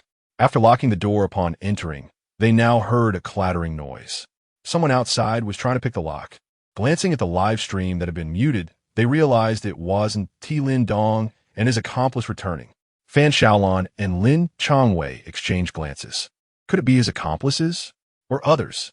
With no time to ponder further, they hurriedly approached the door, opened it, and concealed themselves in Lin Dong's room, pressing their ears against the door to listen to the commotion outside. "Captain, is this really all right?" At the entrance of 301, Jiang glanced around with a rather guilty expression. In front of him, Xiao Mu, dressed in casual attire, was crouched down, holding a piece of wire and inserting it into the lock. This kid's household definitely harbored secrets. After the military training competition concluded in the morning, Xiao Mu grew increasingly certain that something was amiss. Having assembled firearms for over a decade in the military, he realized that when he was handling guns, that kid hadn't even been born yet. How could I lose to him? Talent? Even if he possesses talent, it's impossible to assemble a weapon so swiftly without fully recognizing all the components on the first attempt. He must have had frequent access to firearms. It has to be. Xiao Mu spent the entire day contemplating this issue. He needed to uncover the truth. Otherwise, the morale of the troops will waver. A formidable contender, having secured the third position in the national military competition and recognized as the foremost warrior of the Huaihai military region, is now overshadowed by a mere 8-year-old student. Should this reputation spread, others will disregard all else, and the next encounter with personnel from other military districts might lead to the derisive remark, "Oh, isn't that the warrior who is outperformed by a child?" Therefore, Xiao Mu must ascertain the truth. Does Lin Dong's family possess any illicit firearms? Is he frequently practicing with them? Chapter 74. He is playing you. Jiang He gazed at the hollow corridor above and below, his Adam's apple bobbing as he swallowed. He spoke softly, "But company commander, are we not trespassing?" Before he could finish his sentence, he was interrupted by Xiao Mu. "I have already applied for a special search warrant." "A special search warrant?" Jiang He's pupils dilated. Though the separation of military and civilian affairs was upheld in Huaxia, any incidents were typically managed by the police. The military's role was merely to coordinate. However, once a special search warrant was in place, the situation was entirely different. The words "how did you manage to obtain it?" were on the tip of Jiang He's tongue, but he swallowed them back, recalling the background of his company commander. In principle, such actions were not permitted, but a little indulgence in power could be overlooked. With a piece of iron wire, they pried open the door lock. Observing the pitch-black environment of the living room, the two removed their shoes and stealthily entered. "Surely there is something similar to the 56 model hidden here," Xiao Mu whispered. In Lin Dong's room, Fan Xiaolan exchanged glances with Lin Xiangwei. What is the identity of the person in the living room? Is he an accomplice of that kid? How else would he know there are guns here? This implied that there were indeed guns concealed within. As the two contemplated whether to call for reinforcements, in the adjacent room of Lin Nan, Yu Yunfeng quietly inquired, "Brother, more associates have arrived. What should we do?" Yu Yunchao gritted his teeth, but internally he affirmed, this household undoubtedly harbored a significant amount of money. Otherwise, why would it attract several groups of associates? Should they reveal their identities and negotiate a fair split? Back in the living room, after searching for a while without finding any suspicious items, Xiao Mu and his companion turned their attention to the door. They cautiously stepped toward it. Despite their light footsteps, as they drew nearer, the sound of their heartbeats became distinctly audible to Lin Qiangwei. Fan Xiaolan raised his left hand, extending his index and middle fingers to signal Lin Qiangwei that there were two individuals outside. His right hand rested on the electric stun gun concealed beneath his short sleeves. Should the door open, he would incapacitate the intruder at the first opportunity. Creak! A sound akin to the twisting of a doorknob reached their ears. Fan Xiaolan felt his heart leap into his throat. Since the intruders were accomplices of that kid and aware of his firearm, would they not also be armed? If the door opened and he failed to incapacitate them immediately, granting them a chance to react would put both of them in peril. Creak! The sound of the doorknob turning seemed to slow down infinitely, resonating in their ears. As the door was about to part slightly, a sudden sound of the door opening echoed from outside. Yu Yunchao and Yu Yunfeng emerged from Lin Nan's room. In the pitch-dark living room, Xiao Mu and his companion could barely discern the figure at the entrance of Lin Dong's room. Suddenly, the two individuals' presence prompted Xiao Mu and his companions to instinctively seek shelter. They withdrew their hands from the doorknob. "Don't be so tense. We are all from the same circles," Yu Yunchao spoke in a tone befitting a leader. Xiao Mu exchanged glances with his companion and inquired, "From the same circles? Are you this kid's accomplices?" Yu Yunchao, puzzled by the question, shouted towards Lin Dong's room. "If your hidden associates have reached this point, there is no need for concealment. Come out and let us find the goods to share." Fan Xiaolan's pupils constricted. When had she been discovered? Xiao Mu cautiously opened the door. In the pitch-black environment, the silhouettes of Fan Xiaolan and her companion became visible. "What are you doing here?" Lin Qiangwei exclaimed, shaking her head in confusion. Who was allied with whom? Was anyone associated with that individual? In stark contrast to their wariness, Yu Yunchao appeared much more at ease. "Aren't we all here for the sake of profit? Since we are colleagues, let us find the treasure and share it," he boldly declared. "We all pursue the same goal, so instead of standing around, why not search together and split the findings?" Xiao Mu pondered, guns can be shared. But wait, there might be more than one here. The prospect of discovering several automatic rifles, coupled with the presence of these two groups, represented a glaring opportunity for substantial military merit. Fan Xiaolan considered, if we can control these two groups and uncover the firearms, the second-class merit will be beckoning to me. The immediate priority was to locate the weapons. This was their mutual understanding. Meanwhile, Yu Yinchao's thoughts were far simpler, revolving solely around one word: money. Ultimately, the three factions thoroughly searched the area. Strange. There's not even a single weapon, let alone any equipment for manufacturing them. Fan Xiaolan and Lin Chong Wei furrowed their brows in concern. On the other side, Xiaomu and Jiang He were equally baffled, having found nothing suspicious at all. Just then, a simultaneous exclamation rang in their ears. What the hell? How was there only this little? They found something. Fan Xiaolan, Lin Chongwei, Xiaomu, and Jiang He hastily directed their attention to the living room from where the sound originated. In the darkened space, two figures, one tall and one short, expressed their dissatisfaction. I expected there to be so much more. How do we only find this? Even a little weapon is still a weapon. I can't believe this kid was truly hoarding firearms at home. Fan Xiaolan's pupils narrowed. She had initially thought Lin Dong was merely slightly more mature than his peers. Little did she realize, regardless of how meager the findings were, they would have to split what they had. Although it fell far short of her expectations, Yu Yinchao was determined to adhere to the rules of their world. Splitting it, he gazed at the few bills and coins handed to him. Fan Xiaolan and Xiaomu were both left in a state of bewilderment. Is this what you mean by splitting evenly? Yu and Xiao even calculated the details. They had only managed to find 560 yuan. Damn it, a family of paupers. He is mocking me. He is mocking me. Xiaomu's left hand, clutching the banknotes, was tightly gripped by Xiaomu, with veins bulging on his forehead. It was one thing to be humiliated by a little brat during the day, but now, to be toyed with like this again? Did they truly believe that he, a seasoned warrior, had a good temperament? Chapter 75, The Underworld, Military Affairs, and the Law. Are they all in the same game? Yu Yuncha curled his lip in disdain. Is all the information online fabricated? Wasn't it said that this household casually received a few million as pocket money from a wealthy matron? How is it possible that there are only 560 yuan at home? This meager, some could barely cover a meal. Truly a family of paupers. As soon as he finished speaking, he sensed a gust of wind sweep past the back of his head. Turning around, he was met with a thud. In the pitch-black surroundings, the dull sound of shoe soles colliding with his face echoed. Yin Cha was sent flying, crashing directly into the light switch on the wall of the living room. Big brother, Yu Yinfeng exclaimed in shock, shooting a furious glare at Xiaomu. What are you doing? Trying to engage in black-on-black violence. The lights flickered on, allowing everyone present to discern each other's faces. Why do these two seem so familiar? Lin Xiangwei narrowed her eyes, recognizing Xiaomu and Jiang He in their casual attire, as if she had seen them before. Fan Xiaolan placed her hands on her hips. Werli observen Xiaomu. The latter had effectively eliminated a suspect for her. Now, there were only 3 people left at the scene. Perhaps she could even earn a second-class merit? The current state of the gangs is utterly lacking in decorum. Yu Yuncha leaned against the living room wall, his head spinning.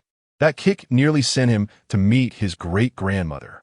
In the world of the underbelly, the rules dictate that when encountering a fellow practitioner, the spoils should be shared. Which faction do you belong to that you don't even understand this basic principle? Wanting to engage in black-on-black violence? Xiaomu's expression darkened. The rules be damned. Unable to locate firearms. But if we can subdue these 4, it should at least count as a third-class military merit. Wait, aren't you the instructors from that kid school today? Lin Xiangwei suddenly recalled where she had seen these two, exclaiming loudly. Her reminder prompted Fan Xiaolan to squint her eyes. Indeed, aren't you the company commander who was humiliated by an 8-year-old? Xiaomu, initially curious, felt his expression darken upon hearing Fan Xiaolan's words. Wishing to deliver a kick in return, Yu Yinfeng rushed to his brother's side. Brother, it seems they know each other? Fan Xiaolan silently produced her police badge and tossed it to Xiaomu. We are from the Gufeng Sub-Bureau. Upon hearing this, Yu Yunfeng and Yu Yuncha exchanged bewildered glances. Xiaomu and Jiang, he looked at each other before presenting their military identification. Company commander and squad leader from a certain unit in the Huaihai military region. The room fell into a hush after their identities were revealed, the silence palpable enough that one could hear a pin drop. Xiaomu silently produced a piece of paper stamped with a red seal. I suspect this household harbors large-scale destructive weapons and have obtained a search warrant. Fan Xiaolin added. The city bureau suspects that firearms are concealed here and has dispatched us to conduct a search. With that, the identities of both groups became fully clarified. The four individuals synchronized their movements, turning their necks to focus on the two people crouching against the living room wall. We have all revealed our identities. Now it is your turn. A moment of silence ensued, with wide eyes locking onto narrow ones, creating an awkward atmosphere. Indeed, they all operated within the underworld, one from the righteous path, another from the military, and a third from the shadows. Bro, it seems like they aren't our peers. Yuan Feng stammered, his Adam-S apple bobbing nervously.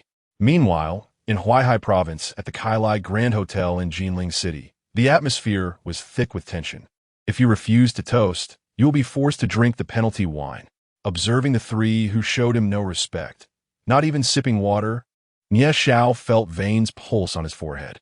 We shall take our leave, Sun Ruowei said, turning to depart. Unbeknownst to her, Fong Yufan inadvertently captured the entire ambience of the private room with the suitcase he held, including the appearances of Nie Xiao and Li Tian. Just as they opened the door, two burly men in suits stood outside, their gazes menacingly fixed on them. From behind, Nie Xiao remarked with amusement, "Why the rush to leave? What does this mean? Wasn't it said that whether to go or not is voluntary?" Sun Ruowei exclaimed in a fluster. "As long as you arrive, isn't that voluntary?" "Oh, how naive!" Nie Xiao sneered. "Why would your billion-dollar cosmetics company compel us to Southeast Asia?" As a seasoned journalist, her forte lay not only in her keen sense for breaking news, but also in the art of conversation. "Huh." Nie Xiao's smile grew more sardonic. "How gullible you are. Do you truly believe that? As for your trip to Southeast Asia, it's simply to sell you off to various parks who will treat you heart and soul." Lin Dong, caught in the crowd, sighed internally, pondering, why waste words? Don't they know that villains perish through excessive chatter? Nie Xiao was well aware, yet he remained indifferent.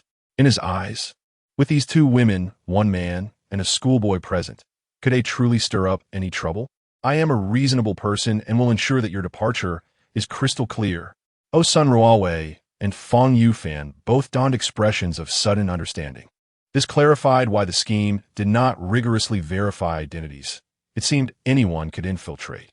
It was not about selling products, but rather wholesale. Not just them, but the 70,000 viewers in the live stream also grasped the situation. A genius. To conceive an idea of attracting people with high welfare under the guise of a company, then using a lottery team building to send them to Southeast Asia is truly brilliant. If this succeeds, it will undoubtedly be a globally sensational news story. The largest human trafficking scandal of the 22nd century. We cannot stand by idly. I have already reported it. Nie Xiao clapped his hands. All right, you can now appear as if you're in a cabinet. After drinking this water, when you open your eyes again, you should find yourselves somewhere else. The two burly men in suits squeezed into the room, closing the door behind them. With a countenance that exuded menace, he threatened the four with his piercing gaze, as if to convey, refuse to drink, and prepare to be knocked unconscious. The others, Lin Nan, took a few hesitant steps back, only to be astonished to find that, apart from himself, the other two remained utterly composed, including his own brother. Fong Yufan licked his lips, a hint of amusement in his voice as he posed a question. Have any of you ever been struck by an 8-year-old? Chapter Sitantasai, Kung Fu, Chinese Kung Fu. Two burly men exchanged glances. Do we truly appear menacing? We haven't even made a move yet, and this individual is already rendered foolish with fear. He is babbling nonsensically. Let us take action. Perhaps shortly, some oblivious souls will come seeking refunds. Nie Xiao let out a cold chuckle. Having said that, he turned around. In the next moment, two dull thuds resonated behind him, akin to fists striking his stomach. Almost immediately, he felt a chill on his back, as though something was about to collide with him. Before he could even glance back, with his neck only half-turned, the two burly men had already lunged forward. Their robust bodies crashed into his back. Nishao, with his frail frame, was propelled forward, crushed beneath the combined weight of these two men, totaling 400 pounds. Coughing violently, nearly shattering his bones, he managed to wriggle out from beneath them, spitting out a few mouthfuls of blood. His mind was in a daze. What just happened? He glanced at Li Tian and the others seated on the sofa. They were all wide-eyed, staring in disbelief at the door, their eyes as large as saucers, as if they had witnessed a life-altering spectacle and had yet to process it. Nie Xiao blinked, following their gaze. At the entrance, despite having mentally prepared himself for the astonishing prowess of this elementary school student, witnessing it firsthand yet again was overwhelming. The diminutive figure of this 8-year-old child effortlessly tossed the two burly men, each over 6 feet tall and weighing more than 200 pounds. Not like they were mere chicks. The visual impact was extraordinarily intense.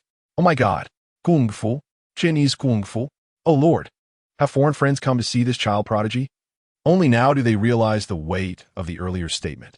Have you ever been bested by an 8-year-old? Who says elementary students lack celestial prowess? The two men, thrown out by Lin Dong, shook their heads and stood up. They exchanged glances, both reflecting sheer bewilderment. Nie Xiao, who had not witnessed the earlier events, gritted his teeth. In my territory, can you truly turn the tides? As he spoke, the door opened and several more individuals entered, with the addition of the 4 newcomers to the 2 already present. There were a total of 6 stoutly built men clad in suits. With a wave of Nie Xiao's hand, he commanded, "Charge." They surged towards Lin Dong. "It's in your hands," Fang Yufan confidently remarked before swiftly retreating from the conflict zone. Sun Ruowei closely followed, even pulling Lin Nan along with her. It must be said, as a top-notch reporter and photographer, both had a remarkable knack for self-preservation. Upon entering, the 4 newcomers found 3 individuals fleeing, leaving only a small child behind. Standing at around 1 meter tall, with a chest emblazoned with Ultraman, his fair face and 2 bright, watery eyes made it difficult for them to act against him. Confronted by those innocent eyes, all 4 felt a pang of reluctance. They hesitated to strike. Lin Dong was entirely devoid of any concerns. "Wait, let me find the right angle." Fan Yofan's shout suddenly rang out, but Lin Dong seemed oblivious. With a swift step, he leapt into the air, his head aligning perfectly with the 2 men charging towards him. Both feet kicked out simultaneously. The height of his jump was indeed surprising, yet this feeble kick, barely sufficient to scratch an itch, was supposed to evade their prowess? The 2 men scoffed, still bewildered by the earlier turn of events as they were flung away. Was it conceivable that this 8-year-old child had done this? Both men reached forward, attempting to grasp Lin Dong's leg. A sharp crack echoed instead of the anticipated capture. A chilling scream, reminiscent of a slaughtered pig, pierced the air. With a physique of 143 points, Lin Dong had held back his strength. Otherwise, it would have resulted in a ghastly separation of bone and flesh. As blood gushed from the severed arms, death was imminent. Witnessing the dire state of the 2 men, the 4 others behind them faltered momentarily. Lin Dong turned his gaze towards them, and they trembled, a sense of foreboding creeping into their hearts. Amidst the astonishment that gripped everyone in the private room, only Fang Yufan swiftly found the optimal angle for filming, broadcasting the scene live. Kung Fu, China Kung Fu, Super Idol. Oh my God, what is that foreigner upstairs babbling about? Forget school, open a martial arts school, and rake in money from foreigners. $300 a class. Is this kid always this fierce? Nishao's eyelids twitched uncontrollably. He hadn't clearly seen what transpired last time, but he had just witnessed everything. This little brat had utterly incapacitated the henchmen he had painstakingly trained and generously compensated. Did they even comprehend the annual salaries I provided? Now, they were bested by an 8-year-old child. Nie Xiao couldn't help but question whether this was a deliberate act of self-sabotage. Yet the 2 men curled on the ground, clutching their wrists, writhing in agony, did not appear to be fainting. Nevertheless, Nie Xiao struggled to accept the reality. How could an 8-year-old possess such immense strength? What are you all waiting for? Attack! The four men behind Lin Dong gritted their teeth. No more hesitation. They charged forward, their substantial shadows engulfing Lin Dong's frail form, intent on knocking him unconscious. In the next moment, they collided with Lin Dong as if they had struck a concrete pillar. Lin Dong remained unfazed, while the four men spun in disorientation. Groaning and grimacing, they collapsed at his feet, observing 6 burly men, each over 6 feet tall and weighing around 200 pounds. Being subdued by this child in less than 3 minutes, Nie Zhao's throat tightened and his earlier composure evaporated. He swallowed nervously. If just 1 or 2 had been bested, it might have been dismissed as an act. But 6? That indicated something was truly amiss with this child.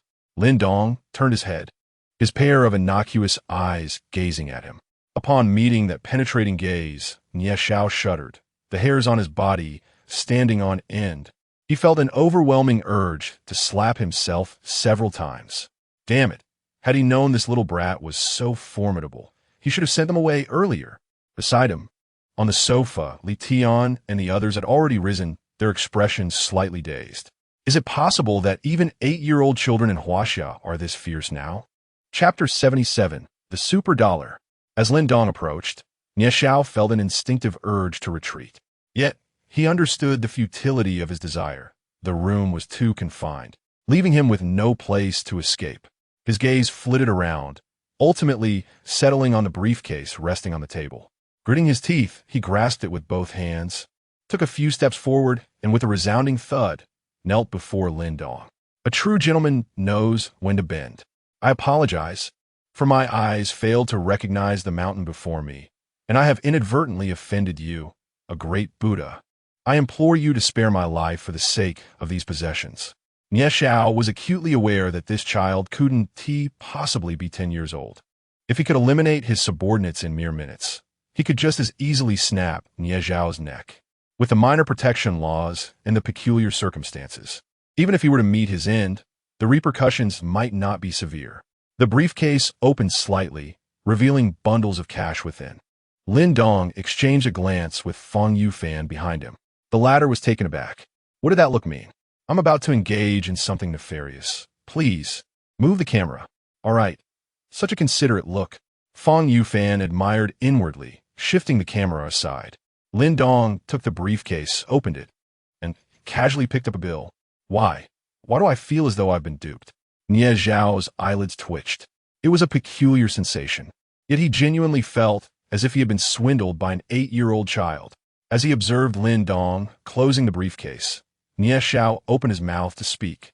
But in the next instant, Lin Dong, gripping the briefcase, swung it with a sudden motion. A resounding crack echoed, and 3 of Nie Zhao's teeth flew from his mouth. What? What just happened? A somewhat childish yet furious voice pierced through his thoughts. Are you attempting to deceive me with counterfeit money? Initially, Lin Dong believed that the matter would be settled with $500,000.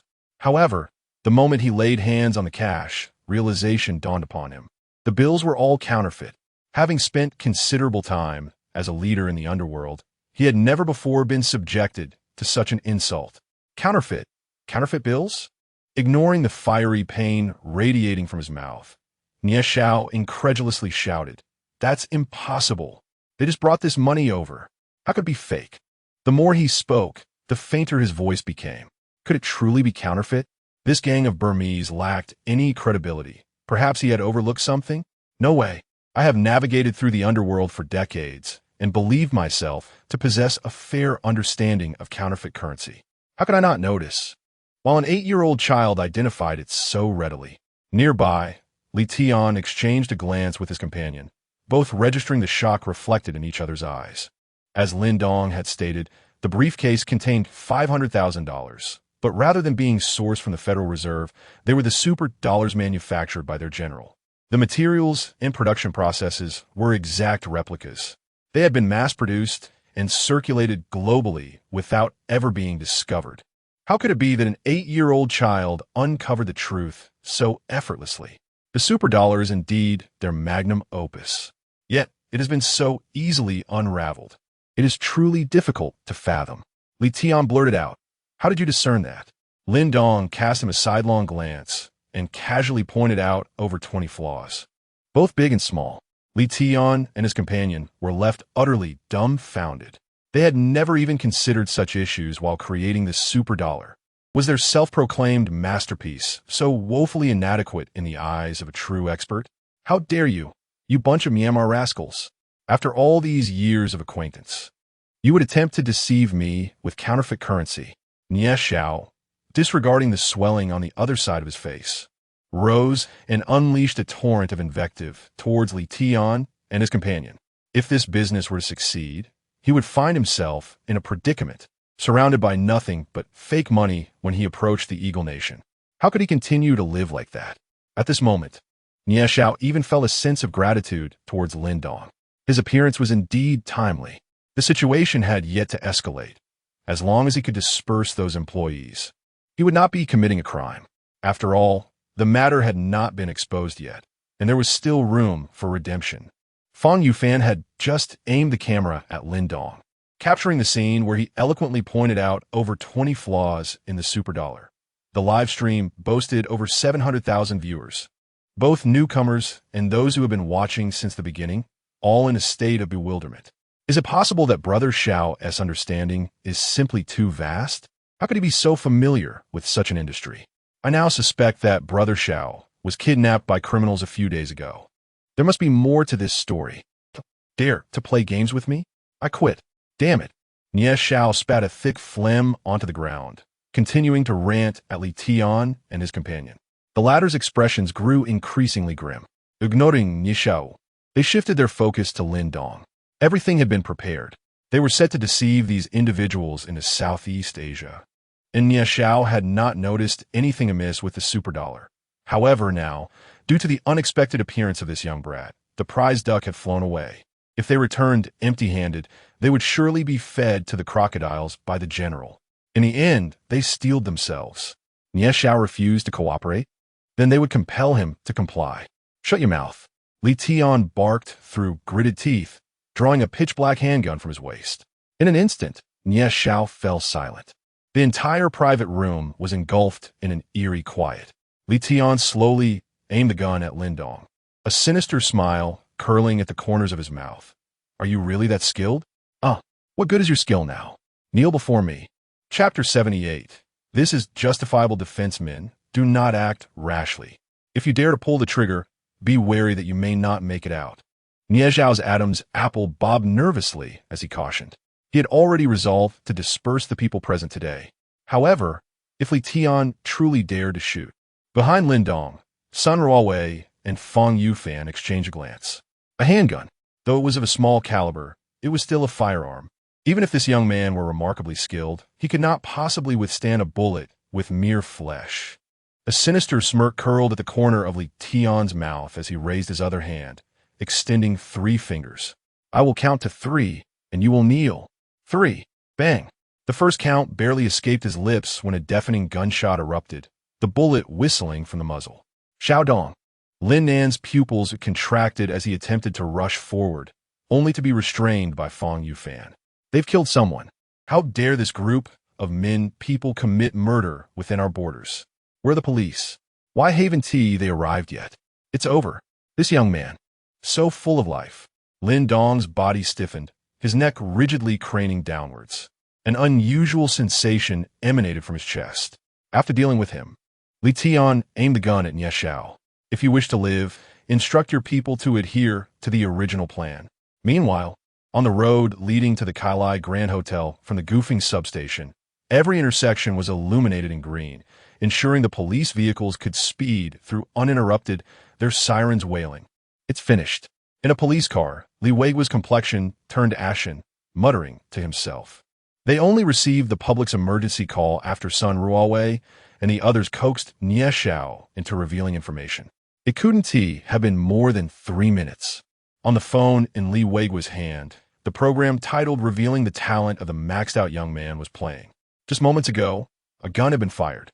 Within his jurisdiction, before the eyes of over 700,000 viewers live streaming, a citizen was gunned down by foreigners.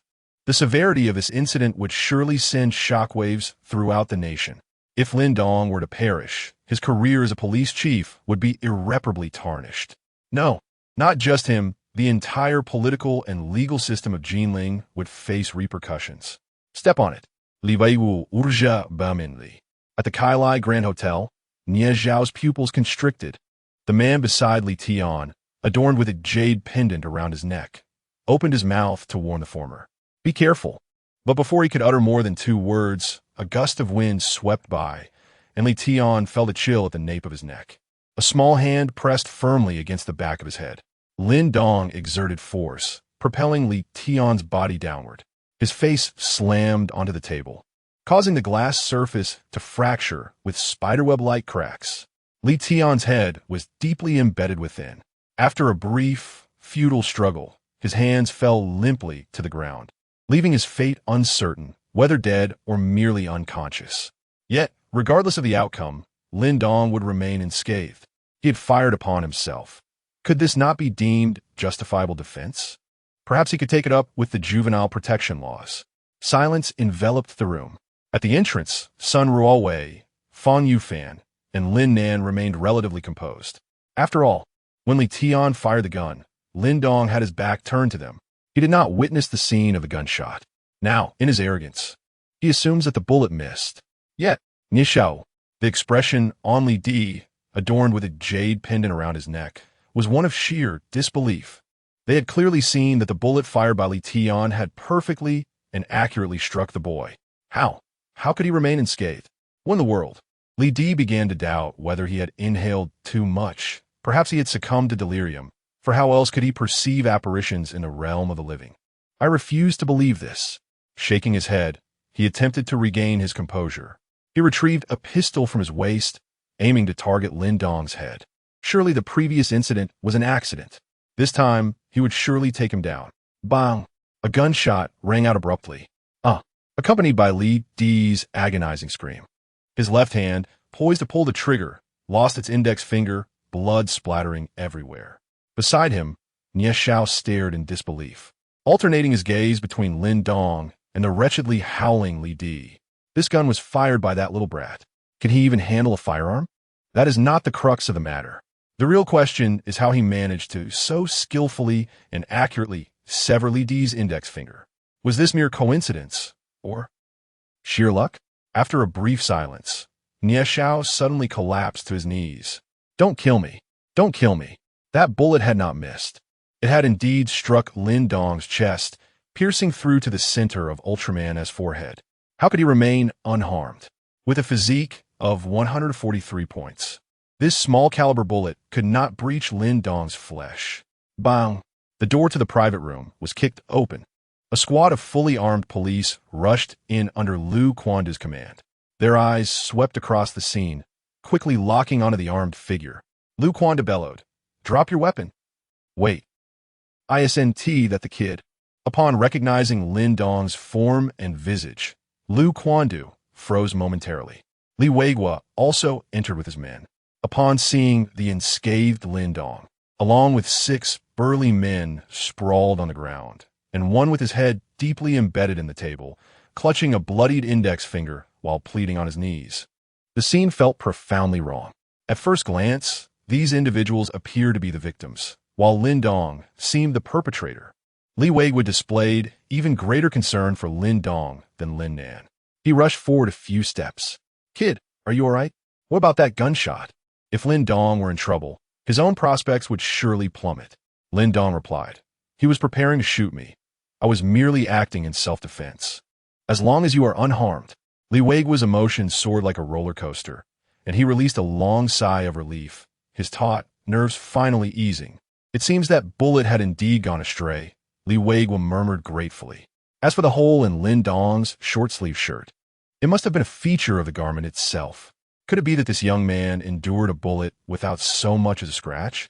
Soon, the situation at the scene was brought under control. The paramedics cautiously lifted Li Tian's head from the table. His nose was broken, all his teeth were lost, and his ear was likely irreparably damaged. Even if he survives, his later years will not resemble a normal life, the attending physician remarked, shaking his head. Chapter 79, First Class Merit, a reward of 100,000. After Li Tian, it was Li Di, whose finger had been broken by Lin Dong. Fortunately, it was merely a couple of inches and not completely severed, so it was not a significant injury. The attending physician concluded after an examination. Lin Dong handed his firearm to Li Weiguo, who decisively declared that neither of these individuals were citizens of our great nation, and that they had intended to harm you on our soil. Your actions were merely a necessary self-defense response for your safety. With that, his gaze shifted to the subdued Nie Xiao, his previous genial smile vanishing, replaced by a look of fury. If it had not been for this unexpected incident today, 30 or 40 individuals would have been deceived and lured abroad under the guise of a team-building benefit. Nie Xiao's Adam's apple bobbed as he attempted to justify himself. Officer, it's all a misunderstanding. Misunderstanding? Li Weiguo scoffed, recalling the explosive confession Nie Xiao had made during the live stream, which they had preserved as undeniable evidence. If those 30 or 40 individuals had indeed been misled abroad, it would be an egregious case of human trafficking, arguably the largest of the century. Such an event would undoubtedly cause a stir both nationally and globally. Fortunately, the situation had been averted in time. Li Weiguo approached Sun Ruowei, Fang Yufan, and Lin Nan, shaking each of their hands. I sincerely thank you all. Without your intervention, dozens of families would have been shattered, leading to unimaginable consequences. I will report this to the higher-ups and advocate for your rewards. He instructed the ceiling of the Kai Lai Grand Hotel. The Municipal Bureau had also responded to Li Weiguo. I would kindly ask the four of you to accompany me to the Bureau for your commendation. Meanwhile, at the Gufeng Sub-Bureau, 2 cars appeared at the roadside. Fan Xiaolan, Lin Xiangwei, Xiaomu, and Jiang He were present, alongside the apprehended Yu Yunsha and Yu Yinfeng, both looking ashen-faced. They felt utterly unfortunate. They had believed the online rumors about the wealth of the family. Yet after searching thoroughly, they had found a mere 560 yuan. Even more infuriating was their encounter with 2 waves of individuals they had presumed to be allies. First, the police, and then the military. Their discontent was palpable, with Fan Xiaolan and Xia Mu displaying a layer of gloom on their faces. They had assumed that the young man possessed firearms and that they would encounter his accomplices. They had been on the brink of achieving second-class military merit.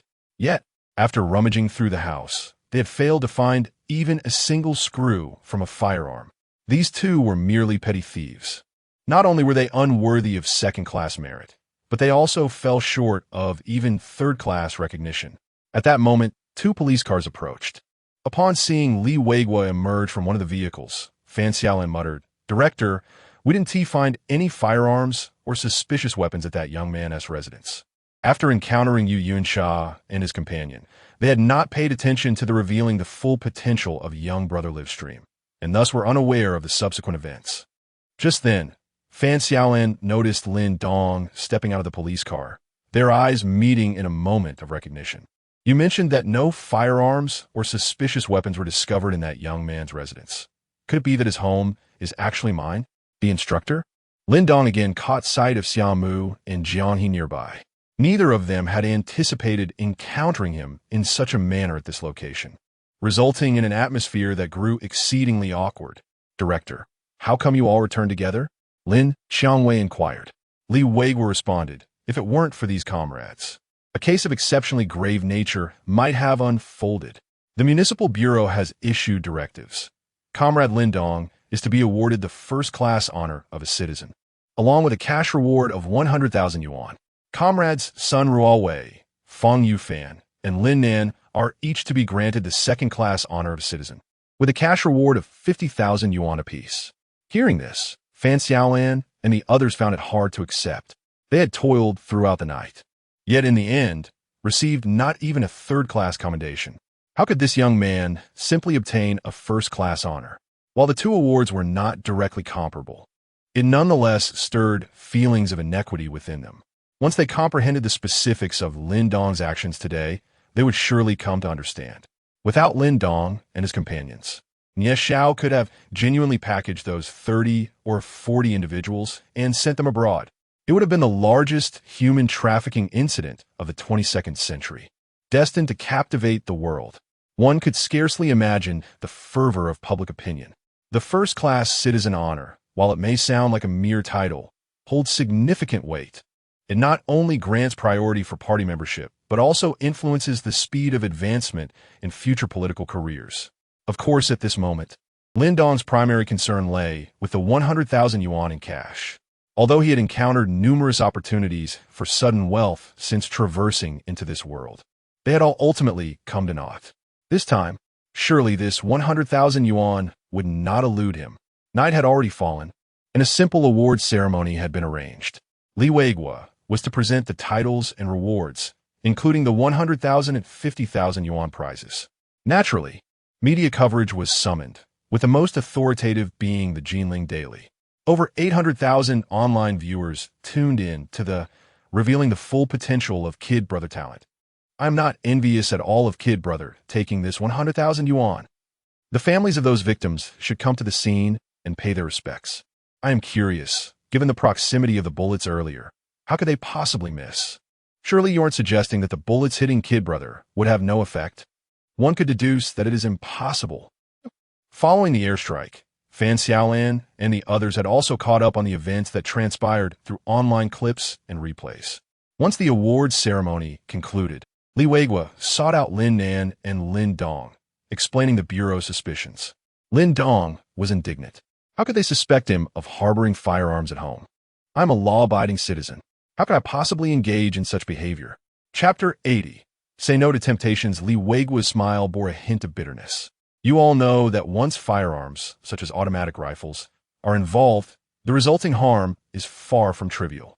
This is why I had to send someone to infiltrate your home. Lin Nan blinked behind her black-rimmed glasses, on the verge of speaking, when Lin Dong interjected. Taking a deep breath, his tone carried a sense of grievance that seemed more profound than dough ease. Director Li, I am still but a child. Setting aside everything else, I assure you, I would never engage in unlawful activities. Li Weigua's lips twitched slightly. Indeed, you are merely an 8-year-old child. However, do you not find it peculiar to utter such words yourself? The group departed from the Gufeng police station. 100,000 yuan. In this lifetime and the last, Lin Dong had never possessed such a clean sum of money. It was truly money earned through righteous means. Lin Nan glanced at the time. After the commotion at the police station, it was already 9:30 in the evening by the time they reached downstairs. Although the high-paying, high-benefit job had culminated in this, the 15,000 yuan bonus was indeed a tangible gain. Today's reveal of the max-level Kid Brothers talent concludes here, Sun Ruowei announced to her livestream audience before shutting it down. Having narrowly avoided being sent to Southeast Asia, the group had indeed shared a brush with death. As they exited Lin Dong's community, Fang Yufan finally voiced the perplexity that had been gnawing at him. That shot should have hit its mark at such close range. The precision of a handgun is no trivial matter. Why was that Myanmar fellow so inept? Fang Yufan halted, stroking his chin as he murmured perhaps. The bullet struck, yet failed to injure Kid Brother. Sun Ruowei shot him a glance. Have you lost your mind? Just then, her phone rang. All right, we're heading back now. After hanging up, she sighed. The editor-in-chief wants us to return, claiming that an important person is coming to oversee our work. Important person? Fan Youfan's eyelid twitched. Meanwhile, Lin Dong and the others opened a front door. Inside, there were indeed signs of having been ransacked. Now that we have money, we may not be able to afford a house, but at least we can replace it with a secure anti-theft door, Lin Dong remarked. Lin Nan nodded in agreement. It was fortunate that neither she nor her brother was home when the intruder broke in. The most terrifying thought was that if her brother had been alone, he would have been in grave danger. Returning to his room, Lin Dong sat cross-legged on his bed. System upgrading. The system was still in the process of upgrading. The 2 skill points earned from completing the task, Power, had already been utilized, granting him 2 max-level skills, Taizu Long Quan, and Let the Bullets Fly. The first skill was a form of boxing, revered as the mother of 100 punches. Let the bullets fly. Self-aiming, to elaborate. It means that after firing a shot, one can direct the bullet to hit the intended target. What will this system evolve into after the upgrade? This is the question that piqued Lin Dong's curiosity, awaiting the right moment. Just hearing these 4 words made Lin Dong feel a tingle on his forehead, stirring a craving for purple eggs. Around 10 p.m., In the Jinling Broadcasting Building, Lin Dong and Fang Yufan arrived. Upon seeing them, Chief Editor Sun Ruowei greeted them with a smile as they entered a conference room. Inside were 4 individuals, 3 men and 1 woman, all seemingly around the age of 35. Cheng Xiao introduced them. These are colleagues from the Huaihai Education Department and the Provincial Publicity Department. The two exchanged glances and introduced themselves in turn. A middle-aged man in an administrative jacket and gold-rimmed glasses stood up. I am Ma Tao, Deputy Director of a certain office in the Publicity Department. Cheng Xiao cleared his throat and explained to Sun Ruowei and Fang Yufan. These colleagues are here to discuss a collaboration on our program revealing the talents of the ultimate child. The two shared another glance. With everyone present, Ma Tao took the floor. Recently, there has been an alarming increase in incidents involving elementary and middle school students being molested, threatened, lured, and even kidnapped. Therefore, we wish to collaborate with your program to produce an episode aimed at warning minors to say no to negative temptations. Say no to negative temptations? Fang Yufan murmured. Although the safety of minors has improved significantly in today's society, various unforeseen events still occur. Ma Tao continued. What we propose is for an expert to impersonate a perpetrator, using persuasive language to attract elementary school students, making them aware of the consequences of being gullible. Wait, are you suggesting that our show's child actor be the protagonist in your demonstration? Fang Yufan seized on a key point. Exactly. Ma Tao and all did. They were drawn to the program's popularity, prompting their desire for collaboration. Sun Ruowei squinted. Have you watched our show? Ma Tao shook his head and then nodded. I've seen a bit. Are you unaware of the extraordinary qualities of this child actor? What could possibly attract him? In response, Ma Tao confidently assured. Rest assured, our department has experts who have studied adolescent psychology for decades. They possess profound insights into what children of this age desire. The two contemplated further persuasion. If this doesn't work, perhaps we should consider someone else. You truly seem to underestimate the situation. However, Ma Tao had already made a definitive decision. It is settled. There is no need to inform that child. Simply proceed with the filming as usual. Chapter 81. A firm rejection of temptation. Sun Ruowei and Fang Yufan exchanged glances, ultimately letting out a resigned sigh. They had both observed Lin Dong's behavior over the past few days. His physical prowess was astonishing. A mere punch from his small fist could easily fell an adult. Moreover, his mindset and thoughts bore no resemblance to those of a first-grade student whatsoever. The notion of disguising as a human trafficker to abduct him? At this thought, Fang Yufan suddenly entertained an unconventional idea. Could it be that the old professor posing as a trafficker will be dispatched with a single punch by the child? Upon further reflection, this seemed indeed plausible. At that moment, Ma Tao's phone rang, not a conventional call, but a WeChat video call. Once connected, he cast the screen onto the large display at the front of the conference room. An elderly man, approximately 60 years of age, with a head of white hair reminiscent of Einstein appeared. Ma Tao introduced him, saying, "This is Professor Li Jianguo, a minor psychology expert, honorary president of the Children's Protection Association, guest lecturer at Huaihai University, and a renowned novelist." Listening to this impressive litany of titles, Fang Yufan sighed internally. Alas, the esteemed professor, who had been wise throughout his life, had now set his sights on the young boy. Such a tarnishing of a lifetime's reputation. Ahem. Professor Li Jianguo cleared his throat lightly and stated, "I will arrive in Jinling by dawn. Let us schedule the exercise for tomorrow morning. Selecting only one elementary student is insufficient. We should involve several, luring them to the same location to expose them to the harsh realities of society and the consequences of naivety." Tomorrow was Friday. Meanwhile, in the goofing district of Jinling City, Lin Dong set aside the criminal law book, stretching lazily and rubbing his eyes. He had finally completed the exhaustive tome on criminal law. Glancing at the system, he noted it was still undergoing an upgrade. What should I do next? This question suddenly arose in Lin Dong's mind. Without a goal, one can easily become lost. At his age, being 8 and in first grade, the aspirations of his peers typically revolved around after-school cartoons, while the slightly more mature among them focused on diligent study, striving for excellence from the very first grade. Lin Dong stroked his chin thoughtfully. The system is still upgrading. Perhaps I should take the opportunity to earn some money myself? With the various skills provided by the system, if Lin Dong truly set his mind to making money, the notion of earning a fortune daily would not be an exaggeration. However, who was Lin Dong? In his previous life, he had been compelled by circumstances, but this time he aspired to be a law-abiding citizen. As for his recent actions, they had been coerced by the system, leaving him with little choice. Indeed, there was also a trivial secondary reason. Illicit gains, if discovered, could easily be reclaimed or confiscated. How can I earn money through legal means? Just as he pondered this, he suddenly recalled the clean sum of 100,000 yuan he had received today. Was it not pristine? No money could be cleaner than this 100,000. As long as one assists the police in cracking significant cases, there are varying monetary rewards. Lin Dong's eyes sparkled with intrigue, yet he quickly shook his head. How could there possibly be so many criminal organizations that he might encounter? But what if there truly were? Faced with the allure of temptation, Lin Dong could only exclaim, "Not enough." Nevertheless, it was futile to dwell on it.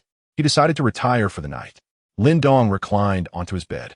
The following day, at 7 in the morning, at Huaihai, Gufeng Primary School. In the principal's office. Old Liu, the situation is as such. The first grader's academic pressure is not particularly intense. Liu Yixiao listened to Cheng Zhao's voice on the other end of the line. After a moment of contemplation, he queried, "You wish to involve our students for a demonstration. But must you really select this Lin Dong?" Cheng Zhao's voice conveyed exasperation. "This isn't my choice. It's from the provincial committee." The principal had certainly observed Lin Dong's recent behavior. Ultimately, they could only wish for the best.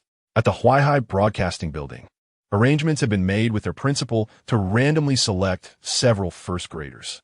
In a conference room, Cheng Xiao, Ma Tao, and others surveyed their surroundings. Cheng Xiao curiously inquired, "Where is Professor Li?" Ma Tao's smile was tinged with bitterness as he replied, "He has gone to entice elementary students."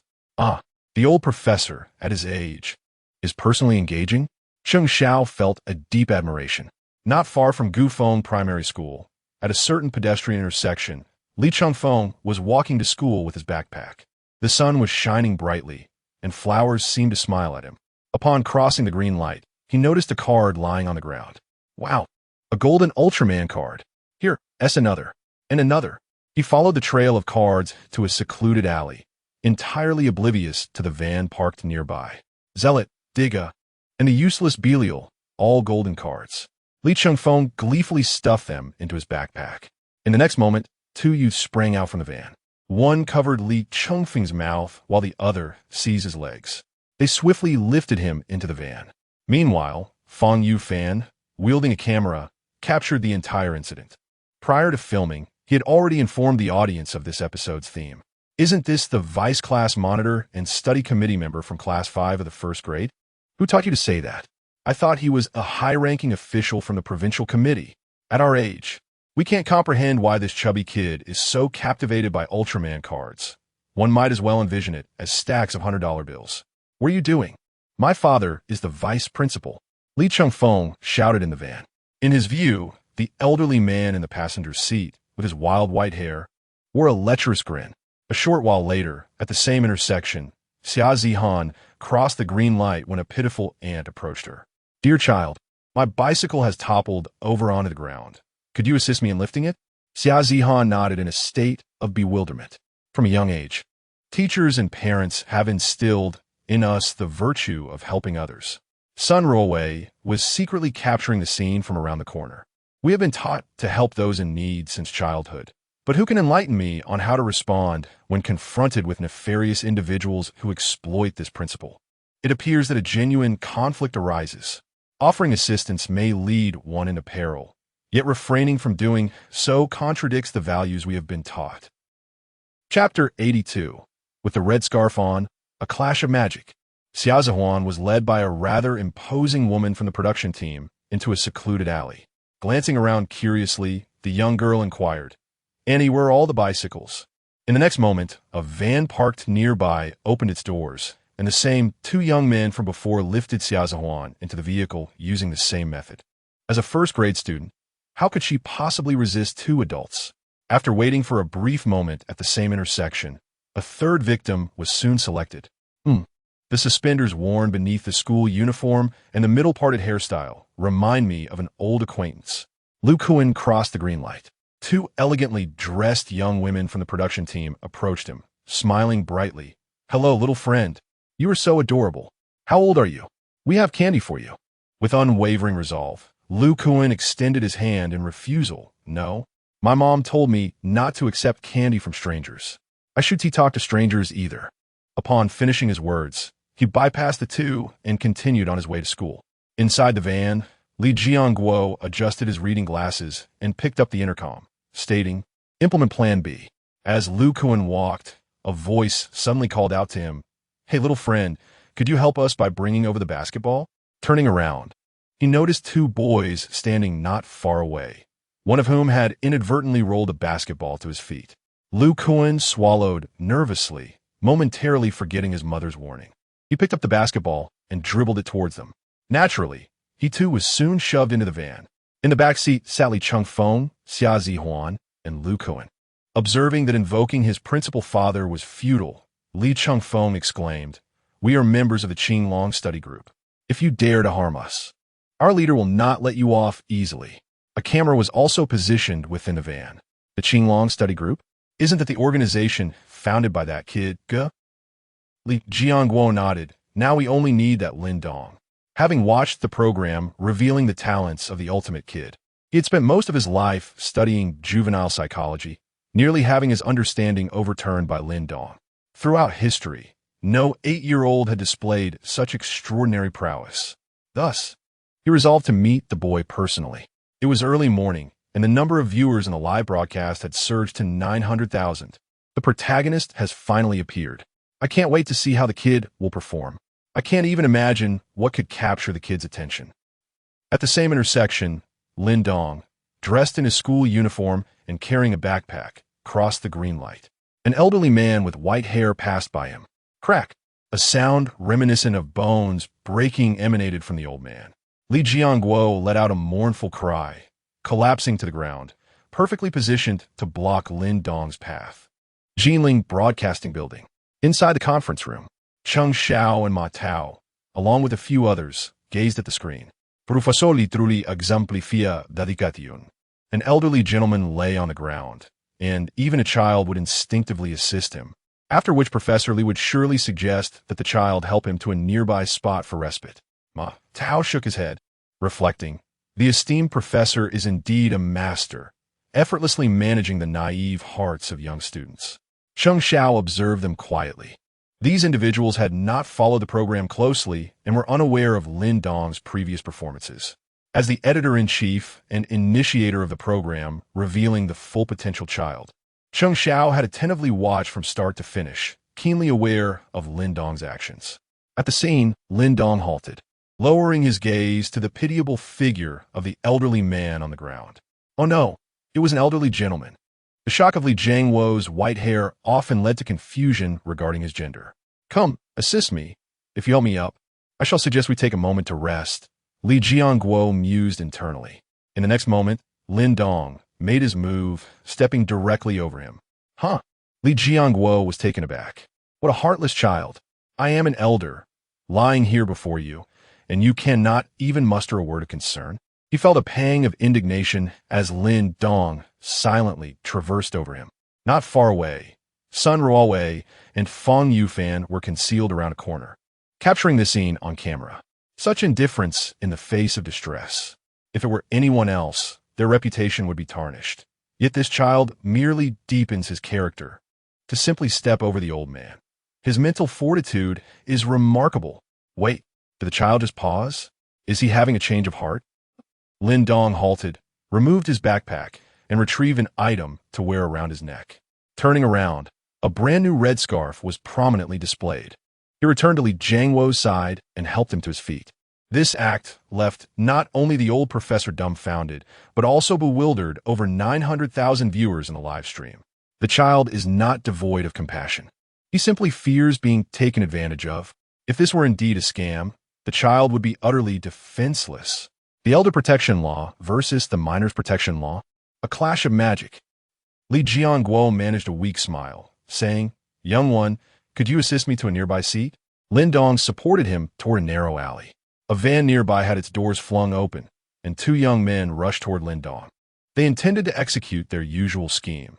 One would cover the mouth to stifle cries, while the other seized the legs to hoist him into the van. However, the two were taken aback to find that, no matter how hard they tried, the boy remained utterly immovable.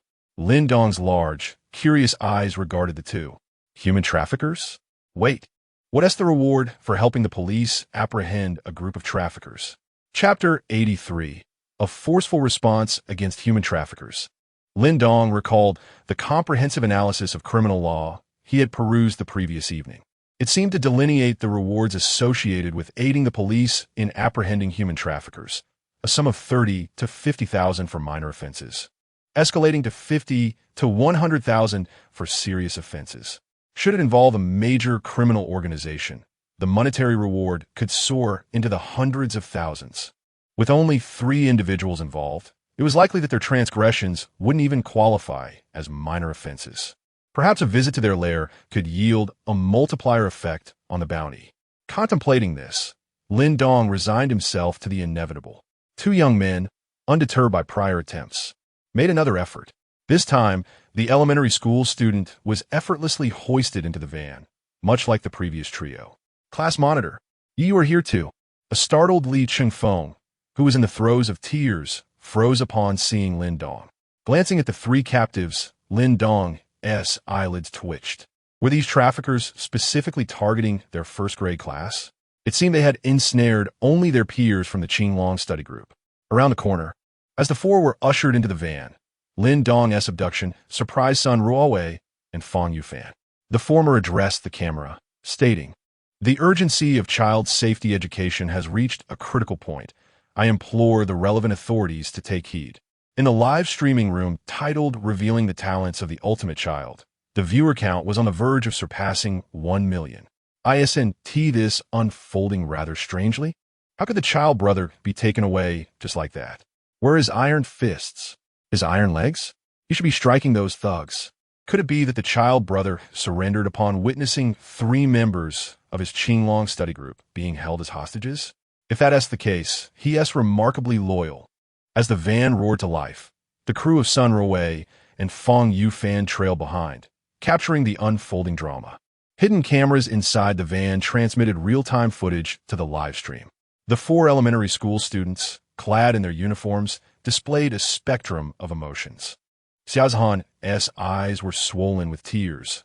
Lu Kuan sniffled pitifully. Li Chengfeng squatted beside Lin Dong, his cherubic face etched with sorrow. Li Jianguo occupied the front passenger seat, while the young driver, Li Wei, maneuvered the vehicle. In the back seat, Wang Haiyang wore a menacing expression, intimidating the 4 children. "Stop crying. If you dare shed another tear, I'll toss you out of the van right now." Li Jianguo, seated in the front, caught a glimpse of Lin Dong in the rearview mirror. He shook his head, privately reflecting, this 8-year-old isn't nearly as monstrous as the internet claims. Once they arrived at the prearranged location, the plan was to use Lin Dong as a pawn, employing fear tactics to demonstrate to the audience just how perilous it is for a child to be alone in the outside world. Of course, the intended attack referred merely to intimidation, not genuine harm towards Lin Dong and his companions. He was not genuinely intending to harm the 4 elementary school students. However, there were indeed individuals who sought to do him harm. Lin Dong sat quietly in the back row, discreetly surveying the occupants of the vehicle. Given my current physical condition, subduing these 2 young men would be a trivial matter. The elderly man with the head of white hair exudes a certain charisma. He must be the leader of this group of traffickers. Since my arrival in this world, it seems I have never had to confront someone of such advanced age before. With a physique rating of 143 points, Lin Dong mused that with just a modicum of effort, he could likely incapacitate this frail elder. Yet, he remained indifferent.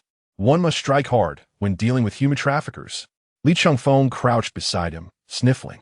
"I heard on the news that if one is captured by traffickers, they will first have their legs broken, then their limbs severed, left to beg in the frigid streets. Moreover, they are deprived of food, subjected to daily abuse. And any money earned from begging is confiscated, never to see their parents again. If they fail to collect enough, they're sold on the black market for organ harvesting. Lin Dong cast a sidelong glance at the chubby boy, feeling an overwhelming urge to kick him. Damn it, hearing that makes me feel a bit uneasy. Not to mention how it affected Xia Zihan and Lu Kuan, who had just ceased their wailing after being intimidated by Wang Haiyang. At this moment, listening to Li Chengfeng's grim predictions for the future, both of them immediately burst into tears once more. Wah, I don't want my legs broken. Lu Kuan knelt on the seat, pounding it with his fists. Suddenly, he lifted his head, tears streaming down his face. I want to play basketball. This scene was captured by the concealed camera in the vehicle. Is this what talent looks like? For a moment, I saw the shadows of two old friends in him. Why did his words trigger a soundtrack in my mind? Coach, I want to play basketball. Wang Haiyang's lips curled slightly, loudly commanding Li Chengfeng to silence himself. If this kid continued, not only would the elementary students be rattled, but he too would become uneasy. Soon, the van arrived at a prearranged suburban location, an old, dilapidated metal factory. Lin Dong and the others disembarked and were led inside. The performance needed to be complete. Inside, three rather unsightly men awaited them. Li Jiangguo declared, "We've brought the goods for you." Lin Dong scrutinized the trio. Upon seeing their appearances, Li Chengfeng, Xia Zihan, and Lu Kuan felt a wave of darkness wash over them. How to describe it? They looked like the kind of villains one would see in a television drama, immediately recognizable as characters unlikely to survive more than 3 episodes. The three men eyed the four with a mocking gaze. One of them nodded. "Not bad. We'll take all of them. It seems there are only these 6 individuals." Lin Dong observed as he assessed the surroundings, pondering. If these 6 traffickers manage to capture them, there should be a cash reward of 30 to 50,000 for each, dead or alive. With that thought, Lin Dong felt an impulsive desire to lick his lips. He is not a person who harbors a deep-seated hatred for all evils, considering he was once entangled in the underworld in his previous life. However, what he detests the most are human traffickers. In his past life, merely breaking one of their legs was a lenient response. Now, he feels compelled to strike with formidable force. Chapter 84. The Child Brother Takes Action. In Huaihai Province, Jinling City, within the confines of Jinling Broadcasting Building, a group gathered in the conference room. Cheng Xiao and Ma Tao, along with others, observed the live broadcast of the program titled Revealing the Ultimate Talent of the Child Brother displayed on the central screen. Ma Tao nodded, remarking, "The demonstration appears to be proceeding smoothly. Next, Professor Li will unveil the fate of the child after being abducted by human traffickers. Truly, the esteemed professor." Upon hearing these words, Cheng Xiao narrowed his eyes, yet an unsettling feeling lingered within him. When did he become so docile? He pondered, why does this child's demeanor today starkly contrast with his previous performances? Just days ago, during the program, he had confronted criminals with fierce resolve, delivering powerful blows that instilled psychological fear in the 8 ruffians atop Lion Mountain. Moreover, just yesterday at the Pyramid Scheme site, he had shown no mercy, incapacitating a Myanmar national for life. Yet now, faced with those intent on abducting him, why was he not unleashing his iron fists? On site, 3 individuals arranged by the production team, Zhu Gu, Lu Xiaojian, and Ma Feng, were present. Zhu Gu, portraying the leader, cast a sinister gaze upon Li Chengfeng. After a brief moment, he nodded, licking his lips, and addressed Li Jiangguo. "This hefty fellow will do." Li Chengfeng, with a drooping, chubby face, protested, "What is wrong with me? I merely have a larger frame. I'm not fat." The next moment, he overheard, "With how well-fed you look, you'd fetch a good price in Black Prefecture." Li Chengfeng collapsed onto the ground, his mind racing with dread. Black Prefecture? A vivid image flashed in his mind, a parched land devoid of greenery. Himself clad in mere leaves, subjected to servitude. Mornings spent tending elephants, afternoons cooking, evenings picking cotton, and nights washing clothes. Oh, how I dread being sold to Black Prefecture and enslaved. The factory was equipped with hidden cameras, capturing their every move and relaying it live. Such a young age, yet so articulate. A natural-born farmer. I detest 2 kinds of people in my life. racists, and those individuals. Ha ha, this is hilarious. Simultaneously, a small window appeared in the lower left corner of the live stream. The experiences of children abducted by traffickers are often harrowing. Illegally adopted or sold. Abducted children in new households face a lack of legal identity recognition, potential abuse, and an inability to receive a proper education. In the factory, Zhu Ge turned his attention to Lu Kuan, nodding with a sense of satisfaction. This physique seems quite robust. He could be recruited for training in theft and robbery. Lu Kuan's face turned ashen. Did this mean that from now on, he would be relegated to a life of thievery? In the live stream's small window, children who have been trafficked are often exploited as cash cows, trained to engage in theft, robbery, and other illicit activities. Following this, Xia Zihan appeared. Zhu Ge pondered for a moment and remarked, "This little girl could be used for begging." Traffickers force abducted children to beg, and some even go so far as to deliberately mutilate the child's body to elicit sympathy from others. Standing in a row, the other three were all set, leaving only Lin Dong. Just one more. Zhu Ge scrutinized Lin Dong with a piercing gaze, murmuring, "This body seems quite healthy. Prepare for organ extraction." Revealing the talents of the ultimate child brother. In the program's live stream, the small window at the bottom left read, "In some extreme cases, trafficked children are brutally subjected to organ harvesting for illegal transplantation." Lin Dong raised his head, flexing his wrists. "So you wish to harvest my organs, do you? You intend to sell my subordinates to the black market, right? You want to train my subordinates in illegal skills, don't you?" The child brother remains so composed. He seems to exist on an entirely different level from the other three peers. Boring. I want to see rivers of blood. Wait, why are the child brother's fists clenching tighter and tighter? Hiss. It seems to be true. Could it be? Inside the ironclad factory, Zhu Ge and his two companions were discussing the details of their collaboration, completely oblivious to Lin Dong's unusual demeanor behind them. Whoa, I don't want to be sold to the black market and subjected to slavery. Li Chengfeng crouched on the ground, sobbing in agony. "Boss, hurry." He turned to Lin Dong, yet the words had not fully escaped his lips.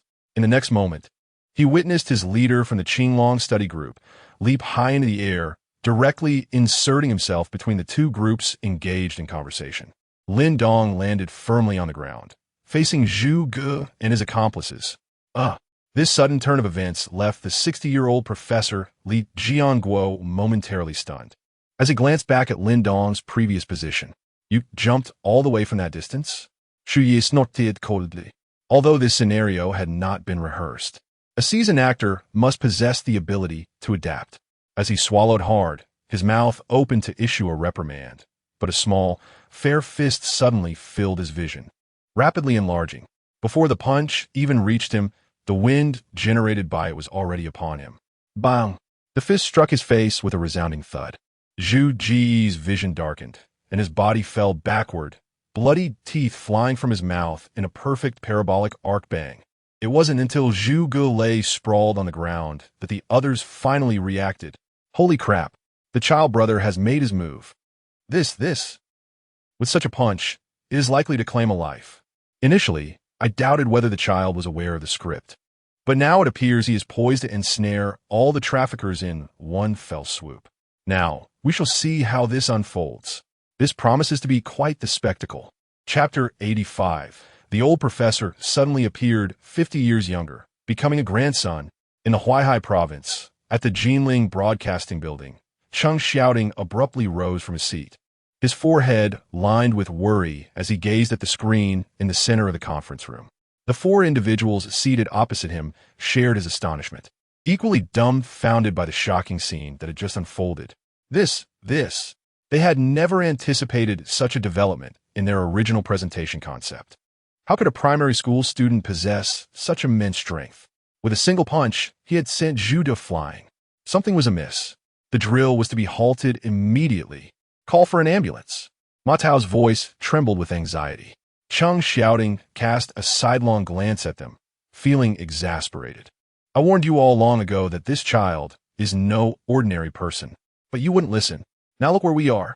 Zhu and the others were specially hired actors, somewhat renowned in their field. If anything were to go awry during their program because of Lin Dong, it would spell disaster. Within the metal workshop, Ma Feng, who had been standing beside Zhu, witnessed the latter's unfortunate state. His throat constricted as he nervously swallowed. He opened his mouth, about to utter something, when Lin Dong unleashed a kick. Bang! Lu Xiaojing shouted urgently. It's a misunderstanding. This is all slap. Before he could finish, Lin Dong leapt up, his hand moving like lightning, sending Lu Xiaojing sprawling. In an instant, all three buyers were taken down. Though it may have seemed prolonged, less than a minute had passed, and Lin Dong had not afforded them a chance to explain themselves. Behind him, the elderly Professor Li Jianguo stared blankly at Lin Dong's retreating figure. After decades of studying child psychology and behavioral science, he was momentarily bewildered, pondering how to apply his lifelong knowledge to elucidate the child's behavior.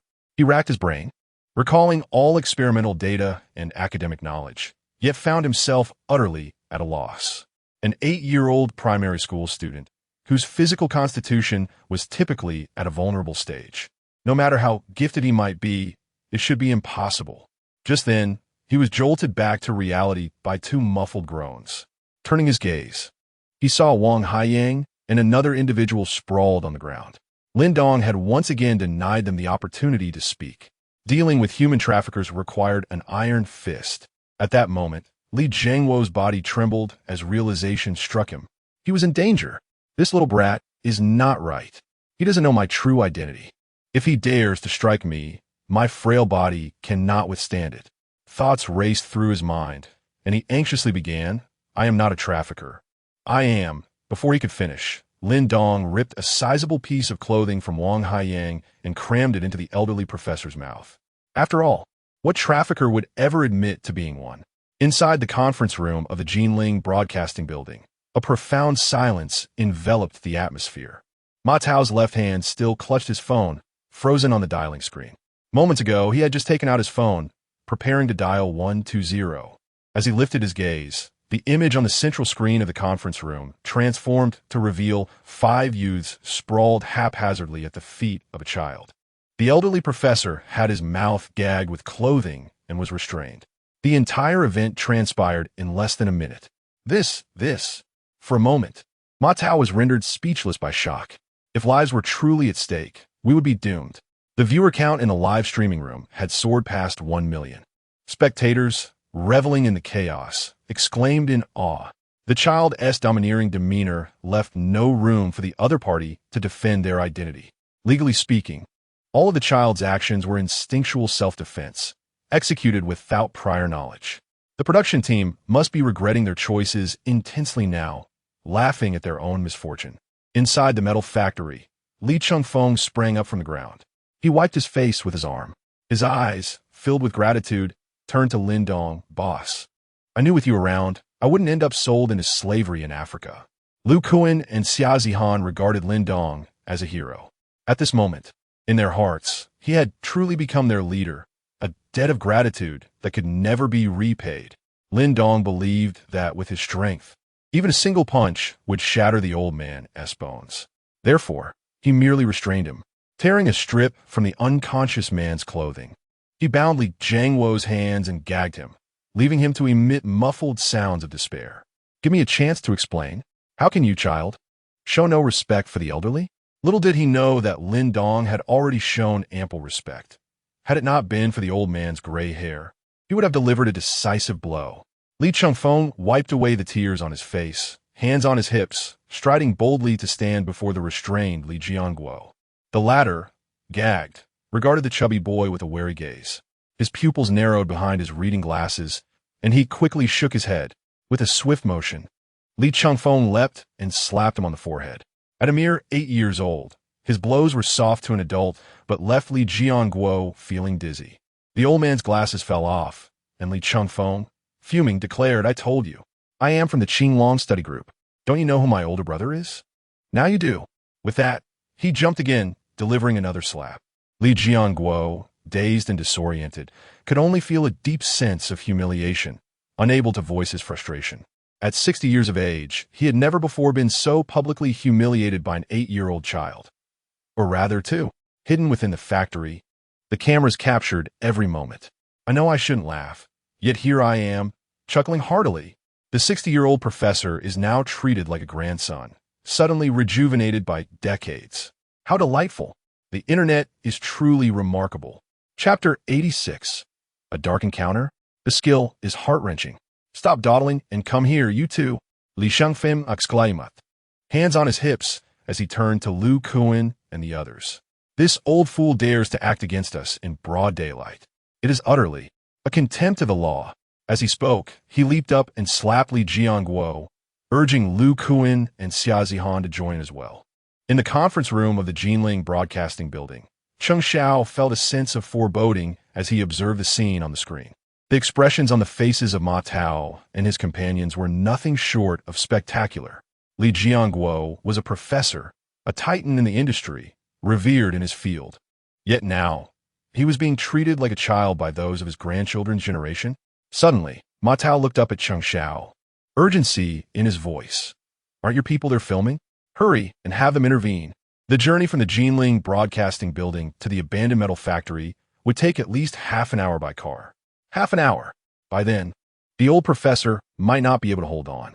Cheng Xiao's smile turned bitter. Well, just now, Sun Ruowei and the others had their van break down halfway, so they won't be able to arrive anytime soon. Upon hearing this, an eerie silence fell over the conference room. Call the police. Ma Tao suddenly declared. The only way to swiftly put an end to this farce was to report it. Otherwise, if the situation continued to escalate, the old professor would truly. Inside the metal factory, after being beaten by Li Chengfeng and the others, Li Jiangguo felt stars dancing before his eyes. If heaven granted him another chance, he would certainly not have participated in this ridiculous program in search of inspiration. Would it not have been better to remain comfortably at home? What should we do now, boss? Li Chengfeng asked Lin Dong, raising his fist. Should we call the police? Let the officers judge them. Upon hearing this, a glimmer of hope sparkled in Li Jiangguo's previously despondent eyes. He tried to speak, but with his mouth covered. He could only emit muffled sounds of distress. Please call the police, kids. I beg you. Li Chengfeng turned his head, noticing Li Jiangguo's sudden fervor at the mention of calling the police. He mistakenly thought the old man was scared and pleading for him not to report it. Huh, if we don't call the police, does that mean we can deal with you as we please? Li Jiangguo was taken aback, struggling even more fiercely. Lin Dong approached the three buyers lying on the ground. He examined them. One had a bloody nose, weak breaths, and was missing 5 teeth. Ma Feng was in slightly better condition, but only marginally so. Ultimately, Lin Dong opted for the one with the lightest injuries, Lu Xiaojiang. He stood beside him, prodding him with his foot. What is this kid doing? Get up, stop sleeping. Do you need to knock you out again? I think this place doesn't allow for sleeping. This kid wants to wake him up and find a new place to sleep. Ha ha. Suddenly, a pain scream erupted as Lu Xiaojiang was forcibly kicked awake by Lin Dong, still unable to comprehend the situation. Lu Xiaojing felt the searing pain from both the place where Lin Dong had just struck him and the area now kicked. At this moment, even this special effects actor felt the urge to weep. The friendship rate of 800 yuan per day had never included such treatment. Lin Dong's seemingly harmless face appeared before his eyes, causing Lu Xiaojing to shudder. The next instant, he heard the command. From now on, you will answer whatever I ask. Understood? With a dry throat, Lu Xiaojing exclaimed, We are not human traffickers. We are here too. Before he could finish his sentence, Lin Dong raised his left hand. A sharp slap landed on his face.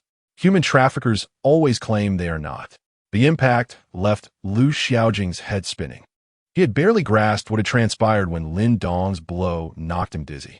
This time, the force behind Lin Dong's strike was unmistakable. How could an 8-year-old possess such strength? The script must be wrong. Lin Dong reiterated his earlier statement. You will answer my questions. How many individuals are in your group? Is it just 3? Lu Xiaojing swallowed hard, feeling utterly despondent.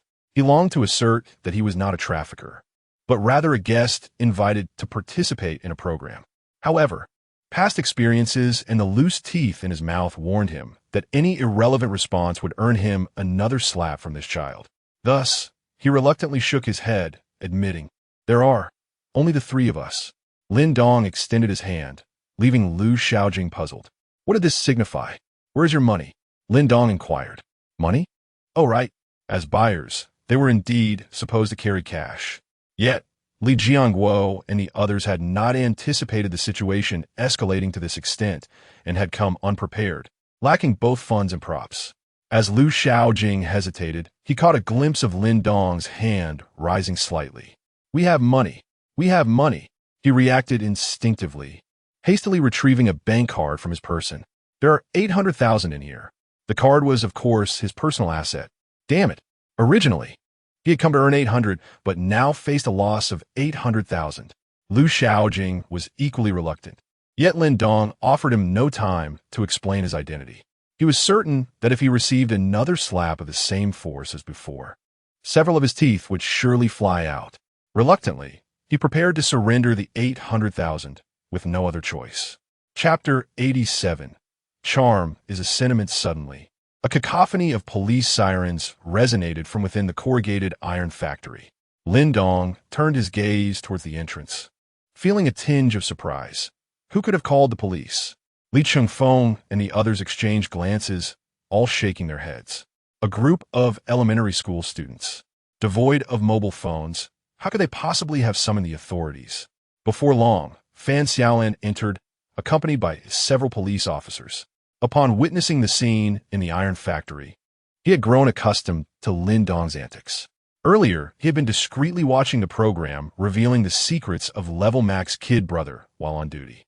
Realizing that events were about to take an unexpected turn, they had rushed over, having received a report from Ma Tao and others, fearing that the elderly professor and his companions might have been harmed. Officers, you've arrived.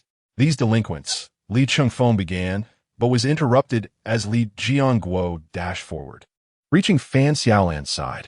At that moment, the elderly professor, over 60, had tears brimming in his eyes, revealing the profound grievance within his heart. Fan Xiaolan smirked slightly, removing the clothing stuffed in Li Jiangguo's mouth. With tears streaming down his face, Li Jiangguo exclaimed, "Comrade police, you've finally come. If you and T arrived soon, I would have been done in by these ill-mannered children." Lin Dong furrowed his brow. Li Jiangguo's reaction suggested something was amiss. These did not appear to be human traffickers, and what did he mean by ill-mannered children? Li Chengfeng, hands on his hips, looked up at Fan Xiaolan and urged, "Officer, you must apprehend him quickly." Fan Xiaolan shook his head and turned to Li Jiangguo, saying, "You should explain the situation to them yourself." After that, he moved toward Lin Dong, not to Lin Dong himself, but to the 4 individuals he had knocked down. Zhuge Ma Feng, Wang Haiyang. A young officer examined the condition of the 4 and, baring his teeth, shook his head. "It's dreadful. These 4 will need to stay in hospital for at least half a month." Upon hearing this, all 5 officers turned their attention to Lin Dong. Demonstration? It was only after listening to Li Jiangguo that Lin Dong understood.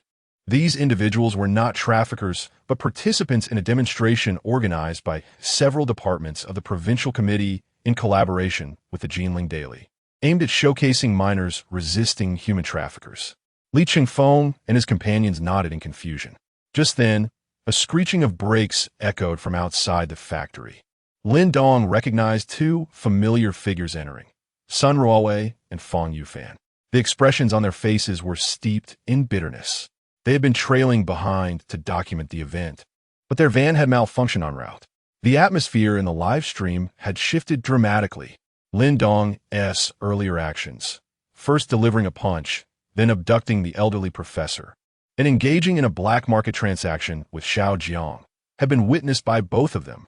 They hurriedly repaired the van and rushed over, fearing that Lin Dong might truly have harmed the professor. "You all, it turns out this was merely a demonstration."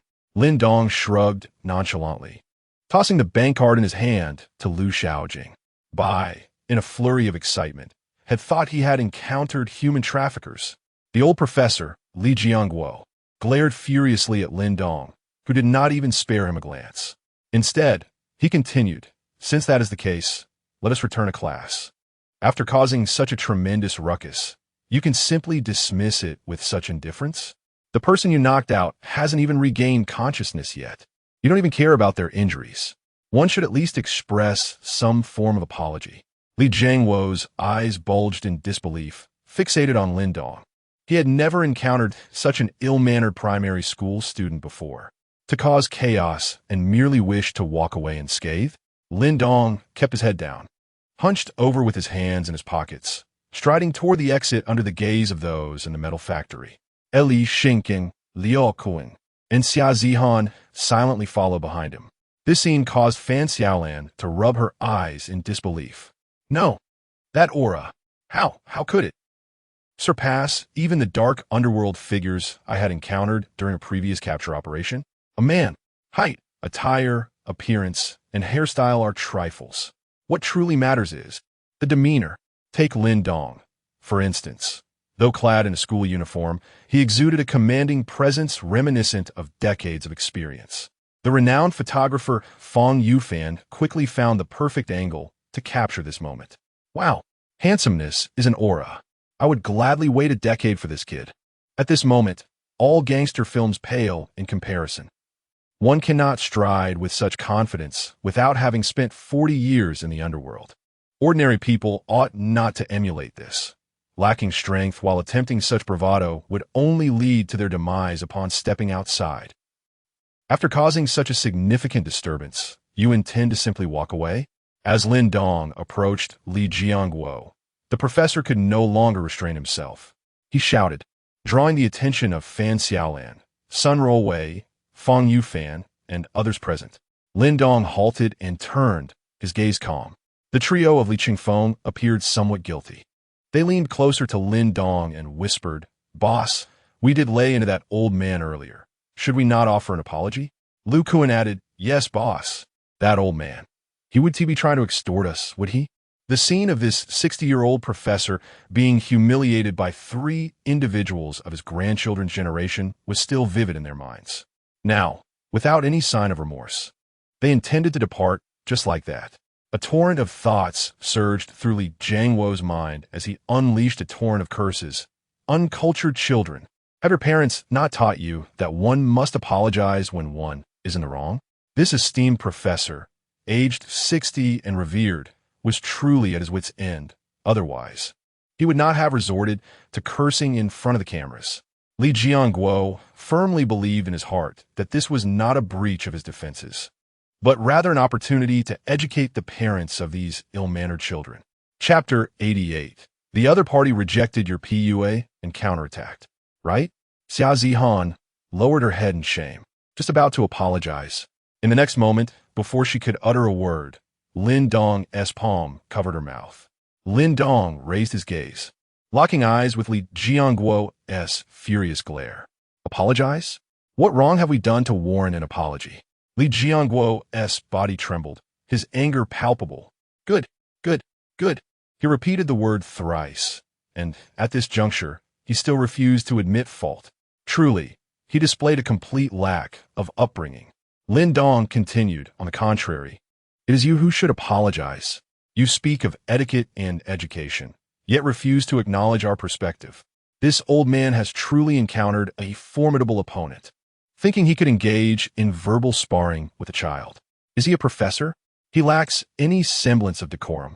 Those accolades must have been acquired through nepotism and corruption. The child should be cautious. He mustn't provoke this old fool into an ICU visit." You, Li Jiangwu inaladepli. Setting aside everything else, those 4 were rendered unconscious by you, correct? He gestured towards Wang Haiyang and the other 3 lying on the ground. Lin Dong nodded affirmatively. A cold smile crept onto Li Jiangguo's lips. Assault resulting in severe injury is a serious offense. Do you understand you have broken a law? Upon hearing this, Lin Dong chuckled, not to mention the ages of the 4. At that moment, he was unaware that it was a drill. Subjectively speaking, he believed they were human traffickers intending harm, which justified his actions. Who said they merely lost consciousness? Even if they had truly perished, that would have no bearing on him. Did he truly think he was an 8-year-old child ignorant of the law? Li Jiangguo's face flushed with embarrassment at Lin Dong's words. Specious reasoning. He fell silent, but Lin Dong had no intention of letting him off the hook. Attempting to PUA me? Lin Dong turned his gaze towards Sun Ruowei, inquiring, "Who led this exercise?" She promptly replied, "Several departments of the provincial committee and this professor Li Jiangguo." Lin Dong abruptly turned to look at Li Jiangguo. The latter felt a chill at the intensity of Lin Dong's stare, his throat bobbing as he swallowed nervously. To demonstrate to the public the tragic experiences of children abducted by traffickers, as a warning. What of it? This statement, no matter how one interpreted it, conveyed an undertone of, "All our painstaking efforts are for your benefit." What of it? Lin Dong sneered. "For our benefit? Perhaps it is for your own notoriety." What do you mean by that? Li Jiangguo stammered. "As an expert, do you not comprehend that a child of 8 is in their most vulnerable state? To lure us here without any forewarning and to intimidate us. Are you oblivious to the potential psychological trauma this may inflict? Some find solace in the happiness of their childhood for a lifetime, while others spend their lives seeking to heal the wounds of their youth. Do you not comprehend such a simple truth?" Lin Dong's words resonated with a weighty conviction, although his somewhat immature voice could easily disrupt the atmosphere. Li Jiangguo's throat convulsed as he prepared to retort. In an instant, Lin Dong denied him the opportunity. "You certainly know, yet you remain indifferent. All you care about is whether you can gain fame from this program. As for the psychological trauma it may inflict upon us in the future, you do not care." With his hands in his pockets, Lin Dong raised his head, his gaze resolute and unwavering. As for how Lin Dong came to know this, he had no clarity himself. These words were merely a spontaneous utterance. Just moments ago, when Li Weigua attempted to manipulate him, he naturally possessed the right to counteract. Whether there was any truth to it, it held no significance. I am merely an 8-year-old child. Even if my words lack precision, what can you do to me? Can you accuse me of defamation? You. Li Jiangguo's face turned a shade of green with rage. Behind Lin Dong, Li Qingfeng clenched his small fist. Just moments ago, the three had believed they owed him an apology. However, after hearing their leader from the Qinglong study group speak, they suddenly awakened to the realization. Indeed, throughout this ordeal, the only truly innocent victims were the 4 of them. If anyone should apologize, it ought to be them apologizing to themselves. Old fool, you think you can command respect? Li Qingfeng spat on the ground, echoing Lin Dong's sentiments. Li Jiangguo's chest heaved violently. The others within the iron factory were rendered speechless. This included over 1 million online viewers in the live stream. Delightful. If you can assault me with words, I can retaliate in kind. Facing the self-incrimination trap laid by the old professor, the young boy remains undeterred, merely countering. All offense, no defense. An extreme display of aggression. At the scene, it was Fan Xiaolan who intervened to separate the 2 groups. Fearing that this 60-year-old professor might suffer a heart attack due to Lin Dong's provocations. With his hands still in his pockets, Lin Dong left a parting remark. "Were it not for your advanced age, we would meet in court." He then led his companions toward the exit. Witnessing this, Sun Ruowei exchanged a glance with Feng Yufan and hurriedly followed suit. Shortly thereafter, an ambulance arrived to transport the unconscious Zhu and the others. As Lin Dong had anticipated, the incident was ultimately classified as a filming accident. The medical expenses would naturally be covered by the production team and several departments of the provincial government, absolving Lin Dong and his friends of any responsibility. Setting aside their age, it was clear that initially they were unaware this was a rehearsal. The individuals involved were prearranged actors, responding defensively under the mistaken belief that they were facing real kidnappers. Riding back to school in the van belonging to Sun Ruowei's production team, Lin Dong and his companions arrived just in time for their 3rd class of the morning, English. As they settled back into their desks, Li Ziki cast a curious glance their way. Inquisitively, one asked, "What were you occupied with during the last 2 classes?" Lin Dong pondered for a moment before responding somewhat dismissively, "I had matters to attend to." How perplexing. Why is this young man so indifferent towards the affluent young lady? You simply do not understand. This is a strategy of feigned disinterest, a subtle approach to gain favor. Modern wealthy women are quite fond of such tactics. Is there any affluent lady who might take a liking to someone like me, standing at 220 and weighing 160? The individual above, standing at 220, could pursue a career in basketball, perhaps even make it to the NBA. The 220 refers to my weight. Chapter 89. Upgrade Reward. Small Rifle Production Line. System Upgrade. Phase 2. Awaiting the right moment has commenced, as Lin Dong rested his head on the table in search of a suitable sleeping position. The familiar mechanical voice echoed in his mind. He abruptly lifted his head, his eyes brightening with anticipation. The system. Has it finally completed the upgrade?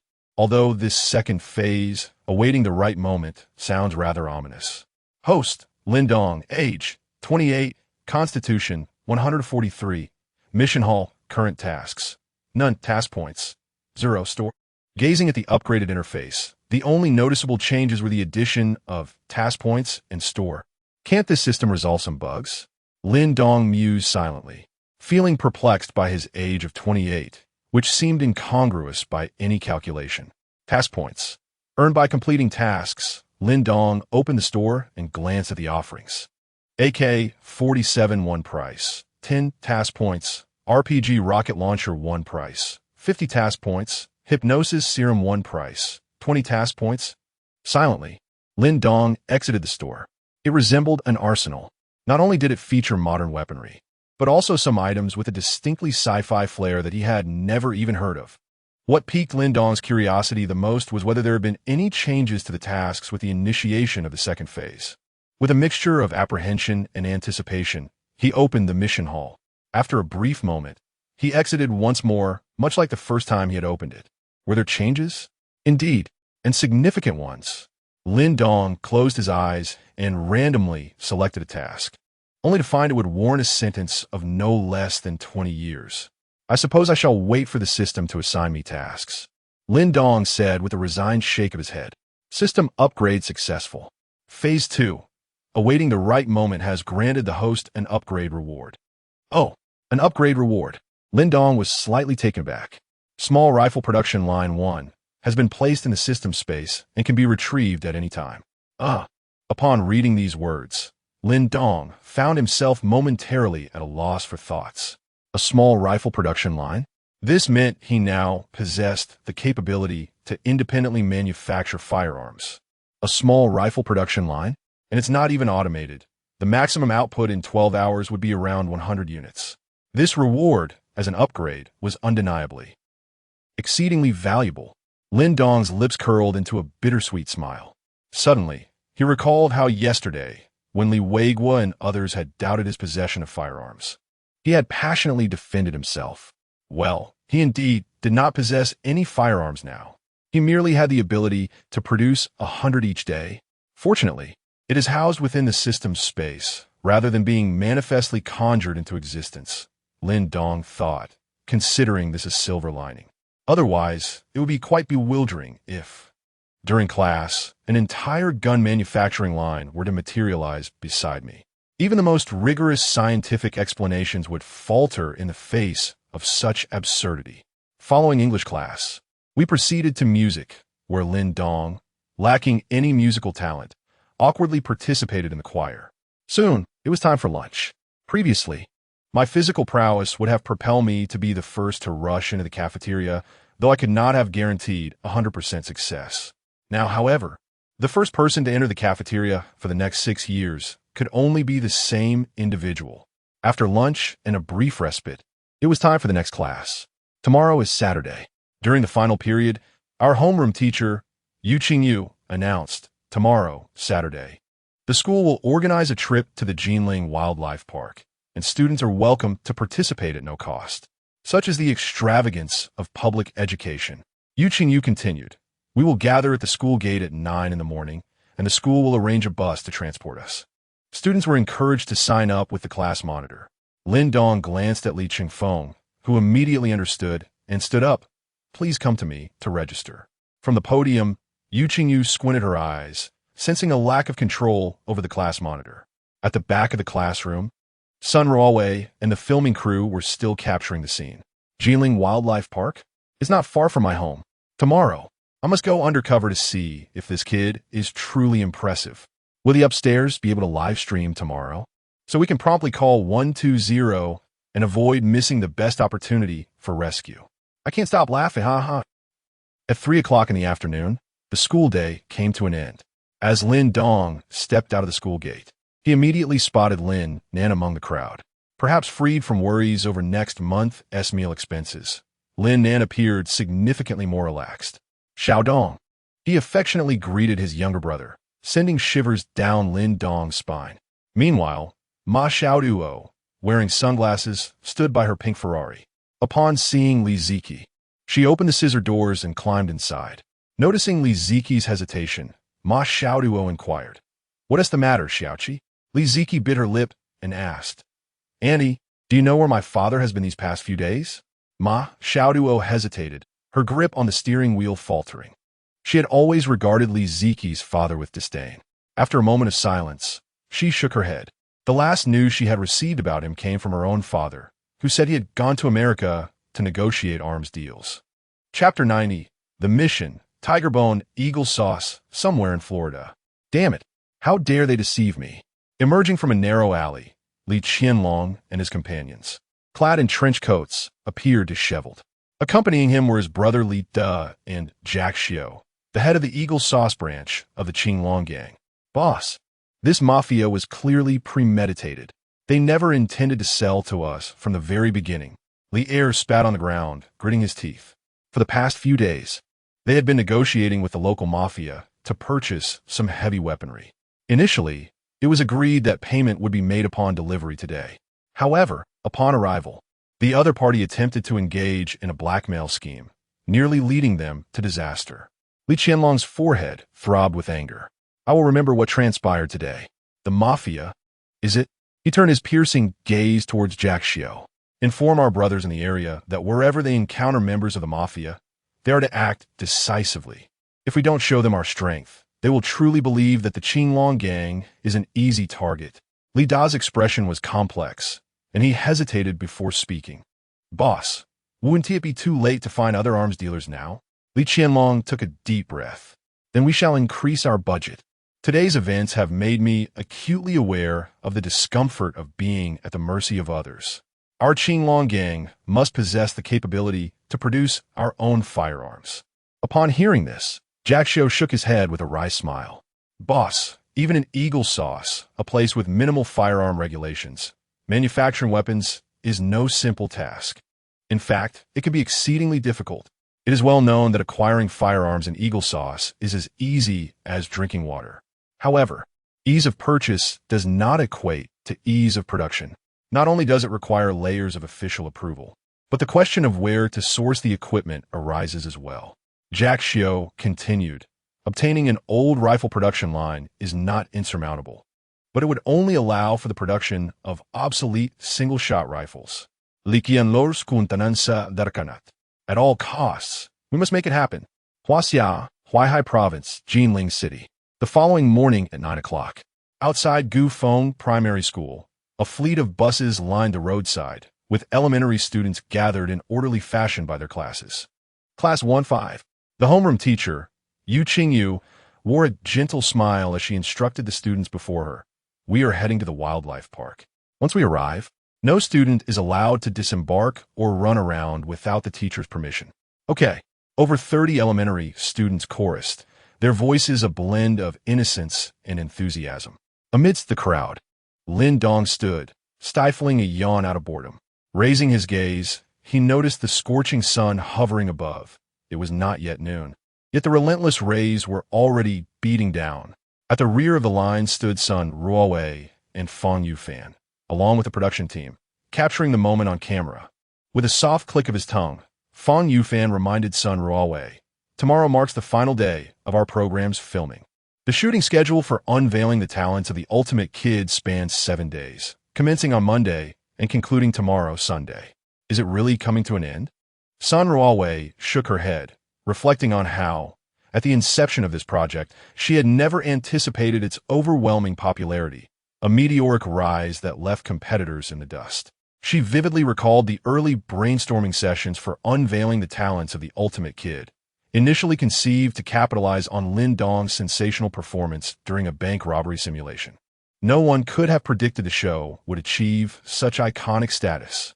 The The primary reason for its success lay in the protagonist's extraordinary feats, which continually reshaped the audience's perceptions.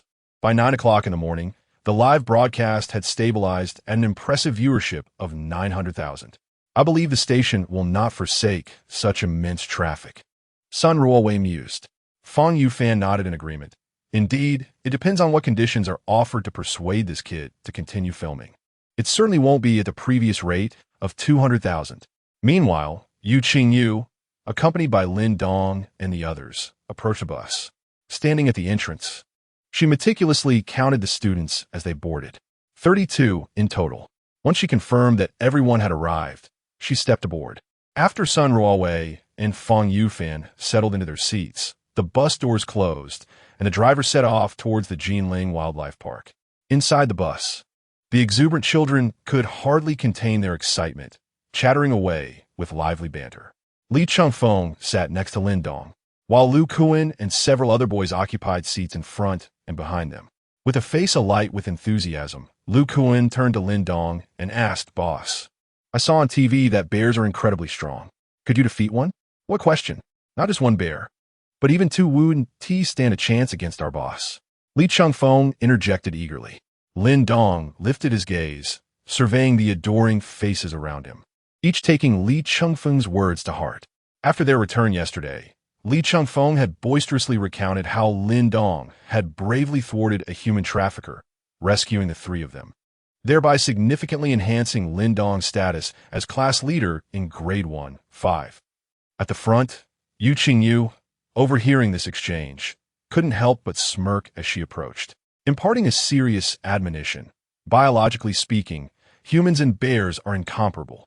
A black bear in the Jinling Wildlife Park possesses a striking strength, capable of delivering a blow with several hundred pounds of force, and its bite is equally formidable. So do not provoke them. She genuinely feared that Lin Dong might be goaded by his classmates into challenging a bear.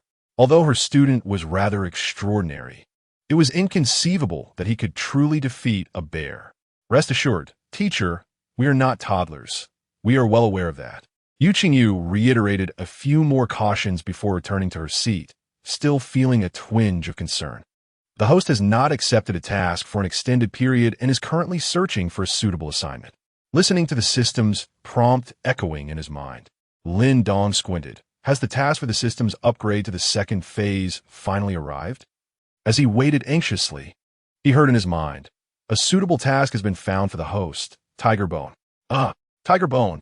Lin Dong blinked. Something felt amiss. How could the tasks assigned after the system's upgrade differ so drastically from the previous ones? The host currently lacks an official background.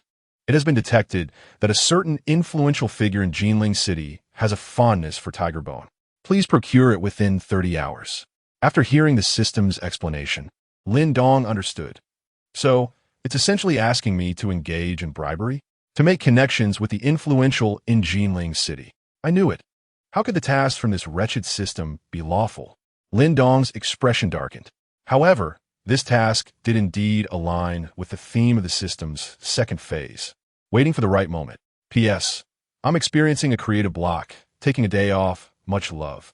Chapter 91. This child will surely become a great threat. Where on earth can I procure tiger bones? The thought barely surfaced in Lin Dong's mind when he recalled the destination of his journey, the Jinling Wildlife Park. A zoo. Surely, there must be plentiful tigers. Hiss. Am I to wrestle a tiger barehanded for its bones? Such a notion cannot be permitted. Tigers are protected species in our country. They are safeguarded by the rare animal protection law. This wretched system, Lin Dong silently cursed. Furthermore, even if he managed to acquire the tiger bones, how was he to deliver them to that prominent figure? The mere thought of this caused him a pang of frustration. Bribery is an art form, with complexities that run deep. Those who ascend to such heights must be exceedingly cautious. The idea of an 8-year-old child prancing up to him with tiger bones, claiming to be there for a bribe. Wait. Lin Dong suddenly recognized a flaw. Tiger bone. Acquire a piece of tiger bone. Time remaining, 30 hours. The task itself does not stipulate the necessity of delivering it. It only requires obtaining the tiger bone. In other words, to complete this task, I merely need to procure the bone without the need for delivery.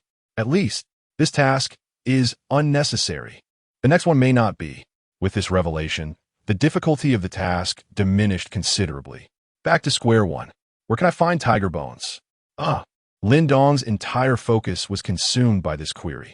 Beside him, Li Chengfeng's little face beamed with excitement as he exclaimed, I most wish to see the polar bears. As he spoke, he mysteriously patted his backpack. The Jinling Wildlife Park is located at the foot of Linyan Mountain in the southern district of Jinling City, sprawling over an extensive area with countless animal exhibits. Lin Dong and his companions took an hour and a half to reach their destination. Upon disembarking in the rain, they identified themselves to the staff at the entrance, and the bus proceeded into the park. The windows rolled down, and curious little faces peered out at the surroundings. Meanwhile, in a certain camp in northern Myanmar, Li Da and his companion had been apprehended by the Chinese police. A middle-aged man, with a cigar hanging from his lips and dark skin, lifted his sunglasses and inquired of the person before him, General, did we just receive the news? Yes, it was just reported by Tian Hai replied nervously. The Li brothers, Li Tian and Li Di, have both been captured by the Chinese police. Zhang Tao crossed his arms, his brow furrowed, and slowly spoke. How did they get caught? These two have been with me for 6 years. Spend some money to extricate them. This, I fear, it may not be possible. Bai Tianhai's smile was tinged with bitterness. Zhang Tao's tone turned hostile. Not possible? I have spent so much money in China. I have supported so many people. Are they merely to consume resources without contributing? General, that is not what I meant. During the day, Bai Tianhai swallowed hard. According to the news, Li Tian is still in the hospital. Even if he survives, he will be in a vegetative state, and Li Di is also incapacitated. Upon hearing this, Zhang Tao was momentarily taken aback. Wasn't he just tasked with sending the two brothers to assist Nie Xiao? This was supposed to be the safest operation compared to others. How could one end up as a vegetable and the other be crippled? Even if they were exposed, the authorities in Huaxia Shunti have been that ruthless. They weren't beaten by the police. Bai Tianhai struggled to articulate his thoughts clearly. They were beaten by an 8-year-old elementary school student. Zhang Tao's expression was on the verge of becoming a meme. General, look at the video. After much effort in organizing his words, Bai Tianhai found himself at a loss for how to convey the situation accurately. He pulled out his phone. The popularity of the show revealing the talents of the maxed-out kid was astounding. Various clips flooded Douyin, garnering thousands, tens of thousands, and even hundreds of thousands of likes. Bai Tianhai located a saved clip. In the footage, Lin Dong was seen slamming Li Tian's head onto the table and shooting Li Di's fingers. General, this is how it all unfolded. After watching, Zhang Tao remained silent for 3 breaths, his mind racing with a singular thought. Is this really an 8-year-old student? His 2 generals were defeated by him, just like that? Still reeling from the shock, Bai Tianhai produced another clip. General, take a look at this. In the video, Lin Dong was holding a suitcase filled with US dollars, casually pointing out over 20 flaws in their manufactured super dollars. The shock this brought Zhang Tao was several times more intense than the first. The super dollar was his crowning achievement. It sold globally, with a discovery probability of less than 2%, serving as one of the most crucial economic lifelines for the Zhang family in northern Myanmar. How could such a seemingly flawless product be so easily criticized by an 8-year-old child? Zhang Tao, unwilling to accept this, took out a super dollar and meticulously cross-referenced it against the flaws Lin Dong had pointed out. Ultimately, he discovered that all over 20 flaws were indeed accurate. Bai Tianhai expressed his concern. General, this video has already spread across the internet. Many people will start checking the dollars this way, which will greatly affect our sales of the super dollar. Veins bulged on Zhang Tao's forehead, and his eyes blazed with fury. He had never imagined that the flourishing super dollar business would not falter at the hands of competitors, but instead be impacted by an 8-year-old brat. To sever one's financial lifeline is akin to killing one's parents. Moreover, this was a ruthless warlord from northern Myanmar who would kill without a second thought. Gazing at the still image of Lin Dong from the video on his phone, Zhang Tao's chest heaved violently. It seems this kid has an astute understanding of the dollar. Such a person, if not utilized for my benefit, must be eliminated. Otherwise, it would undoubtedly become a significant problem. In Huaihai Province, China, at the Jinling Wildlife Park, Lin Dong and his classmates arrived at the polar bear exhibit as their first stop.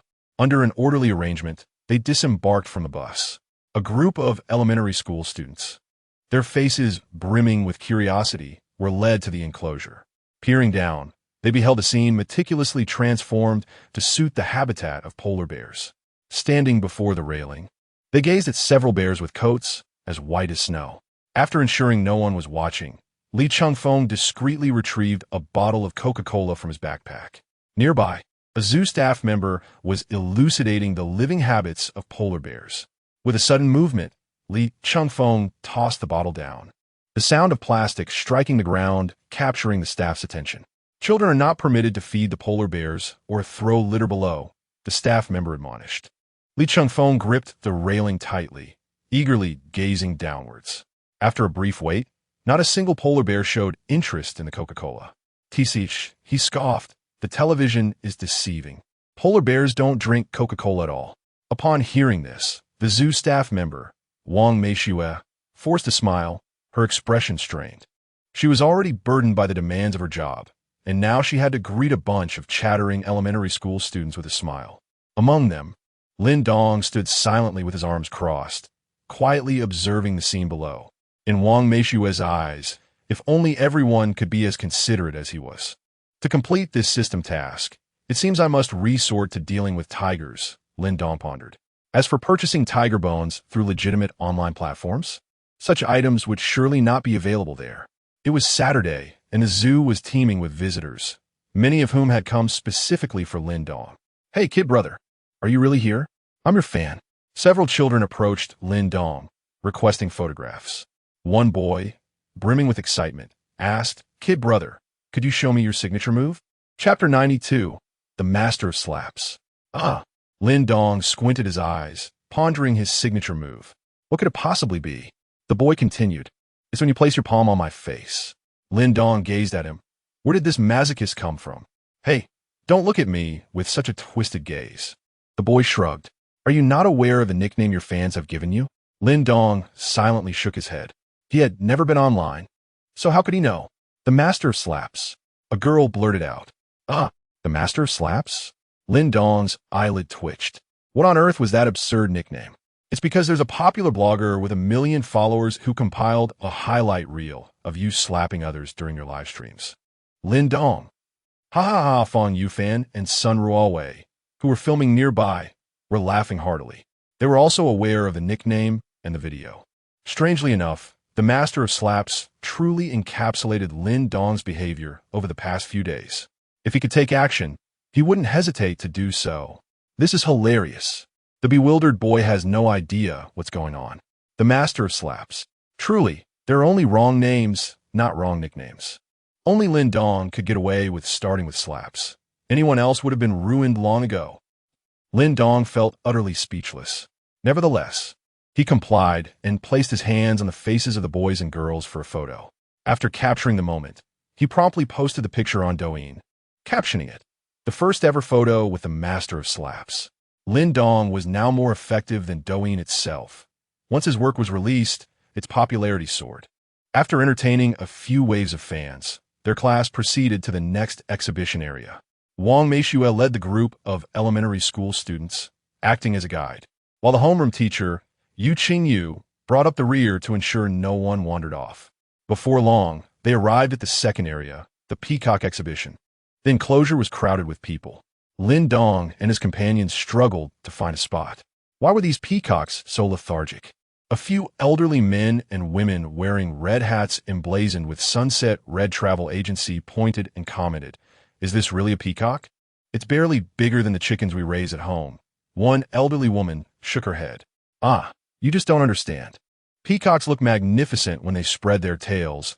An elderly man with a receding hairline chimed in confidently. "Brother Liu, how can we make it display its feathers?"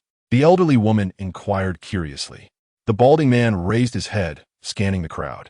Ultimately, his gaze landed on Wang Meishue, who was dressed in a work uniform. and waved her over. "Excuse me, could you come here for a moment?" Those who have worked in tourist areas understand the significance of the words Sunset Red Travel Agency. Sir. Vice, staff? Wang Meishue repeatedly pondered over her financial obligations, which quelled her thoughts of resigning from her job. "Sir, I am not responsible for this exhibit." Before she could finish her sentence, she was abruptly interrupted by the elderly man. In front of a throng of middle-aged women, he declared with an air of authority, "I don't care about that. We want to see the peacock display its feathers. You must find a way to make it happen."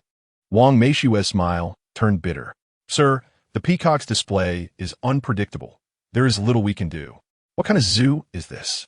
With such expensive tickets, you can't even meet this basic request?"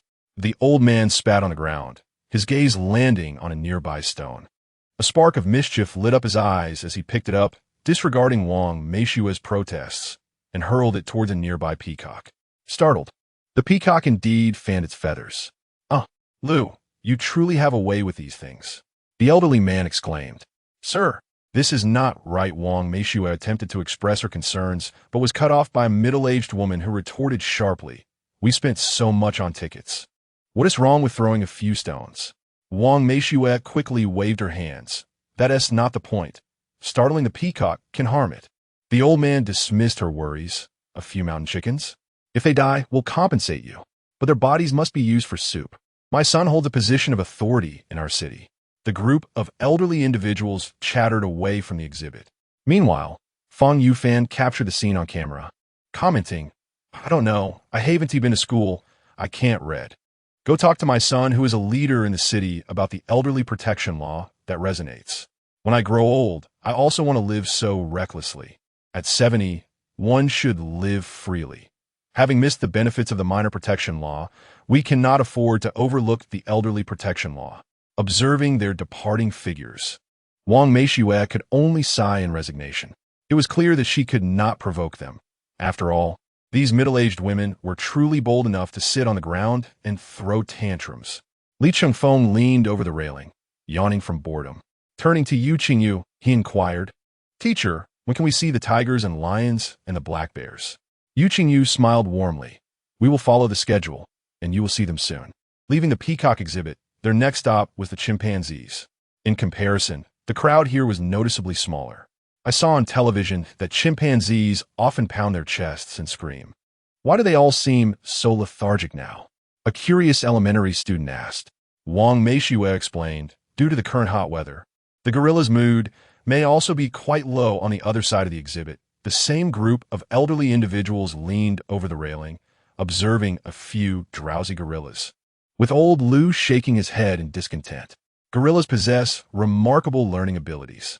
As Wang Meishue was speaking, she suddenly noticed an elderly gentleman on the other side picking up a stone from the ground, seemingly preparing to throw it downwards. "Don't throw it," she exclaimed, hurrying over to intervene. However, it appeared that Mr. Lu was oblivious to her plea as he weighed the stone, roughly the size of half his palm, in his hand. He aimed at a chimpanzee below that was watching him intently and threw the stone. With a resounding thud, it struck the chimpanzee on the head, which emitted a surprisingly human-like cry, while the stone landed at its feet. "Oh my, Mr. Lu, you remain as accurate as ever," Wang Meishue remarked as she approached the staff member responsible for the exhibit. Upon realizing it was the same elderly man, she felt a sense of helplessness. "Sir, you cannot do that. TSK, we paid for our tickets. Why should I need advice from a young person like you?" Mr. Lu retorted, clearing his throat. Unbeknownst to him, the chimpanzee below had picked up the stone at its feet, mimicking his earlier action. With a forceful throw, it sent the stone soaring over the heads of the onlookers. "Oh my goodness, that chimpanzee possesses a formidable capacity for learning," the staff member explained with exasperation. Mr. Lu, rolling up his short sleeves, became irate. "That creature dares to throw stones at me?" He stood at the railing, eyes wide with disbelief, taunting the chimpanzee below. Wang Meishue and another staff member struggled to restrain him. Lin Dong, observing the chimpanzee, was filled with confusion. Why is it placing its hands behind its back? He wondered. At that moment, the chimpanzee squatted down, hands positioned behind its back, and replicated the earlier motion of throwing. This time, however, What flew through the air was not a stone, but rather a pile of dark feces. Wang Meishue and her companion reacted swiftly, ducking their heads. Unfortunately, Mr. Liu was not so fortunate, as he was directly hit in the face. Uh, uh, uh, he screamed, jumping down from the railing in a fit of despair. Lin Dong, witnessing the entire scene, instinctively raised his hand, fanning it before his nose. Well, this is quite a pungent narrative. Chapter 93.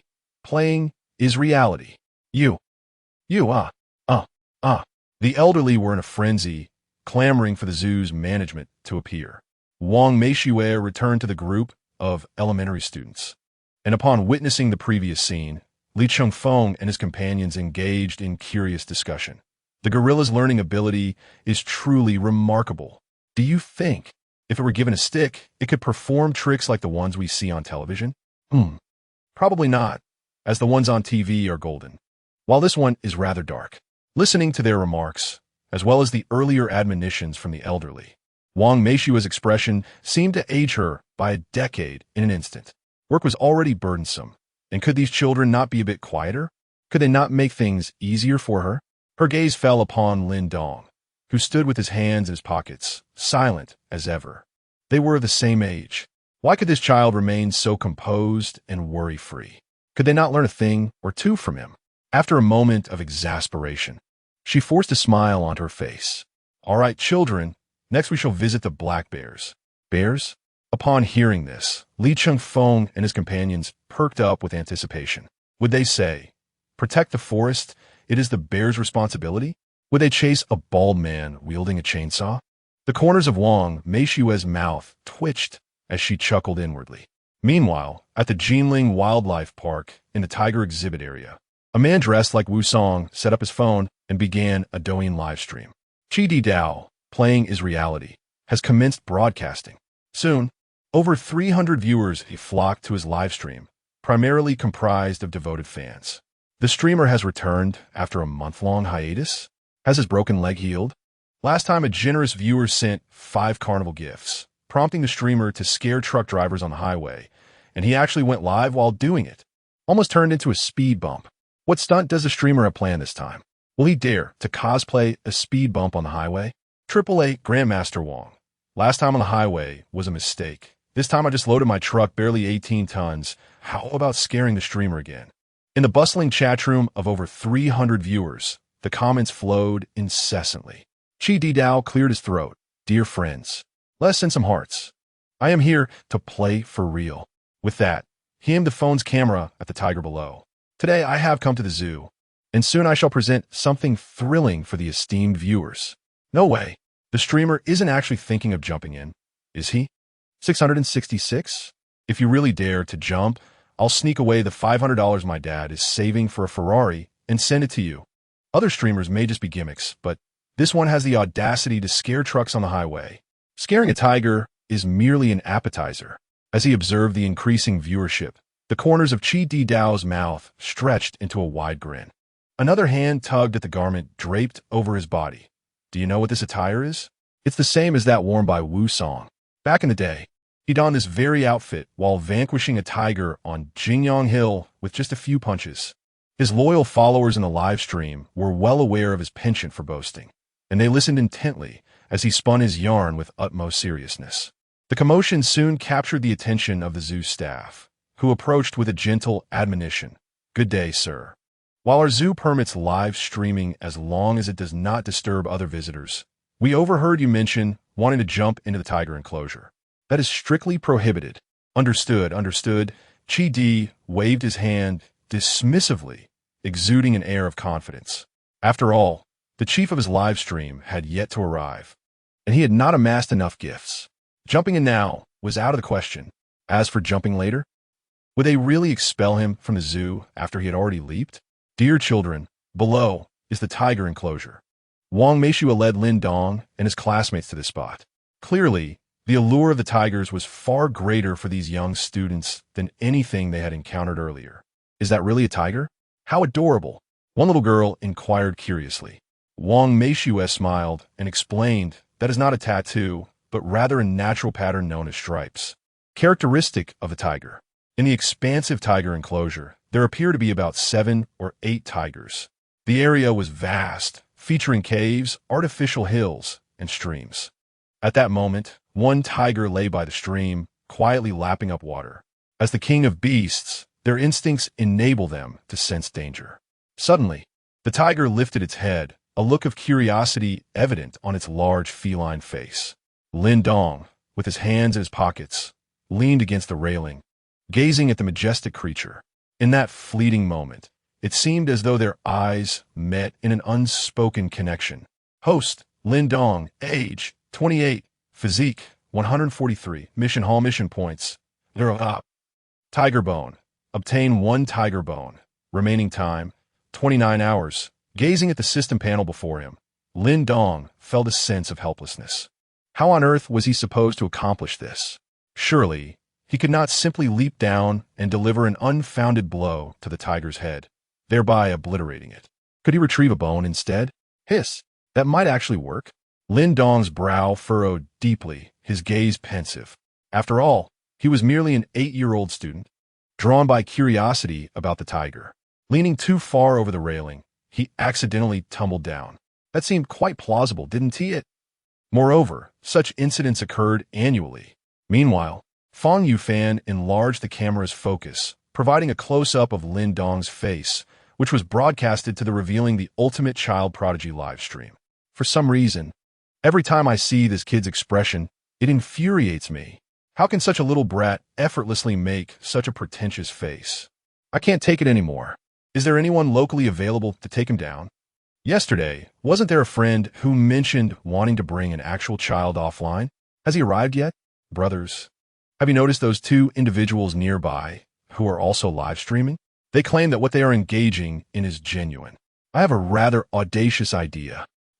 In a live stream room of Qidi Dao, what they are engaging in is indeed authentic. The online viewership surged from over 500 to more than 10,000 in mere minutes. Gazing at the skyrocketing numbers, Qidi Dao rubbed his eyes in disbelief. Could it be that I have finally garnered the attention of the officials? Are they about to promote my stream? Has this overwhelming fortune descended upon me? The last time I live streamed and startled a truck on the national highway marked the pinnacle of my streaming career, with only 3,000 viewers. And now, over 10,000 have suddenly flooded in. The barrage of comments raced by, flooding the screen. Host, I will send you gifts. Can you help me get an actual elementary school student? Host, I will send you gifts. Can you help me get an actual elementary school student? Host, I will send you gifts. Can you help me get an actual elementary school student? Chapter 94. My apologies, they have spammed too much. What is the meaning of all this? Qidi Dao squinted, leaning closer to the screen of his phone, gazing at the barrage of comments flooding his live stream. His features gradually contorted into a look of confusion. You want me to shower gifts so I can portray a real elementary school student? This challenge posed to the streamer was inherently straightforward. As long as someone gifted an equivalent amount, he would comply with the request. The more peculiar the demand, the higher the price. As for notions of morality and integrity, with the right gifts, he would gamble his very life. How could he possibly care about such trivialities? Following the prompts of his audience, Qidi Dao raised his gaze to Lin Dong, who remained oblivious to the unfolding situation. His expression deepened into further bewilderment. Isn't this just an ordinary elementary student? Why have over 10,000 viewers surged into my live stream, all urging me to portray him? Previously, he had gone live to spook truck drivers on the highway during a carnival, which, while not resulting in a speed bump, had landed him in the hospital for a month. At his age, he had little interest in programs titled Revealing the Talents of Elementary School Prodigies. Having never seen them, he was completely unaware of who Lin Dong was. In a state of confusion, Qidi Dao tentatively inquired in his live stream. I can portray him, but the streamer must bear significant consequences. This gift cannot be trifled with. No sooner had he spoken than several prominent accounts, boasting levels in the 40s and 50s, chimed in. LV51, I stand alone. As long as you dare, I will shower you with 3 carnivals. LV49 Berserker, I'll add 1 too. LV46 Flowing Time, count me in as well. The comments from these influential users were not like those from ordinary viewers. They dominated the screen, making it impossible to ignore. Gasp! Chi Dao inhaled sharply. To reach over level 50 on Douyin, one must have invested at least several million. Even his regular high-level supporter had only reached level 40. To portray that elementary student would earn him 5 carnivals? Chi Dao felt a lump in his throat, nervously swallowing. Last time, I only requested 5 to scare truck drivers. The prospect of embodying a defenseless elementary student versus scaring truck drivers on the highway. Anyone with a discerning eye could see which was the more viable scenario. Glancing at the live stream's soaring viewer count of over 15,000, he feared that those influential users might retract their offers. He hastily agreed, although he could not fathom why so many people urged him to portray an elementary student and why they were willing to bestow such extravagant gifts. There must be some underlying mystery. But who cared? 5 carnivals represented a substantial sum of money. Who would turn down such an opportunity? Moreover, he had initially intended to wait for his regular supporter to arrive before requesting a couple of carnivals to perform a daring stunt. As for the possibility of that not happening, let us not dwell on that. The essence of the game was realism. But now, there is no need to risk jumping into a tiger pit when there are 5 carnivals available. The only cost is the genuine existence of an 8-year-old student. How could one not consider this a gain? Could it be that this little brat is more ferocious than 7 or 8 tigers combined? Chi Dao contemplated extensively. Though only a few seconds had elapsed, he directed his phone's camera towards Lin Dong in the distance, leaned closer to the device, and whispered, "As long as the big brothers shower me with gifts, I will portray him exactly as you desire." Soon, the livestream's public screen was inundated with several carnival notifications. LV51 I Stand Alone gifted 3 carnivals. LV49 Berserker gifted 1 carnival. LV46 Flowing Time gifted 1 carnival. Chi Dao was nearly astounded, his eyes nearly popping out of his head. These big brothers truly shower gifts without hesitation, as if money were of no consequence. Indeed, for those capable of such generosity, several thousand yuan is but a trifle. The program revealing the talents of a maxed-out child currently boasts millions of online viewers, including many wealthy individuals. They are not genuinely displeased with Lin Dong. Rather, they seek amusement. As the latter surmised, several thousand yuan is akin to a mere drop in the ocean for them. Thanks to the generous big brothers for the carnivals. Chi Dao shouted hoarsely, nearly depriving himself of oxygen. Many onlookers regarded him with bemusement. Unperturbed, Chi Dao picked up his phone. "Brothers, rest assured, even if I get caught, I will not disappoint you." He spoke while making his way towards Lin Dong. Anticipation surged among the million online viewers of both his stream and revealing the talents of a maxed-out child. "I bet a packet of spicy strips. This person will be beaten to the point of being unrecognizable. Child brother, one last time, use your mouth on him. This person is truly brave. If he strikes the child brother, the minor protection law shields the child brother, and if the child brother strikes him, the minor protection law still protects the child brother." Bursting with laughter, this is too hilarious. The original 500-odd natives in Chi Dao's live stream were left bewildered. What was supposed to be a fierce act of jumping into a tiger pit had transformed into a mere confrontation with a defenseless little child. Boring. We want to see rivers of blood. Children, do not lean over the railing. Be careful not to fall. Wang Meishue and Yu Qingyu called down to Li Chengfeng and his peers, who were precariously perched on a railing. Should these elementary school students truly fall, both the school and the zoo would bear significant responsibility. Meanwhile, Lin Dong pondered whether he should feign a fall. With a physique rating of 143, his current bodily strength could withstand small-caliber bullets without issue, let alone a mere tiger.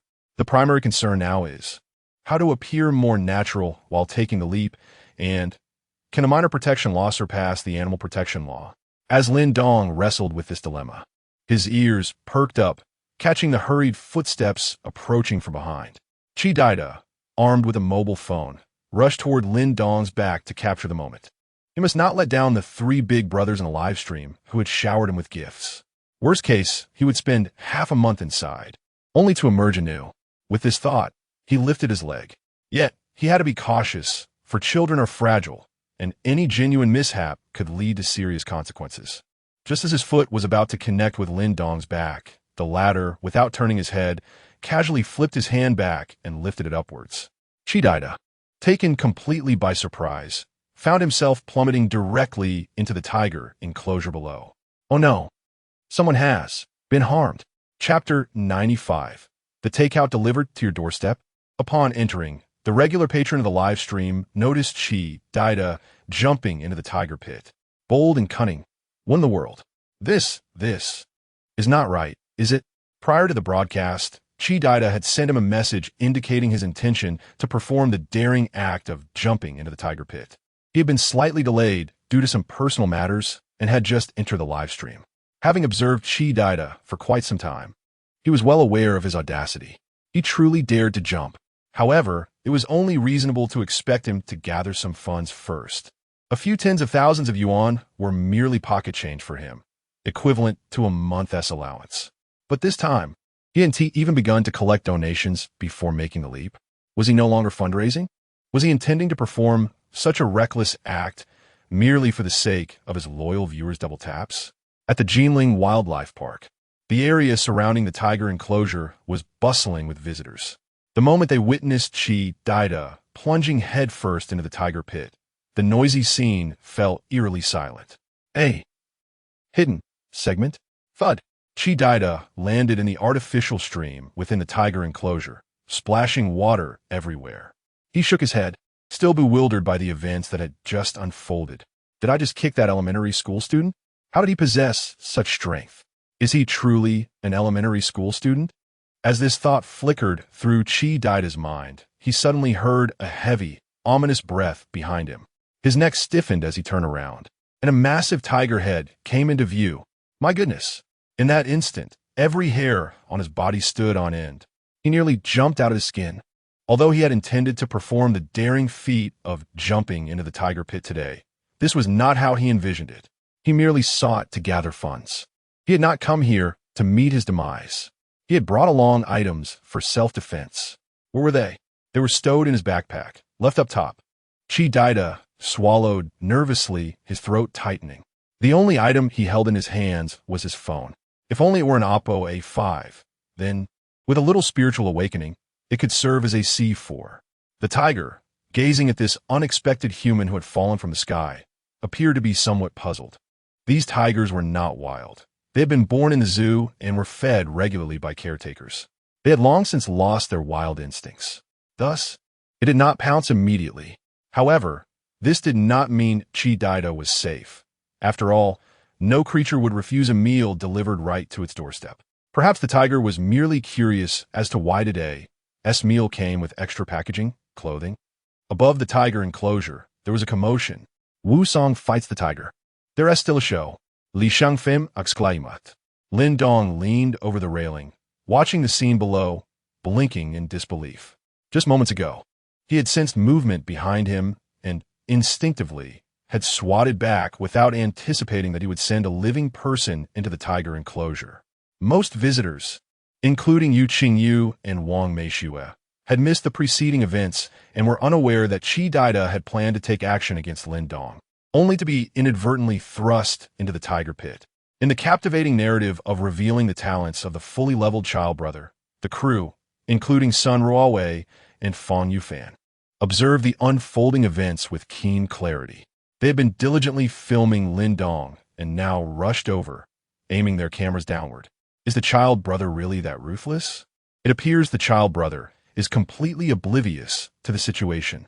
He likely has not yet grasped what is happening. This challenge broadcaster has true courage, boldly facing the ferocity of the tiger. Don't move. Please do not move. The zookeepers, perched atop the enclosure, anxiously shouted to Chidida below. The moment you make a move, that tiger will perceive it as a threat and attack. Beads of sweat adorned Chidida's forehead. As he relaxed, his already soaked trousers became even wetter. He was on the verge of tears. Damn it, I just received 5 carnival tokens in my account that I haven't even withdrawn yet. The tiger enclosure was surrounded by a throng of spectators, all raising their phones to capture the spectacle. Chidida's distinctive attire drew unmistakable attention. Wu Song, The legendary Wu Song slaying the tiger is well known, making it hard not to wonder if this individual intends to do the same. The staff responsible for the tiger exhibit were in a state of frantic distress, mentally cursing Chi Daida's ancestors. Regardless of the circumstances, the thought of a human being mauled by a tiger in their zoo would undoubtedly incite a media frenzy. The zoo would face closure, and they would suffer wage deductions or even termination. The only viable solution would be to put the tiger down, but alas, their zoo lacked firearms. They could only call the police, who would take at least 5 minutes to arrive. 5 minutes might seem swift. It was ample time for the tiger to indulge itself. Roar. Inside the tiger enclosure, after a brief silence, the tiger behind Chi Daida suddenly let out a low growl. With a powerful swipe of its paw, it plunged into the artificial stream. The massive tiger head cautiously extended towards Chi Daida, seemingly testing whether this creature posed any threat. Many parents shielded their children's eyes, for despite the tiger being captive, the palpable pressure it exerted upon Chi Daida was formidable. One could almost feel the force of its breath. Unable to withstand the mounting tension, Chi Daida's legs weakened, and he instinctively wanted to flee. As he moved, the tiger bared its teeth, paws thudding on the ground as it lunged forward. It was over. Above, many visitors shut their eyes, unable to bear witness to the impending brutality. Crash! A simultaneous roar echoed. Chi Daida opened his eyes, astonished to find himself unscathed. The tiger had not pounced at all. He looked up. Initially, her eyes, filled with bewilderment, suddenly narrowed to the size of a pinprick. Before her lay a tiger, its fur drenched in blood, sprawled in the stream. Perched upon its back was a young student clad in a school uniform, gripping a bone in his hand. Viewed from Chi Didao's perspective, Lin Dong was enveloped in backlight. This action, this angle, it was undeniably a scene straight out of a grand cinematic masterpiece. Lin Dong, boss. Above, Yu Qingyu, Li Chengfeng, Lu Kuan, and others, upon realizing the situation, could not contain their shock and cried out. Wang Meishue, her mouth agape, had previously shut her eyes to avoid witnessing the gruesome scene. Upon reopening them, the sight was indeed macabre, yet the bloodshed did not emanate from Chi Didao, but rather from the tiger. And there, upon its back, stood the silhouette of the student in his uniform. What just happened? Toptenuran the seas. Li Shangfem, Easy Spucks. Host completes the task tiger bone. Earned task points, 500, standing atop the tiger's carcass. Lin Dong inhaled deeply, thinking to himself. As expected, just as he had surmised, the task merely required him to procure the tiger bone without the necessity of delivering it elsewhere. Host, Lin Dong. Age, 28. Physique, 143. Task points, 500. Task hall store, currently active task. None. Completing this task rewarded me with 500 task points. Converting that amounts to roughly 25 AK 47S. After the system upgraded to the second phase, awaiting the right moment, the reward for subsequent tasks had undergone a transformation. No longer did they bestow physique points or random skills. Lin Dong rubbed his wrist. His motivations were not to rescue Chi Daida, but to fulfill the system's task. After all, that had been the perfect opportunity. With a physique of 143 points, he had leveraged his momentum from a height. The tiger's fur was indeed tough, but it could not withstand the cumulative buffs. Above, a throng of visitors lingered by the railing, captivated by the scene unfolding in the tiger enclosure. At that moment, the world seemed to be muted. Among these onlookers were those who recognized Lin Dong and those who did not. My goodness, he killed a tiger with a single punch. He literally yanked the bones out. This must be a program arranged by the zoo. This is even more ferocious than Wu Song. Li Chengfeng and Lu Kuan, a couple of elementary school students, were flushed with excitement. The former looked up at Yu Qingyu, animatedly gesticulating, as if to say, on the way here, you dare to question whether our leader could defeat a black bear? And now, Haizi speaks. Fong Yufan, burdened with a camera weighing several kilograms, wedged his legs between the railing, leaning as far forward as possible to capture the scene for the live broadcast. Incredible. A single punch kills a Siberian tiger. Wu Song, you still have to train. This doesn't seem like a Siberian tiger. Judging by its size, it's likely a South China tiger, right? ISNT the country considering slicing him up for research. Lin Dong possessed immense strength. Anyone familiar with the program, revealing the full-level Child Brother's talent, would be aware of his extraordinary might. Based on known circumstances, it could be inferred that at least 7 or 8 adults would be unable to contend with him. Now, he had once again shattered expectations. A single punch killed a tiger, forcefully extracting its bones. Even the legendary Wusong would have to concede his prowess. In northern Myanmar, Zhang Tao stared at the screen, astonished as he rubbed his eyes. This. The notorious warlord of northern Myanmar, who had never flinched at taking lives, was rendered speechless by shock. Ever since Bai Tianhai had informed him of Lin Dong's exploits earlier that day, Zhang Tao found himself intrigued by the 8-year-old student from Huaxia, who effortlessly discerned the numerous flaws in his meticulously crafted superdollar, pointing out over 20 vulnerabilities. The image of Lin Dong, having mercilessly dispatched a tiger with a single punch, replayed in his mind with haunting clarity. Having lived for decades, he had never encountered such a ruthless individual. 8 years old? Could it truly be that he was merely 8? To phrase it differently, an 8-year-old exhibiting such extraordinary prowess. What would become of him after just a few more years? Contemplating this, a profound admiration for talent blossomed within Zhang Tao's heart. If only he could secure this child's abilities, not only could he assist in the transformation of his superdollar, but he might also uncover other latent talents yet to be realized. In the Huaihai province, Jinling City, at the Qingfeng Mingyue Manor, Ma Xiaoduo could no longer contain herself and inadvertently spat out the coffee she had just sipped. She had been tuning into the program, revealing the talent of the ultimate child, primarily to watch Li Ziki, having little interest in Lin Dong. However, the astonishing scene she had just witnessed caused this proud heiress to question the very fabric of her reality for the first time. Was this truly possible? The imagery was indelibly etched in her mind as she rubbed her forehead in disbelief. At the Jinling Wildlife Park, within the confines of the tiger enclosure, the lifeless body of a tiger lay sprawled on the ground, its blood seeping into the nearby stream. The metallic scent of blood wafted through the air, piquing the curiosity of other tigers within the enclosure. One of the tigers raised its head and let out a few low growls in that direction before approaching. Chi died as Adam's apple bobbed as he struggled to comprehend the unfolding events. In the next moment, he felt himself being lifted. Lin Dong looked up. The tigers possessed remarkable jumping abilities, and the zoo had constructed the enclosure with a low barrier to prevent any escape, making it impossible for Lin Dong, despite his impressive physique, to leap over it. Surrounded by 7 or 8 tigers, Lin Dong held a bone in one hand and lifted Chi Dida with the other. The ground beneath him was merely a means to fulfill the system's task.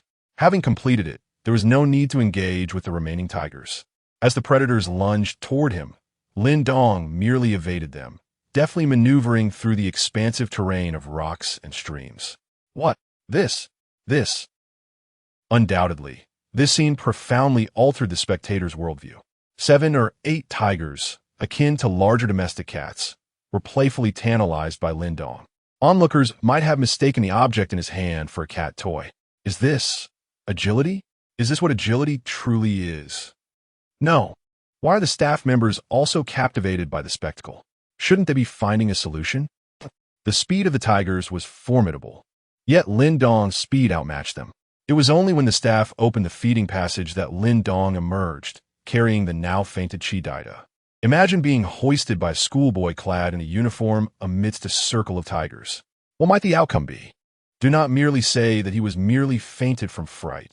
Rather, he has not succumbed to a heart condition. This indicates a commendable psychological fortitude. Upon leaving the tiger enclosure, Lin Dong cast Chi Dida to the ground, his school uniform stained with the blood of the tiger. His arms flushed and splattered on his face as well. The homeroom teacher, Yu Qingyu, attempted several times to articulate her thoughts, but found herself at a loss for words. Chi Didao's live stream was still ongoing. Perhaps it was due to his attachment to the carnival rewards that had just been credited to his account, but not yet withdrawn. Even in unconsciousness, he clutched his phone tightly. The young boy repaid kindness with kindness. The streamer intended to be genuine in his endeavors. Yet, disregarding his own safety. The boy leaped into the tiger pit to rescue him. I am truly moved to tears. Ultimately, the boy remains just a child with a kind heart. Meanwhile, there are those with keen eyes and nimble fingers, eager for the spotlight, who swiftly edited the events that had just transpired. The titles were largely similar. The boy with a silver tongue repays kindness. This has fundamentally altered Lin Dong's persona on the internet. Chapter 97, Extension, a little trick. At the scene, Lin Dong held a bloodied tiger bone, glancing around. He pondered to himself. The task was accomplished, but what to do with this bone? Bring it home for soup? That would be utterly unacceptable. Lin Dong, are you all right? Yu Qingyu, stunned for a moment, finally gathered her thoughts to inquire. Lin Dong turned his head, offering her a radiant smile. I'm fine, teacher. The smile of an 8-year-old student was undoubtedly innocent and bright.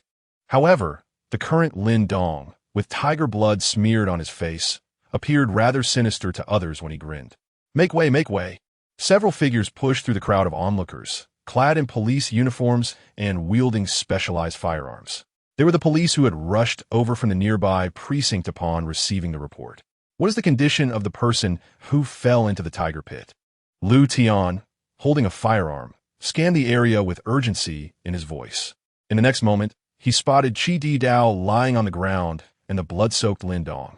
Lu Tian and the other officers around him froze, their expressions shifting from anxious caution to sheer bewilderment. At that moment, a middle-aged man dressed in a suit, portly and balding, hurried over.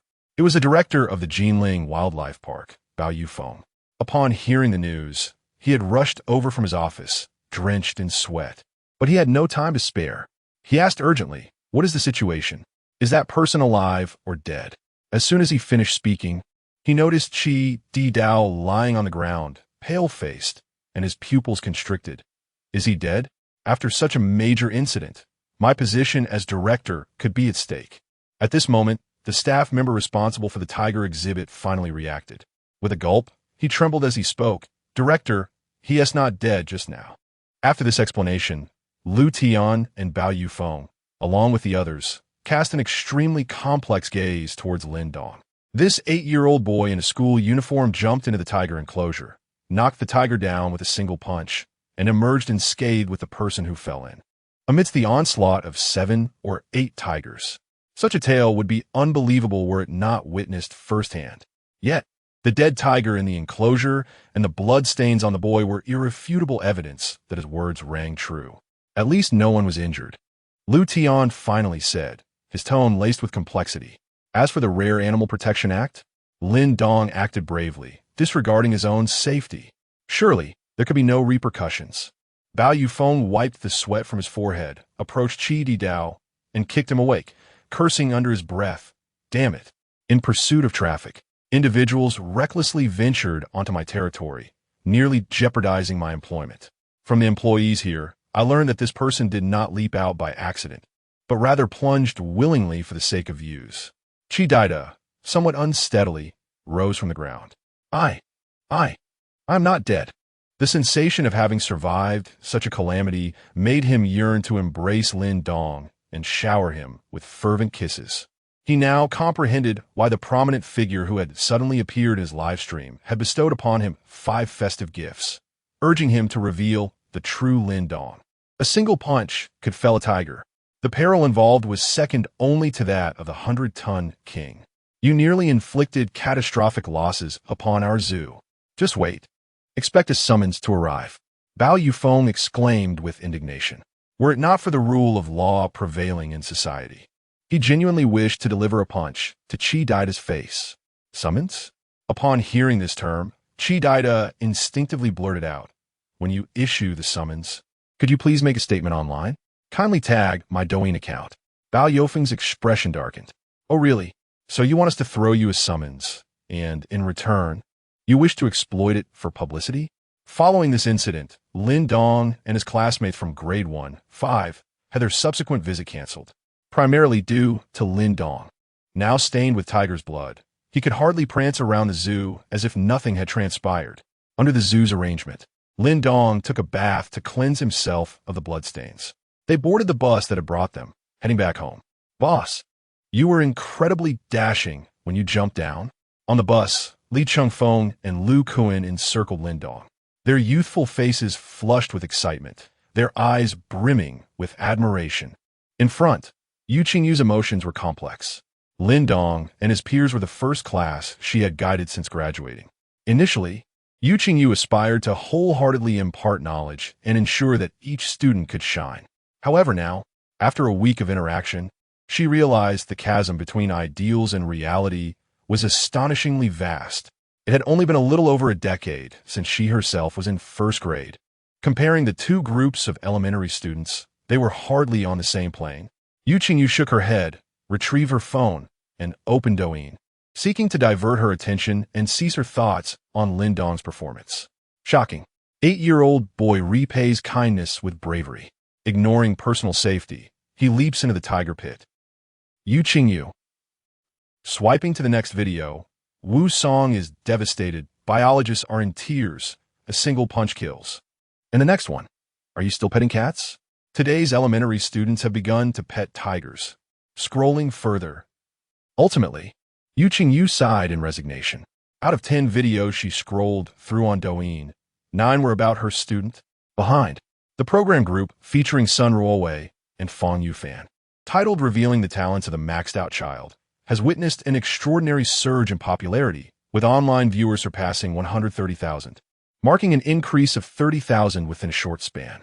Observing the back-end statistics, Fang Yufan murmured in disbelief. Their show has been on air for 6 days, with viewership escalating each day from a mere few thousand to now over 130,000, and this figure continues to climb. Sun Ruowei quietly remarked, "Tomorrow marks the last day of the contract, and now, there is no way the station will let him go." The 8-year-old child, likely unaware of the intricacies of the internet, could easily be deceived into continuing filming with them. Fang Yufan turned to his apprentice, who, under his gaze, shifted uncomfortably. "Master, please don't look at me like that." The apprentice protested. "Deceive him? You really dare to think that? Aren't you afraid he might smash the television station?" Chapter 98. Cultivating the Pure Prison Wind. It is evident that Fang Youfan's disciple failed to comprehend the implications hidden within his master's gaze. Casting a furtive glance at Lin Dong, who sat at the front of the carriage, he murmured, "Isn't this a well-known secret in our industry? If by some fortuitous accident, we manage to cultivate an amateur, someone typically oblivious to the internet, then once the first filming period concludes, we can manipulate the contract." Lin Dong is the very amateur he speaks of. Both Fang Yufan and Sun Ruowei turned their gazes towards him, silent yet penetrating. "Master, Sister Sunday, what do your eyes imply?" The young man shrank back slightly, awkwardly inquiring, "Are you trying to deceive him?" Sun Ruowei slowly articulated these 3 words. Whether Lin Dong understands the internet, she could not say.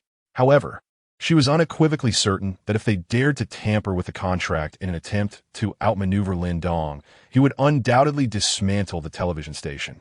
It might not be an overt act of destruction in public view, but rather, one day, upon arriving at work, they would find the establishment in ruins. This was Sun Ruowei's assessment of Lin Dong after a week of interaction. Moreover, there was a pivotal point to consider. He was merely 8 years old, protected by laws safeguarding minors. Therefore, after the conclusion of the first filming period of unveiling the talents of the ultimate youngster, any subsequent filming plans would necessitate an expression of sincerity to see if he would acquiesce.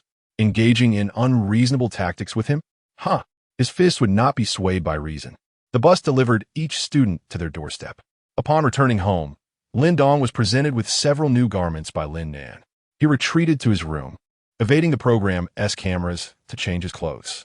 The school uniform, stained with blood, was undoubtedly beyond salvage. He would have to wait until Monday to procure a replacement at school. In the live broadcast of Unveiling the Talents of the Ultimate Youngster, an abundance of viewers expressed their curiosity. This living environment seems quite ordinary. How did the youngster cultivate such remarkable abilities? Could you film a segment on the youngster's daily habits? I wish to learn. Count me in. With such strength, does he train diligently like Saitama, breaking through genetic limits daily? But that can't be right. The youngster isn't bald. Lin Dong's performance has transcended the realm of scientific explanation. Numerous viewers even invoked characters from animated series. Sun Ruowei observed the barrage of comments inquiring about Lin Dong's lifestyle habits. She too was intrigued. What kind of daily routines could possibly lead to such? Words failed to capture the essence. My daily habits after filming? Lin Dong blinked. Sun Ruowei smiled and said, "Let us treat this as if we have already concluded filming and departed." Lin Dong pondered deeply, nodding in understanding. The camera followed him back to his room, where Lin Dong sat cross-legged on his bed. Contrary to the imaginations of netizens, there was no frenzied exercise. Rather, a calm engagement with criminal law ensued. Fang Youfan's lips curled slightly in bemusement. Is it appropriate for an 8-year-old to delve into such material? The livestream audience, numbering over 1 million, shared a collective bewilderment. Shouldn't a child of this age be captivated by tales like The Little Match Girl, Snow White, or Cinderella? How is it that he has picked up a tome on criminal law? If, at such a tender age, he manages to thoroughly comprehend this book, his future accomplishments could be boundless. This is excessively legalistic. While others indulge in the growth narratives of stars and idols, I find myself immersed in a rather prison-like development theme. Upon completing Lin Dong's lifestyle habits, many netizens felt a mix of disappointment and acceptance. This dichotomy of thought, contrasting the left and right hemispheres of the brain, emerged in the minds of viewers. The disappointment stemmed from the realization that Lin Dong was not engaging in intense physical training daily. Yet, the sight of him engrossed in a book on criminal law was entirely in line with his established persona. Lin Dong returned home at noon, and around 2 in the afternoon, a knock sounded at the door. Lin then opened it to reveal a rotund figure, Bao Yufeng, who stood at the threshold with 2 boxes of milk. Accompanying him were Wang Meishue and a bespectacled middle-aged man. "Who are you?" Bao Yufeng, beaming with a smile, introduced himself. "I am the director of the Jinling Wildlife Park. Is this the residence of Lin Dong?" Lin Nan nodded and welcomed the guests inside. Lin Dong was in the living room with Sun Ruowei and others. "Hello, Flatma, Bao Zufeng Gvit Lin Dong," eagerly handing the 2 boxes of milk to Lin Nan and approaching Lin Dong. "Did you have a fright during your visit to our zoo today?" Lin Dong gazed at the unexpected visitors, his attention drawn to the milk in Lin Nan's hands. He inquired. "You traveled all this way just to deliver 2 boxes of milk?" "Not quite, classmate. You've misunderstood," the middle-aged man replied with a smile. After some polite exchanges, Bao Yufeng produced a bank card and a contract from his belongings. "You see, in addition to visiting you, we wish to purchase the rights to the scene you created at our zoo today for promotional purposes." "Huh?" Lin Nan blinked in confusion. Bao Yufeng turned to her and asked, "You must be his guardian, right? Here, please take a look at this contract." Lin Nan took it and began to read. Lin Dong snatched it from her hands. The contents were straightforward. It was an authorization for the use of Lin Dong's likeness by the Jinling Wildlife Park for promotional endeavors, with a remuneration of 100,000. "Rest assured, our Jinling Wildlife Park is a state-owned enterprise," Bao Yufeng assured. Earlier that morning, he had been unaware of Lin Dong's prominence, only to realize afterward the extent of his popularity. He had rushed over without delay. What era are we living in? Undoubtedly, it is the age of the internet. And what is paramount? Traffic. Following Lin Dong's uproar, an avalanche of various clips featuring him at the Jinling Wildlife Park inundated Douyin. This was an immense surge of traffic. Lin Dong reviewed the contract and nodded at his sister. "No problem. We can sign." It was not exclusive. It merely authorized them to use his likeness to promote the zoo. Beyond that, there were no other conditions. Lin Nan affixed her signature to the contract. Bao Yong handed her a bank card. "This contains 100,000 yuan, and the password is..." Was it truly that easy to earn money? In that moment, Lin Nan felt a sense of daze. Had she really earned 100,000 so effortlessly? Chapter 99. This is the most remarkable operation I have witnessed in my over a decade of professional experience. Just a few days ago, the siblings had exhausted their entire savings. Not even a modest sum of 5,000 remained. At that time, Lin Nan tirelessly sought employment, with salaries generally hovering around 5,000. She had applied to countless places, yet none had yielded results. Now, however, A sum of 100,000 had effortlessly come into her possession.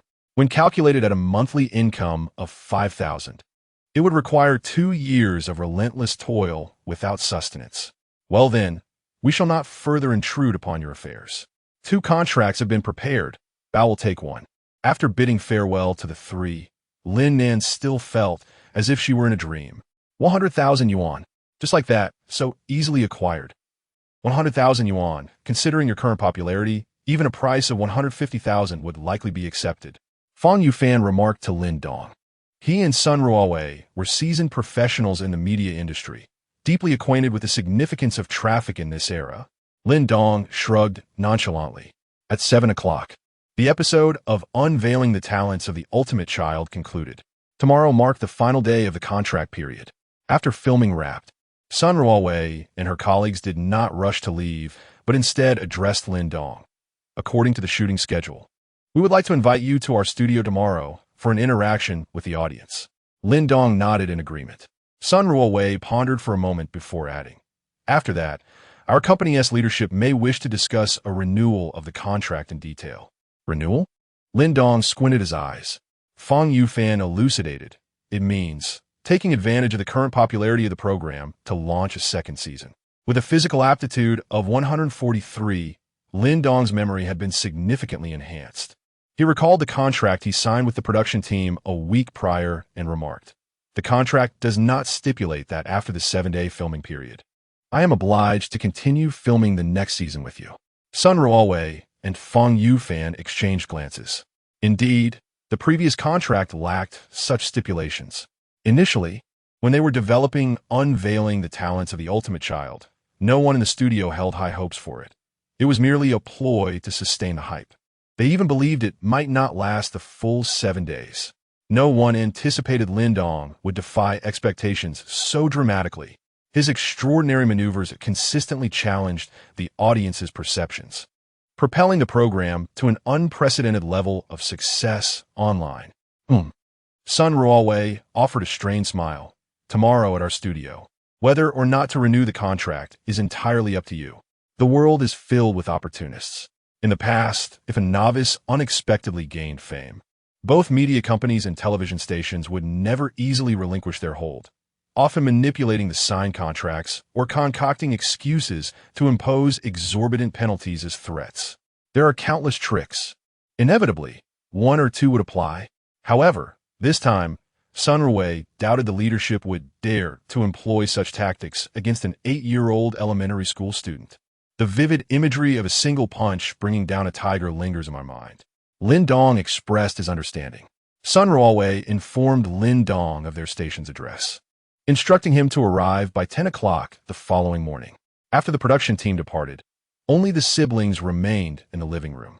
Lin Nan sat on the sofa, gazing at the bank card in her hand. After a moment, she lifted her gaze to meet her brother's eyes. Lin Dong turned his head, locking eyes with her. Sister, why are you looking at me? He asked, extending his small hand. Give me the money. I want to buy a phone. A few days prior, circumstances had left Lin Dong unable to purchase a phone, but now, with newfound wealth, he felt liberated. What do you need a phone for? Lin Nan inquired. Lin Dong fabricated a casual excuse. The 100,000 granted for the authorization of the Jinling Wildlife Park, combined with the 150,000 reward from the Goofing branch, had brought their total assets to 250,000. They headed to a nearby mall, first visiting a flagship mobile store. Confronted with phones priced between 8 and 9,000, Lin Nan hesitated, recalling the days when she fretted over meal expenses. Although they were now financially comfortable, her spending habits had yet to evolve. In contrast, Lin Dong was unencumbered by such thoughts and promptly selected the highest-end model. He then used Lin Nan's identification to acquire a phone card. Exiting the service center, Lin Nan observed her brother deftly navigating his new device. We must agree that the phone can only be used at home for completing homework, not at school, she cautioned. Lin Dong nodded absently. I haven't eaten all day, he remarked, patting his stomach. They ascended to the 5th floor of the mall, seeking a seafood buffet priced at 300 per person. Lin Dong could still use a half-price children's ticket. While the quality of ingredients at this price point wouldn't be exceptional, it wouldn't be subpar either. Typically, one could not expect to eat their money's worth. But Lin Dong's appetite rendered such calculations moot. As Lin Nan returned to the table with plates of seafood, Lin Dong had nearly devoured everything. The restaurant owner, observing the empty plates being cleared by the staff and the sweat-drenched chefs, felt elated. Today's business is booming. The ingredients are disappearing at an astonishing rate. At 9 o'clock that evening, in Jinling City, at the Jinling Broadcasting Building, a middle-aged man with dyed yellow hair excitedly addressed Cheng Xiao in a conference room filled with 7 individuals. Unbelievable. Cheng, I never imagined. This is quite possibly the most remarkable traffic operator I have witnessed in my years in this industry. Huang Tianxiang continued. How did you orchestrate this? Was today's occurrence due to special effects, a stand-in, or perhaps creative shooting angles? To the untrained eye, it appears as a spectacle, but to those in the know, it reveals the craft. Huang Tianxiang firmly believed that the program revealing the talents of the ultimate kid was a script solely crafted by Cheng Xiao. Every aspect of the narrative, along with the performances of the audience and actors, was simply impeccable. Cheng Xiao let out a resigned sigh and reiterated, Lao Huang, please stop asking. It is truly not as you imagine regarding the script. Huang Tianxiang gazed at him, his eyes articulating 3 words. I don't believe it. Fang Yufan chimed in. Boss Huang, have you considered that if it were scripted, how could we find criminals to cooperate? And the police as well. Yet Huang Tianxiang remained skeptical. Are you suggesting that we randomly selected an ordinary 8-year-old child for the show, and that all the program's effects occurred spontaneously, without any fabricated script? Sun Ruowei pondered for a moment. Well, it can't be entirely said that way. Most of it didn't happen naturally, but rather, that little boy actively created it. Chapter 100. This is the 100th chapter. After listening to the explanation, the expressions on Huang Tianxiang and his companions turned rather peculiar. In the era of the internet, especially now, amidst the extreme competition across the entire network, managing a media company requires a keen grasp of traffic dynamics.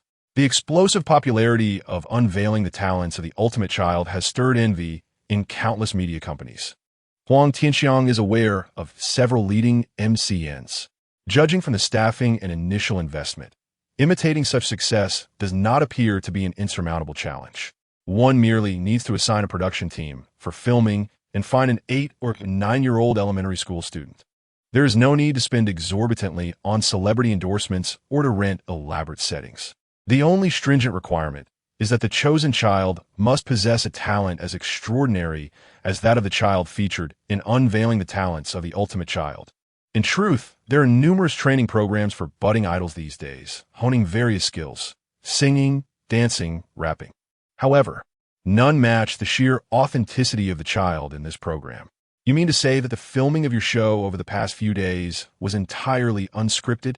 After a long silence, Huang Tianxiang swallowed hard, still unwilling to give up, as a seasoned traffic strategist with over a decade of experience. Upon witnessing the phenomenal success of this show, he exclaimed, "This is true traffic." Yet now, he is informed that its viral success was not due to a well-crafted script or adept traffic management, but rather the improvisation of the guests. Cheng Xiao furrowed her brow, her tone growing slightly impatient. Since the launch of this program, we have not managed it at all, let alone any script. At 10 o'clock in the evening, after bidding farewell to Huang Tianxiang and his companions, who sought to glean insights, the 3 returned to the office. Cheng Xiao cleared her throat. Now that there are no outsiders, our filming period for this episode will conclude tomorrow. What are your thoughts on the renewal negotiations? Sun Ruowei and Fang Yufan exchanged glances. After a few breaths, Fang Yufan finally spoke with a wry smile. In any case, he is unlikely to accept anything less than 200,000. The budget for our first episode was indeed 200,000, which was reasonable at the time when Lin Dong was still an unknown. But now, with the explosive success of unveiling the talents of the ultimate child, his popularity has surged dramatically, eclipsing numerous internet celebrities on Douyin's rankings. To think that such fervor could be appeased with a mere 200,000? It would be an insult to an 8-year-old. Sun Rui interjected. Although this child is merely 8 years old, we cannot truly perceive him through the lens of an 8-year-old. Cheng Xiao nodded. This is precisely my concern. If our proposed terms are rejected, and he chooses to host his own live stream, then the losses for the television station would be considerable. It would be a tremendous misfortune to lose such a genuinely talented sensation that we have painstakingly nurtured. Cheng Xiao took a deep breath, contemplating whether this year's progress hinged upon the outcome of this program. The three of them gathered in the office, engaging in a lively discussion on the topic. Meanwhile, in Jinling City, at the Gufeng Sub-Bureau, the lights in the hall were extinguished by Fan Xiaolan at 11 o'clock in the evening. With dark circles under his eyes, he yawned and stepped outside, accompanied by several other officers, all displaying similar fatigue. Let's call it a day. The case is urgent. We'll cancel tomorrow's weekend shift. Li Weiguo was the last to exit the Gufeng Sub-Bureau and remarked to Fan Xiaolan and the others. Director, Fan Xiaolan shook his head. Isn't it a bit excessive to mobilize so many for a missing persons case? Li Weiguo shot him a glance. A disappearance without cause often leads to criminal implications. Fan Xiaolan sighed helplessly. Just a few days prior, they had endured quite a bit due to Lin Dong's antics. Now that the little rascal was no longer causing trouble in their jurisdiction, they were faced with another missing persons case. And not just any case. It was relentless. While he was lost in thought, Li Weiguo approached him and patted his shoulder. Once we resolve this case, I'll grant you all some time off. By the way, I haven't heard anything about that kid lately. It feels quite unusual. Li Weiguo gazed up at the night sky, suddenly expressing his sentiments. Fan Xiaolan turned his head, awkwardly inquiring, Director, haven't you seen the news, or Douyin? Li Weiguo shook his head. What time do I have for that these past few days? Taking a deep breath, Fan Xiaolan recounted the recent escapades of Lin Dong at the nearby Nanshan District Zoo. Upon hearing the details, Li Weiguo fell silent, his expression unreadable. A punch to take down a tiger. Meanwhile, in a residential building in Jinling City, room 301, Lin Nan unlocked the door and entered with her brother. As Lin Nan stood at the threshold, she removed her shoes, her slightly reddened soles meeting the wooden floor. Lin Dong retreated to his room, lying on his bed, and opened Douyin. He found that out of the videos he scrolled through, 5 out of 10 featured him. A myriad of clips, edits, parodies, and creative reinterpretations. He truly embodied the essence of a rising star. Given the current situation, broadcasting on Douyin seemed promising. Although Lin Dong had never engaged with the internet in his previous life, he had certainly heard tales of the fortunes it could bring. With my current popularity, just a few days of streaming could set me for life. A spark of excitement lit up Lin Dong's face. The earnings from live streaming would differ significantly from the income he could generate through his various skills. The former, after taxes, would be undeniably clean money. The host has not accepted a task for an extended period and is currently being matched with appropriate assignments. Just then, the system's cold notification rang out like a bucket of cold water, extinguishing Lin Dong's dreams of instantaneous wealth through streaming. He slapped his forehead, nearly forgetting about the system. This was not merely a live streaming or entertainment system. Rather, although the host currently possesses a certain influence, it remains exceedingly feeble. A suitable task has been identified for the host: missionary work. Missionary work, elucidating doubts and queries, enhancing prestige. Gazing at the task presented by the system, Lin Dong blinked, feeling somewhat perplexed. Missionary work, elucidating doubts, enhancing prestige? These phrases evoked thoughts of a figure from ancient times, Zhang Jiao, founder of the Yellow Turban sect, spreading teachings to save others, elevating his prestige, and ultimately rallying the masses. Lin Dong narrowed his eyes. What did Zhang Jiao rally for? How would an 8-year-old like me know?